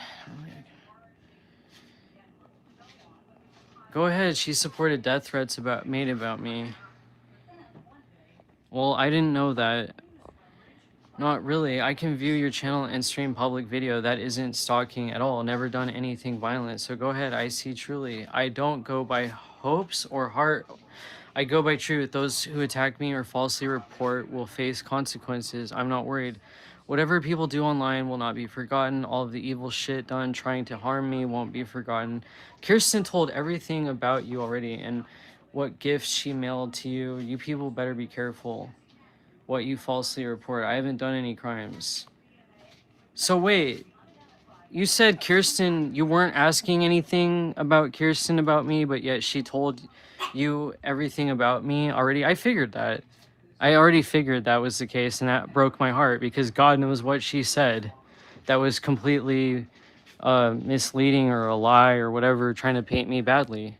You've never spoken to me, so... And in the same sense, I don't appreciate any false accusations because you don't really know who I am. You've never like spoken to me until now. I think this is the most we've ever exchanged a conversation, and even that is much harder because I don't hear your voice. I don't see your facial expressions. I don't see any of that. So and you don't, for same with me, you don't see where I'm coming from, like my face and whatever. But that killed me. That killed me. Like literally, I already knew. Like she probably said a bunch of shit that, God, I don't even know. Like I opened up to that person so much about so many things, and I was like, and the same thing in the sense of I would say what I said to you, Stephen, if I could say what I've been through and everything. Like I actually wanted to talk to you about this long ago. I was like, man, if I could talk to Stephen about some of this stuff, like maybe he'd be one of the few people to understand. Like maybe he wouldn't judge me for the things that I did go through. But I don't like things used against me when I was already in a really hard spot. Said what gift she mailed to you. You people better be careful. Okay, what you falsely... I'm not falsely reporting anything. I haven't done any crimes. False accusations are serious business. I won't forget any of this.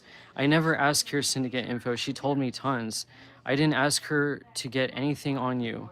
Go ahead and call the FBI. She told me plenty. I never asked her to tell me or show me anything. Okay, well, like I said, I'm not going to contact the FBI, and I never really wanted to. It's just I'm telling you that's what Derek did, and that's what he wanted me to do, and I didn't do it.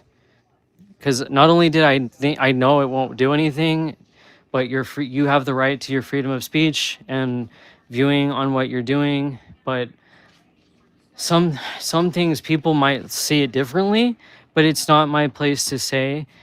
And I'm not going to contact them. I'm letting you know I never really wanted to do that. It was just that was a reason why he wanted to discard me and other reasons. And I have no loyalty to Derek. And I would honestly feel completely free at this point to tell you anything that you wanted to know in order to protect yourself, because I think that person is fucking dangerous. Really. And I know things that, I'll never support Derek or anyone like that again. If anything, I truly protected you, if you can even conceive or know of the things that I did to actually protect you. Because I saw what he was, I saw what he was doing, and it's sickening. But if you never asked her for anything and she spilled all the beans on me, whatever the fuck, God knows what all that was, it's all stuff that I would have, like, if you would have talked to me in an email or messenger or whatever, if we just were talking as friends, I would be open to talking about all this stuff, even if it was used against me. I mean, like, people are going to judge anyway, but what I'm saying is just honestly what I've been through, what I've wanted to talk about on YouTube, even what I've wanted to share and express, just knowing that other people could actually benefit maybe from it if they can relate. But people are always going to use stuff against you. And I told her like a lot of really deep personal things, and that doesn't surprise me. And the fact that you know, she did send me something that was very, I with everything going on, I wasn't sure if she was trying to get my address for you or whatever, but I have her address, and I've never used the item that she gave me because I don't trust it. She was talking about cursing people and doing all kinds of shit. If it's a water distiller, the water that may come from that distiller might be fucking cursed, is all I'm saying. Like, I don't know what to do with it. Like, bless it, fucking donate it, get rid of it. I've never used it. It's actually collecting cobwebs right now as I speak.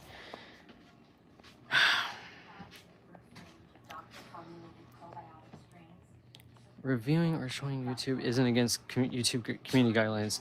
And I am agreeing with you on that. I doubt Joshua. Okay, I already read that. She didn't just tell me. She told a whole group about you. So it wasn't just Kirsten telling me in private, it was in a group. Oh God, yeah, I figured that. Well, I hope that, you know, nothing I can say. I don't have to explain myself or anything to anyone I don't really know, but I hope that if it's you and your followers or people in your group or whatever Discord group you had, I just hope you can understand and hear my words, that I truly don't mean you any harm. I don't mean anybody harm, and I do take what you're doing, certain things that you're doing, as very valuable. Like, you are on my mind quite a lot, not just because, you know, like, because you rarely even cover me, but and I don't even care about that, but because you actually have shown a lot and proven a lot, and I do see the worth and value that you have.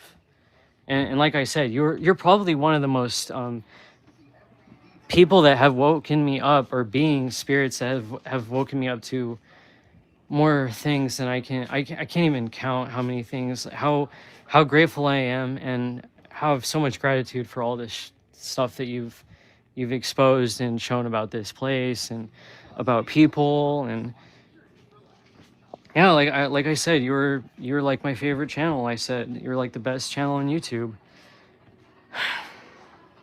But I just think that there are some people that do really want to be your friend. Like, they did want to be your friend. And I'm not here to like say whatever it's between you and them, but I never wanted to be your enemy. And I actually felt really bad, really bad when that whole thing went down, when I said, you know, defending Bex. But I was defending like people's mental health, because I really do take that seriously.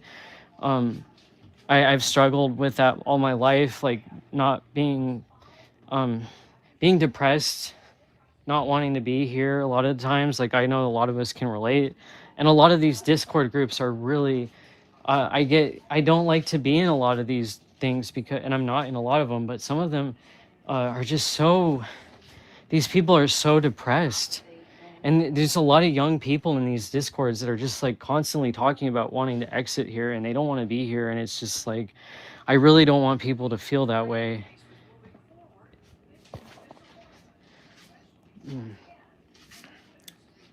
But I thank you for telling me this, Steven. Wait, she told about your Facebook convos, pictures, all sorts of things. It was in a group. So, oh my God. She sent pictures. She's told about my face. So she sent screenshots of my convos and pictures. I would say that's a violation against my privacy, for one thing. But thank you for telling me this. I'm not surprised at all, any of this. Like, I knew she would fucking do all this shit and stab me in the back. That's pretty fucking sick. Hey, Black Hole. How you doing? Steven said, or Antonio, I'll call you Antonio, but we know who you are. I never sent her to spy on you or gather info. You accused me of that, but it was false. I never sent Kirsten to spy on you or anyone else. She didn't even mention to me you were talking while you were talking with her. I think a lot of discords are unhealthy. Angry Gingy Garrett spoke in his Discord about not wanting to live. I knew he was depressed long before he admitted it. I'll never trust Kirsten again. Yeah, Garrett he just lost his mother recently. And then what Derek said about his mom, that was fucked up. And you called that out. You're like, no, you're nuts. What did Derek say in that video? He's like, he said, I hate to say this to you. I showed that to a friend and he's like, that's what like domestic violence people say, like, I hate to do this to you, or I hate to say this, and then they just fucking abuse the shit out of you. That was like, oh my god, that's probably how he speaks to people, and he thinks he's giving them grace, like, oh, I hate to say this to you, but I'm gonna literally rip you apart and tear you to shreds and say, you know, glad your mother's dead. That's so sick.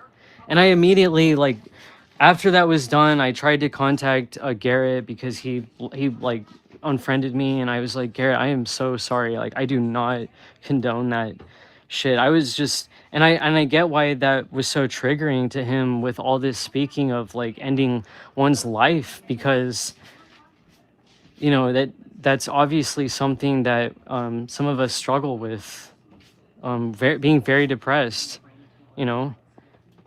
But I spoke to Garrett for like 8 hours and I haven't heard from him in a while. I haven't seen him post anything. I truly do hope he's okay, because, you know, I don't think that, I don't know, it's just not right what people are doing to other people. But that really sickens me that like pictures of me were sent. I can only imagine. And if some of them were like, I don't even, you know what? I've been so fucked up by this life. I'm not like scared to share certain things. Like, I even shared certain things because I want to be a very honest person. I want to be really open. But some things, like when you're sharing your deepest, darkest secrets with somebody, do you really necessarily have to be so open about that? Do you really have to? No, you're not obligated to do that at all. But the fact that I was on some things and how it could be used against me, like, that's basically, I could see when Kirsten was adding me all over on social media and then asking me, oh, is this your profile? Is this you? Or is that you? You know, I was like, oh shit, like, this is fucking weird. Why are you in? Of course, she didn't say that she was talking to me. She said to me, Steven asked me why I'm still friends with you and tried to make you seem like you were controlling in that situation, I guess. But I'm like, fuck it. Like, if I could talk to Steven, I would. But, you know, I was banned on your channel, so I don't think I could comment, and I didn't think you'd want to hear from me. So point is, you know, we both found out that person was very fucking backstabbing, and I'm sure that you could see that by the actions and things that she was doing, by showing pictures and saying all this shit to me. You above all know, this is what I was trying to say. As I agree with you, women treat other women horrifically, and she doesn't respect me being trans or anything like that, of course. And I just saw all her misogyny, how she was fucked up. So, you know, it's sickening to me. But whatever she used or showed, like, God knows what you've seen. I'm like, oh well, oh well, oh well. I have serious trauma, and I don't need to like unleash all of these things publicly to the internet, but the things that some traumas like have us doing to ourselves is really sad. I'll say that. Self-sabotage, you could say, or hypersexualization. I think a lot of my generation had that done to them, and it's just Like, I've tried to talk about it in a way, in a sense, on my channel when it comes to female sexualization, how that literally fucking, or somebody being raped or anything, sexually abused, that can really fuck you up. Yeah, I think people know what I'm talking about. We all have our own things that we're dealing with. And sometimes when we're sexually abused, that completely makes one so traumatized and trying to cope in all the ways that one can. I'm not going to go too personal, but yeah, I agree. A lot of discords are unhealthy. Angry Gingy, Garrett spoke in his Discord about not wanting to go to live. Oh yeah, I read that. You knew long before he admitted it. Yeah. But that one video that he did, you're like, wow, you actually thought he was pretty funny. You can't deny Garrett actually has like a real sense of humor sometimes to him, despite all the shit that he's been through. He still can like, I don't know whether he writes out what he speaks on before he does his videos. He is so he speaks so eloquently.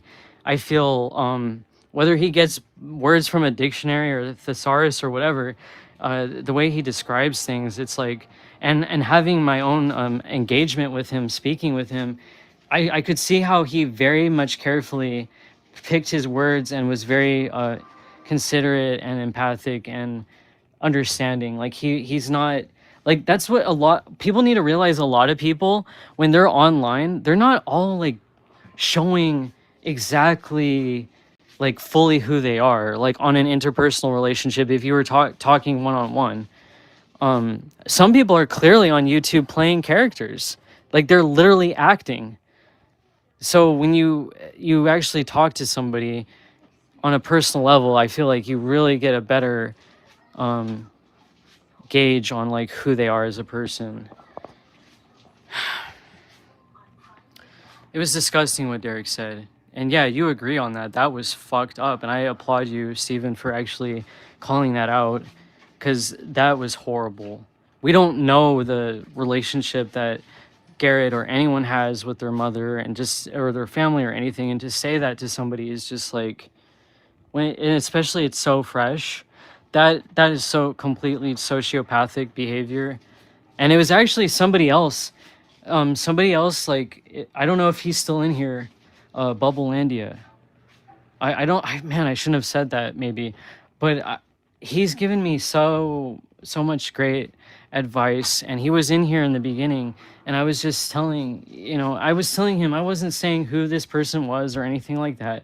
I was just saying I'm dealing with this situation, and this person is threatening me over not giving him money, and I don't know what to do. And this person's like, you don't even have to tell me who this person is. I can already tell that this person's a sociopath. You unfortunately got mixed in with like the 4% of the population. But that's what that is, what you're dealing with. And I was like, oh shit. Like, he's right. I started watching videos on sociopaths, and like these people were describing him to a T. I was like, holy fuck. I need another lesson on like learning about what specifically sociopaths are like. And the niceness and everything. When you're starved of love and you're starved of any affection, it's so easy to get sucked into these kinds of dynamics, because these people can give you, it's false, but they can give you love that seems so real and genuine. And the thing that Derek was like, whether it was real or not, I mean, he had some passive aggressive comments later on, but if he, if somebody is genuine and caring about like the trans aspect, that was something that and that was something Kirsten faked a lot too.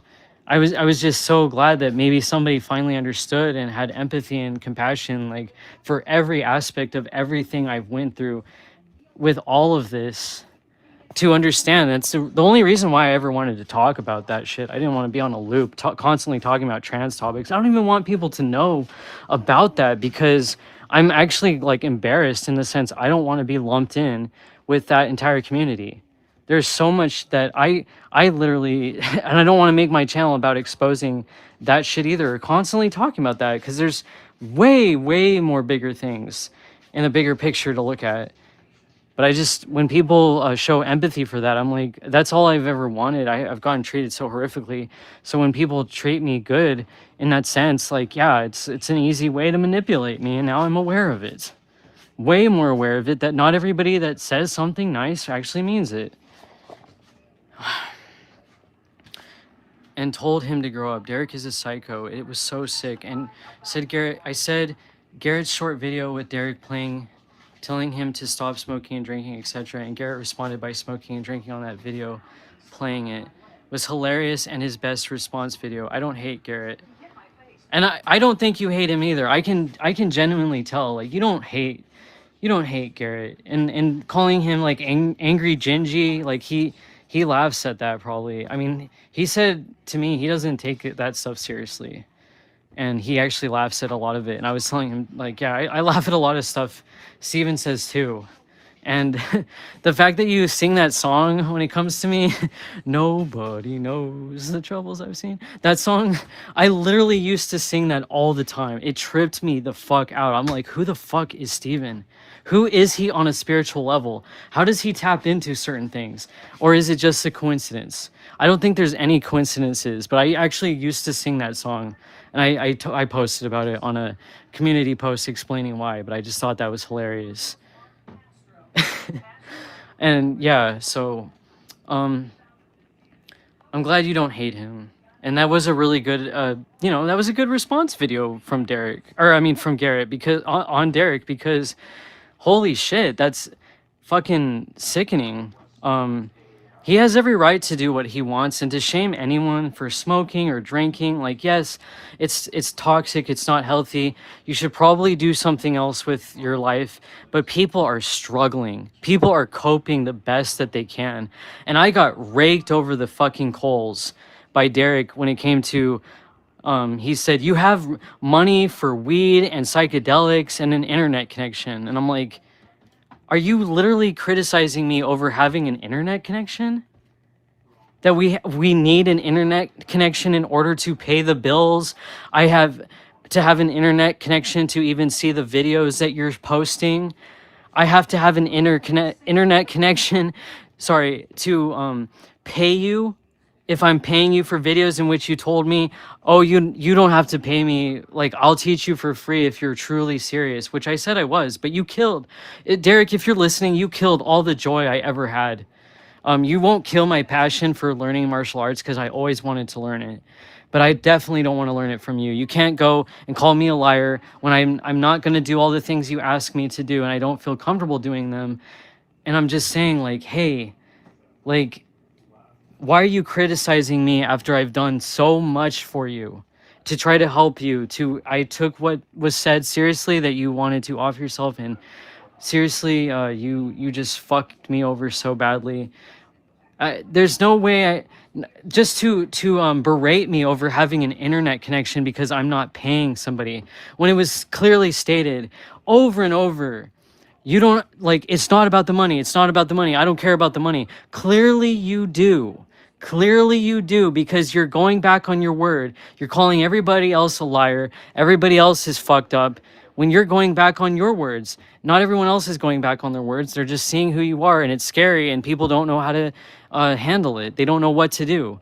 I'm not going to send you a demonstration video of me doing anything martial arts wise, or even, I don't even want to look at his videos, because the energy of it is so, what he brought upon my life is so heartbreaking and toxic. How the fuck can I even look at this guy, let alone hear his voice again?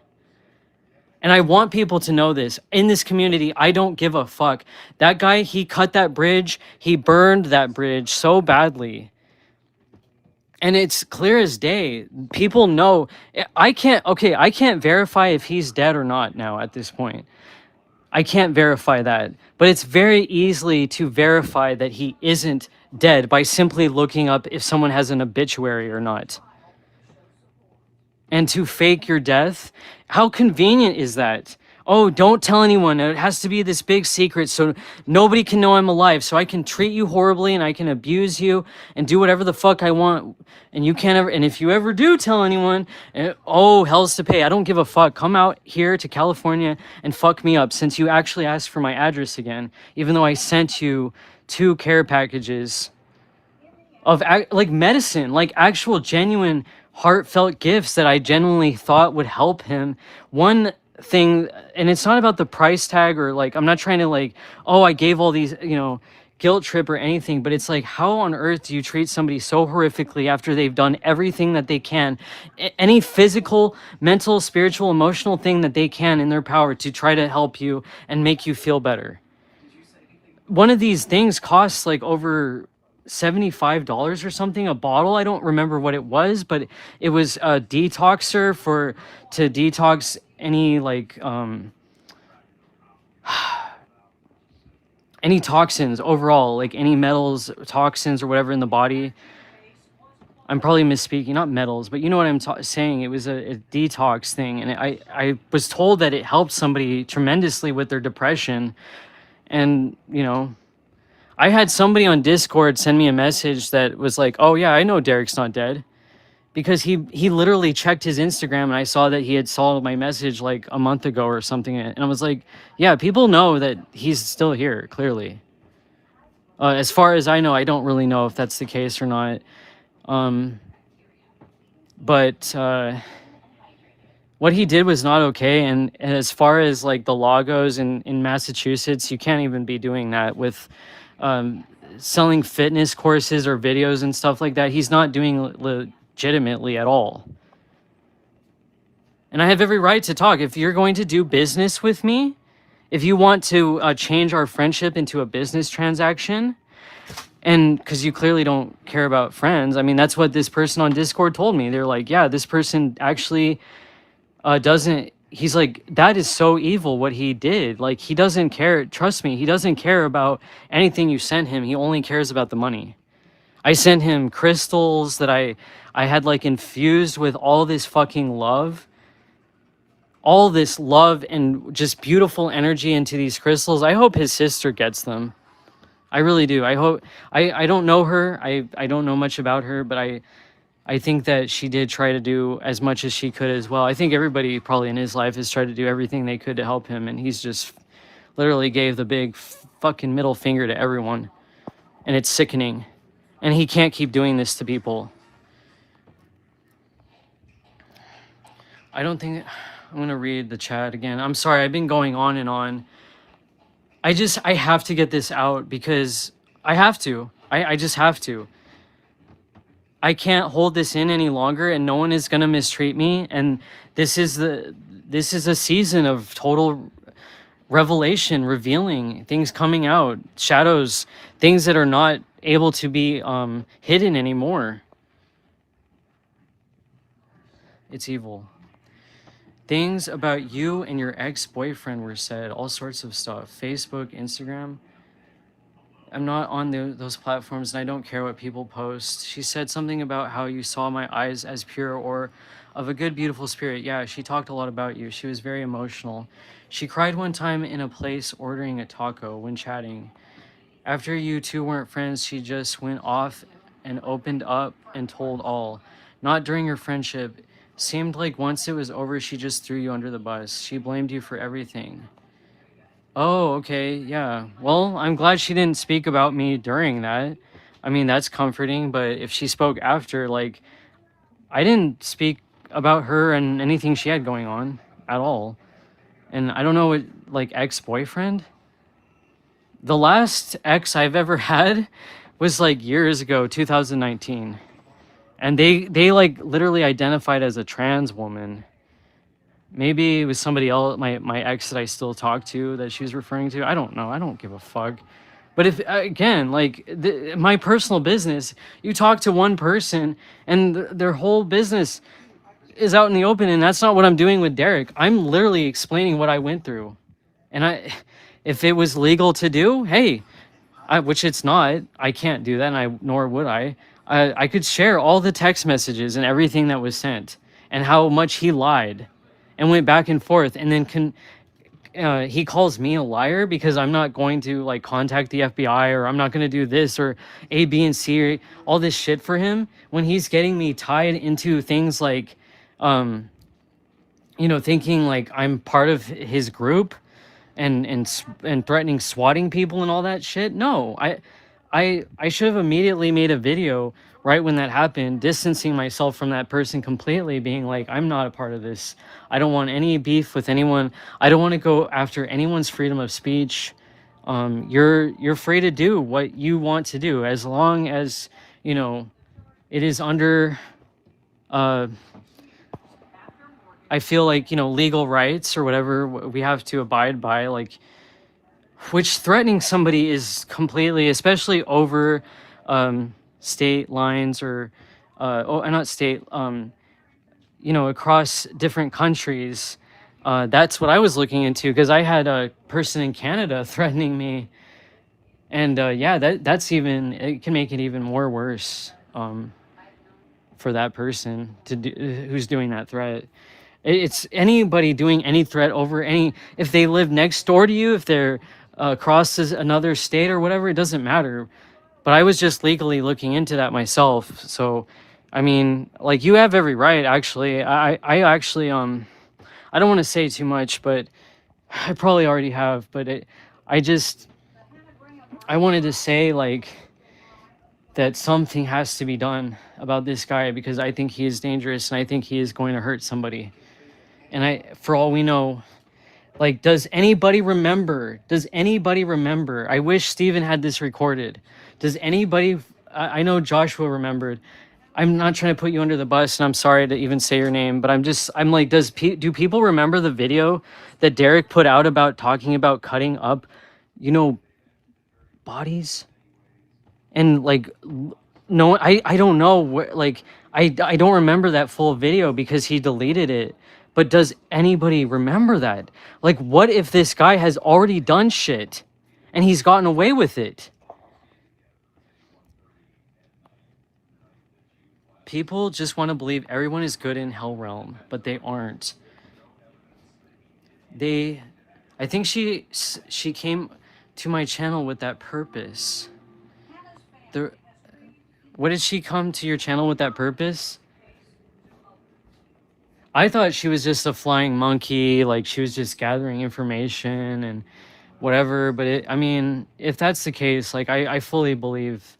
I'm glad that she didn't speak ill of me during our friendship, but yeah, when everything is like thrown at me and blamed upon me, and she ghosted me, she made it sound, I don't know if you're still in here, Antonio or Steven, but I don't know if you understand, but she made it seem that way, in the sense of making me paranoid, saying that you're a hacker and I should basically delete everything, because she made it seem like you were hacking into her Facebook account and all this weird shit was going on, and her entire conversation got deleted. I've never seen anything like that happen, like where an entire person's conversation completely gets deleted.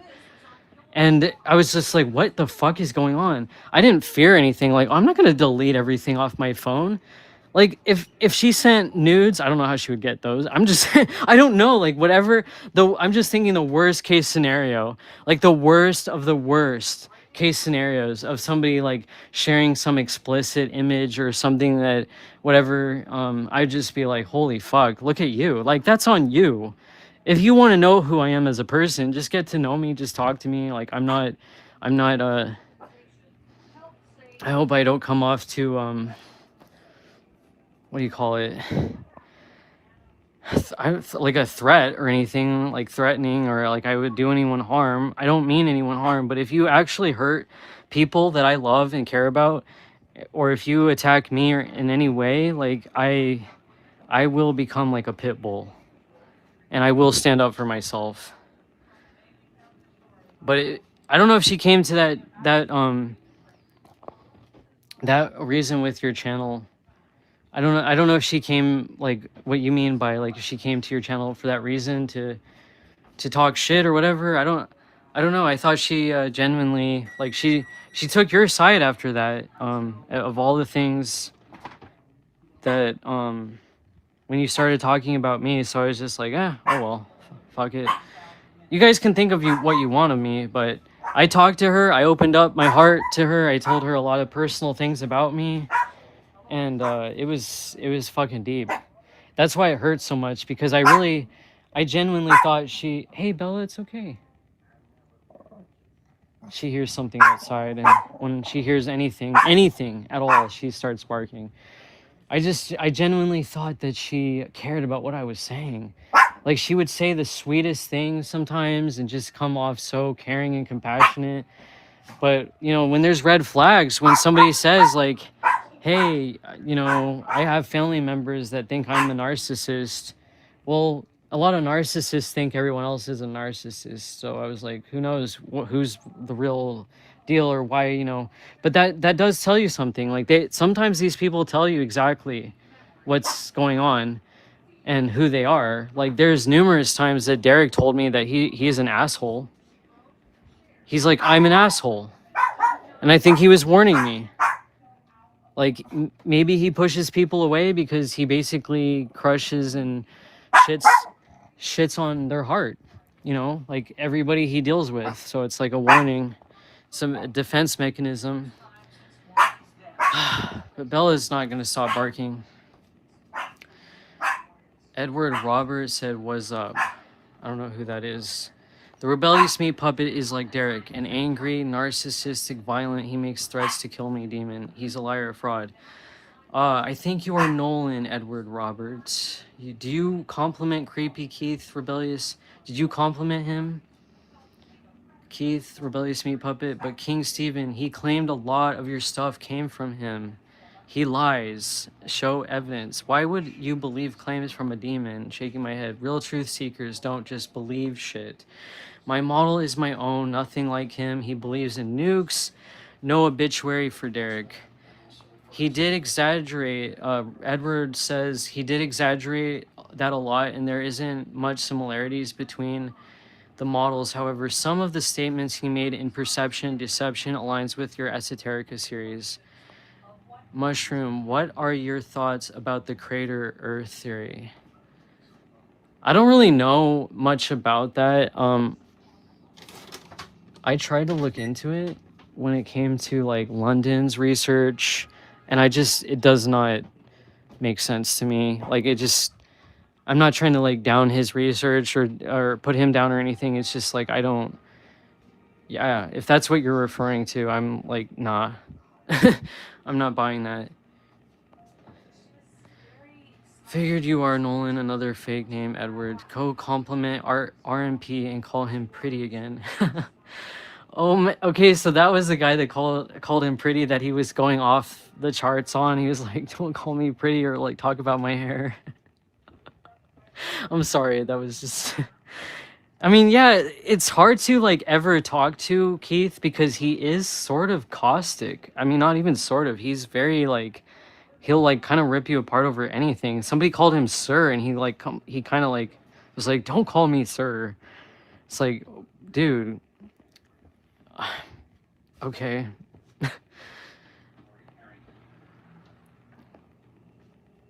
You'll never get out of here, Nolan, you liar. You align with liars and demons. Black hole, hey buddy, I'm going to live myself in about an hour. Oh, I'll be going live myself in about an hour. Okay, cool. I've probably been on here way too long. Like, I'm just catching up on the chat. I'm sorry. That's to Nolan. Nolan, I know what you are. Yeah, I remember.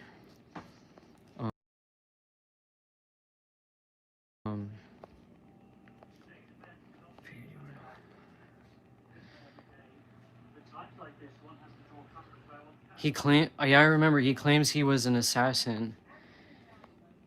Who, Derek? Yeah, he's no fucking assassin. If he is, like, that's well, he's not, but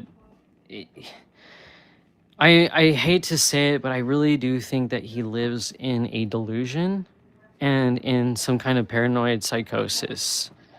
Clearly there's something really wrong. And his videos, like, I don't know, man. I can't say for sure, but what he says doesn't make sense. It doesn't make sense at all. And he's clearly very paranoid. And it's really troublesome to see somebody in that state where they think the whole world is out to get them. Edward said you should research the crater Earth theory. I mean, I'll look into it a bit more, I guess, again, but if you have any videos or if you have any information that you want to send along to me, you can go ahead and do that. I would appreciate it. I'll look at anything, really. And I'm Derek might say, "Oh, you say one thing and then you never do it, so you're a liar." No, I say I'll do things, but I will do them on my own time. And if you can't respect that I have other things going on in my life, I have to take care of my mom, I have to take care of my dogs, I have to do this and that, and take care of myself and my own mental health, so I'm able to do these things. Like, it just boggles my mind where people are gaslighting you and treating you like shit and saying, you know, why the fuck aren't you here for me when, like, you have other things going on? Can you not have compassion and grace for somebody else? Why does the world have to always revolve around you? Like, I'm not saying about that in anyone here. It's just that, wow, or even you or whatever. I'm just Edward or Nolan or, you know, whatever.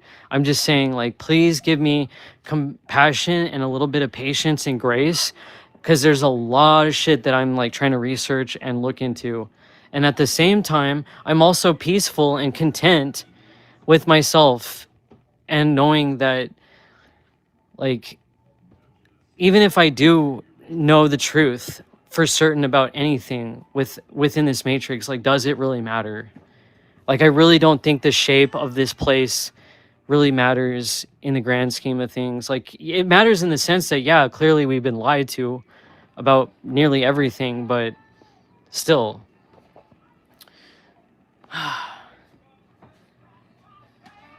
Nolan follows me around like the internet like a stalker creep. Nolan is creepy. Nolan may be a psycho like Derek. Don't trust Nolan Edward.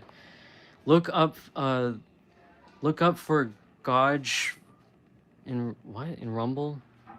Okay. I see you're like typing it in a way where it won't. I screenshot that so I can look up that name. I don't really go on Rumble, but Edward Nolan is going to mock you in the end. Don't trust him. If he does, I mean, I don't know who he is. I don't even know who he is. But go ahead, mock me. I don't care. Anyone, I don't care anymore. I'm so tired. I literally just want peace and to offer love. And I even said that maybe this is why Derek doesn't trust me. Because I said I don't care. Mock me for like, oh, you do psychedelics. Oh, you do drugs. Oh, you're a drug user. I don't give a fuck. These are medicines, and undoubtedly they have the power to help heal. And I had this most profound experience on mushrooms where I felt nothing but unconditional love for Steven. I truly did. I was like, on a spiritual level, and even other things that I did, I was like, holy shit. I'm saying this on, you know, online, but I'm saying I did other things that I had other experiences where I was like, wow, this person, you know, you're tapped in, you're tuned in a lot more when you're on certain things. Like, that's undoubtedly true. And I was like, holy fuck. Like, I could feel energetically, like, maybe because I was thinking about Steven, I don't know, but I was just like, holy fuck, this person's on another level. This person's like seriously intuitive. He knows what the fuck is going on. Undoubtedly, he does know a lot. And again, that came to me on a trip, but also I told Derek, like, you can actually find unconditional love for the people that you think are your quote unquote worst enemies. And he's like, really? Really? Like, what? And maybe that's why he didn't trust me. But he didn't trust me after, you know, what he did. Clearly, he has his own intuition and his own gut feelings. And yeah, I already said it online. I don't give a fuck. I seriously, everything with I Feel Magic isn't about the intent. It's about the intent. And anything that you send to others, man, you better be prepared for that shit to be sent right back. And I don't intend any harm for anyone. So I'll just leave it at that. Edward Nolan, or Ed, is like Derek in some ways. He bans anyone in his chat. He thinks they're all me, and they are not. He's paranoid. Nolan has you send dozens of fake names on my channel trying to get on live. Nolan, you're a snake. Derek has claimed he was an assassin. He claims he murdered people in past lifetimes. He claims he's good at killing. Derek has said, I'm the devil. He asked me if I'm actually the devil since I use El Diablo as my mascot. Haha. Derek is very controlling. Hope no one around Derek is harmed by that psycho. I think Nolan wants Keith. Rebellious meme puppet. Nola wants to brush his hair. That screenshot sounded so loud. Oh, sorry. Sorry, my volume is on high, which I guess it doesn't need to be because my speaker is picking up my voice. So if I turn down the volume on this, right? Anyway, sorry about that. I'm not going to screenshot anymore. I haven't screenshot anything other than that because I want to look it up. But yeah. Nolan wants to brush his hair. I'm sorry. That might be the case. But that's, that's his prerogative. The screenshot sounded like an explosion. Haha, I jumped back. Oh, sorry. I really hope, nothing bad happens to anyone. And I think on a spiritual level, I hope we can feel that, we can know that our intentions, would you not, you say like I do really want to learn from you, Stephen. I really do. And I mean that sincerely. Do you think that if it's not through the heart, do you not think that obviously intentions are like everything when it comes to magic and basically being like a healer or a shaman or anything like it's all about the intent that you put out? And if it's not about the heart, then like how do you think we get out of here? If you're willing to share that. Just teasing, Nolan. Yeah, Steven's just teasing. Like, it's just a joke. Like, I would honestly, if you said these things about me, to me, I would laugh because I can see it's just being like, it's being humorous. Like when you were saying that I was in love with the angry garden gnome. You know, I don't know what happened. Like I said, I felt like I was put under a spell for real. I'm not just saying that like that. I was like, what the fuck? I was willing, I don't even want to say, I was just like willing to do anything for this person. And it was like, for what? What? Because they said they were going, like they wanted to protect me. Oh, because I yearned for like some divine masculine to finally step in and be a fucking protector. Yeah, that's clearly just all false. If anything, he's not protecting anyone, he's harming them.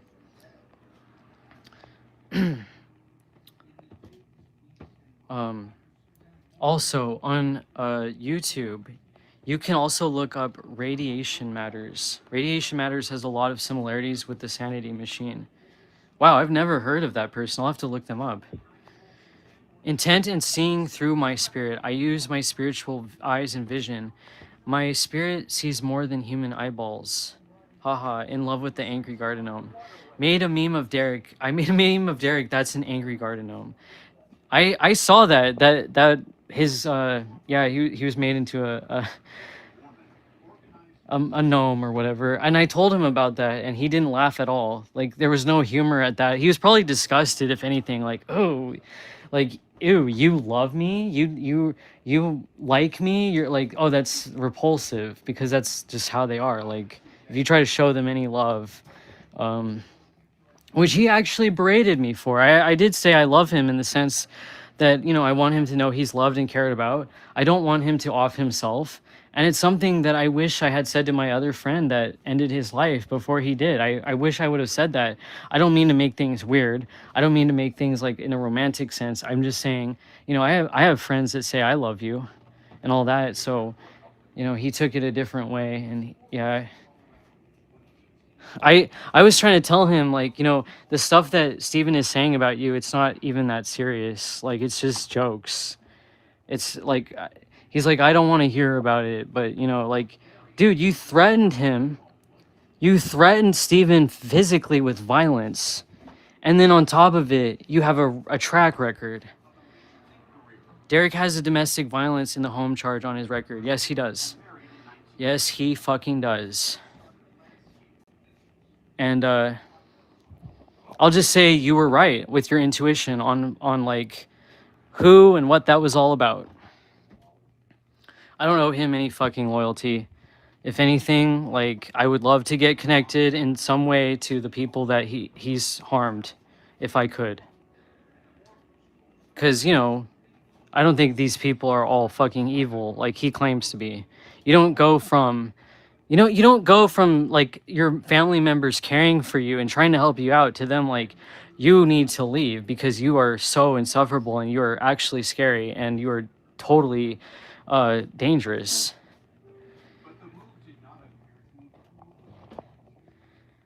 Which is his parent? Derek has, oh yeah, which is his parents' address. It's weird that it happened under his address, his parents' address, because, yeah, maybe just because he's been living there so long. But I know the details on all of that, and I don't give a fuck. I don't owe him loyalty. He completely fucked me over and burned that bridge. It's all his own doing. And you know, I'm not gonna say everything when it comes to you know, I don't even know the details because he wasn't transparent. I just know that from what little was told, he definitely, like, your intuition, what you said was right on one of your videos. I'll just put it that way.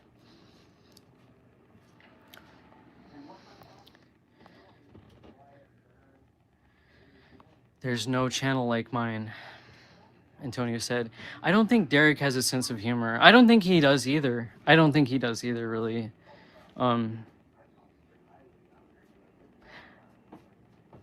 Yeah. Edward, not to mention Derek also claims he is a Viking. He pretends and LARPs like he is a Viking on a raid. I don't know. I didn't ever see him claim that per se, but I will say that yeah, like he definitely says a lot of weird shit that he claims that like is not true. And if he's all about I'm gonna be the most honest man to walk the earth, like, dude, how do you be so blind to like point the finger at everyone else being the problem in your life when you can't actually take accountability? And that's the thing. If you listen to his videos, he sounds like he is so emotionally intelligent but this is all manipulation. He sounds like he knows and he's done the inner work. Maybe I'm naive, okay? Maybe I really didn't see through the bullshit, but now when you see how this person acts, it's like you see that those are all lies, that those are all truly false. It has nothing to do with who they really are. It's all a front. Oh yes, I do all this work. I do all this shadow work, and I look at and I take accountability. There was a time, I remember him saying in a video, there's a time where, you know, I was the problem and I needed to look at myself. But there's times where it's not, it's like, are you literally going to rake me over the coals for not doing all these things that you want me to do, that I profusely apologized for and I explained I can't do them anymore. And then, berating me for money. All he cares about is money. Everything, all it comes down to is money, and I am a fucking retard for sending that guy anything at all. And I admit it. I am completely fucking foolish. And I feel absolutely disgraced. I feel shame. I feel guilt. I'm trying to let that all go and heal it if I can. But I'm just thinking back on the conversation when I brought up archangels and Steven laughed at that. Because, yeah, the fucking archangels, they could be the archons. And not only that, didn't Derek claim that he was an angel, that he was one of the archangels, and that he would gladly be one of the archons and judges of who gets to stay here or come back or whatever, it's just like the hypocrisy is crazy. If anyone believes that shit, you are, don't be gullible and naive like me, because that's absolutely false. On a spiritual level, he says, I have no truth within me. Well, dude, I have everything I've done in my intent was to show compassion and care. I put past the judgments that clearly all the red flags he had, but then all this judgment is passed upon me when I literally, and I did bring it up, and I posted my response that he blocked me before he could see it, that you have said some questionable things about 14-year-olds. Anything like that is so beyond, like, I don't even know again why I feel so much regret. I want no connection to that person at all. I don't want my name tied to that person. Nothing. He completely showed me that he is incapable of change. How much money did Derek get out of you? Thousands? Viking strong, Edward said. You are ridiculous, Nolan. Edward is just a troll.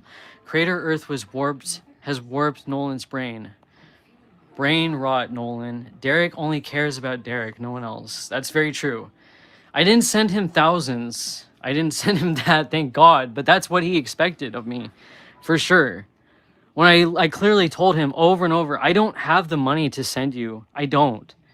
I don't want to put all my information out here online, but I just don't. And then you are berating and saying, oh, your quote unquote friend that you care. I said, maybe you shouldn't be doing this with friends, like asking them for money in order to teach them. Like, if you really want people to survive and you consider them friends, like, why are you? And that was the funniest shit ever too. He said, good luck with the financial collapse in your body combat classes. Like, so there's going to be a financial collapse, but you want me to hand over $100 every single month for a few videos that you're showing me, which I don't mean to be mean or anything, because I do think Derek has done a lot of skills and work. Like, he's worked for his skills, clearly, for what he can do in martial arts and with different weapons and stuff. I'm not saying like he's not worth what he's charging, but when it comes to videos online and you're berating me for even having an internet connection to be able to even pay you or look at these videos, and if the internet goes down, I won't be able to look at them, which I mentioned. And he's like, well, hopefully you guys will remember. And then he's saying I sent you guys too many videos. Look, all of this stuff, I'm not trying to be mean, but all of this stuff that was sent to me could be actually found online free from people who are already doing what he's doing, are already established, are already professional. And that's what I try to tell him. I'm like, dude, why don't you go into like a gym, work for a gym, and teach body combat classes or something? You can go out and teach, like at a gym or something, anywhere. Like, there's places for you. Like, if you know martial arts or you have the skills and whatever they're asking for. And it came down to like, oh, I'm like too good for that, or basically that's the gist of it. Overall is like, you have to have interpersonal skills, which yes, you do. And clearly he doesn't. This is my opinion, why he picked vulnerable people who were female bodied, particularly because he has claimed apparently that we're all NPCs and you can treat us however you want. I just think that taking money from people that are not in a place of, and I'm not gaslighting him because I don't know his entire experience, but like, he's definitely not, like Steven said, he's not living in the hood. He's not living, and I think if he had treated his family better, if he treated people better, no one would have any problem with him living there and working and doing what he needs to do. But he doesn't do any of that. He just cares about himself. And he's like, I care about empathy. And I'm telling him, like, my mom, I thought she was dying. I thought my dog did die. And I was going through all this emotional pain and everything. And it's like, I am frozen solid in a complete, utter, my mind is just completely, like, I can't even move because I'm having a guy threaten me every fucking month that he's going to off himself if I don't do A, B, and C. And so it made me just, I'm sorry. It's not that I don't care, but I freeze up. I completely freeze up and I'm not able to say or do anything when you're putting me on a spot in such a predicament like that. And that's super manipulative and sickening. Berating somebody because they're not sending you money. and said, "Oh, you guys don't have to send me money in December. You don't have like rather you get this backpack." That wasn't even a good backpack for survivalist shit. It was like, and I don't know if Bubblelandia is still in here. He said hi apparently to Steven, but then I didn't even see that chat. Sometimes I don't think I'm seeing all the chats.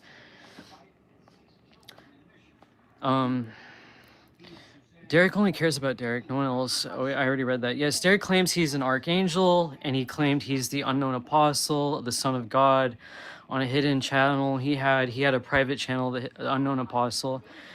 Yeah, I know about that channel. Derek is mental, delusional. That's not an insult. He really is disturbed. He has said in the past it was okay. Derek has some facial similarities with Jack Talcott. Really?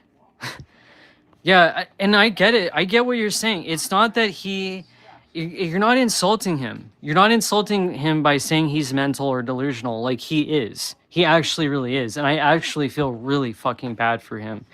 And I know people say, "Oh, how you can't don't feel bad for these demons and shit," but in a sense, it's like, you know what I'm saying? I don't feel bad for him in the sense that, like, it's not even pity. I don't know what it is. It's just like I feel bad that people are so lost. Let me put it that way.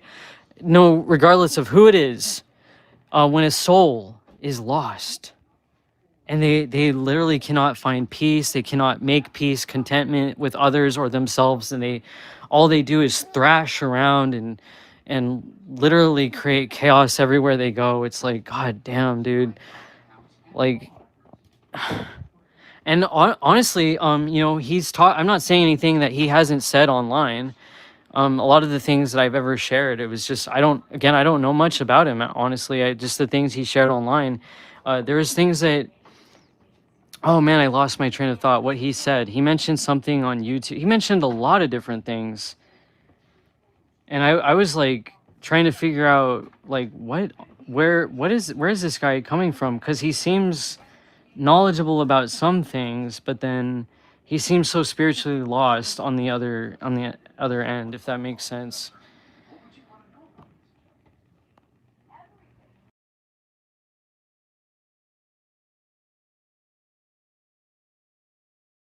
Maybe if I read, yeah, Derek doesn't have any special skills or knowledge. You don't think that he has like some of the videos he does with his martial arts isn't pretty good? I mean, I see the effort that definitely that he's put in there. Anything that I did, I tried to uplift Derek with like words of kindness in the sense like he's done all these martial arts and he knows all these survivalist skills. And he made it seem like it wasn't about people, or I mean, it wasn't about the people, it was about the money. But he made it seem like it wasn't about the money and he wanted to help people, and it was all a front. I mean, I got sucked into a delusion that I thought was real because I'm still learning, and I get duped by people. I think that they mean well, and then here they are like ripping me a new one the next moment. I think Nolan wants to date Derek. Nolan, how did you find my channel to stalk me? Where did you come from? What hole? I'm sorry for the loss of your beautiful dog. I would never ever wish harm on a dog. I have more love for dogs than for most people. All kinds of dogs. Well, I'm really glad to hear that, Steven. And I really do feel that. I see you post those animal videos, and clearly with all of your art, like you've done so many beautiful portraits of animals, and I would hope not. And that's why I really didn't think that you did it. I mean, I am sorry again for accusing you. And I hope that you see a little bit where I'm coming from. Like, I'm definitely not perfect by any means, and I totally make lots of mistakes, and I'm trying to, I'm trying to make amends for what I can. Derek made a video trying to extort money from me. He's a total psycho. Bubblelandia is still here. Oh, really? I'm not seeing any messages from him. Damn it. How weird. How weird. I made him my mod, and I can't even go back up. I mean, it was so long ago. But, Yeah, like in a sense, you're absolutely right. Steven, he did try to extort money from you. He did. And that's why I was trying to show people like, hey, like look, like I will say this entire journey like showed me so many different things. Like don't make false accusations. Don't think in black and white that one person is evil just because they did this or that. Um, like I could see the good that Steven was actually doing from this experience. And I guess I had to learn my lesson that yeah, like I actually agree. Choose wisely. Choose wisely. You're not saying that for no reason. There's definitely people out there that was not cool. That actually like scared the shit out of me when he made that video saying like, and another thing Derek asked me to do, he said, can you record all the things that Steven is doing like about me as far as like evidence or whatever? And so that was why I was watching your channel, and you did say some things about him, but pretty much everything, I mean, yeah, not pretty much everything is like within your rights to say. Like you can make any commentary, you can pretty much say anything, and I don't think anyone in a court of law will see the things that have been done as anything. So people can be like, oh my god, what the fuck, how can you say this, how can you switch up? No, I was there since the beginning. Sorry I took a bite of some rice and beans, but I'm gonna go soon. I'm just saying, I could see what Derek did, and I could see what Steven did. And I can see clearly, Steven won. Steven won all this. No doubt about it.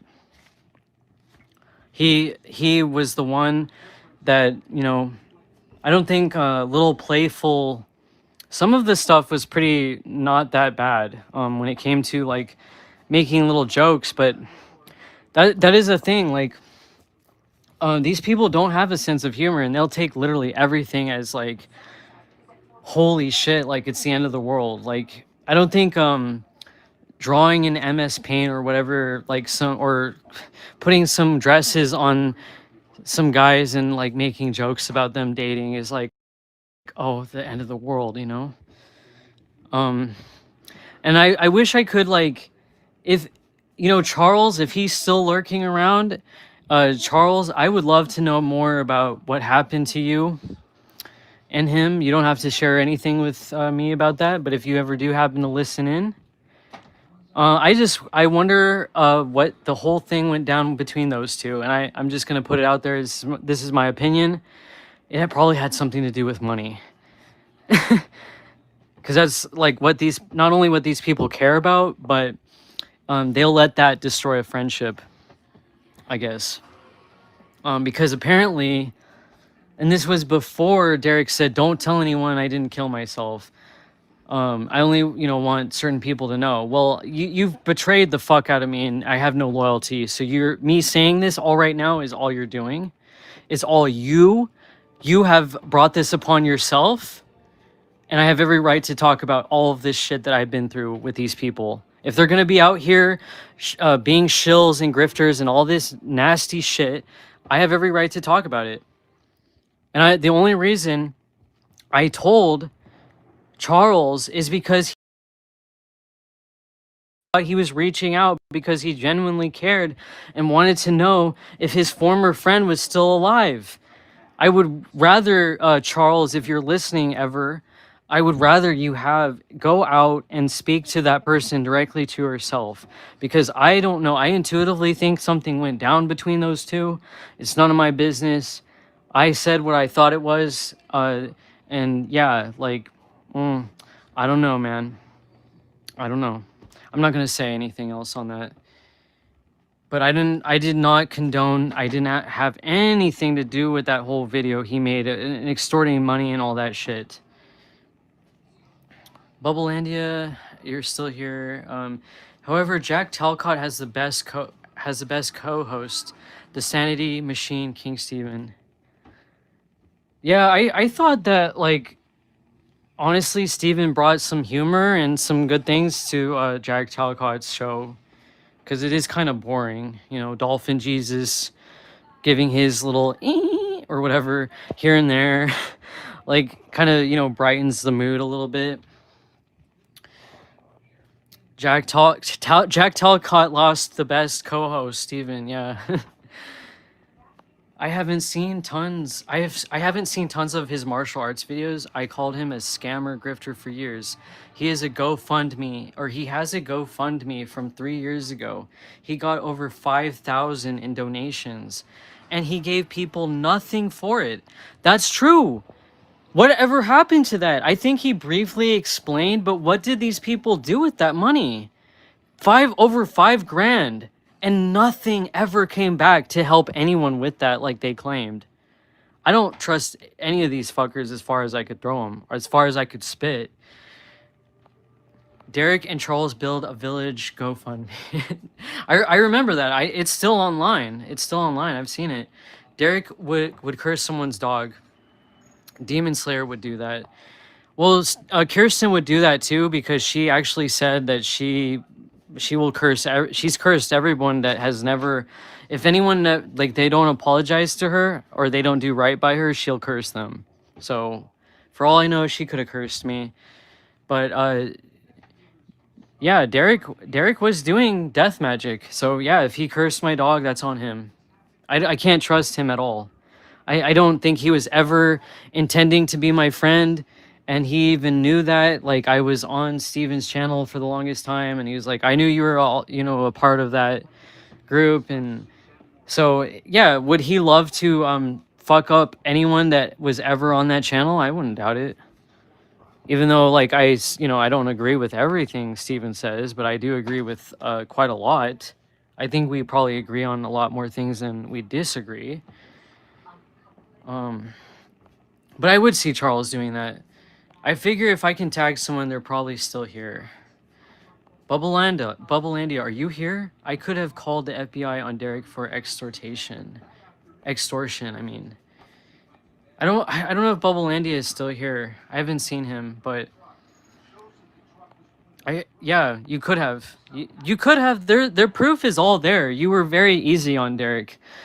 And honestly, at this point, like, I am trying to choose wisely, and anything, like, I'm not for Derek at all, and any information that you want, I'm willing to give, because I think he's actually dangerous. The things that I know that he said, and the things that he was trying to manipulate me into thinking, like, no, I'm not like that. Like I said, I felt like I was under a spell, and I'm not saying that as any excuse, but I'm just saying, like, in no shape or form did I condone the things that he wanted to do that you clearly already know, because he's made threats about it. And that shit, like, not that anyone should live in fear, and I hope you really don't. You don't live in any fear, but that stuff still, like, it still fucks with your head, you know?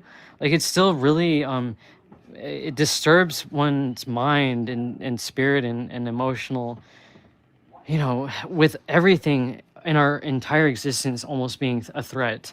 And then you have people out there like that are on the edge, completely delusional, ready to, like, go out there and blow a fucking building up or something. Like, some of these people, I'm not saying claiming that about anyone particularly.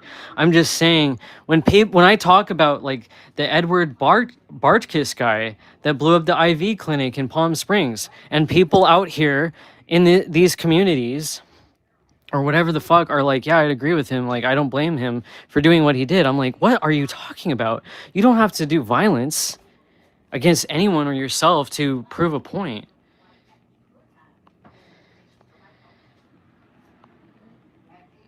Antonio, I'm trained in martial arts since I was a child. Derek should never threaten me or anyone. Oh, wow, I didn't know that about you. I didn't know that you were trained in martial arts since you were a child. That's awesome. And yeah, he shouldn't threaten anyone. King Stephen does have size advantage. But yes, I am bigger than little Derek. Angry garden gnome Derek. It would be a size versus skills fight. What?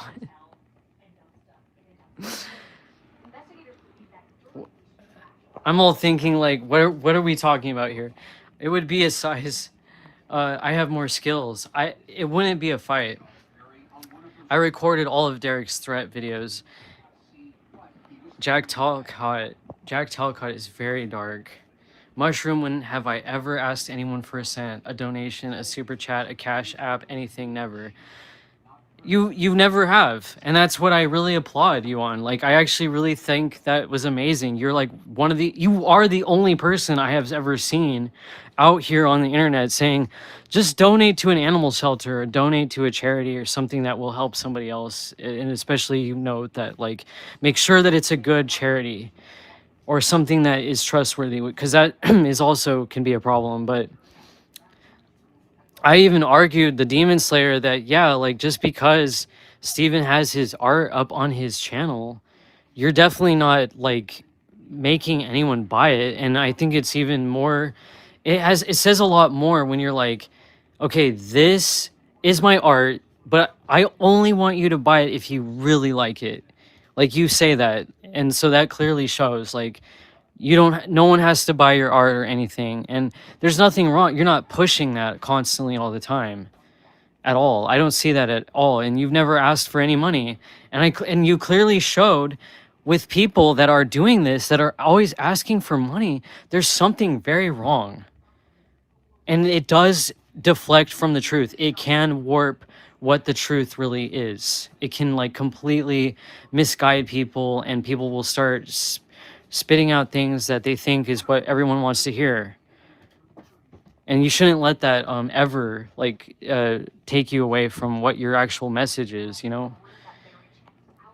Which, like I said, the truth, like you said, the truth can absolutely be warped when you have money involved and people are not basing the importance on that truth, more so the money involved. I've been talking for a long time, so sorry if I sound kind of stupid right now when I'm trying to speak about these things. It's a lot. Derek is very, very dark and evil. I bet Derek curses many in this realm. Yes. I don't want people to follow demons into hell. That's why I tell people to choose wisely. I hope they stay away from violent demons.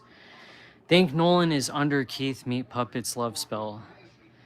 Striking my channels. No real truth seeker would do that.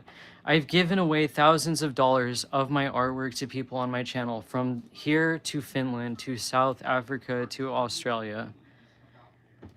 And that's beautiful. I love that your artwork and the things that you've done is all across this realm, and that holds energy and power. Definitely your work, like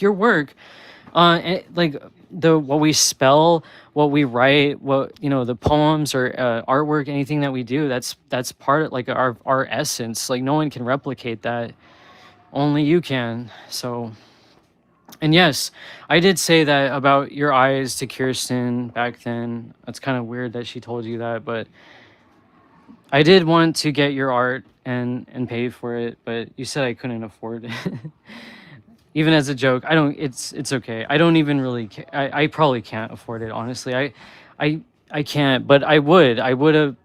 I definitely loved a lot of your pieces, and I'm, again, sorry for anything that was said. Like, I'm gonna end this though. Like, I've talked too long. I probably said what if any of this is clipped, when I'm speaking about Derek, it doesn't matter. It's all gonna be out there eventually. I'm actually saying this because I do fear, for not fear. I don't want to say fear for myself and my life, but I don't want others to get hurt in that sense. Like, I don't want him to do any of this harm to anyone else. And how convenient is it for you to fake your death? And then potentially I will put this and say that he says he's going to change his name legally. So technically Derek is dead and he's no longer... That's bullshit. You're here physically. You are still the same person. Did Kirsten have a crush on you? Did Kirsten want to date you? No, not at all. Kirsten was definitely not into same-sex relationships, as far as I know. When I talked to her about that, Uh, what I think she was like talking about, and I wouldn't be surprised if she talked to you about it. She talked about this person all the time.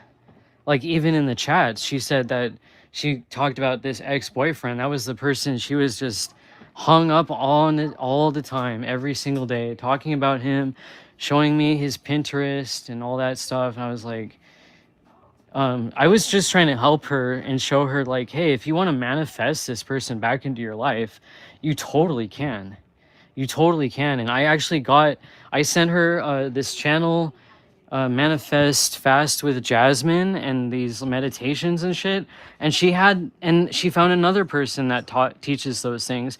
And she had this person come back into her life. And I was like, wow, that's great. Maybe you guys can get back together if that's really what you want. I'm sure you can manifest it. So no, God, no.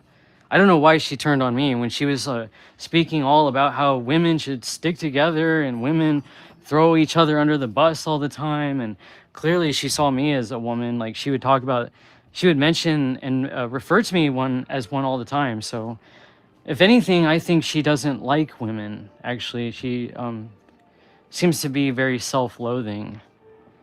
So she wouldn't treat another woman very much in a loving fashion. He's psychotic for faking his death. He was intersex.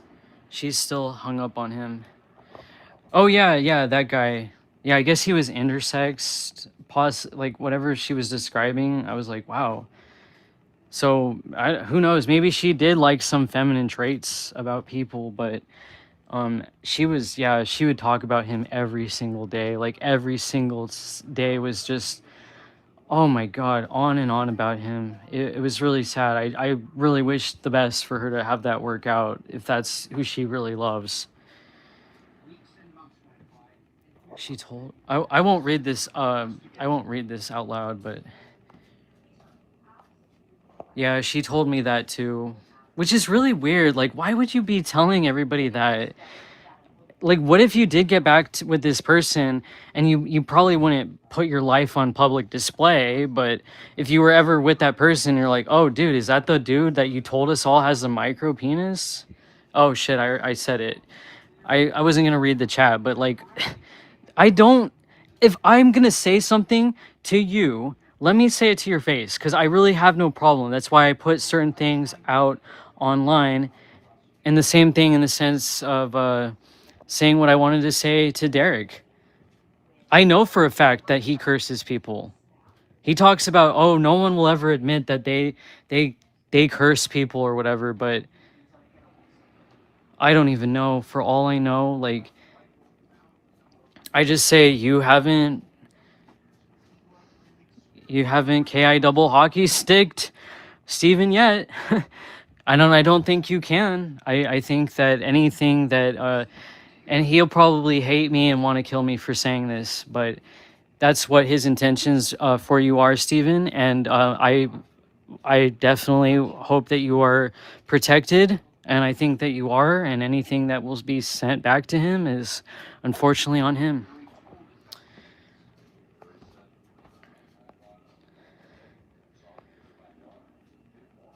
But she would have still married him. She played a clip of him and his voice was not masculine at all. She said he treated her like shit. Yeah, she sent me a video of him too, and I saw that. I was like, interesting. Who knows? Maybe she is bisexual. I don't know, but yeah, he wasn't a very masculine man, I guess, if you could say. He was more like a very androgynous being, which is pretty cool, honestly.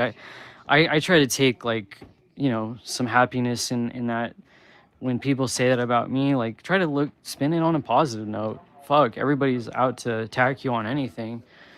That he left her in the woods? What the fuck? Oh my God. Kirsten kind of threw him under the bus.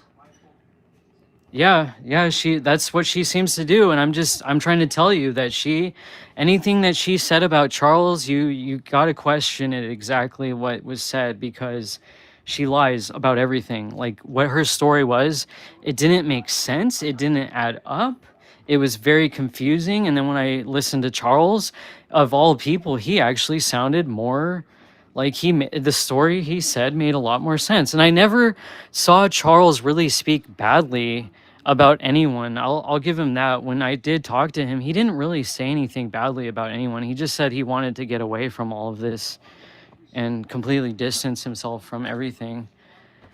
But I did tell him that is who is behind all these things. You know, Kirsten is, because he had no idea what was hitting him at that time. Derek can't harm me. It's all coming back on Derek. It is all returned to sender 10. Returned 10. Much love, Kai. Oh, hey, fools and tools. Yes, and you know, I hope that God, I don't hope for anything, man. I'm not gonna say I hope for mercy on him, because like if anyone knew what I actually went through with Derek and some of these people, Kirsten, people backstabbing me, if anyone actually knew what I went through and what my intentions were, was only to be a friend and hopefully have a long lasting friendship, especially with people who are awakened to a lot of things that, you know, a lot of people aren't. I just God, where was I going with this? I just what they're doing to people is so cruel. His hatred isn't healthy for him. It's making him sick. And you're making a good point with saying that, Steven. Like, I've listened to you say some things about what these people are doing, and the same thing goes to Keith. Like, he is literally going to have his hatred eat him alive. It is going to make him sick. He is not doing well.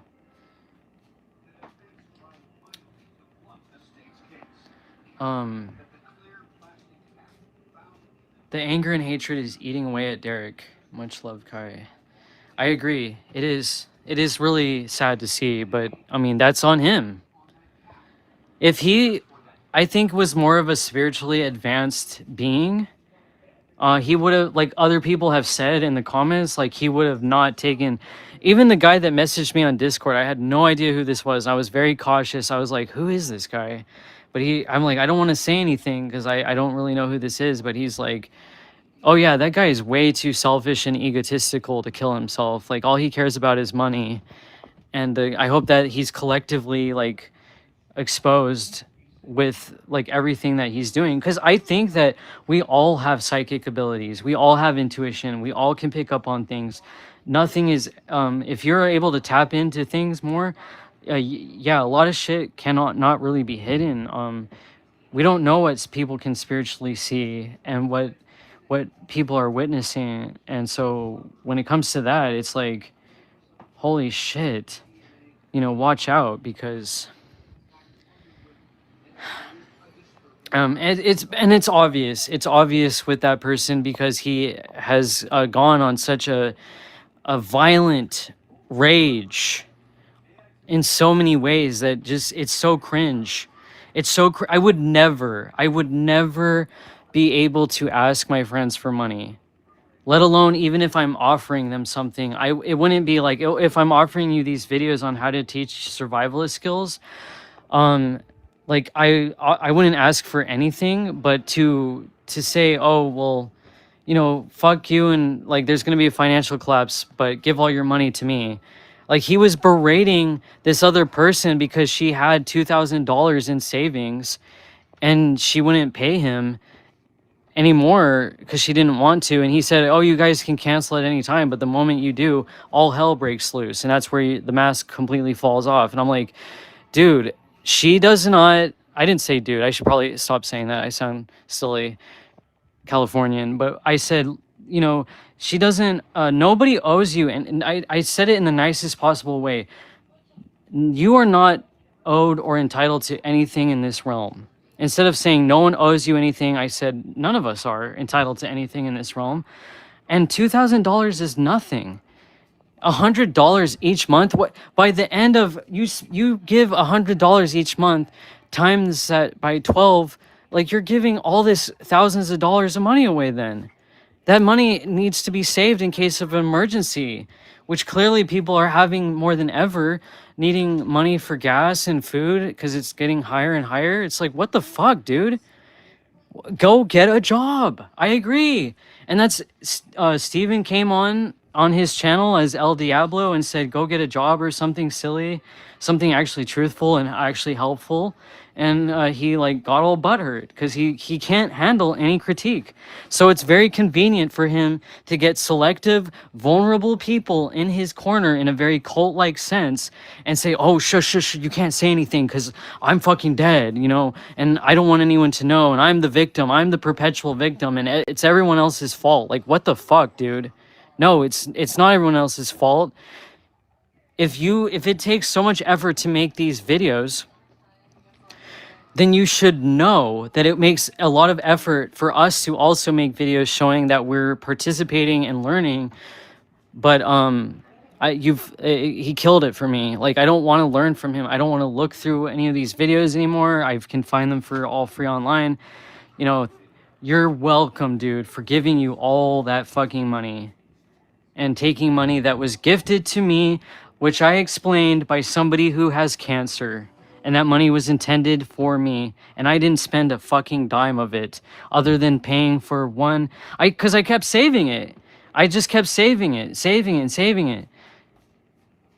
And I wanted to give it to a good cause or good person, but the only time I spent money was I paid a gardener $100 to get everything done, and that was more worthwhile to me than the fucking videos that were sent. And at the end of it all, I'm not trusted, and now you really have a fucking reason not to trust me, because all this stuff I'm saying is because he did what he did. I wouldn't have said anything. I would have kept quiet. I probably would have silently left in a way. I would have, which what I was doing. I just stopped messaging him. I stopped engaging. All I said is I wish you a happy new year, and then by a few weeks in to like the fucking month of February, I was just berated and treated like shit and told that he no longer trusted me. And this is the thing, you can't trust these people. They don't trust you. And yeah.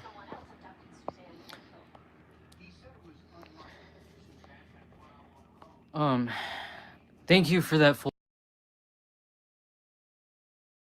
Fools and Tools. Much love to you as well. Edward said Mushroom Kai shot it.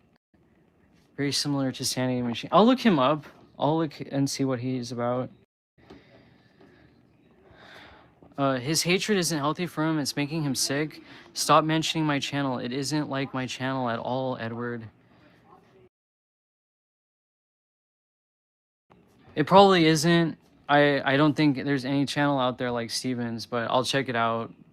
Radiation matters. Fools and Tools, you retracted a message. The Sanity Machine rules. Edward, a.k. Nolan, a.k. Fake. Man, I don't know who Nolan is. I really don't know who that is. I haven't, if he's made any videos or if you've ever showed your face or anything, I'm not aware of it. But it kind of reminds me of, I thought of somebody that, is he somebody that talks to, are you somebody that, if you're still in here, Nolan or Edward, are you somebody that talks to, what's his name? Oh, fuck, I can't remember his name. All of a sudden, like, completely, Frank Monday. Is that somebody that you know? Because I thought there was somebody that used to talk to him. But I think their name was like 007 or something like that. I don't know if that's the same guy. I don't know why I'm thinking that guy is Nolan or something, but I'm just trying to figure out who's who. I hope Fools and Tools doesn't try to beg or extort money. Did any people paying Derek call him Little D? No, because you know what would happen if that was the case. He'd go into a narcissistic rage. Okay, Steven, Antonia, whatever you call yourself now. I don't think Fools and Tools would extort people for money. She doesn't bother anyone. She's pretty chill. Like, I've never seen anyone like her ask for money. Derek was fired from his janitor job. I was kidding about Fools and Tools. I have to get going. Okay. I'm gonna get going. Stay obsessed, our poll. Oh, is that our poll? I've seen that guy comment everywhere. Oh, here, that's who's coming up now. See, all of these people, like, they really don't care about what I'm saying, probably. I mean, Fools and Tools has been here for a while. She's always been supportive, but I don't think these people actually know me. Of course, they're really here for Steven, and you guys can dish that out on your own. He's a desperate 50-year-old troll that spends his life streaming to no one. It's actually pretty sad. One loser. Well, you know, Steven doesn't just show to no one. There, you know that people are looking. People in his chat are not bots. All of them. I tune in actually. I'm not afraid to say that. I do tune in and see what he says sometimes because I do think he has something to teach. And just anything else, like, you know, I yeah. I'm gonna get going. But take care, everyone. Obviously this is not staying up. If anything is clipped or recorded, I hope that you understand. I don't mean like any ill will, but I really do want to talk about this because I don't want anyone else getting hurt and sucked in. These people have ruined their own reputations. To whoever that may apply to, it's just your own actions will speak up for yourself and what you do in this realm. And I truly, I want the highest good for all. I want people to learn whatever they need to learn in order to progress spiritually. And even if they hate me, like I have felt that sense that you can feel unconditional love for even people that don't like you, because they are some of our biggest spiritual teachers. He tags bigger creators begging for attention.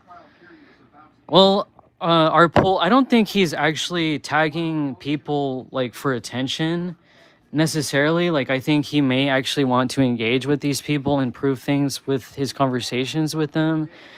Because I do see how he is doing that to an extent. And again, if people can't take the heat or can't take what he's critiquing, then yeah, then they don't engage. And in a sense, I do find that cowardly. I wouldn't mind engaging as long as hopefully, you know, like I don't feel attacked or anything afterwards, but even then, like, that's just on whoever wants to do that. I don't really care. I've already had smear campaigns done on me on YouTube. Like, I horrific shit and criminal accusations that are completely false. And that's why I really do encourage people to really dig seriously deep for the truth. Try to get to know people on a one-to-one basis. And then, like, if you want to pass your judgments, fine, whatever. But if you're a true friend and you truly care and you have good intent for that person, which I did see in some sense, Steven did stick up for some people. He did stick up for me in some cases. So it's you know, hard to like completely, I don't hate Steven, never did, but in the same sense, I have a soft spot for some people out here. I have a soft spot for Steven. You know, some of the things, like, I actually think he has some valuable content, obviously, even if we may not like all the things he does. He has a right to his freedom of speech. Aren't you a paid member of Jack Talcott? Fool, don't be too hard on yourself, Kai. Don't be discouraged of your silent achievements. Thank you, Fools and Tools. I know that some people, like, I don't know who could be watching. I think Steven might have left. I don't know, but I don't know who could be watching. And I just, if we're all on here on YouTube and we're talking about things and we're engaging with each other, and you do something that is extremely wrong, and you have a track record of doing this over and over repeatedly to people in this community, wasn't there somebody that was like making, I saw some guy commenting like he was gonna make a profile of all the people in the truth-seeking community and try to point out like who's the actual shill and who's not. And I'm wondering, I hope if my video is being recorded, how all these people knew, how they came on my channel to know that I was speaking with Steven at all. Is he recording me? Fuck. Oh, well. It's all out in the open now. I don't give a fuck anymore. I'm here to basically claim that I have no connection. I want no connection at all to Derek, the Green Wizard, at all. He's completely ruined his own life. He's broken his own heart. And this is all his own doing. Because if he had never treated me so horrifically, I never would have felt the need to speak up on any of this. And he really financially hurt me. And I know it was my choice to do what I did, but when you're threatening, you're gonna commit suicide and you're doing all this stuff, and then you're also on top, you have a record of extorting, wanting to extort people for money. Well, fuck, there you go. Edward said Frank Monday went to his stream probably once or twice. Oh, okay. So you're not 007, are you? I remember that guy.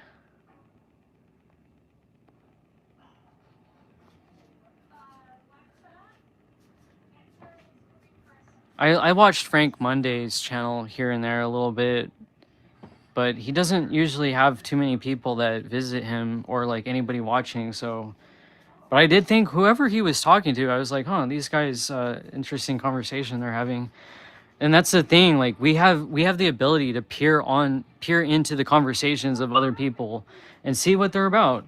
You make your own decisions and see, you know, who they are and what they're all about. I'm not really here to judge anyone because I haven't had a lot of one-on-one conversations with everybody, and we're all just, you know, I would say, right, we're searching for truth. We're searching for answers, for problems, and for solutions to these problems. I mean, trying to fix these problems. But anyway, I'm gonna go. I've been talking and talking, and I basically like got my dinner cold because I didn't expect Steven to come on here, but then again, I kind of did. And then he said, you know, speak your heart out and just all this stuff. It's like, there's a part of me that deeply wants Steven to know this. I deeply wanted him to know and have a conversation and have a mutual understanding because I really never did. I never really got to have a conversation. So I hope he knows I'm not trying to demean him or anything, but like, it is a tricky situation. I mean, can we even say that he's cyber stalking when actually there's people that do just as he does every single day, commenting and making whatever, you know, saying whatever he wants to say about people?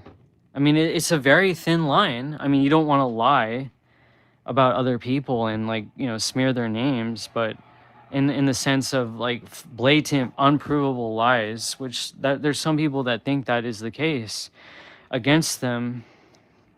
But I do see where, you know, Steven is just joking, and don't take it just don't take it so seriously. I don't personally. And I do think that he is proving some things. He's proven too much to me now for me to like say that he's not somebody that should be listened to. And I actually agree with what he says. Choose wisely. I'm going to end this live now. Peace out to everyone, whoever may be listening to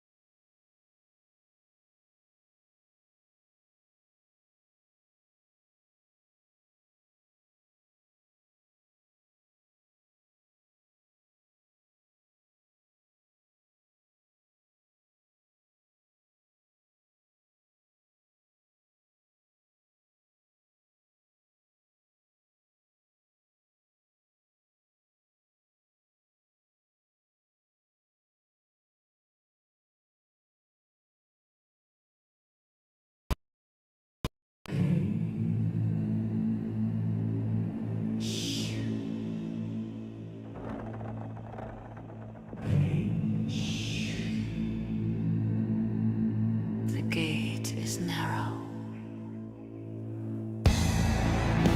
The gate is narrow. Shh.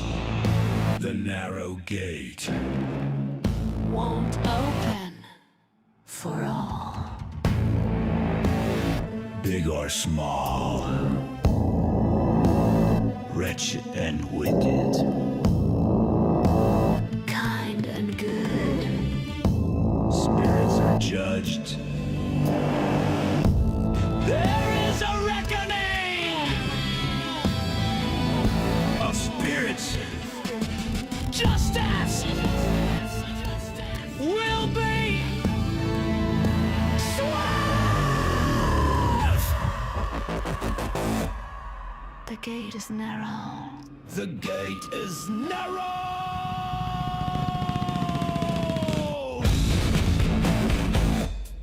The gate is narrow. My ravens and crows will be there to witness the end of this matrix. Ravens and crows! Ravens and crows! The gate is narrow! The gate is narrow! This hell realm will be sealed forever and ever!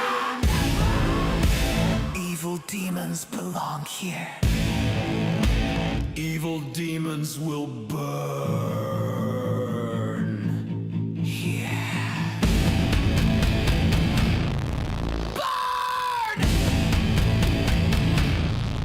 Burn! Burn! Forever and ever! Burn!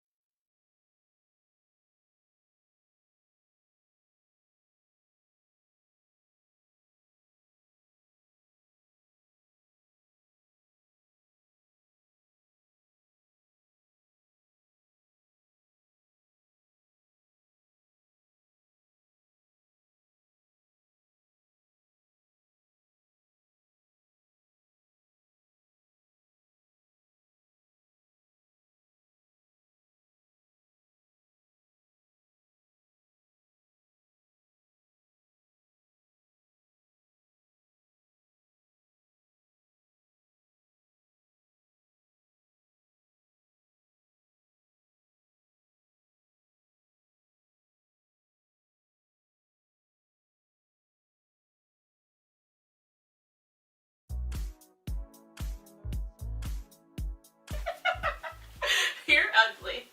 Okay, so hi. Why did you no, I have was to do kid- that? I was kidding. I was kidding. Okay, can we? All right. Okay. Hi everyone. Welcome to my channel. So I'm here with one of my lovely, good, curly-headed beauty friends, Jasmine. You're gonna be oily from the coconut. Thank you. And we're in a different scene right now. I'm actually at her place. I came to visit her over the weekend in New York. So I thought I wanted to do a video with Jasmine because she is in an interracial relationship right now, and I have a lot of friends, women of color, who've always considered dating outside of their race, but have always been kind of like afraid of what other people's reactions would be. So my first question is, how did you guys meet? We were at an event. His friend was friends with my girlfriend that I was with there. And so then his friend started dancing with my girlfriend, and then I was alone dancing on the dance floor, and I was like, oh, this is awkward. So I just kept dancing. And then he came over and he like just started dancing with me, and then can white men dance, or men that aren't black? Like, do they have moves? Because, you know, I always am like, I don't want to dance with them at a club because I'm like, they're off beat, they can't dance. Well, that was like the fun part, because I was like, boy, you can't dance. But like, that's what provided the humor to the situation, you know, and like the lightheartedness, because it wasn't, I never felt like I was being hit on, you know. I kind of just felt like it was an interaction, and it was fun, and it was enjoyable. Okay, and then what was your first date like? Do you remember, like, what you guys do? Yeah, I remember it feeling like too comfortable, and I was scared, and I was like, this is weird. Why does it feel like I've known him, you know, for like a longer period of time than I... Unlike your dates with black guys, or? I wouldn't say that. I think it just felt like our focus was on other things than my previous first dates with the black men I dated. You know, I can't say all black men, but I think our focus was just on different things. It wasn't like, so often I would be taken to the movies or to dinner or something like this or that. With me and him, it was just hanging out, and it just so happened that I wanted to go to a thrift store, and he was like, okay, like, let's do it. I actually wanted to pick up some art supplies or something. What were your family's reactions? Like, hey, mom, dad, I'm with a white guy. The funny thing is that I don't know why, but my mom always thought that I would end up dating a white man. Really? Why? It's because you're so unique. Let's use that word. You're very unique. And my dad, I don't know, even at a young age, I told my dad one time, I was like, yeah, like, there's this white boy in my kindergarten class, and I was like, yeah, like, that's my boyfriend. I don't even think I knew him. But my dad came up, he sat down with me, and he looked at me, and he's like, do you see this? Do you see this? This is beautiful. Something like big I've noticed, like with my friends that are in interracial relationships, is often like the stares they get. Like, what's your experience with that? Do you guys get a lot of stares? And who are the stares? Black guys? Are they white people? Like, okay. I thought like you in were public, talking about metaphorically, like stairs. Like we have things, struggles that we have to climb. Oh my She's God. so deep, guys. She's so deep. Like, older black women used to stare at me. Why? I don't know. You think I asked them? Like, excuse me. Hi. And then, like, black guys, do they stare or not really? No, I don't think so.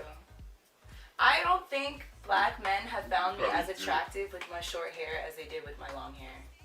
That's one thing that I can't say. No, I'm serious. Jasmine cut all her hair off, guys. Like, it was down here before, and she just, what was your reason? You just want something new? I wanted to be seen for more than my hair. Like, I didn't want to be approached based upon my hair texture or the length of my hair, or asked about my hair.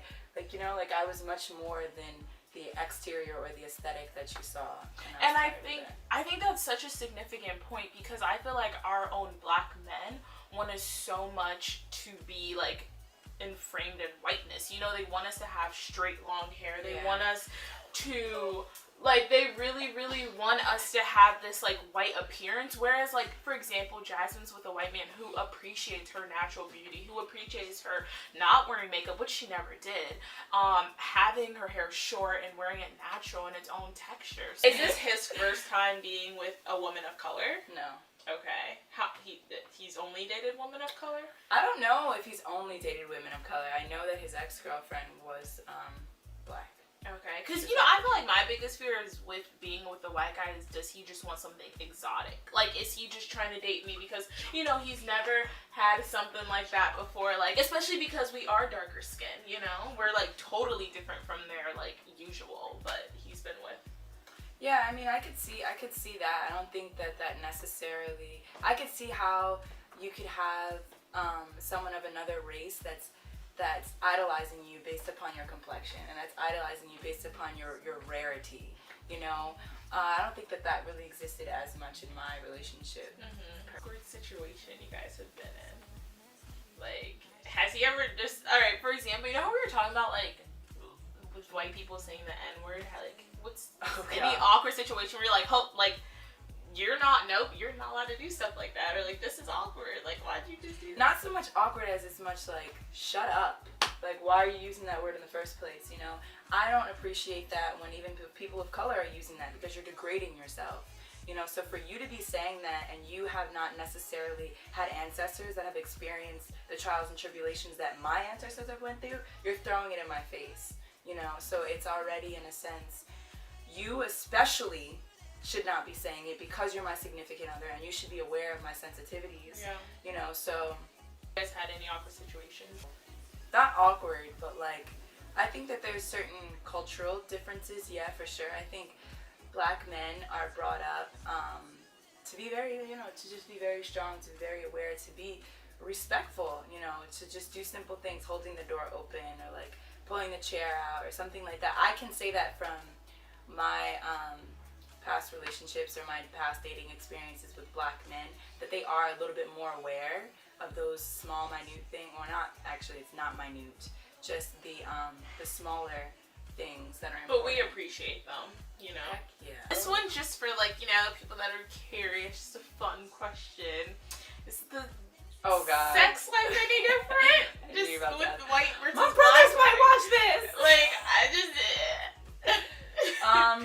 or from what you've heard from people? Just, like, what you've heard from people? Like, is it from people? any different? So I've heard that it's really good. Okay.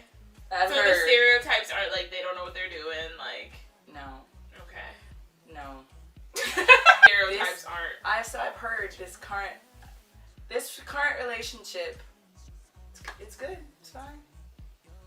Okay. Cool. But you would go back to Black. It's not like. Yeah. In terms of like for sexuality, us, it's like once just, you go Black, you never go back. Oh yeah, we're different. We're divine. You get addicted. No. You want to date a white man? Is this why you ask me all these questions? No, Jasmine. Like no, I've never dated a white guy in my life. But do you want to? I mean, hey, you know, y'all can That's a real question. Leave your number down below. No, I mean. It's the behavior, it's the dresses, it's the lack of accountability. And they should discriminate. This is a trash behavior. There is nothing that Black people did to deserve racism. In this video, we'll be reacting to and commentating on all the insane and chaotic clips that have came out of the Houston rodeo. So if you like this commentary style of content, be sure to subscribe. I'm never going to waste your time. Let's get right into this video. This is a trash behavior. Like, very, very trash. All their parents failed them. Yep. That's all I can say. They have no upbringings. Why would you go to an event and act like that? You don't have your emotions intact. Why would you go to an event and act like that? Why is it that all of a sudden, yes, we are going to focus on race, because when we look across the board at the various things happening in this nation when it comes to giant crowds, giant brawls, it's always defaults to one color of skin. Always. We can have an honest conversation about this without being called a racist, without being called a bigot. All of their parents have failed, and I'm talking about this in another video, highlighting the lack of like family structure in Black communities, but this is what you get. You get a lot of people that don't know how to act. You get a lot of people that do stuff for clout or social media and want to act a fool. Why can't we all just get together and have a good time? And it's crazy because this isn't even isolated to just Houston, Texas. This is Daytona Beach over spring break as well.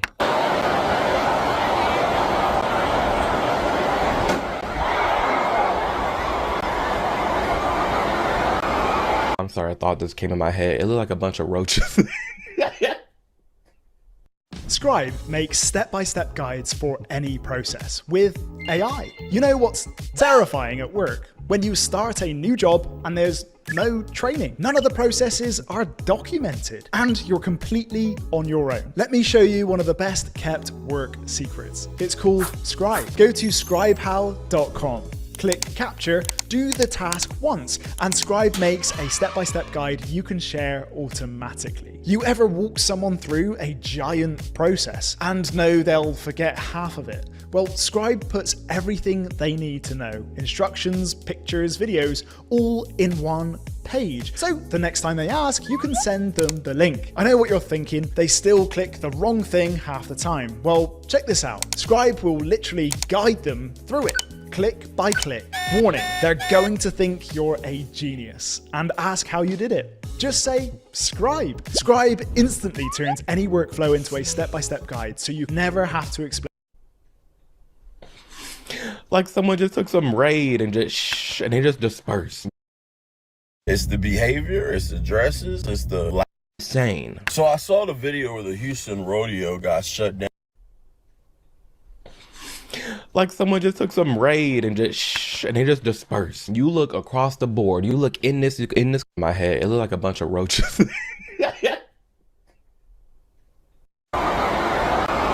I'm sorry, I thought this came in my head. It looked like a bunch of roaches.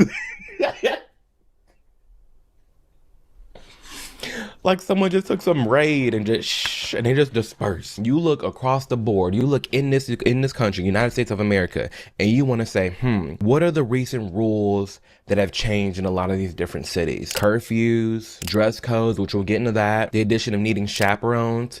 Every time black folks get together, there's some new rules or new laws that need to be put in place because of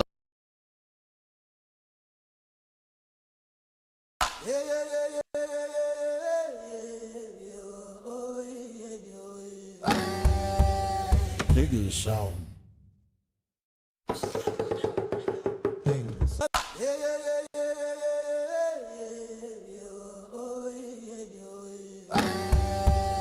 Niggas shouting.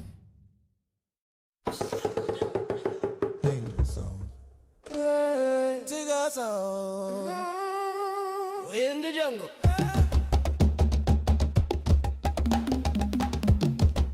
This be all darky hood.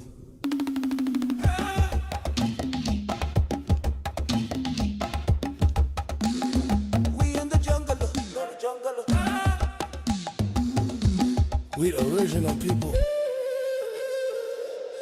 We the original people. Tigger sounds. Tigger sounds. Tigger sounds. Tigger sounds. Umina ko ikonde makakata baya akari jama kaita mo tafa boko baya ko akulu puko sa ena le ta ngai ta khate ta khabo ale baya ko umina ko ikonde makakata baya akari jama umina ko ikonde makakata baya akari jama kaita mo tafa boko baya ko akulu puko sa ena le ta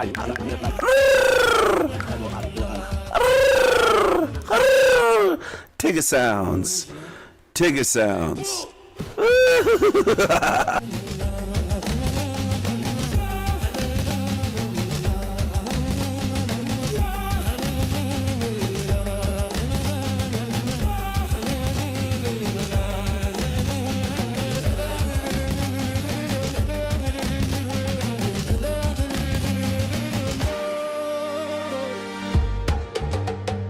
You feel me?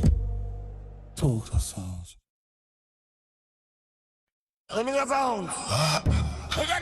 Nigga sound. What be a man? Nigga sound. We in the jungle. Hey. You look cool. This be a darky hood. We in the jungle. We the original people. We're the original people.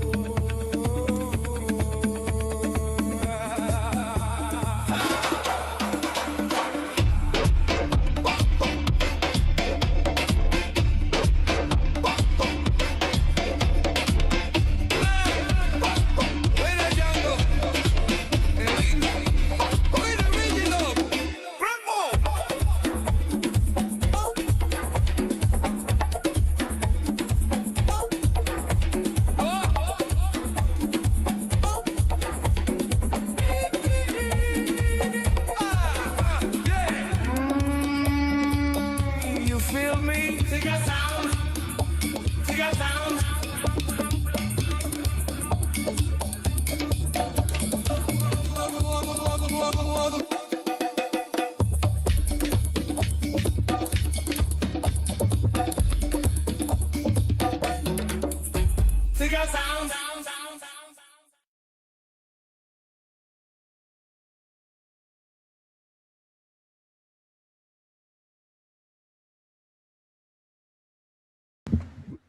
do do do do do do do do do do. Hello, everyone. Hello. Hello, footprints. Hello, hello, hello. Hello, hello. Of our behavior. You want to scream Black Lives Matter? We don't act like our own lives matter. We don't act like a good, upstanding group of people. Well,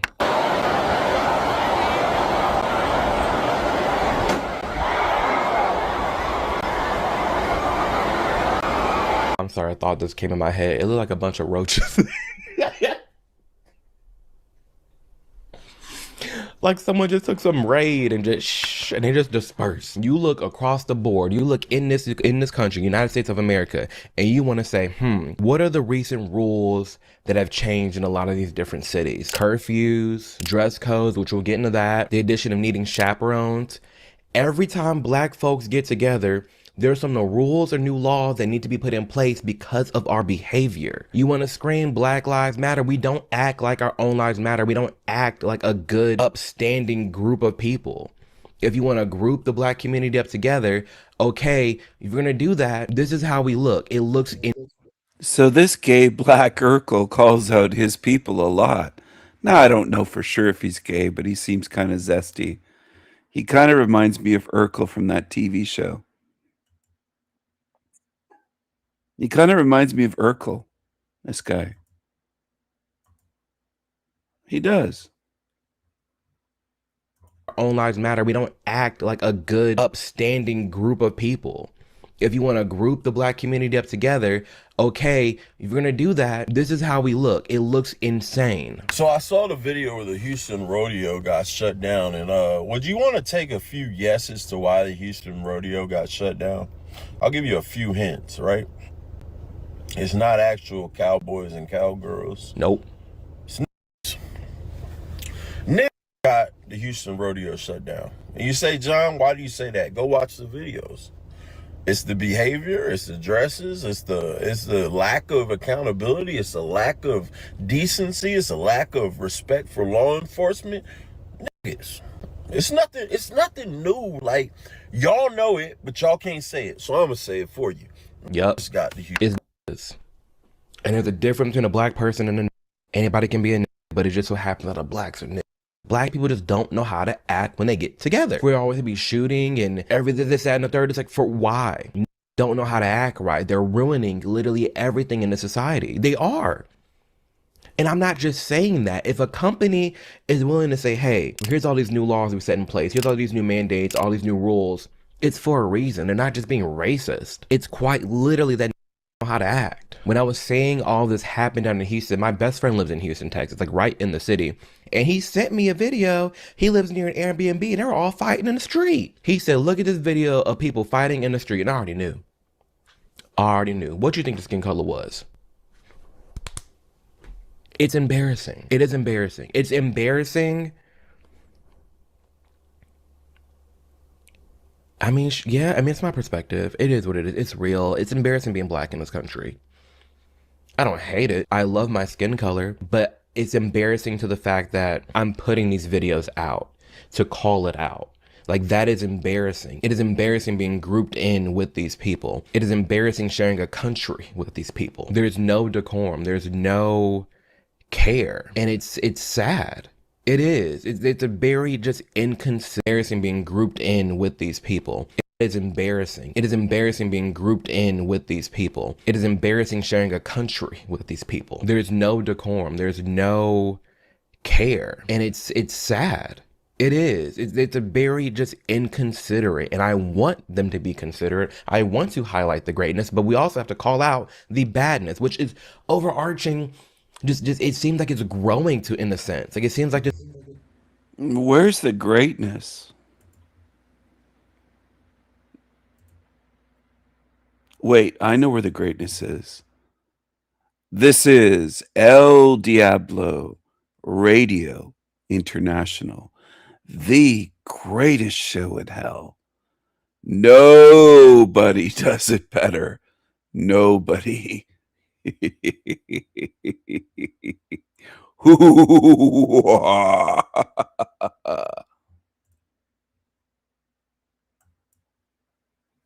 You've probably made a decision online recently and felt like it was completely your own.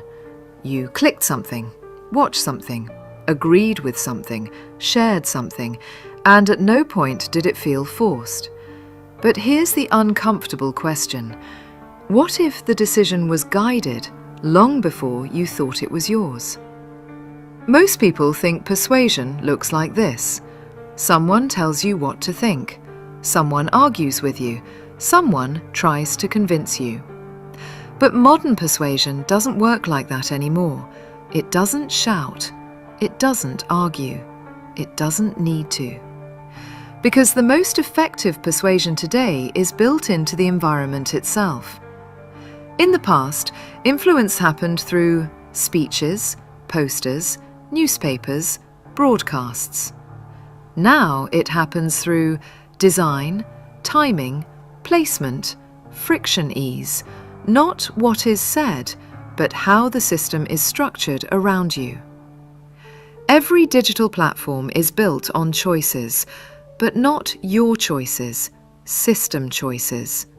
Where the button sits, what color it is, how easy it is to click, how hard it is to leave. What appears first, what disappears quickly, what loops, what stops. This is called choice architecture, and it's one of the most powerful tools ever created. Because if you control the environment, you don't have to control the person. Think about this. When you open an app, do you choose what appears first, or is it already chosen for you? When you scroll, do you decide what comes next, or is it already lined up? When you click, are you exploring freely, or following a path that was quietly built in advance? The most powerful control isn't forcing a decision, it's designing the path that makes one decision feel inevitable. Persuasion today works through making some actions effortless, making others slightly harder, repeating certain signals, removing stopping points, reducing friction where the system wants movement, increasing friction where it doesn't. You are not pushed, you are guided. Humans follow the path of least resistance, always have. So if a system makes one behavior easier than another, most people won't even question it. They'll follow it. Not because they're controlled, because it feels natural. This is why it's so hard to detect, because nothing feels forced. It feels like, I just clicked that. I just watched that. I just followed that. But the environment was already shaping the outcome. You are not just interacting with content. You are moving through a system designed to hold you, guide you, shape your next step, one small decision at a time. And here's where it gets deeper. Because once a system learns what holds your attention, what triggers your emotion, what keeps you scrolling, it can begin adjusting the environment in real time, for you, individually. So persuasion is no longer mass, it becomes personal. That means two people can enter the same platform and be gently guided in completely different directions, different beliefs, different emotions, different conclusions, all inside the same system. The old world tried to change your mind. The new system doesn't need to. It shapes the environment your mind moves through, and your mind adapts to that environment over time. So the real question is no longer, is someone trying to persuade me? It becomes, What kind of environment am I moving through? And what is it quietly guiding me toward? Because when the path is designed, the outcome often follows. And once the environment begins shaping behavior, the next layer becomes even more powerful, not just guiding actions, but shaping belief itself. Because once persuasion is built into the system, the next step is inevitable. So the real question is no longer, what is trying to persuade me? It becomes, what kind of environment am I moving through? And what is it quietly guiding me toward? Because when the path is designed, the outcome doesn't feel forced. It feels like a choice. And that's where most people stop. But that's not where it ends. Because once the system can guide behavior, the next step isn't just action, it's belief. And belief is where everything changes.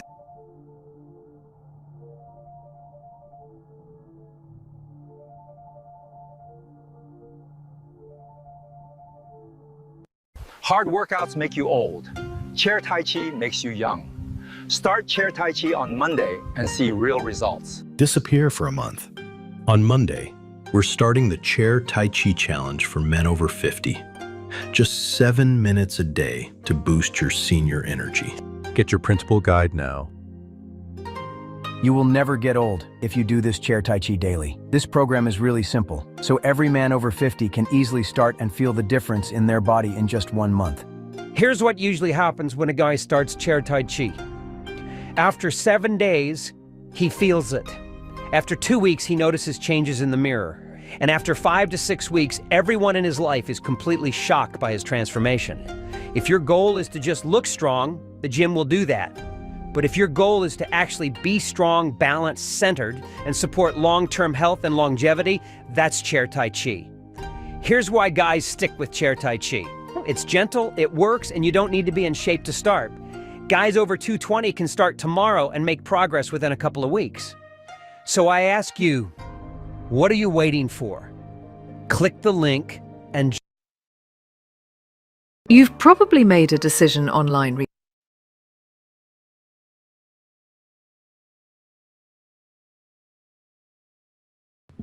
Hello. Hello.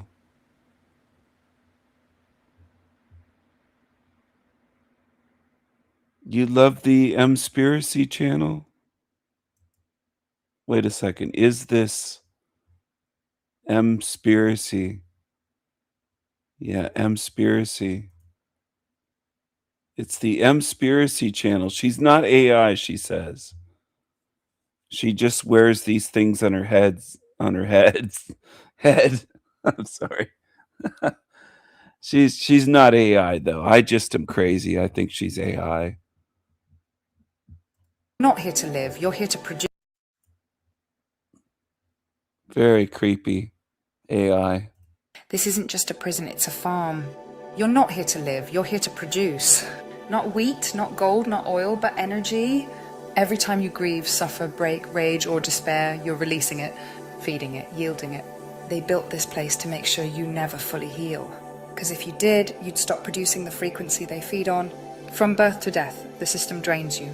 You were born into trauma. Hospital birth under fluorescent lights, cut from the cord before your field anchored. Injected, numbered, and named by the state, separated from mother. Disconnected from source. Then indoctrinated through school, broken by betrayal. Programmed to chase love that hurts, taught that survival means submission. And just when you think you've found peace, they break it again. Because the harvest cycle must continue. Who they won't touch. The ones who starve the grid, the ones who cut the lines, the ones who reject the script.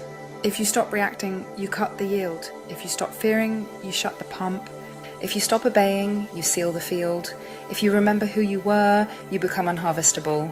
That's what they fear. Not rebellion, not rage, but remembrance. How to become unharvestable. Break the cycle, stop dating your trauma, parenting it or apologizing for it.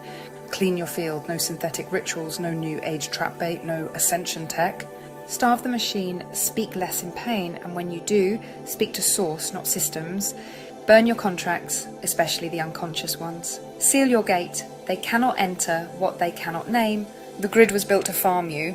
Every building, every schedule, every holiday, every news cycle, every war, every heartbreak, every fear. It's not random, it's ritualized. The towers pull it in. The skies hold it in. The tech filters it. The screens reflect it. The false gods consume it. You are the generator. You are the crop. And the only thing keeping the simulation running is your pain. The farm is multi-layered. It's not just physical. Your emotions are harvested, your dreams are mapped, your sexual energy is siphoned, your children are tagged before they speak, even your tears are tech-tracked now. They engineered heartbreak as a factory. Why do you think the same trauma keeps finding you in new faces? Because it's not random, it's assigned. Your loop is profitable, your suffering has a currency. Say it with me, my energy is not yours, my suffering is not food. My soul is not a seed, I am not your harvest. I am the fire that burns the farm. They don't just want your sadness, they want your bloodline. I wonder, do people like this AI shit? Because that's AI voice, it's an AI creature. It's not a person. I don't know. I don't know if people really like this. I think that's the future. Not that I want it to be. I don't think people will be listening to the voices of real beings like me in the future, seeing a real person's eye like mine, or the images that I've shown, or me on video at times. At times I've appeared on here on video. And you know my name. And you know things about I think of in the end, I think this is the future. People will be watching channels like Mspiracy by the thousands. There's 102,000 subs, 5,000 views in a day, 741 likes.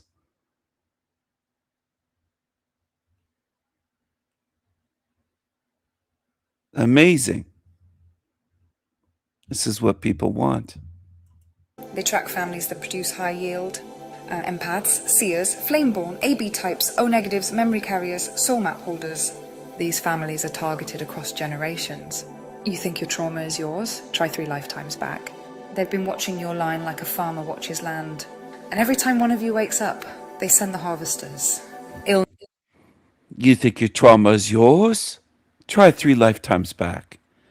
It will pull all kinds of things from the internet and put it into a video. A 9-minute video in this case. 9 minutes and 10 seconds. It's amazing. It's amazing. I think it's amazing.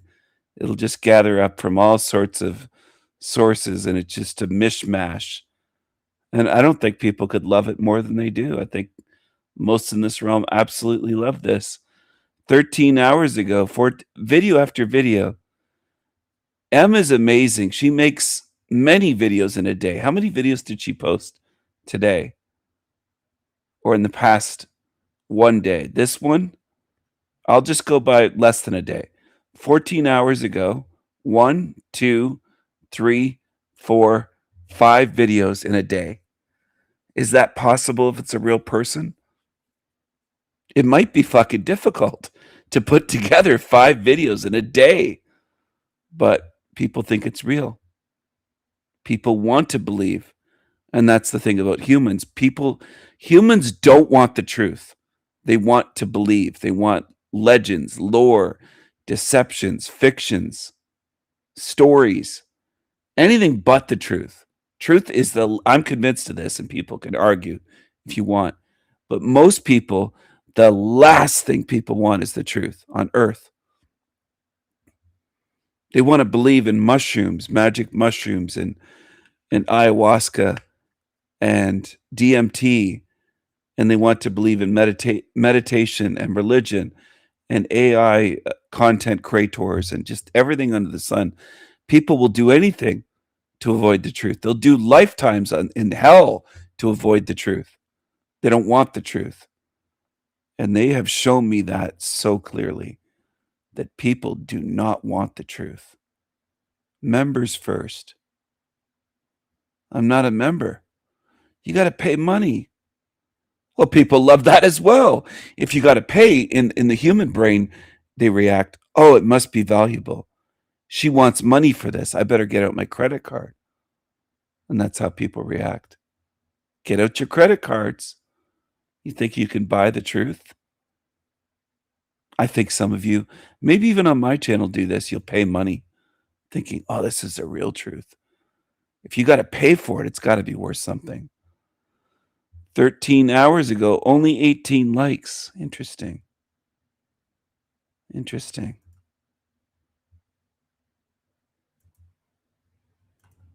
I'm fascinated by human behavior. And I'm not kidding about that. Some people think I'm trolling. I find it fascinating that I could give you alchemical gold in a silver platter and people would spit in my face and say, it's worthless, Stephen. You didn't charge me money for it.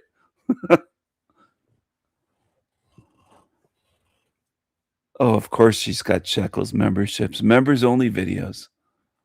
This is what zombies love. They absolutely love shit. And they'll say it's so much work, and it's not work. It's so easy to make those videos. It's probably easier to make those videos than a song, an AI song, where I write the lyrics. I don't get AI to write it. They're getting AI to write the script for everything she says. Anyway, people love it. Maybe not on my channel, but the majority do on YouTube. Let's see what this is about. Give me a second. I found something to share. I find humans fascinating, what they will follow and believe and fight. They'll fight against the truth. They'll rage against the truth. And they'll line up to pay for lies and for mishmash of shit strung together. With M telling you to go back to source. It's just incredible. You want to go get recycled, go to source. It will eat you. It will eat you. That's the way I look at it. It will assimilate you like the Borg in Star Trek, for those that are familiar. Source is not a good thing. How do I know? How do you know, Stephen? Because look where you are. The source of this can't be good. Because you're in a place dominated by evil. It's designed to be evil. So how could the source of this be good? Evil doesn't come out of good. Excuse me, do you guys have the receipt for your food? No, unfortunately. Yeah, so there's a problem. We don't think that you bought that. What's up, folks? We are back again. Welcome back to the show. In today's video, I want to talk about some social media trends that I'm seeing that certain people are exploiting, and I'm not loving it. If you can gather as much from the first clip of the video that we are going to discuss today, well, one of two that we'll discuss today, there are certain people that I think, again, they take advantage of situations. They enjoy making people feel uncomfortable, and I don't think any normal person is cool with that. I don't think you as a normal person goes through your life thinking, you know what, I'm going to make someone else uncomfortable. I don't know this person, there's no reason to do it, but just because I feel like it. And on top of that, I'm also going to film it and then post it on social media. And if these people react in a way that could possibly be edited or misconstrued as offensive or something like that, then I'll post that on social media and try to ruin their lives. Okay?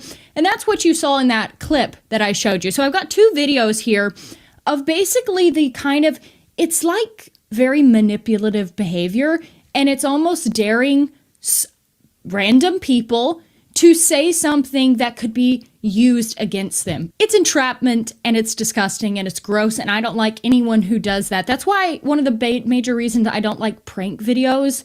That's something I could go on for hours about, why I hate this prank culture. Because it's going to people and trying to enjoy their day, minding their own business, and you're just trying to ruin their day. Or cause a scene, or just because you're a mean person, you just want to inflict pain or put a person in an uncomfortable position on purpose because you enjoy that. And then you're going to film it so you can wreck their lives if they do anything or say anything, by the way, which you would deserve, but it's just a joke. It's just a joke. Calm down. It's just a prank. I hate that. Okay, so here's the first video, not related to the clip I earlier showed, but we'll see that whole video in a minute. Here's a video, prime example of baiting people into saying something where they'll say something wrong and you can look like the victim and they'll look like the bad guy. Black friends do you have? Oh, okay.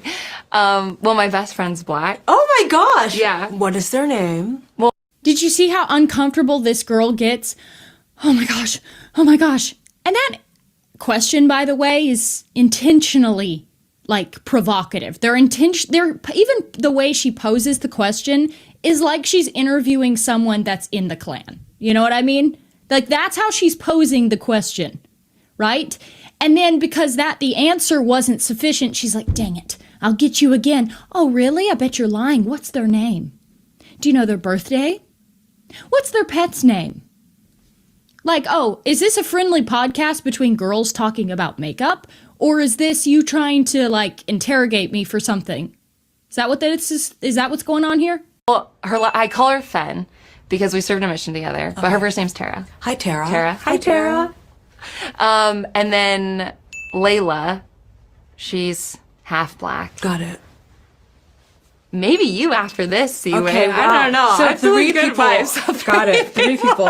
Wow. And that's great. So 3. So yeah, we're friends. Oh my gosh, the tension is unbelievable. You could cut it with a knife. Did you see the looks that this girl, the interviewer, is giving that other girl and how uncomfortable she is? By the way, the other girl is being nice and trying to be friendly. She's trying to, because she has social awareness, she's like, okay, sensing a hostile situation that I'm in, didn't know it was going to go this direction. We're talking about, like, I assume girl and Christian things, and now all of a sudden I'm being interrogated. Like, actually interrogated. So now I'm going to try to diffuse the situation by being like, maybe we can be friends. Great. And did you notice how the girl was like, no, that's not going to happen. Yoo-wee. Tell you what, that's not how I would have behaved on the podcast, but I guess that's why I'm not invited. I was being generous.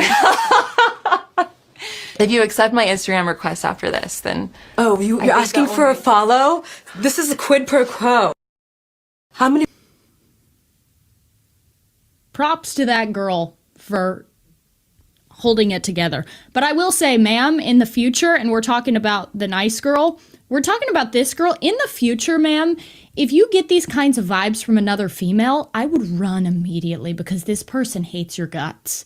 This woman hates your guts for obvious reasons. I mean, the compare and contrast here between that girl and this girl, well, I think maybe there could be some jealousy going on. Dare I mention maybe jealousy going on?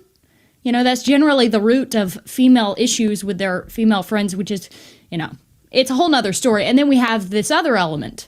So I think this is a disgusting trend on social media. I absolutely hate it. And I see this all the time. And people will go, I've seen whole accounts that are dedicated to making channels about going around to people that look like me.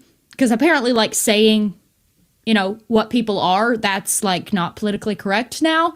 Whatever. There's a whole account of pranksters, interviewers, going up to random people at grocery stores on the sidewalk and asking them that kind of question. And, like, interrogating them as if they've done something wrong. In the next video, this, of course, is the video that we showed at the beginning. This is very aggressive. These people, as you can see, this couple right here, they're at a restaurant, they're enjoying your food, and you can even see by the caption of the video that this is intentionally hostile. Like, this person, it's not even meant as a joke. This is like, I'm going to do something mean to you because of who you are, because of what you look like, actually. Excuse me, do you guys have the receipt for your food? No, unfortunately. Yeah, so... Yeah, because people like this, there's a real pattern there of, like, dipping on the bill and there's a real pattern of theft amongst couples that look like that. Yeah. There's a problem. We don't think that you bought that. What? We don't think that you bought that food, and since you don't have your receipt, we're gonna have to go back inside. Are you filming this? We're gonna have to go back inside. No, it's okay. Yeah, where are you from? Germany. Oh yeah, can I see some ID? No. You don't have an ID? No. I don't believe you're here. Can we just take a minute to imagine the national outrage if the roles were reversed? Can you imagine? Take an instant, take a moment to reflect on the utter outrage, the catastrophic events that would follow if the roles were reversed here. Where are you from? Where are you from? I'm from London. London? Okay. And where are you originally from? England. England? That's Okay, you're one of the good ones. You're not. That is so. You are the good one. You're not. Okay. Germany, we're gonna, and I'm gonna be watching you guys this whole time while you're eating. Okay, that's good. All right? No biggie, just a weird, subtle threat of harassment and stalking. No big deal. Because he is who he is, so he has that privilege. Because we don't believe that you bought that. Right. Because you don't have a receipt. No. All right, so that. And by the way, L guy for not stepping in. Like, you can see now the difference between, like, unfortunately, and I love Europe. I love Europe. That's the motherland. But, dude, your girl, I don't care if you're dating her or not, she's getting harassed and she's, like, having to take this on all herself. Like, brother man,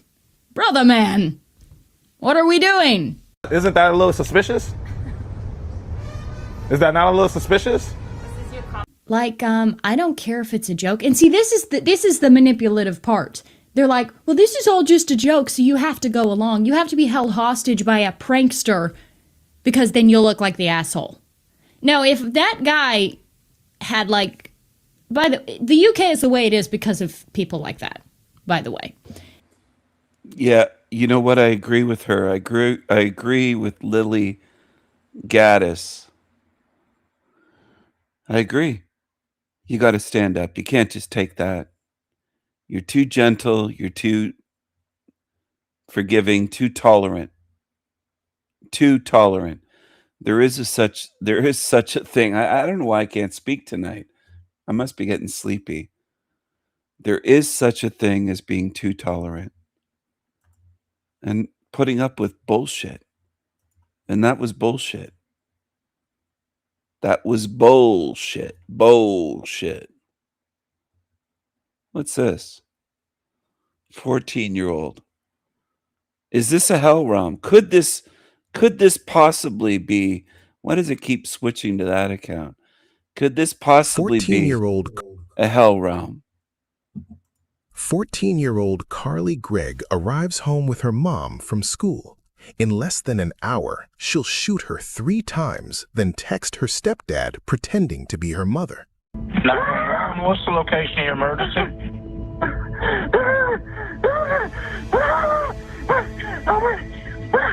I'm at 214. I don't know what happened. My wife is dead. What's someone tried to shoot me? Your daughter tried to shoot you? Yeah. She ran out of there shooting at me. What's her name? Carly Gregg. Carly Gregg? Does she still have a gun on her? I took it from her. She ran. You took it from her and she ran? Yes, sir. She was screaming something at me I couldn't understand. I locked the door. She's outside. I don't know what's going on. How old is she? 14. First responders arrived at this quiet Mississippi home.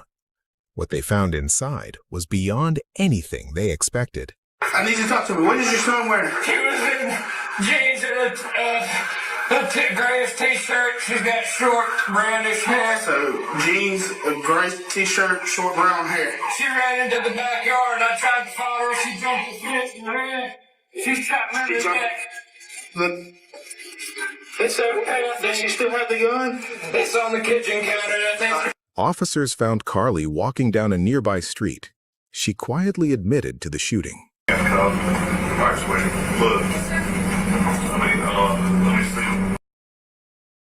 She's wearing, it looks like she's wearing a Nirvana t-shirt. This is the world we live in. This is the realm. Sorry about saying world. I try not to say that. But you hear that expression, this is the world we live in, blah, blah, blah. This is the hell realm we live in. Would this be possible in a realm that isn't a hell realm? A 14-year-old killing her mother, ambushes her stepdad, and it's just found wandering in the street. What the fuck is this? Think about this.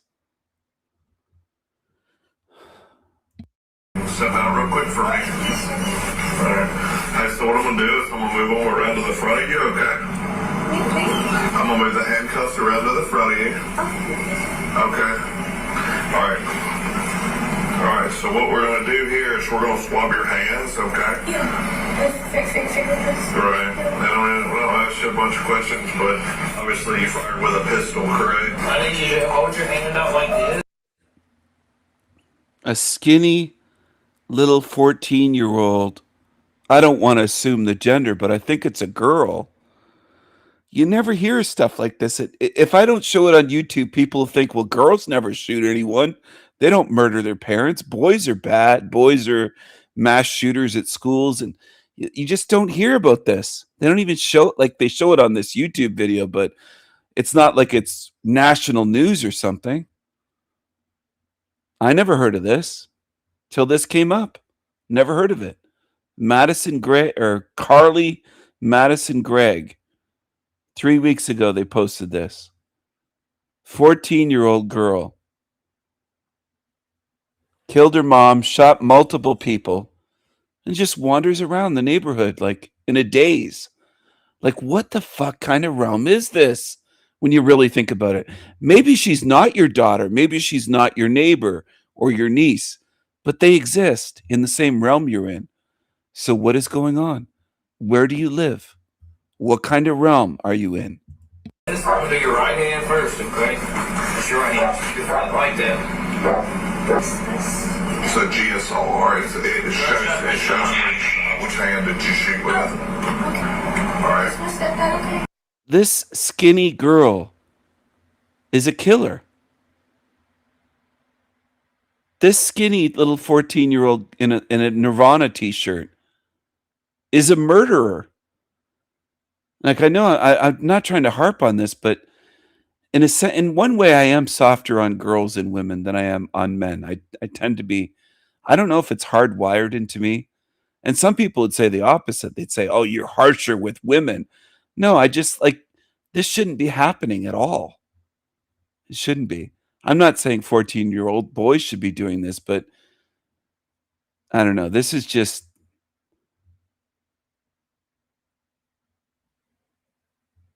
I don't even know how to explain it. What's running through my head when I see this. But it makes me know that this realm is so fucked up that this could even happen. That this could be possible. She shot and killed her mother. And she shot her stepdad and looked to be the shoulder somewhere. And the way he was reacting, some people say I'm victim blaming. Go ahead, but he was screaming like a little girl on the phone, like he had the emotions of a girl. He wasn't acting like a man. I'm not saying it wouldn't hurt to be shot, but damn, like, don't react like that. So GSO, alright, so it shows which hand did you shoot with? Alright. I don't know, baby. I can't talk to you about this. Are you okay? Is my stepdad okay? Well, you shot him. I'm not laughing because it's funny, but it's just, what the fuck? You shot your stepdad. You're asking if he's okay. You shot him. You tried to shoot him in the chest. It looked like you got him in the shoulder, though, instead of where there's vital organs. You could have killed him. You're asking, is he okay? Like, what kind of realm am I in? What is this? Detectives discovered security cameras throughout the house. The footage revealed everything. Watch closely. Carly heads straight to her parents' bed. Look at this. 2 sweet dogs trying to greet her. Look at the dogs there in the doorway. And retrieves a loaded .357 Magnum from under her mom's mattress. She hides it behind her back, checks the kitchen, then walks into her bedroom where her mother is waiting. 3 shots ring out. Minutes later, she texts her stepdad using her mom's phone. She shot her mother 3 times, or she fired the gun 3 times. Look at this. Ambushes.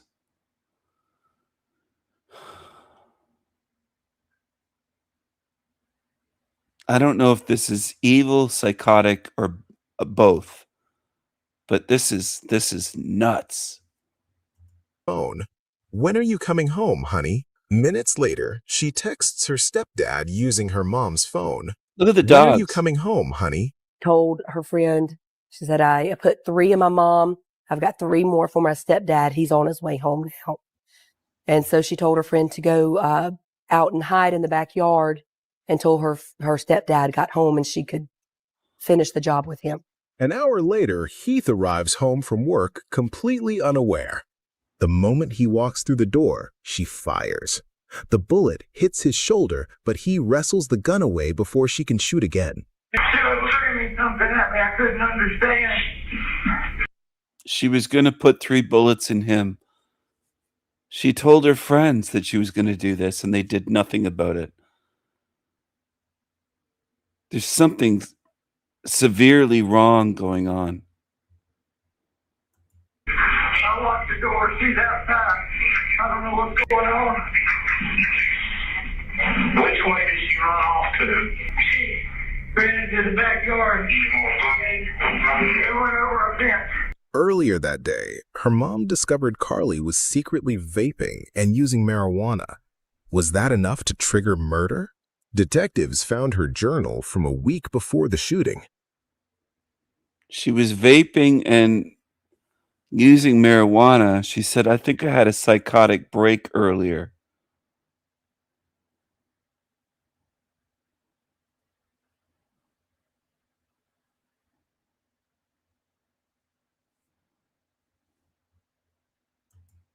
She described hearing voices and This might have just been her planning a defense, like, oh, I'm going to pretend to be psychotic for a week before this.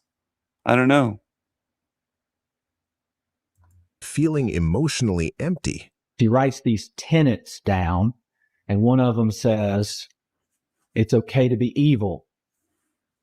There is no God. Heaven and hell are fake. Love is important. You don't need family. Carly rejected a 40-year plea deal and went to trial. The prosecution argued premeditation. The defense claimed insanity. That Ashley then goes into Carly's room.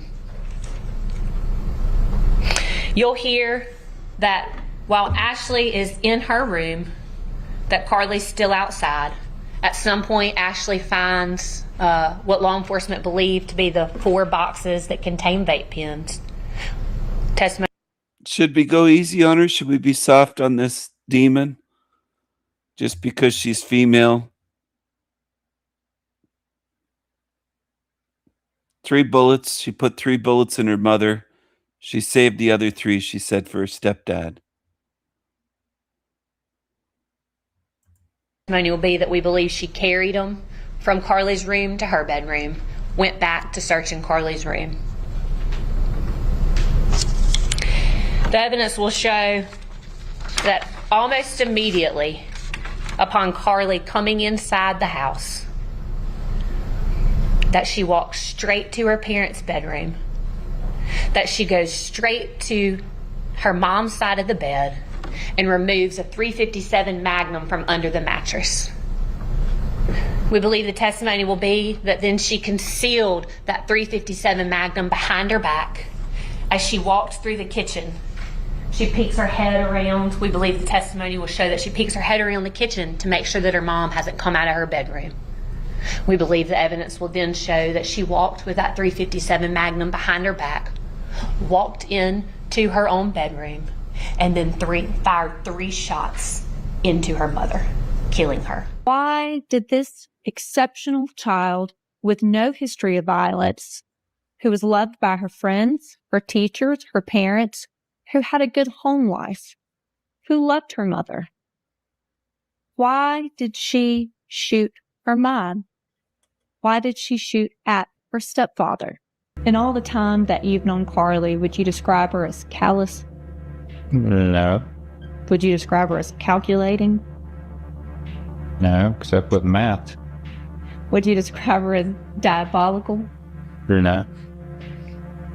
How would you describe Carly? She's just a sweet little girl. Ever since I've known her, my initial thoughts were she was terrified, scared out of her mind. I still, to this day, don't think she ever even recognized me.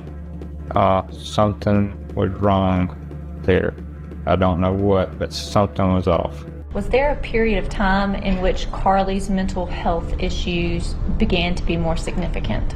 Yes. Can you tell us about that? So beginning from around the age of 9 or so, what Carly reported was that she began to feel depressed, that the auditory hallucinations, meaning that she was hearing voices, that those continued. And as I understand it, she'd been cutting herself for about 2 years, so starting around the age of 12, that she would, on a fairly regular basis, make superficial cuts on her thighs as a way to help manage her anxiety and distress. So writing on March 12th, Tuesday, she writes, "I think I had a psychotic break earlier. The whole ordeal was quite silly. I actually spoke with one of the voices in my head." She told me that the only thing the voices said to her were things that were kind of elitist, like you're better than those people. Like that's the only thing she told me. Carly does not meet Mississippi's standard for insanity at the time of the offense, and that she knew the nature, quality, and wrongfulness of her actions. Verdict of the jury is count 1. We, the jury, find the defendant, Carly Madison Gregg, guilty of first-degree murder as charged in the indictment. Count 2. We, the jury, find the defendant, Carly Madison Gregg, guilty of attempted murder as charged in the indictment. Count 3. We, the jury, find the defendant, Carly Madison Gregg, guilty of tampering with evidence as charged in the indictment. Please be seated, Ms. Gregg. Sentenced to life without parole. At 15 years old, Carly Gregg will spend the rest of her life in prison. What are your thoughts? Comment below and subscribe for more true crime cases.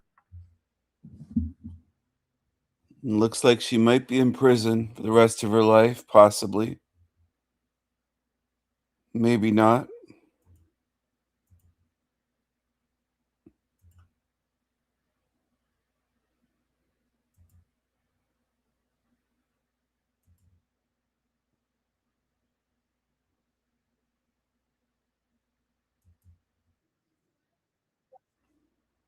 Hell realm? How could this be a hell realm? We have motorcycles and chewing tobacco. Yeah, that's a good point, TG. Some of these antidepressants, and sometimes if they quit taking them, if you go cold turkey on these SSRIs or others, it could be very erratic behavior. Yeah, it didn't seem like she showed any remorse. There were no tears, it just seemed like she didn't care. No remorse. But they might have been involved. They didn't say. You know what, though? The fact that SSRIs, the fact that antidepressants even exist or are needed by some trying to get relief in this realm shows it's a hell realm. Again, more proof that it's a hell realm.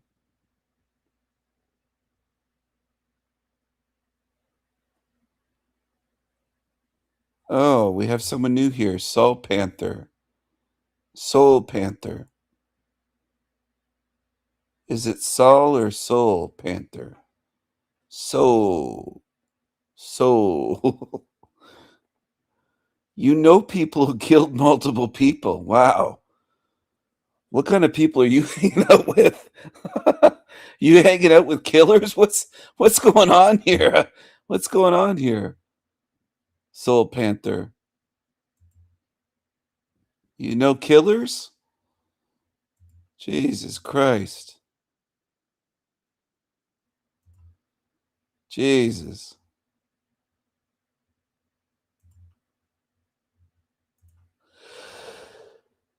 Oh man, I'm sorry. I've been exhausted lately, people. Even though I'm over the flu, something else that I've been battling with in terms of my meat suit body. Oh, you work in a prison. I was thinking, what kind of family do you have? You know these multiple killers. I'm like, God damn, what's going on here? Diversity is destroying Ireland. Irishman says, Ireland is gone. Beautiful Ireland. Well, is this a hell realm? Maybe my theory is correct that this is a hell realm, and it isn't just bad because there's some bad people. Maybe there's so many things going on that show it's a hell realm. Maybe it's thousands and thousands of different things. Hey guys, so as we all know, yesterday was St. Patrick's Day, so I thought it would be a good time to just highlight what is going on in Ireland right now and what is happening to the Irish people. You know, they're dealing with massive waves of immigration and it is just eroding their country from the inside out. And we're going to start with this video here because the guy in this video is celebrating the fact that white people are going extinct in Ireland, and he is also openly admitting that they are going to take over Ireland. And this is what the Irish people are dealing with. And it is just so heartbreaking to see their beautiful country just be, you know, completely overrun and their culture just being snuffed out. So let's get into it. It's the new Ireland. It is though. It is the new Ireland. It's the new Ireland of new, different diversities, multicultural people, Filipinos, Spanish, Africans, mixed. What's wrong with Ireland being for the Irish and having their own culture? What's wrong with that? So is this guy supporting this shit? People, I met the girl, dude. I met the girl. I met the girl. Look at this. Today, and I was like, "Where you from?" She goes, "Me man's from China, and me dad is from Africa." I'm like, "Whoa, Ireland is unique now. We're mixed." Because I can imagine in 10 years, we're mixed. Get rid of them. Float them away. Time, there's going to be Barack Obama's walking around, Beyonce's and Barack Obama's and Beyonce's. Sounds like a nightmare. Oh, different sorts. Mixture of people. So the whites. I like this chick with the headphones on. She's very blunt and she says, sounds like a nightmare. You're right.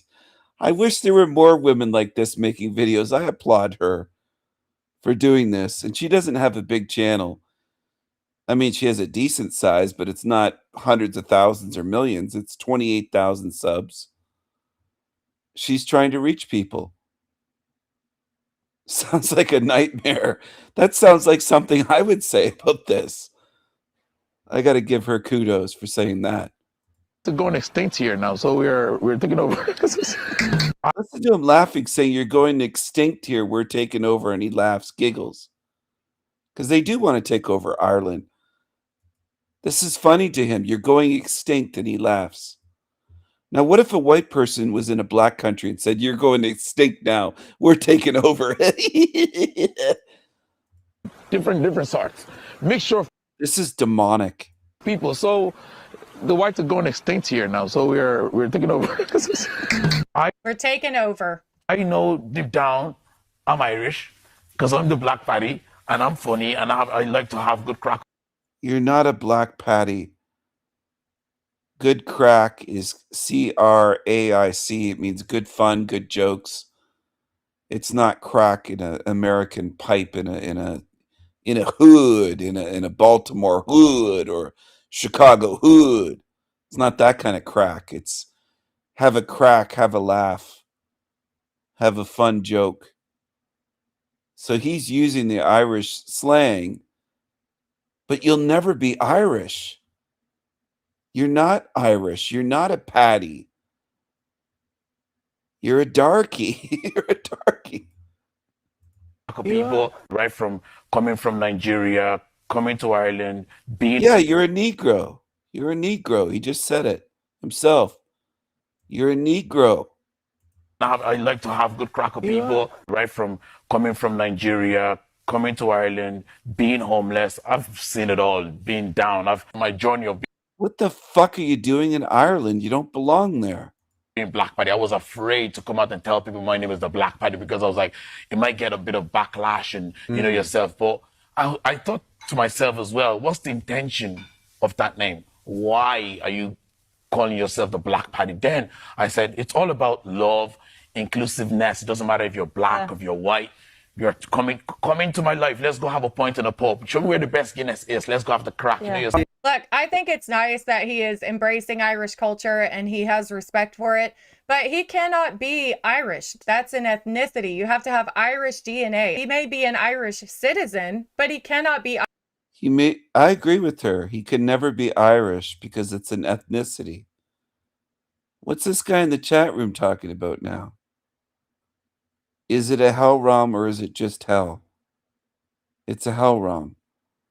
If it's hell, that means there's no way out. What are you talking about? Are you talking about the Bible? Are you talking about H-E-L or H-E-L-L? I'm not speaking about the biblical shit. And there are ways out of here. Anyway, if you want to stay here, you can stay here. If you want to believe there's no way out, you can stay stuck here. That's your choice. But some of us have worked for years trying to figure out what to do about this situation. Call it that. Irish. Economic movements. I like this chick. She knows her stuff and she's willing to say it. Cannot be Irish. Economic movement. You cannot be Irish. I agree. Look at them all down here on Talbot Street. Look at them all. Somalians, Algerians, Pakistanis, fucking all sorts of bleeding walks down here. Fucking gross. Fucking gross. So this is Moore Street.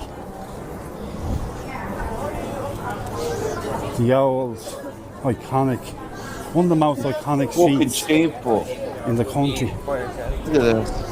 And this is the carry-on you have here now on a daily basis.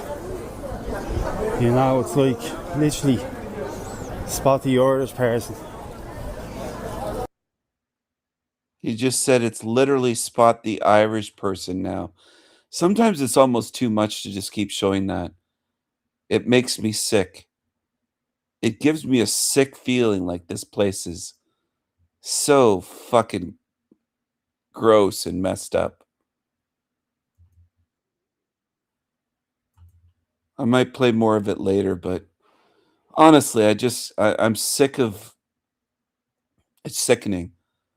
Spot the Irish person in their own country, sold out by these evil demons. Evil demons.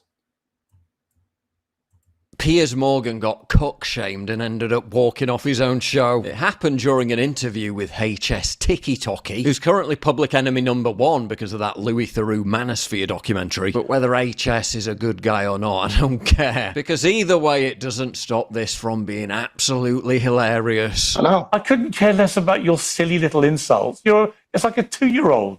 Why would I care? A 2-year-old? A 2-year-old?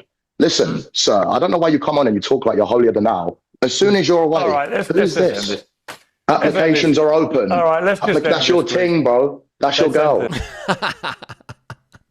But instead of just laughing it off, Piers made the whole thing 10 times worse by having a complete hissy fit. Let's end this, please. Cooked. You know what? I'm not doing this. Sorry, guys. It's pointless.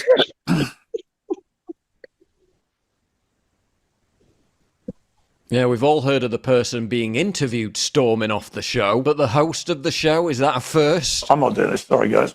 Thing is, this goes way deeper than just that one photo. And yes, that is Piers Morgan's wife, posting applications open in a bikini next to a pool boy sign. Oh, it's real. This all came out after Morgan insulted Nick Fuentes for being a virgin. And if he can throw out insults based on people's relationship choices, well, just be prepared to take some back. Because it turns out Piers has a very odd relationship with his wife. She previously posted an image of a car washer in his underwear, bragging, "When the husband's away, Mr. Suds comes to play." Posted herself snuggling up to Lenny Kravitz while lamenting that he had taken a vow of abstinence. Posted herself getting, quote, handsy with another male celebrity. Posted herself in bed doing, quote, pillow talk with another male celebrity. Posted herself with another male celebrity, captioning it, "Don't rush home, Piers." And believe me, there's many more examples. All the while publicly humiliating Piers by posting videos like this.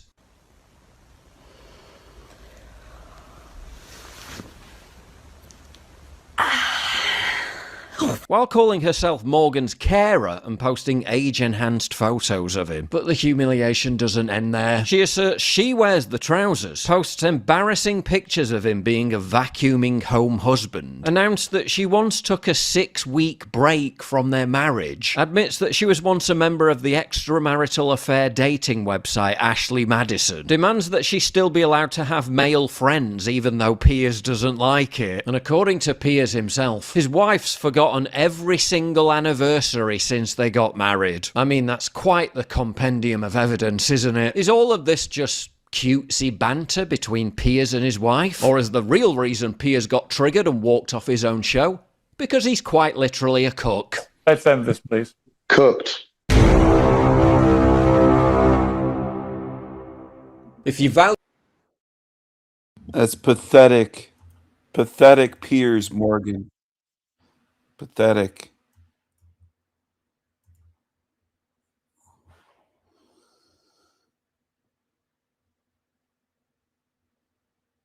What do I mean by a hell realm? Wait a second, I'm seeing the chat again. Explain yours. I think my my explanation is on my channel in thousands of videos. I'm not gonna just sum it up in a couple seconds or minutes. You have to watch the videos. My main channel's down right now because I speak so much truth. But when it's back up again, there's thousands of videos, but there's still esoterica videos here explaining what a hell realm is. It's a place designed to cause suffering. There's 10,000 plus documented diseases. 10,000 for humans. There's life eating life here. You can't live here without eating life. That's the design. Everything about this place points to a hell realm, reincarnation, lies, trickery, deception, disease, pain, suffering, illness. Evil rules the realm. Evil's in control of religions, the money system, the political system, the educational system. The very top of the pyramid is evil through and through. There's child abuse, there's kidnapping. The list goes on. The list goes on explaining what this realm is.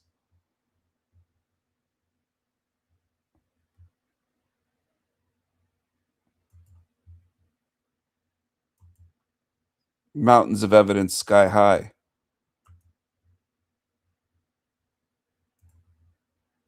And I don't believe the Bible. The Bible is Freemasonic. You can buy a Freemasonic Bible if you don't believe me. Spend a little bit of money. You can go on eBay.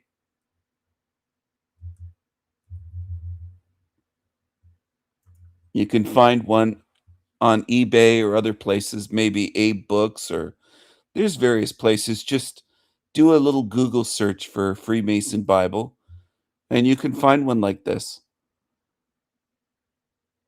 There's lots of them for sale.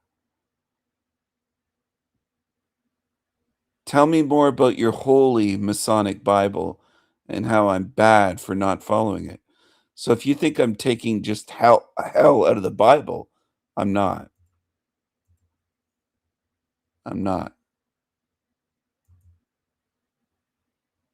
It absolutely is escapable.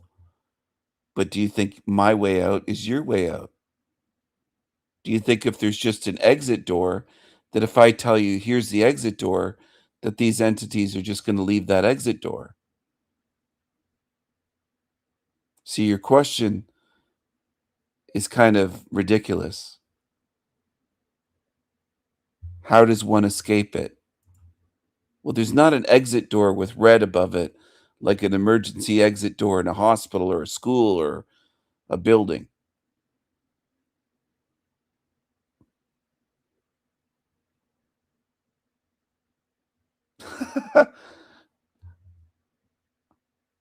There's an exit sign at the top of the stairs. Yeah. It might be a little bit more complicated.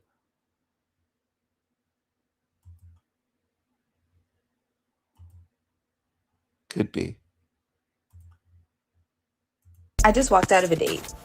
You want to know why? Of course you do. Because what else do you want to hear about?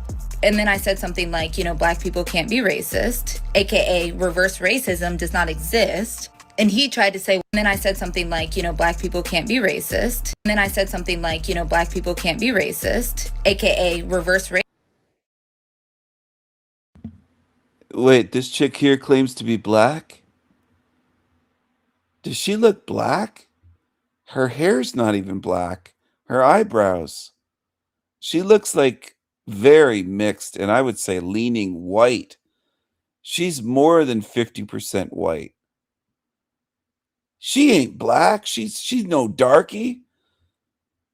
She looks mixed, but she could almost pass for white. But she's very mixed. Racism does not exist. And he tried to say, well, I'm educated. It's not reverse racism, it's racism, dummy. I know what racism is. And I said, I'm not about to sit here and let a white man tell me what is racist and what is not. Like you got straight teeth, look pretty, got good skin. You could have been somebody. But you're gonna be single for the rest of your life, being stupid. Now the contradiction is out of this world. This woman is black, blackity, black. But who did she go on a date with? Tyrone? No, she didn't. She went on a date with a white man. Y'all better stop it. Roll the clip. I just walked out of a date. You want to know why? Of course you do. Because what else do you want to hear about on a Tuesday afternoon? Happy Black History Month. Put more of your breasts on the screen. I don't know why women do that. Y'all, I'm going to stop. Women, how do you think men gonna respect you and ever give you anything if you just everything is about sexualizing stuff? You could have done the video without your TTs out, but you know they big, and that's your pride and joy. So you gonna make sure they on the screen. It's just like any white girl with a nice butt, you will always know because they're gonna put their booty on their Instagram. Yeah, a girl could be a lawyer at a law firm. You scroll down that thing, if her booty nice, she got it out there. How you gonna have a gavel and your booty out like this? That ain't got nothing to do with you being a judge. I'm just watching golf content. They love to do that little swing so the booty can do that. Girl, what y'all doing? Everything y'all do is about sexualized. Go to the gym, you got the picture, you got the video from the back. Nobody learned how to do an RDL looking at you from the back. You got to do it from the side. I see a girl, he's going down the thing, they doing a hip thrust, right down the crotch. I ain't never in my life seen somebody teach you how to do a hip thrust with the camera on the crotch. What are y'all doing? Everything women do is sexualized. She can't even tell a story about how she left a date without putting them big old jugs on there. Y'all get on my nerves, man. That's why men don't really want to be with y'all other than hitting it. They just gonna hit it and quit it, because that's all you are to men. Because you ain't gonna have no integrity. You're not gonna dress with modesty. And y'all easy. Nowadays, y'all so easy. Y'all so easy that every man expect you to be easy. Because y'all just live up to it. First date. Most women are 2 dates. And they let you do something. Y'all need daddies. Because, all right. Let me stop ranting. And men, I'm not saying men any better. Y'all dirty, nasty dogs can't keep you in your pants. That's why all these kids ain't got no daddy, because y'all want to sleep with these women that ain't got no motherly skills, that hate their daddy, and now your kid's suffering because you want to get one hit a quitter. All right, roll the clip. By the way, so basically we were talking about racism. Yes, he's a white man. He was telling me about how he has a bunch of black friends and they don't really bring up racism. And I was like, oh, well, it's likely that they just don't talk about it around you. They don't feel comfortable talking about it with you, or they don't want to offend you or whatever. Like, it's not that they never talk about it or think about it. And he's like, well, I highly doubt that. I think that they just don't really think about it. And I'm like, you can't speak for them. You can't speak on their experience. And I said something like, black people that try to deny racism and deny the black experience in order to appeal to white acceptance, you know, we call them and that's very embarrassing. And he was like, that's racist. And I was like, that's not racist. I'm black, for one. I'm saying about other black people. And he's like, yeah, but that's pretty bad. That's pretty much like me saying that someone with mental disabilities is the R word, but he said the actual word. And I was like, that is not the same thing. And then I said something like, you know, black people can't be racist, aka reverse racism does not exist. And he tried to say, well, I'm educated. I know what racism is. And I said, I'm not about to sit here and let a white man tell me what is racist and what is not. I sure did walk my ass right up out of that restaurant, because not today, Satan. And didn't even pay. You notice that part? I walked out and let him pay. And then you all talking about racism, but you went on a date with a white man. Can y'all make the, you know why she did? Because one of her parents white. Put it back on the screen. One of her parents white. She probably live in an affluent neighborhood. She been around white people raising her whole life. That's why she talk like that, and she don't sound like she from the South. White people been raising this girl and making sure she can live in a safe environment, and she go to college or something and get woke and stupid, and she feel like she missing out because she not really black. She only half black, but she got to fully embrace being black. So now she lives the black experience. Girl, I can tell by the way you talk you didn't grow up in a black neighborhood. Then you going on a date with white dudes, talking about racism. Ain't that stupid? That's like going on a date with an OnlyFans model talking about promiscuous women. You know, all about promiscuous women are just so bad, and you go on a date with a star. And then you mad at the star on the date. That's the stupidest thing I ever heard. These people are so silly. Now that's her life. She can be single all she want. But it's bad.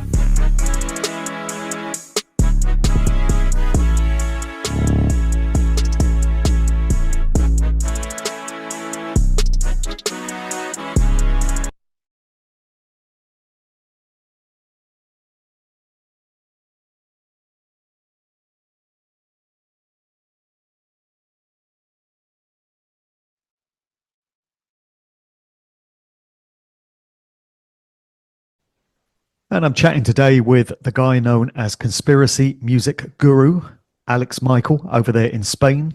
What's up, brother? How's it going, man? Thanks for having me on. Finally, we connect. Indeed, yeah. It's been a long time coming. It's a conversation we probably should have had by now, but we're setting it straight today at least. Yeah, thanks for ruining my life when it comes to the music, mate. Thanks. I can't trust any of it. That's what you do, though, isn't it? No problem. That's what I do. That's my job. I like it. No, I have a real zoomed out perspective now of the music industry. I started looking into it, you know, maybe 2012, 2013, and looking at all the symbolism and everything. And then I think I bumped into you around the same time online. And then it just all became really clear. And at the time, I was learning about all the bastardization of everything else, the water, the food, the air, you know, the education system, the medical system. And then all that was the final puzzle piece. It's like, of course, music is something we all love. Why wouldn't they bastardize that? And it seems they've done it in every way, shape or form. That's right. And I do feel my job is slightly easier than that of many other conspiracy researchers or truth researchers, because when you're talking about the financial system or banking or governments, a lot of people find those subjects a bit dusty and dry and boring, and they just kind of zone out. But you start talking about music, and you bring names like the Beatles and the Rolling Stones and David Bowie and the Doors into the equation. Who doesn't want to have a conversation of that nature? Who doesn't want to know more about the music industry? If you dangle that carrot and say, oh, the stuff you need to... That's old news. Should have known that 20, 25 years ago. Who doesn't want to know that? That's old news. It's really low-level stuff. It just is. People just keep rehashing the same stuff. There's been books written about it. It's old news. My friends of YouTube, welcome to the channel. This is In These Streets, and we are visiting Mount Bayou, Mississippi. This is not just another small town that we are here to visit today. We are visiting history. Mount Bayou is a small town in Mississippi. If you see the highlighted red spot up top on Visiting history, Mississippi. All black town in Mississippi. What do they have in Mississippi? What do they do down there in Mississippi? What are they doing down there? What are they doing down there in Mississippi? What are the darkies doing? I'm sorry. I can't help it myself sometimes. I'm not apologizing for saying darkies. I get silly sometimes. What are the darkies doing down there in Mississippi? Mound Bayou, Mississippi. I'm from way up in the Great White North. I don't know what those Negroes are doing down there in Mississippi. the left. That's where we're sitting at on the map. Mount Bayou, Mississippi is a predominantly black town. I'll explain why in this video, along with some other things. So, Mount Bayou, it was founded by two former slaves in 1887. Their names were Isaiah T. Montgomery and Benjamin Green. So they built this safe haven for black people during the Jim Crow era. It was supposed to be a safe haven, or not supposed to be, it was a safe haven away from racism and discrimination. And if I could take us back and be a fly on the wall, we would see schools, churches, a train station, cotton gins, and other things. So at one point, this place was so prosperous, it was given a nickname by Theodore Roosevelt. He called it the Jewel of the Delta. Now, in this video, you won't see what they envisioned a long time ago, but you will know it has deep history and memories for a lot of people. For example, they built this hospital to my left. Y'all see it at the end of the video. It's coming up right here. It's called the Tabarian Hospital. They started that in 1942. It was the first hospital in the Central Delta, and it provided like low-cost medical care to black people in the area. So back then, y'all, Mount Bayou basically went from this thriving town, and then they fell into this economic decline.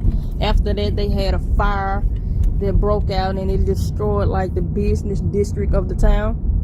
And now today, they have a population of around 1,360.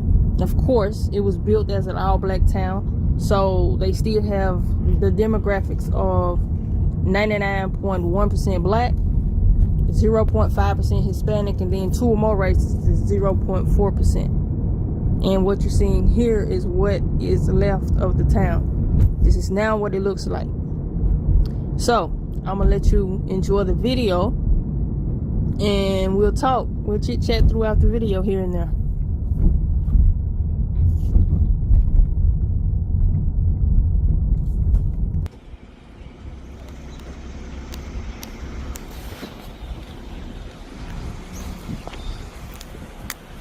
Right now we're standing in front of the Booz home. It's the residence of Eugene P.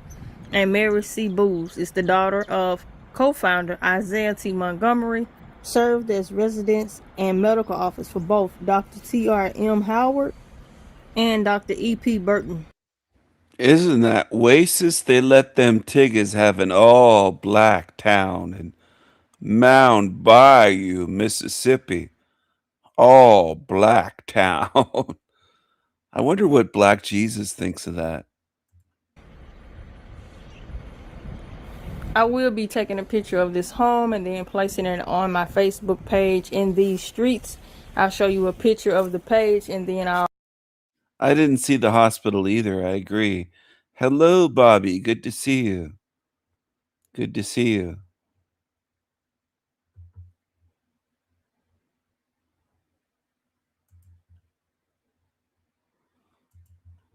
I'll also put a link to my Facebook page in the comment section below if you want to visit that page.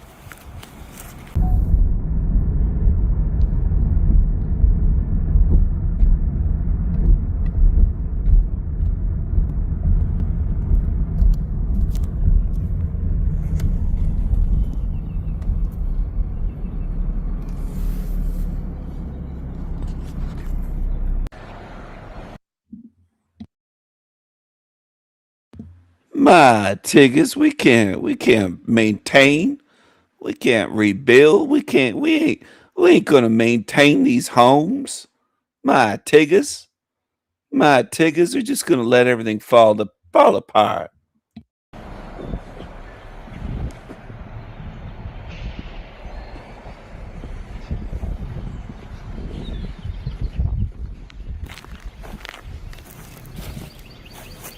This is the Montgomery home, second home of co-founder of Mound Bayou, Isaiah. It looks like it's falling.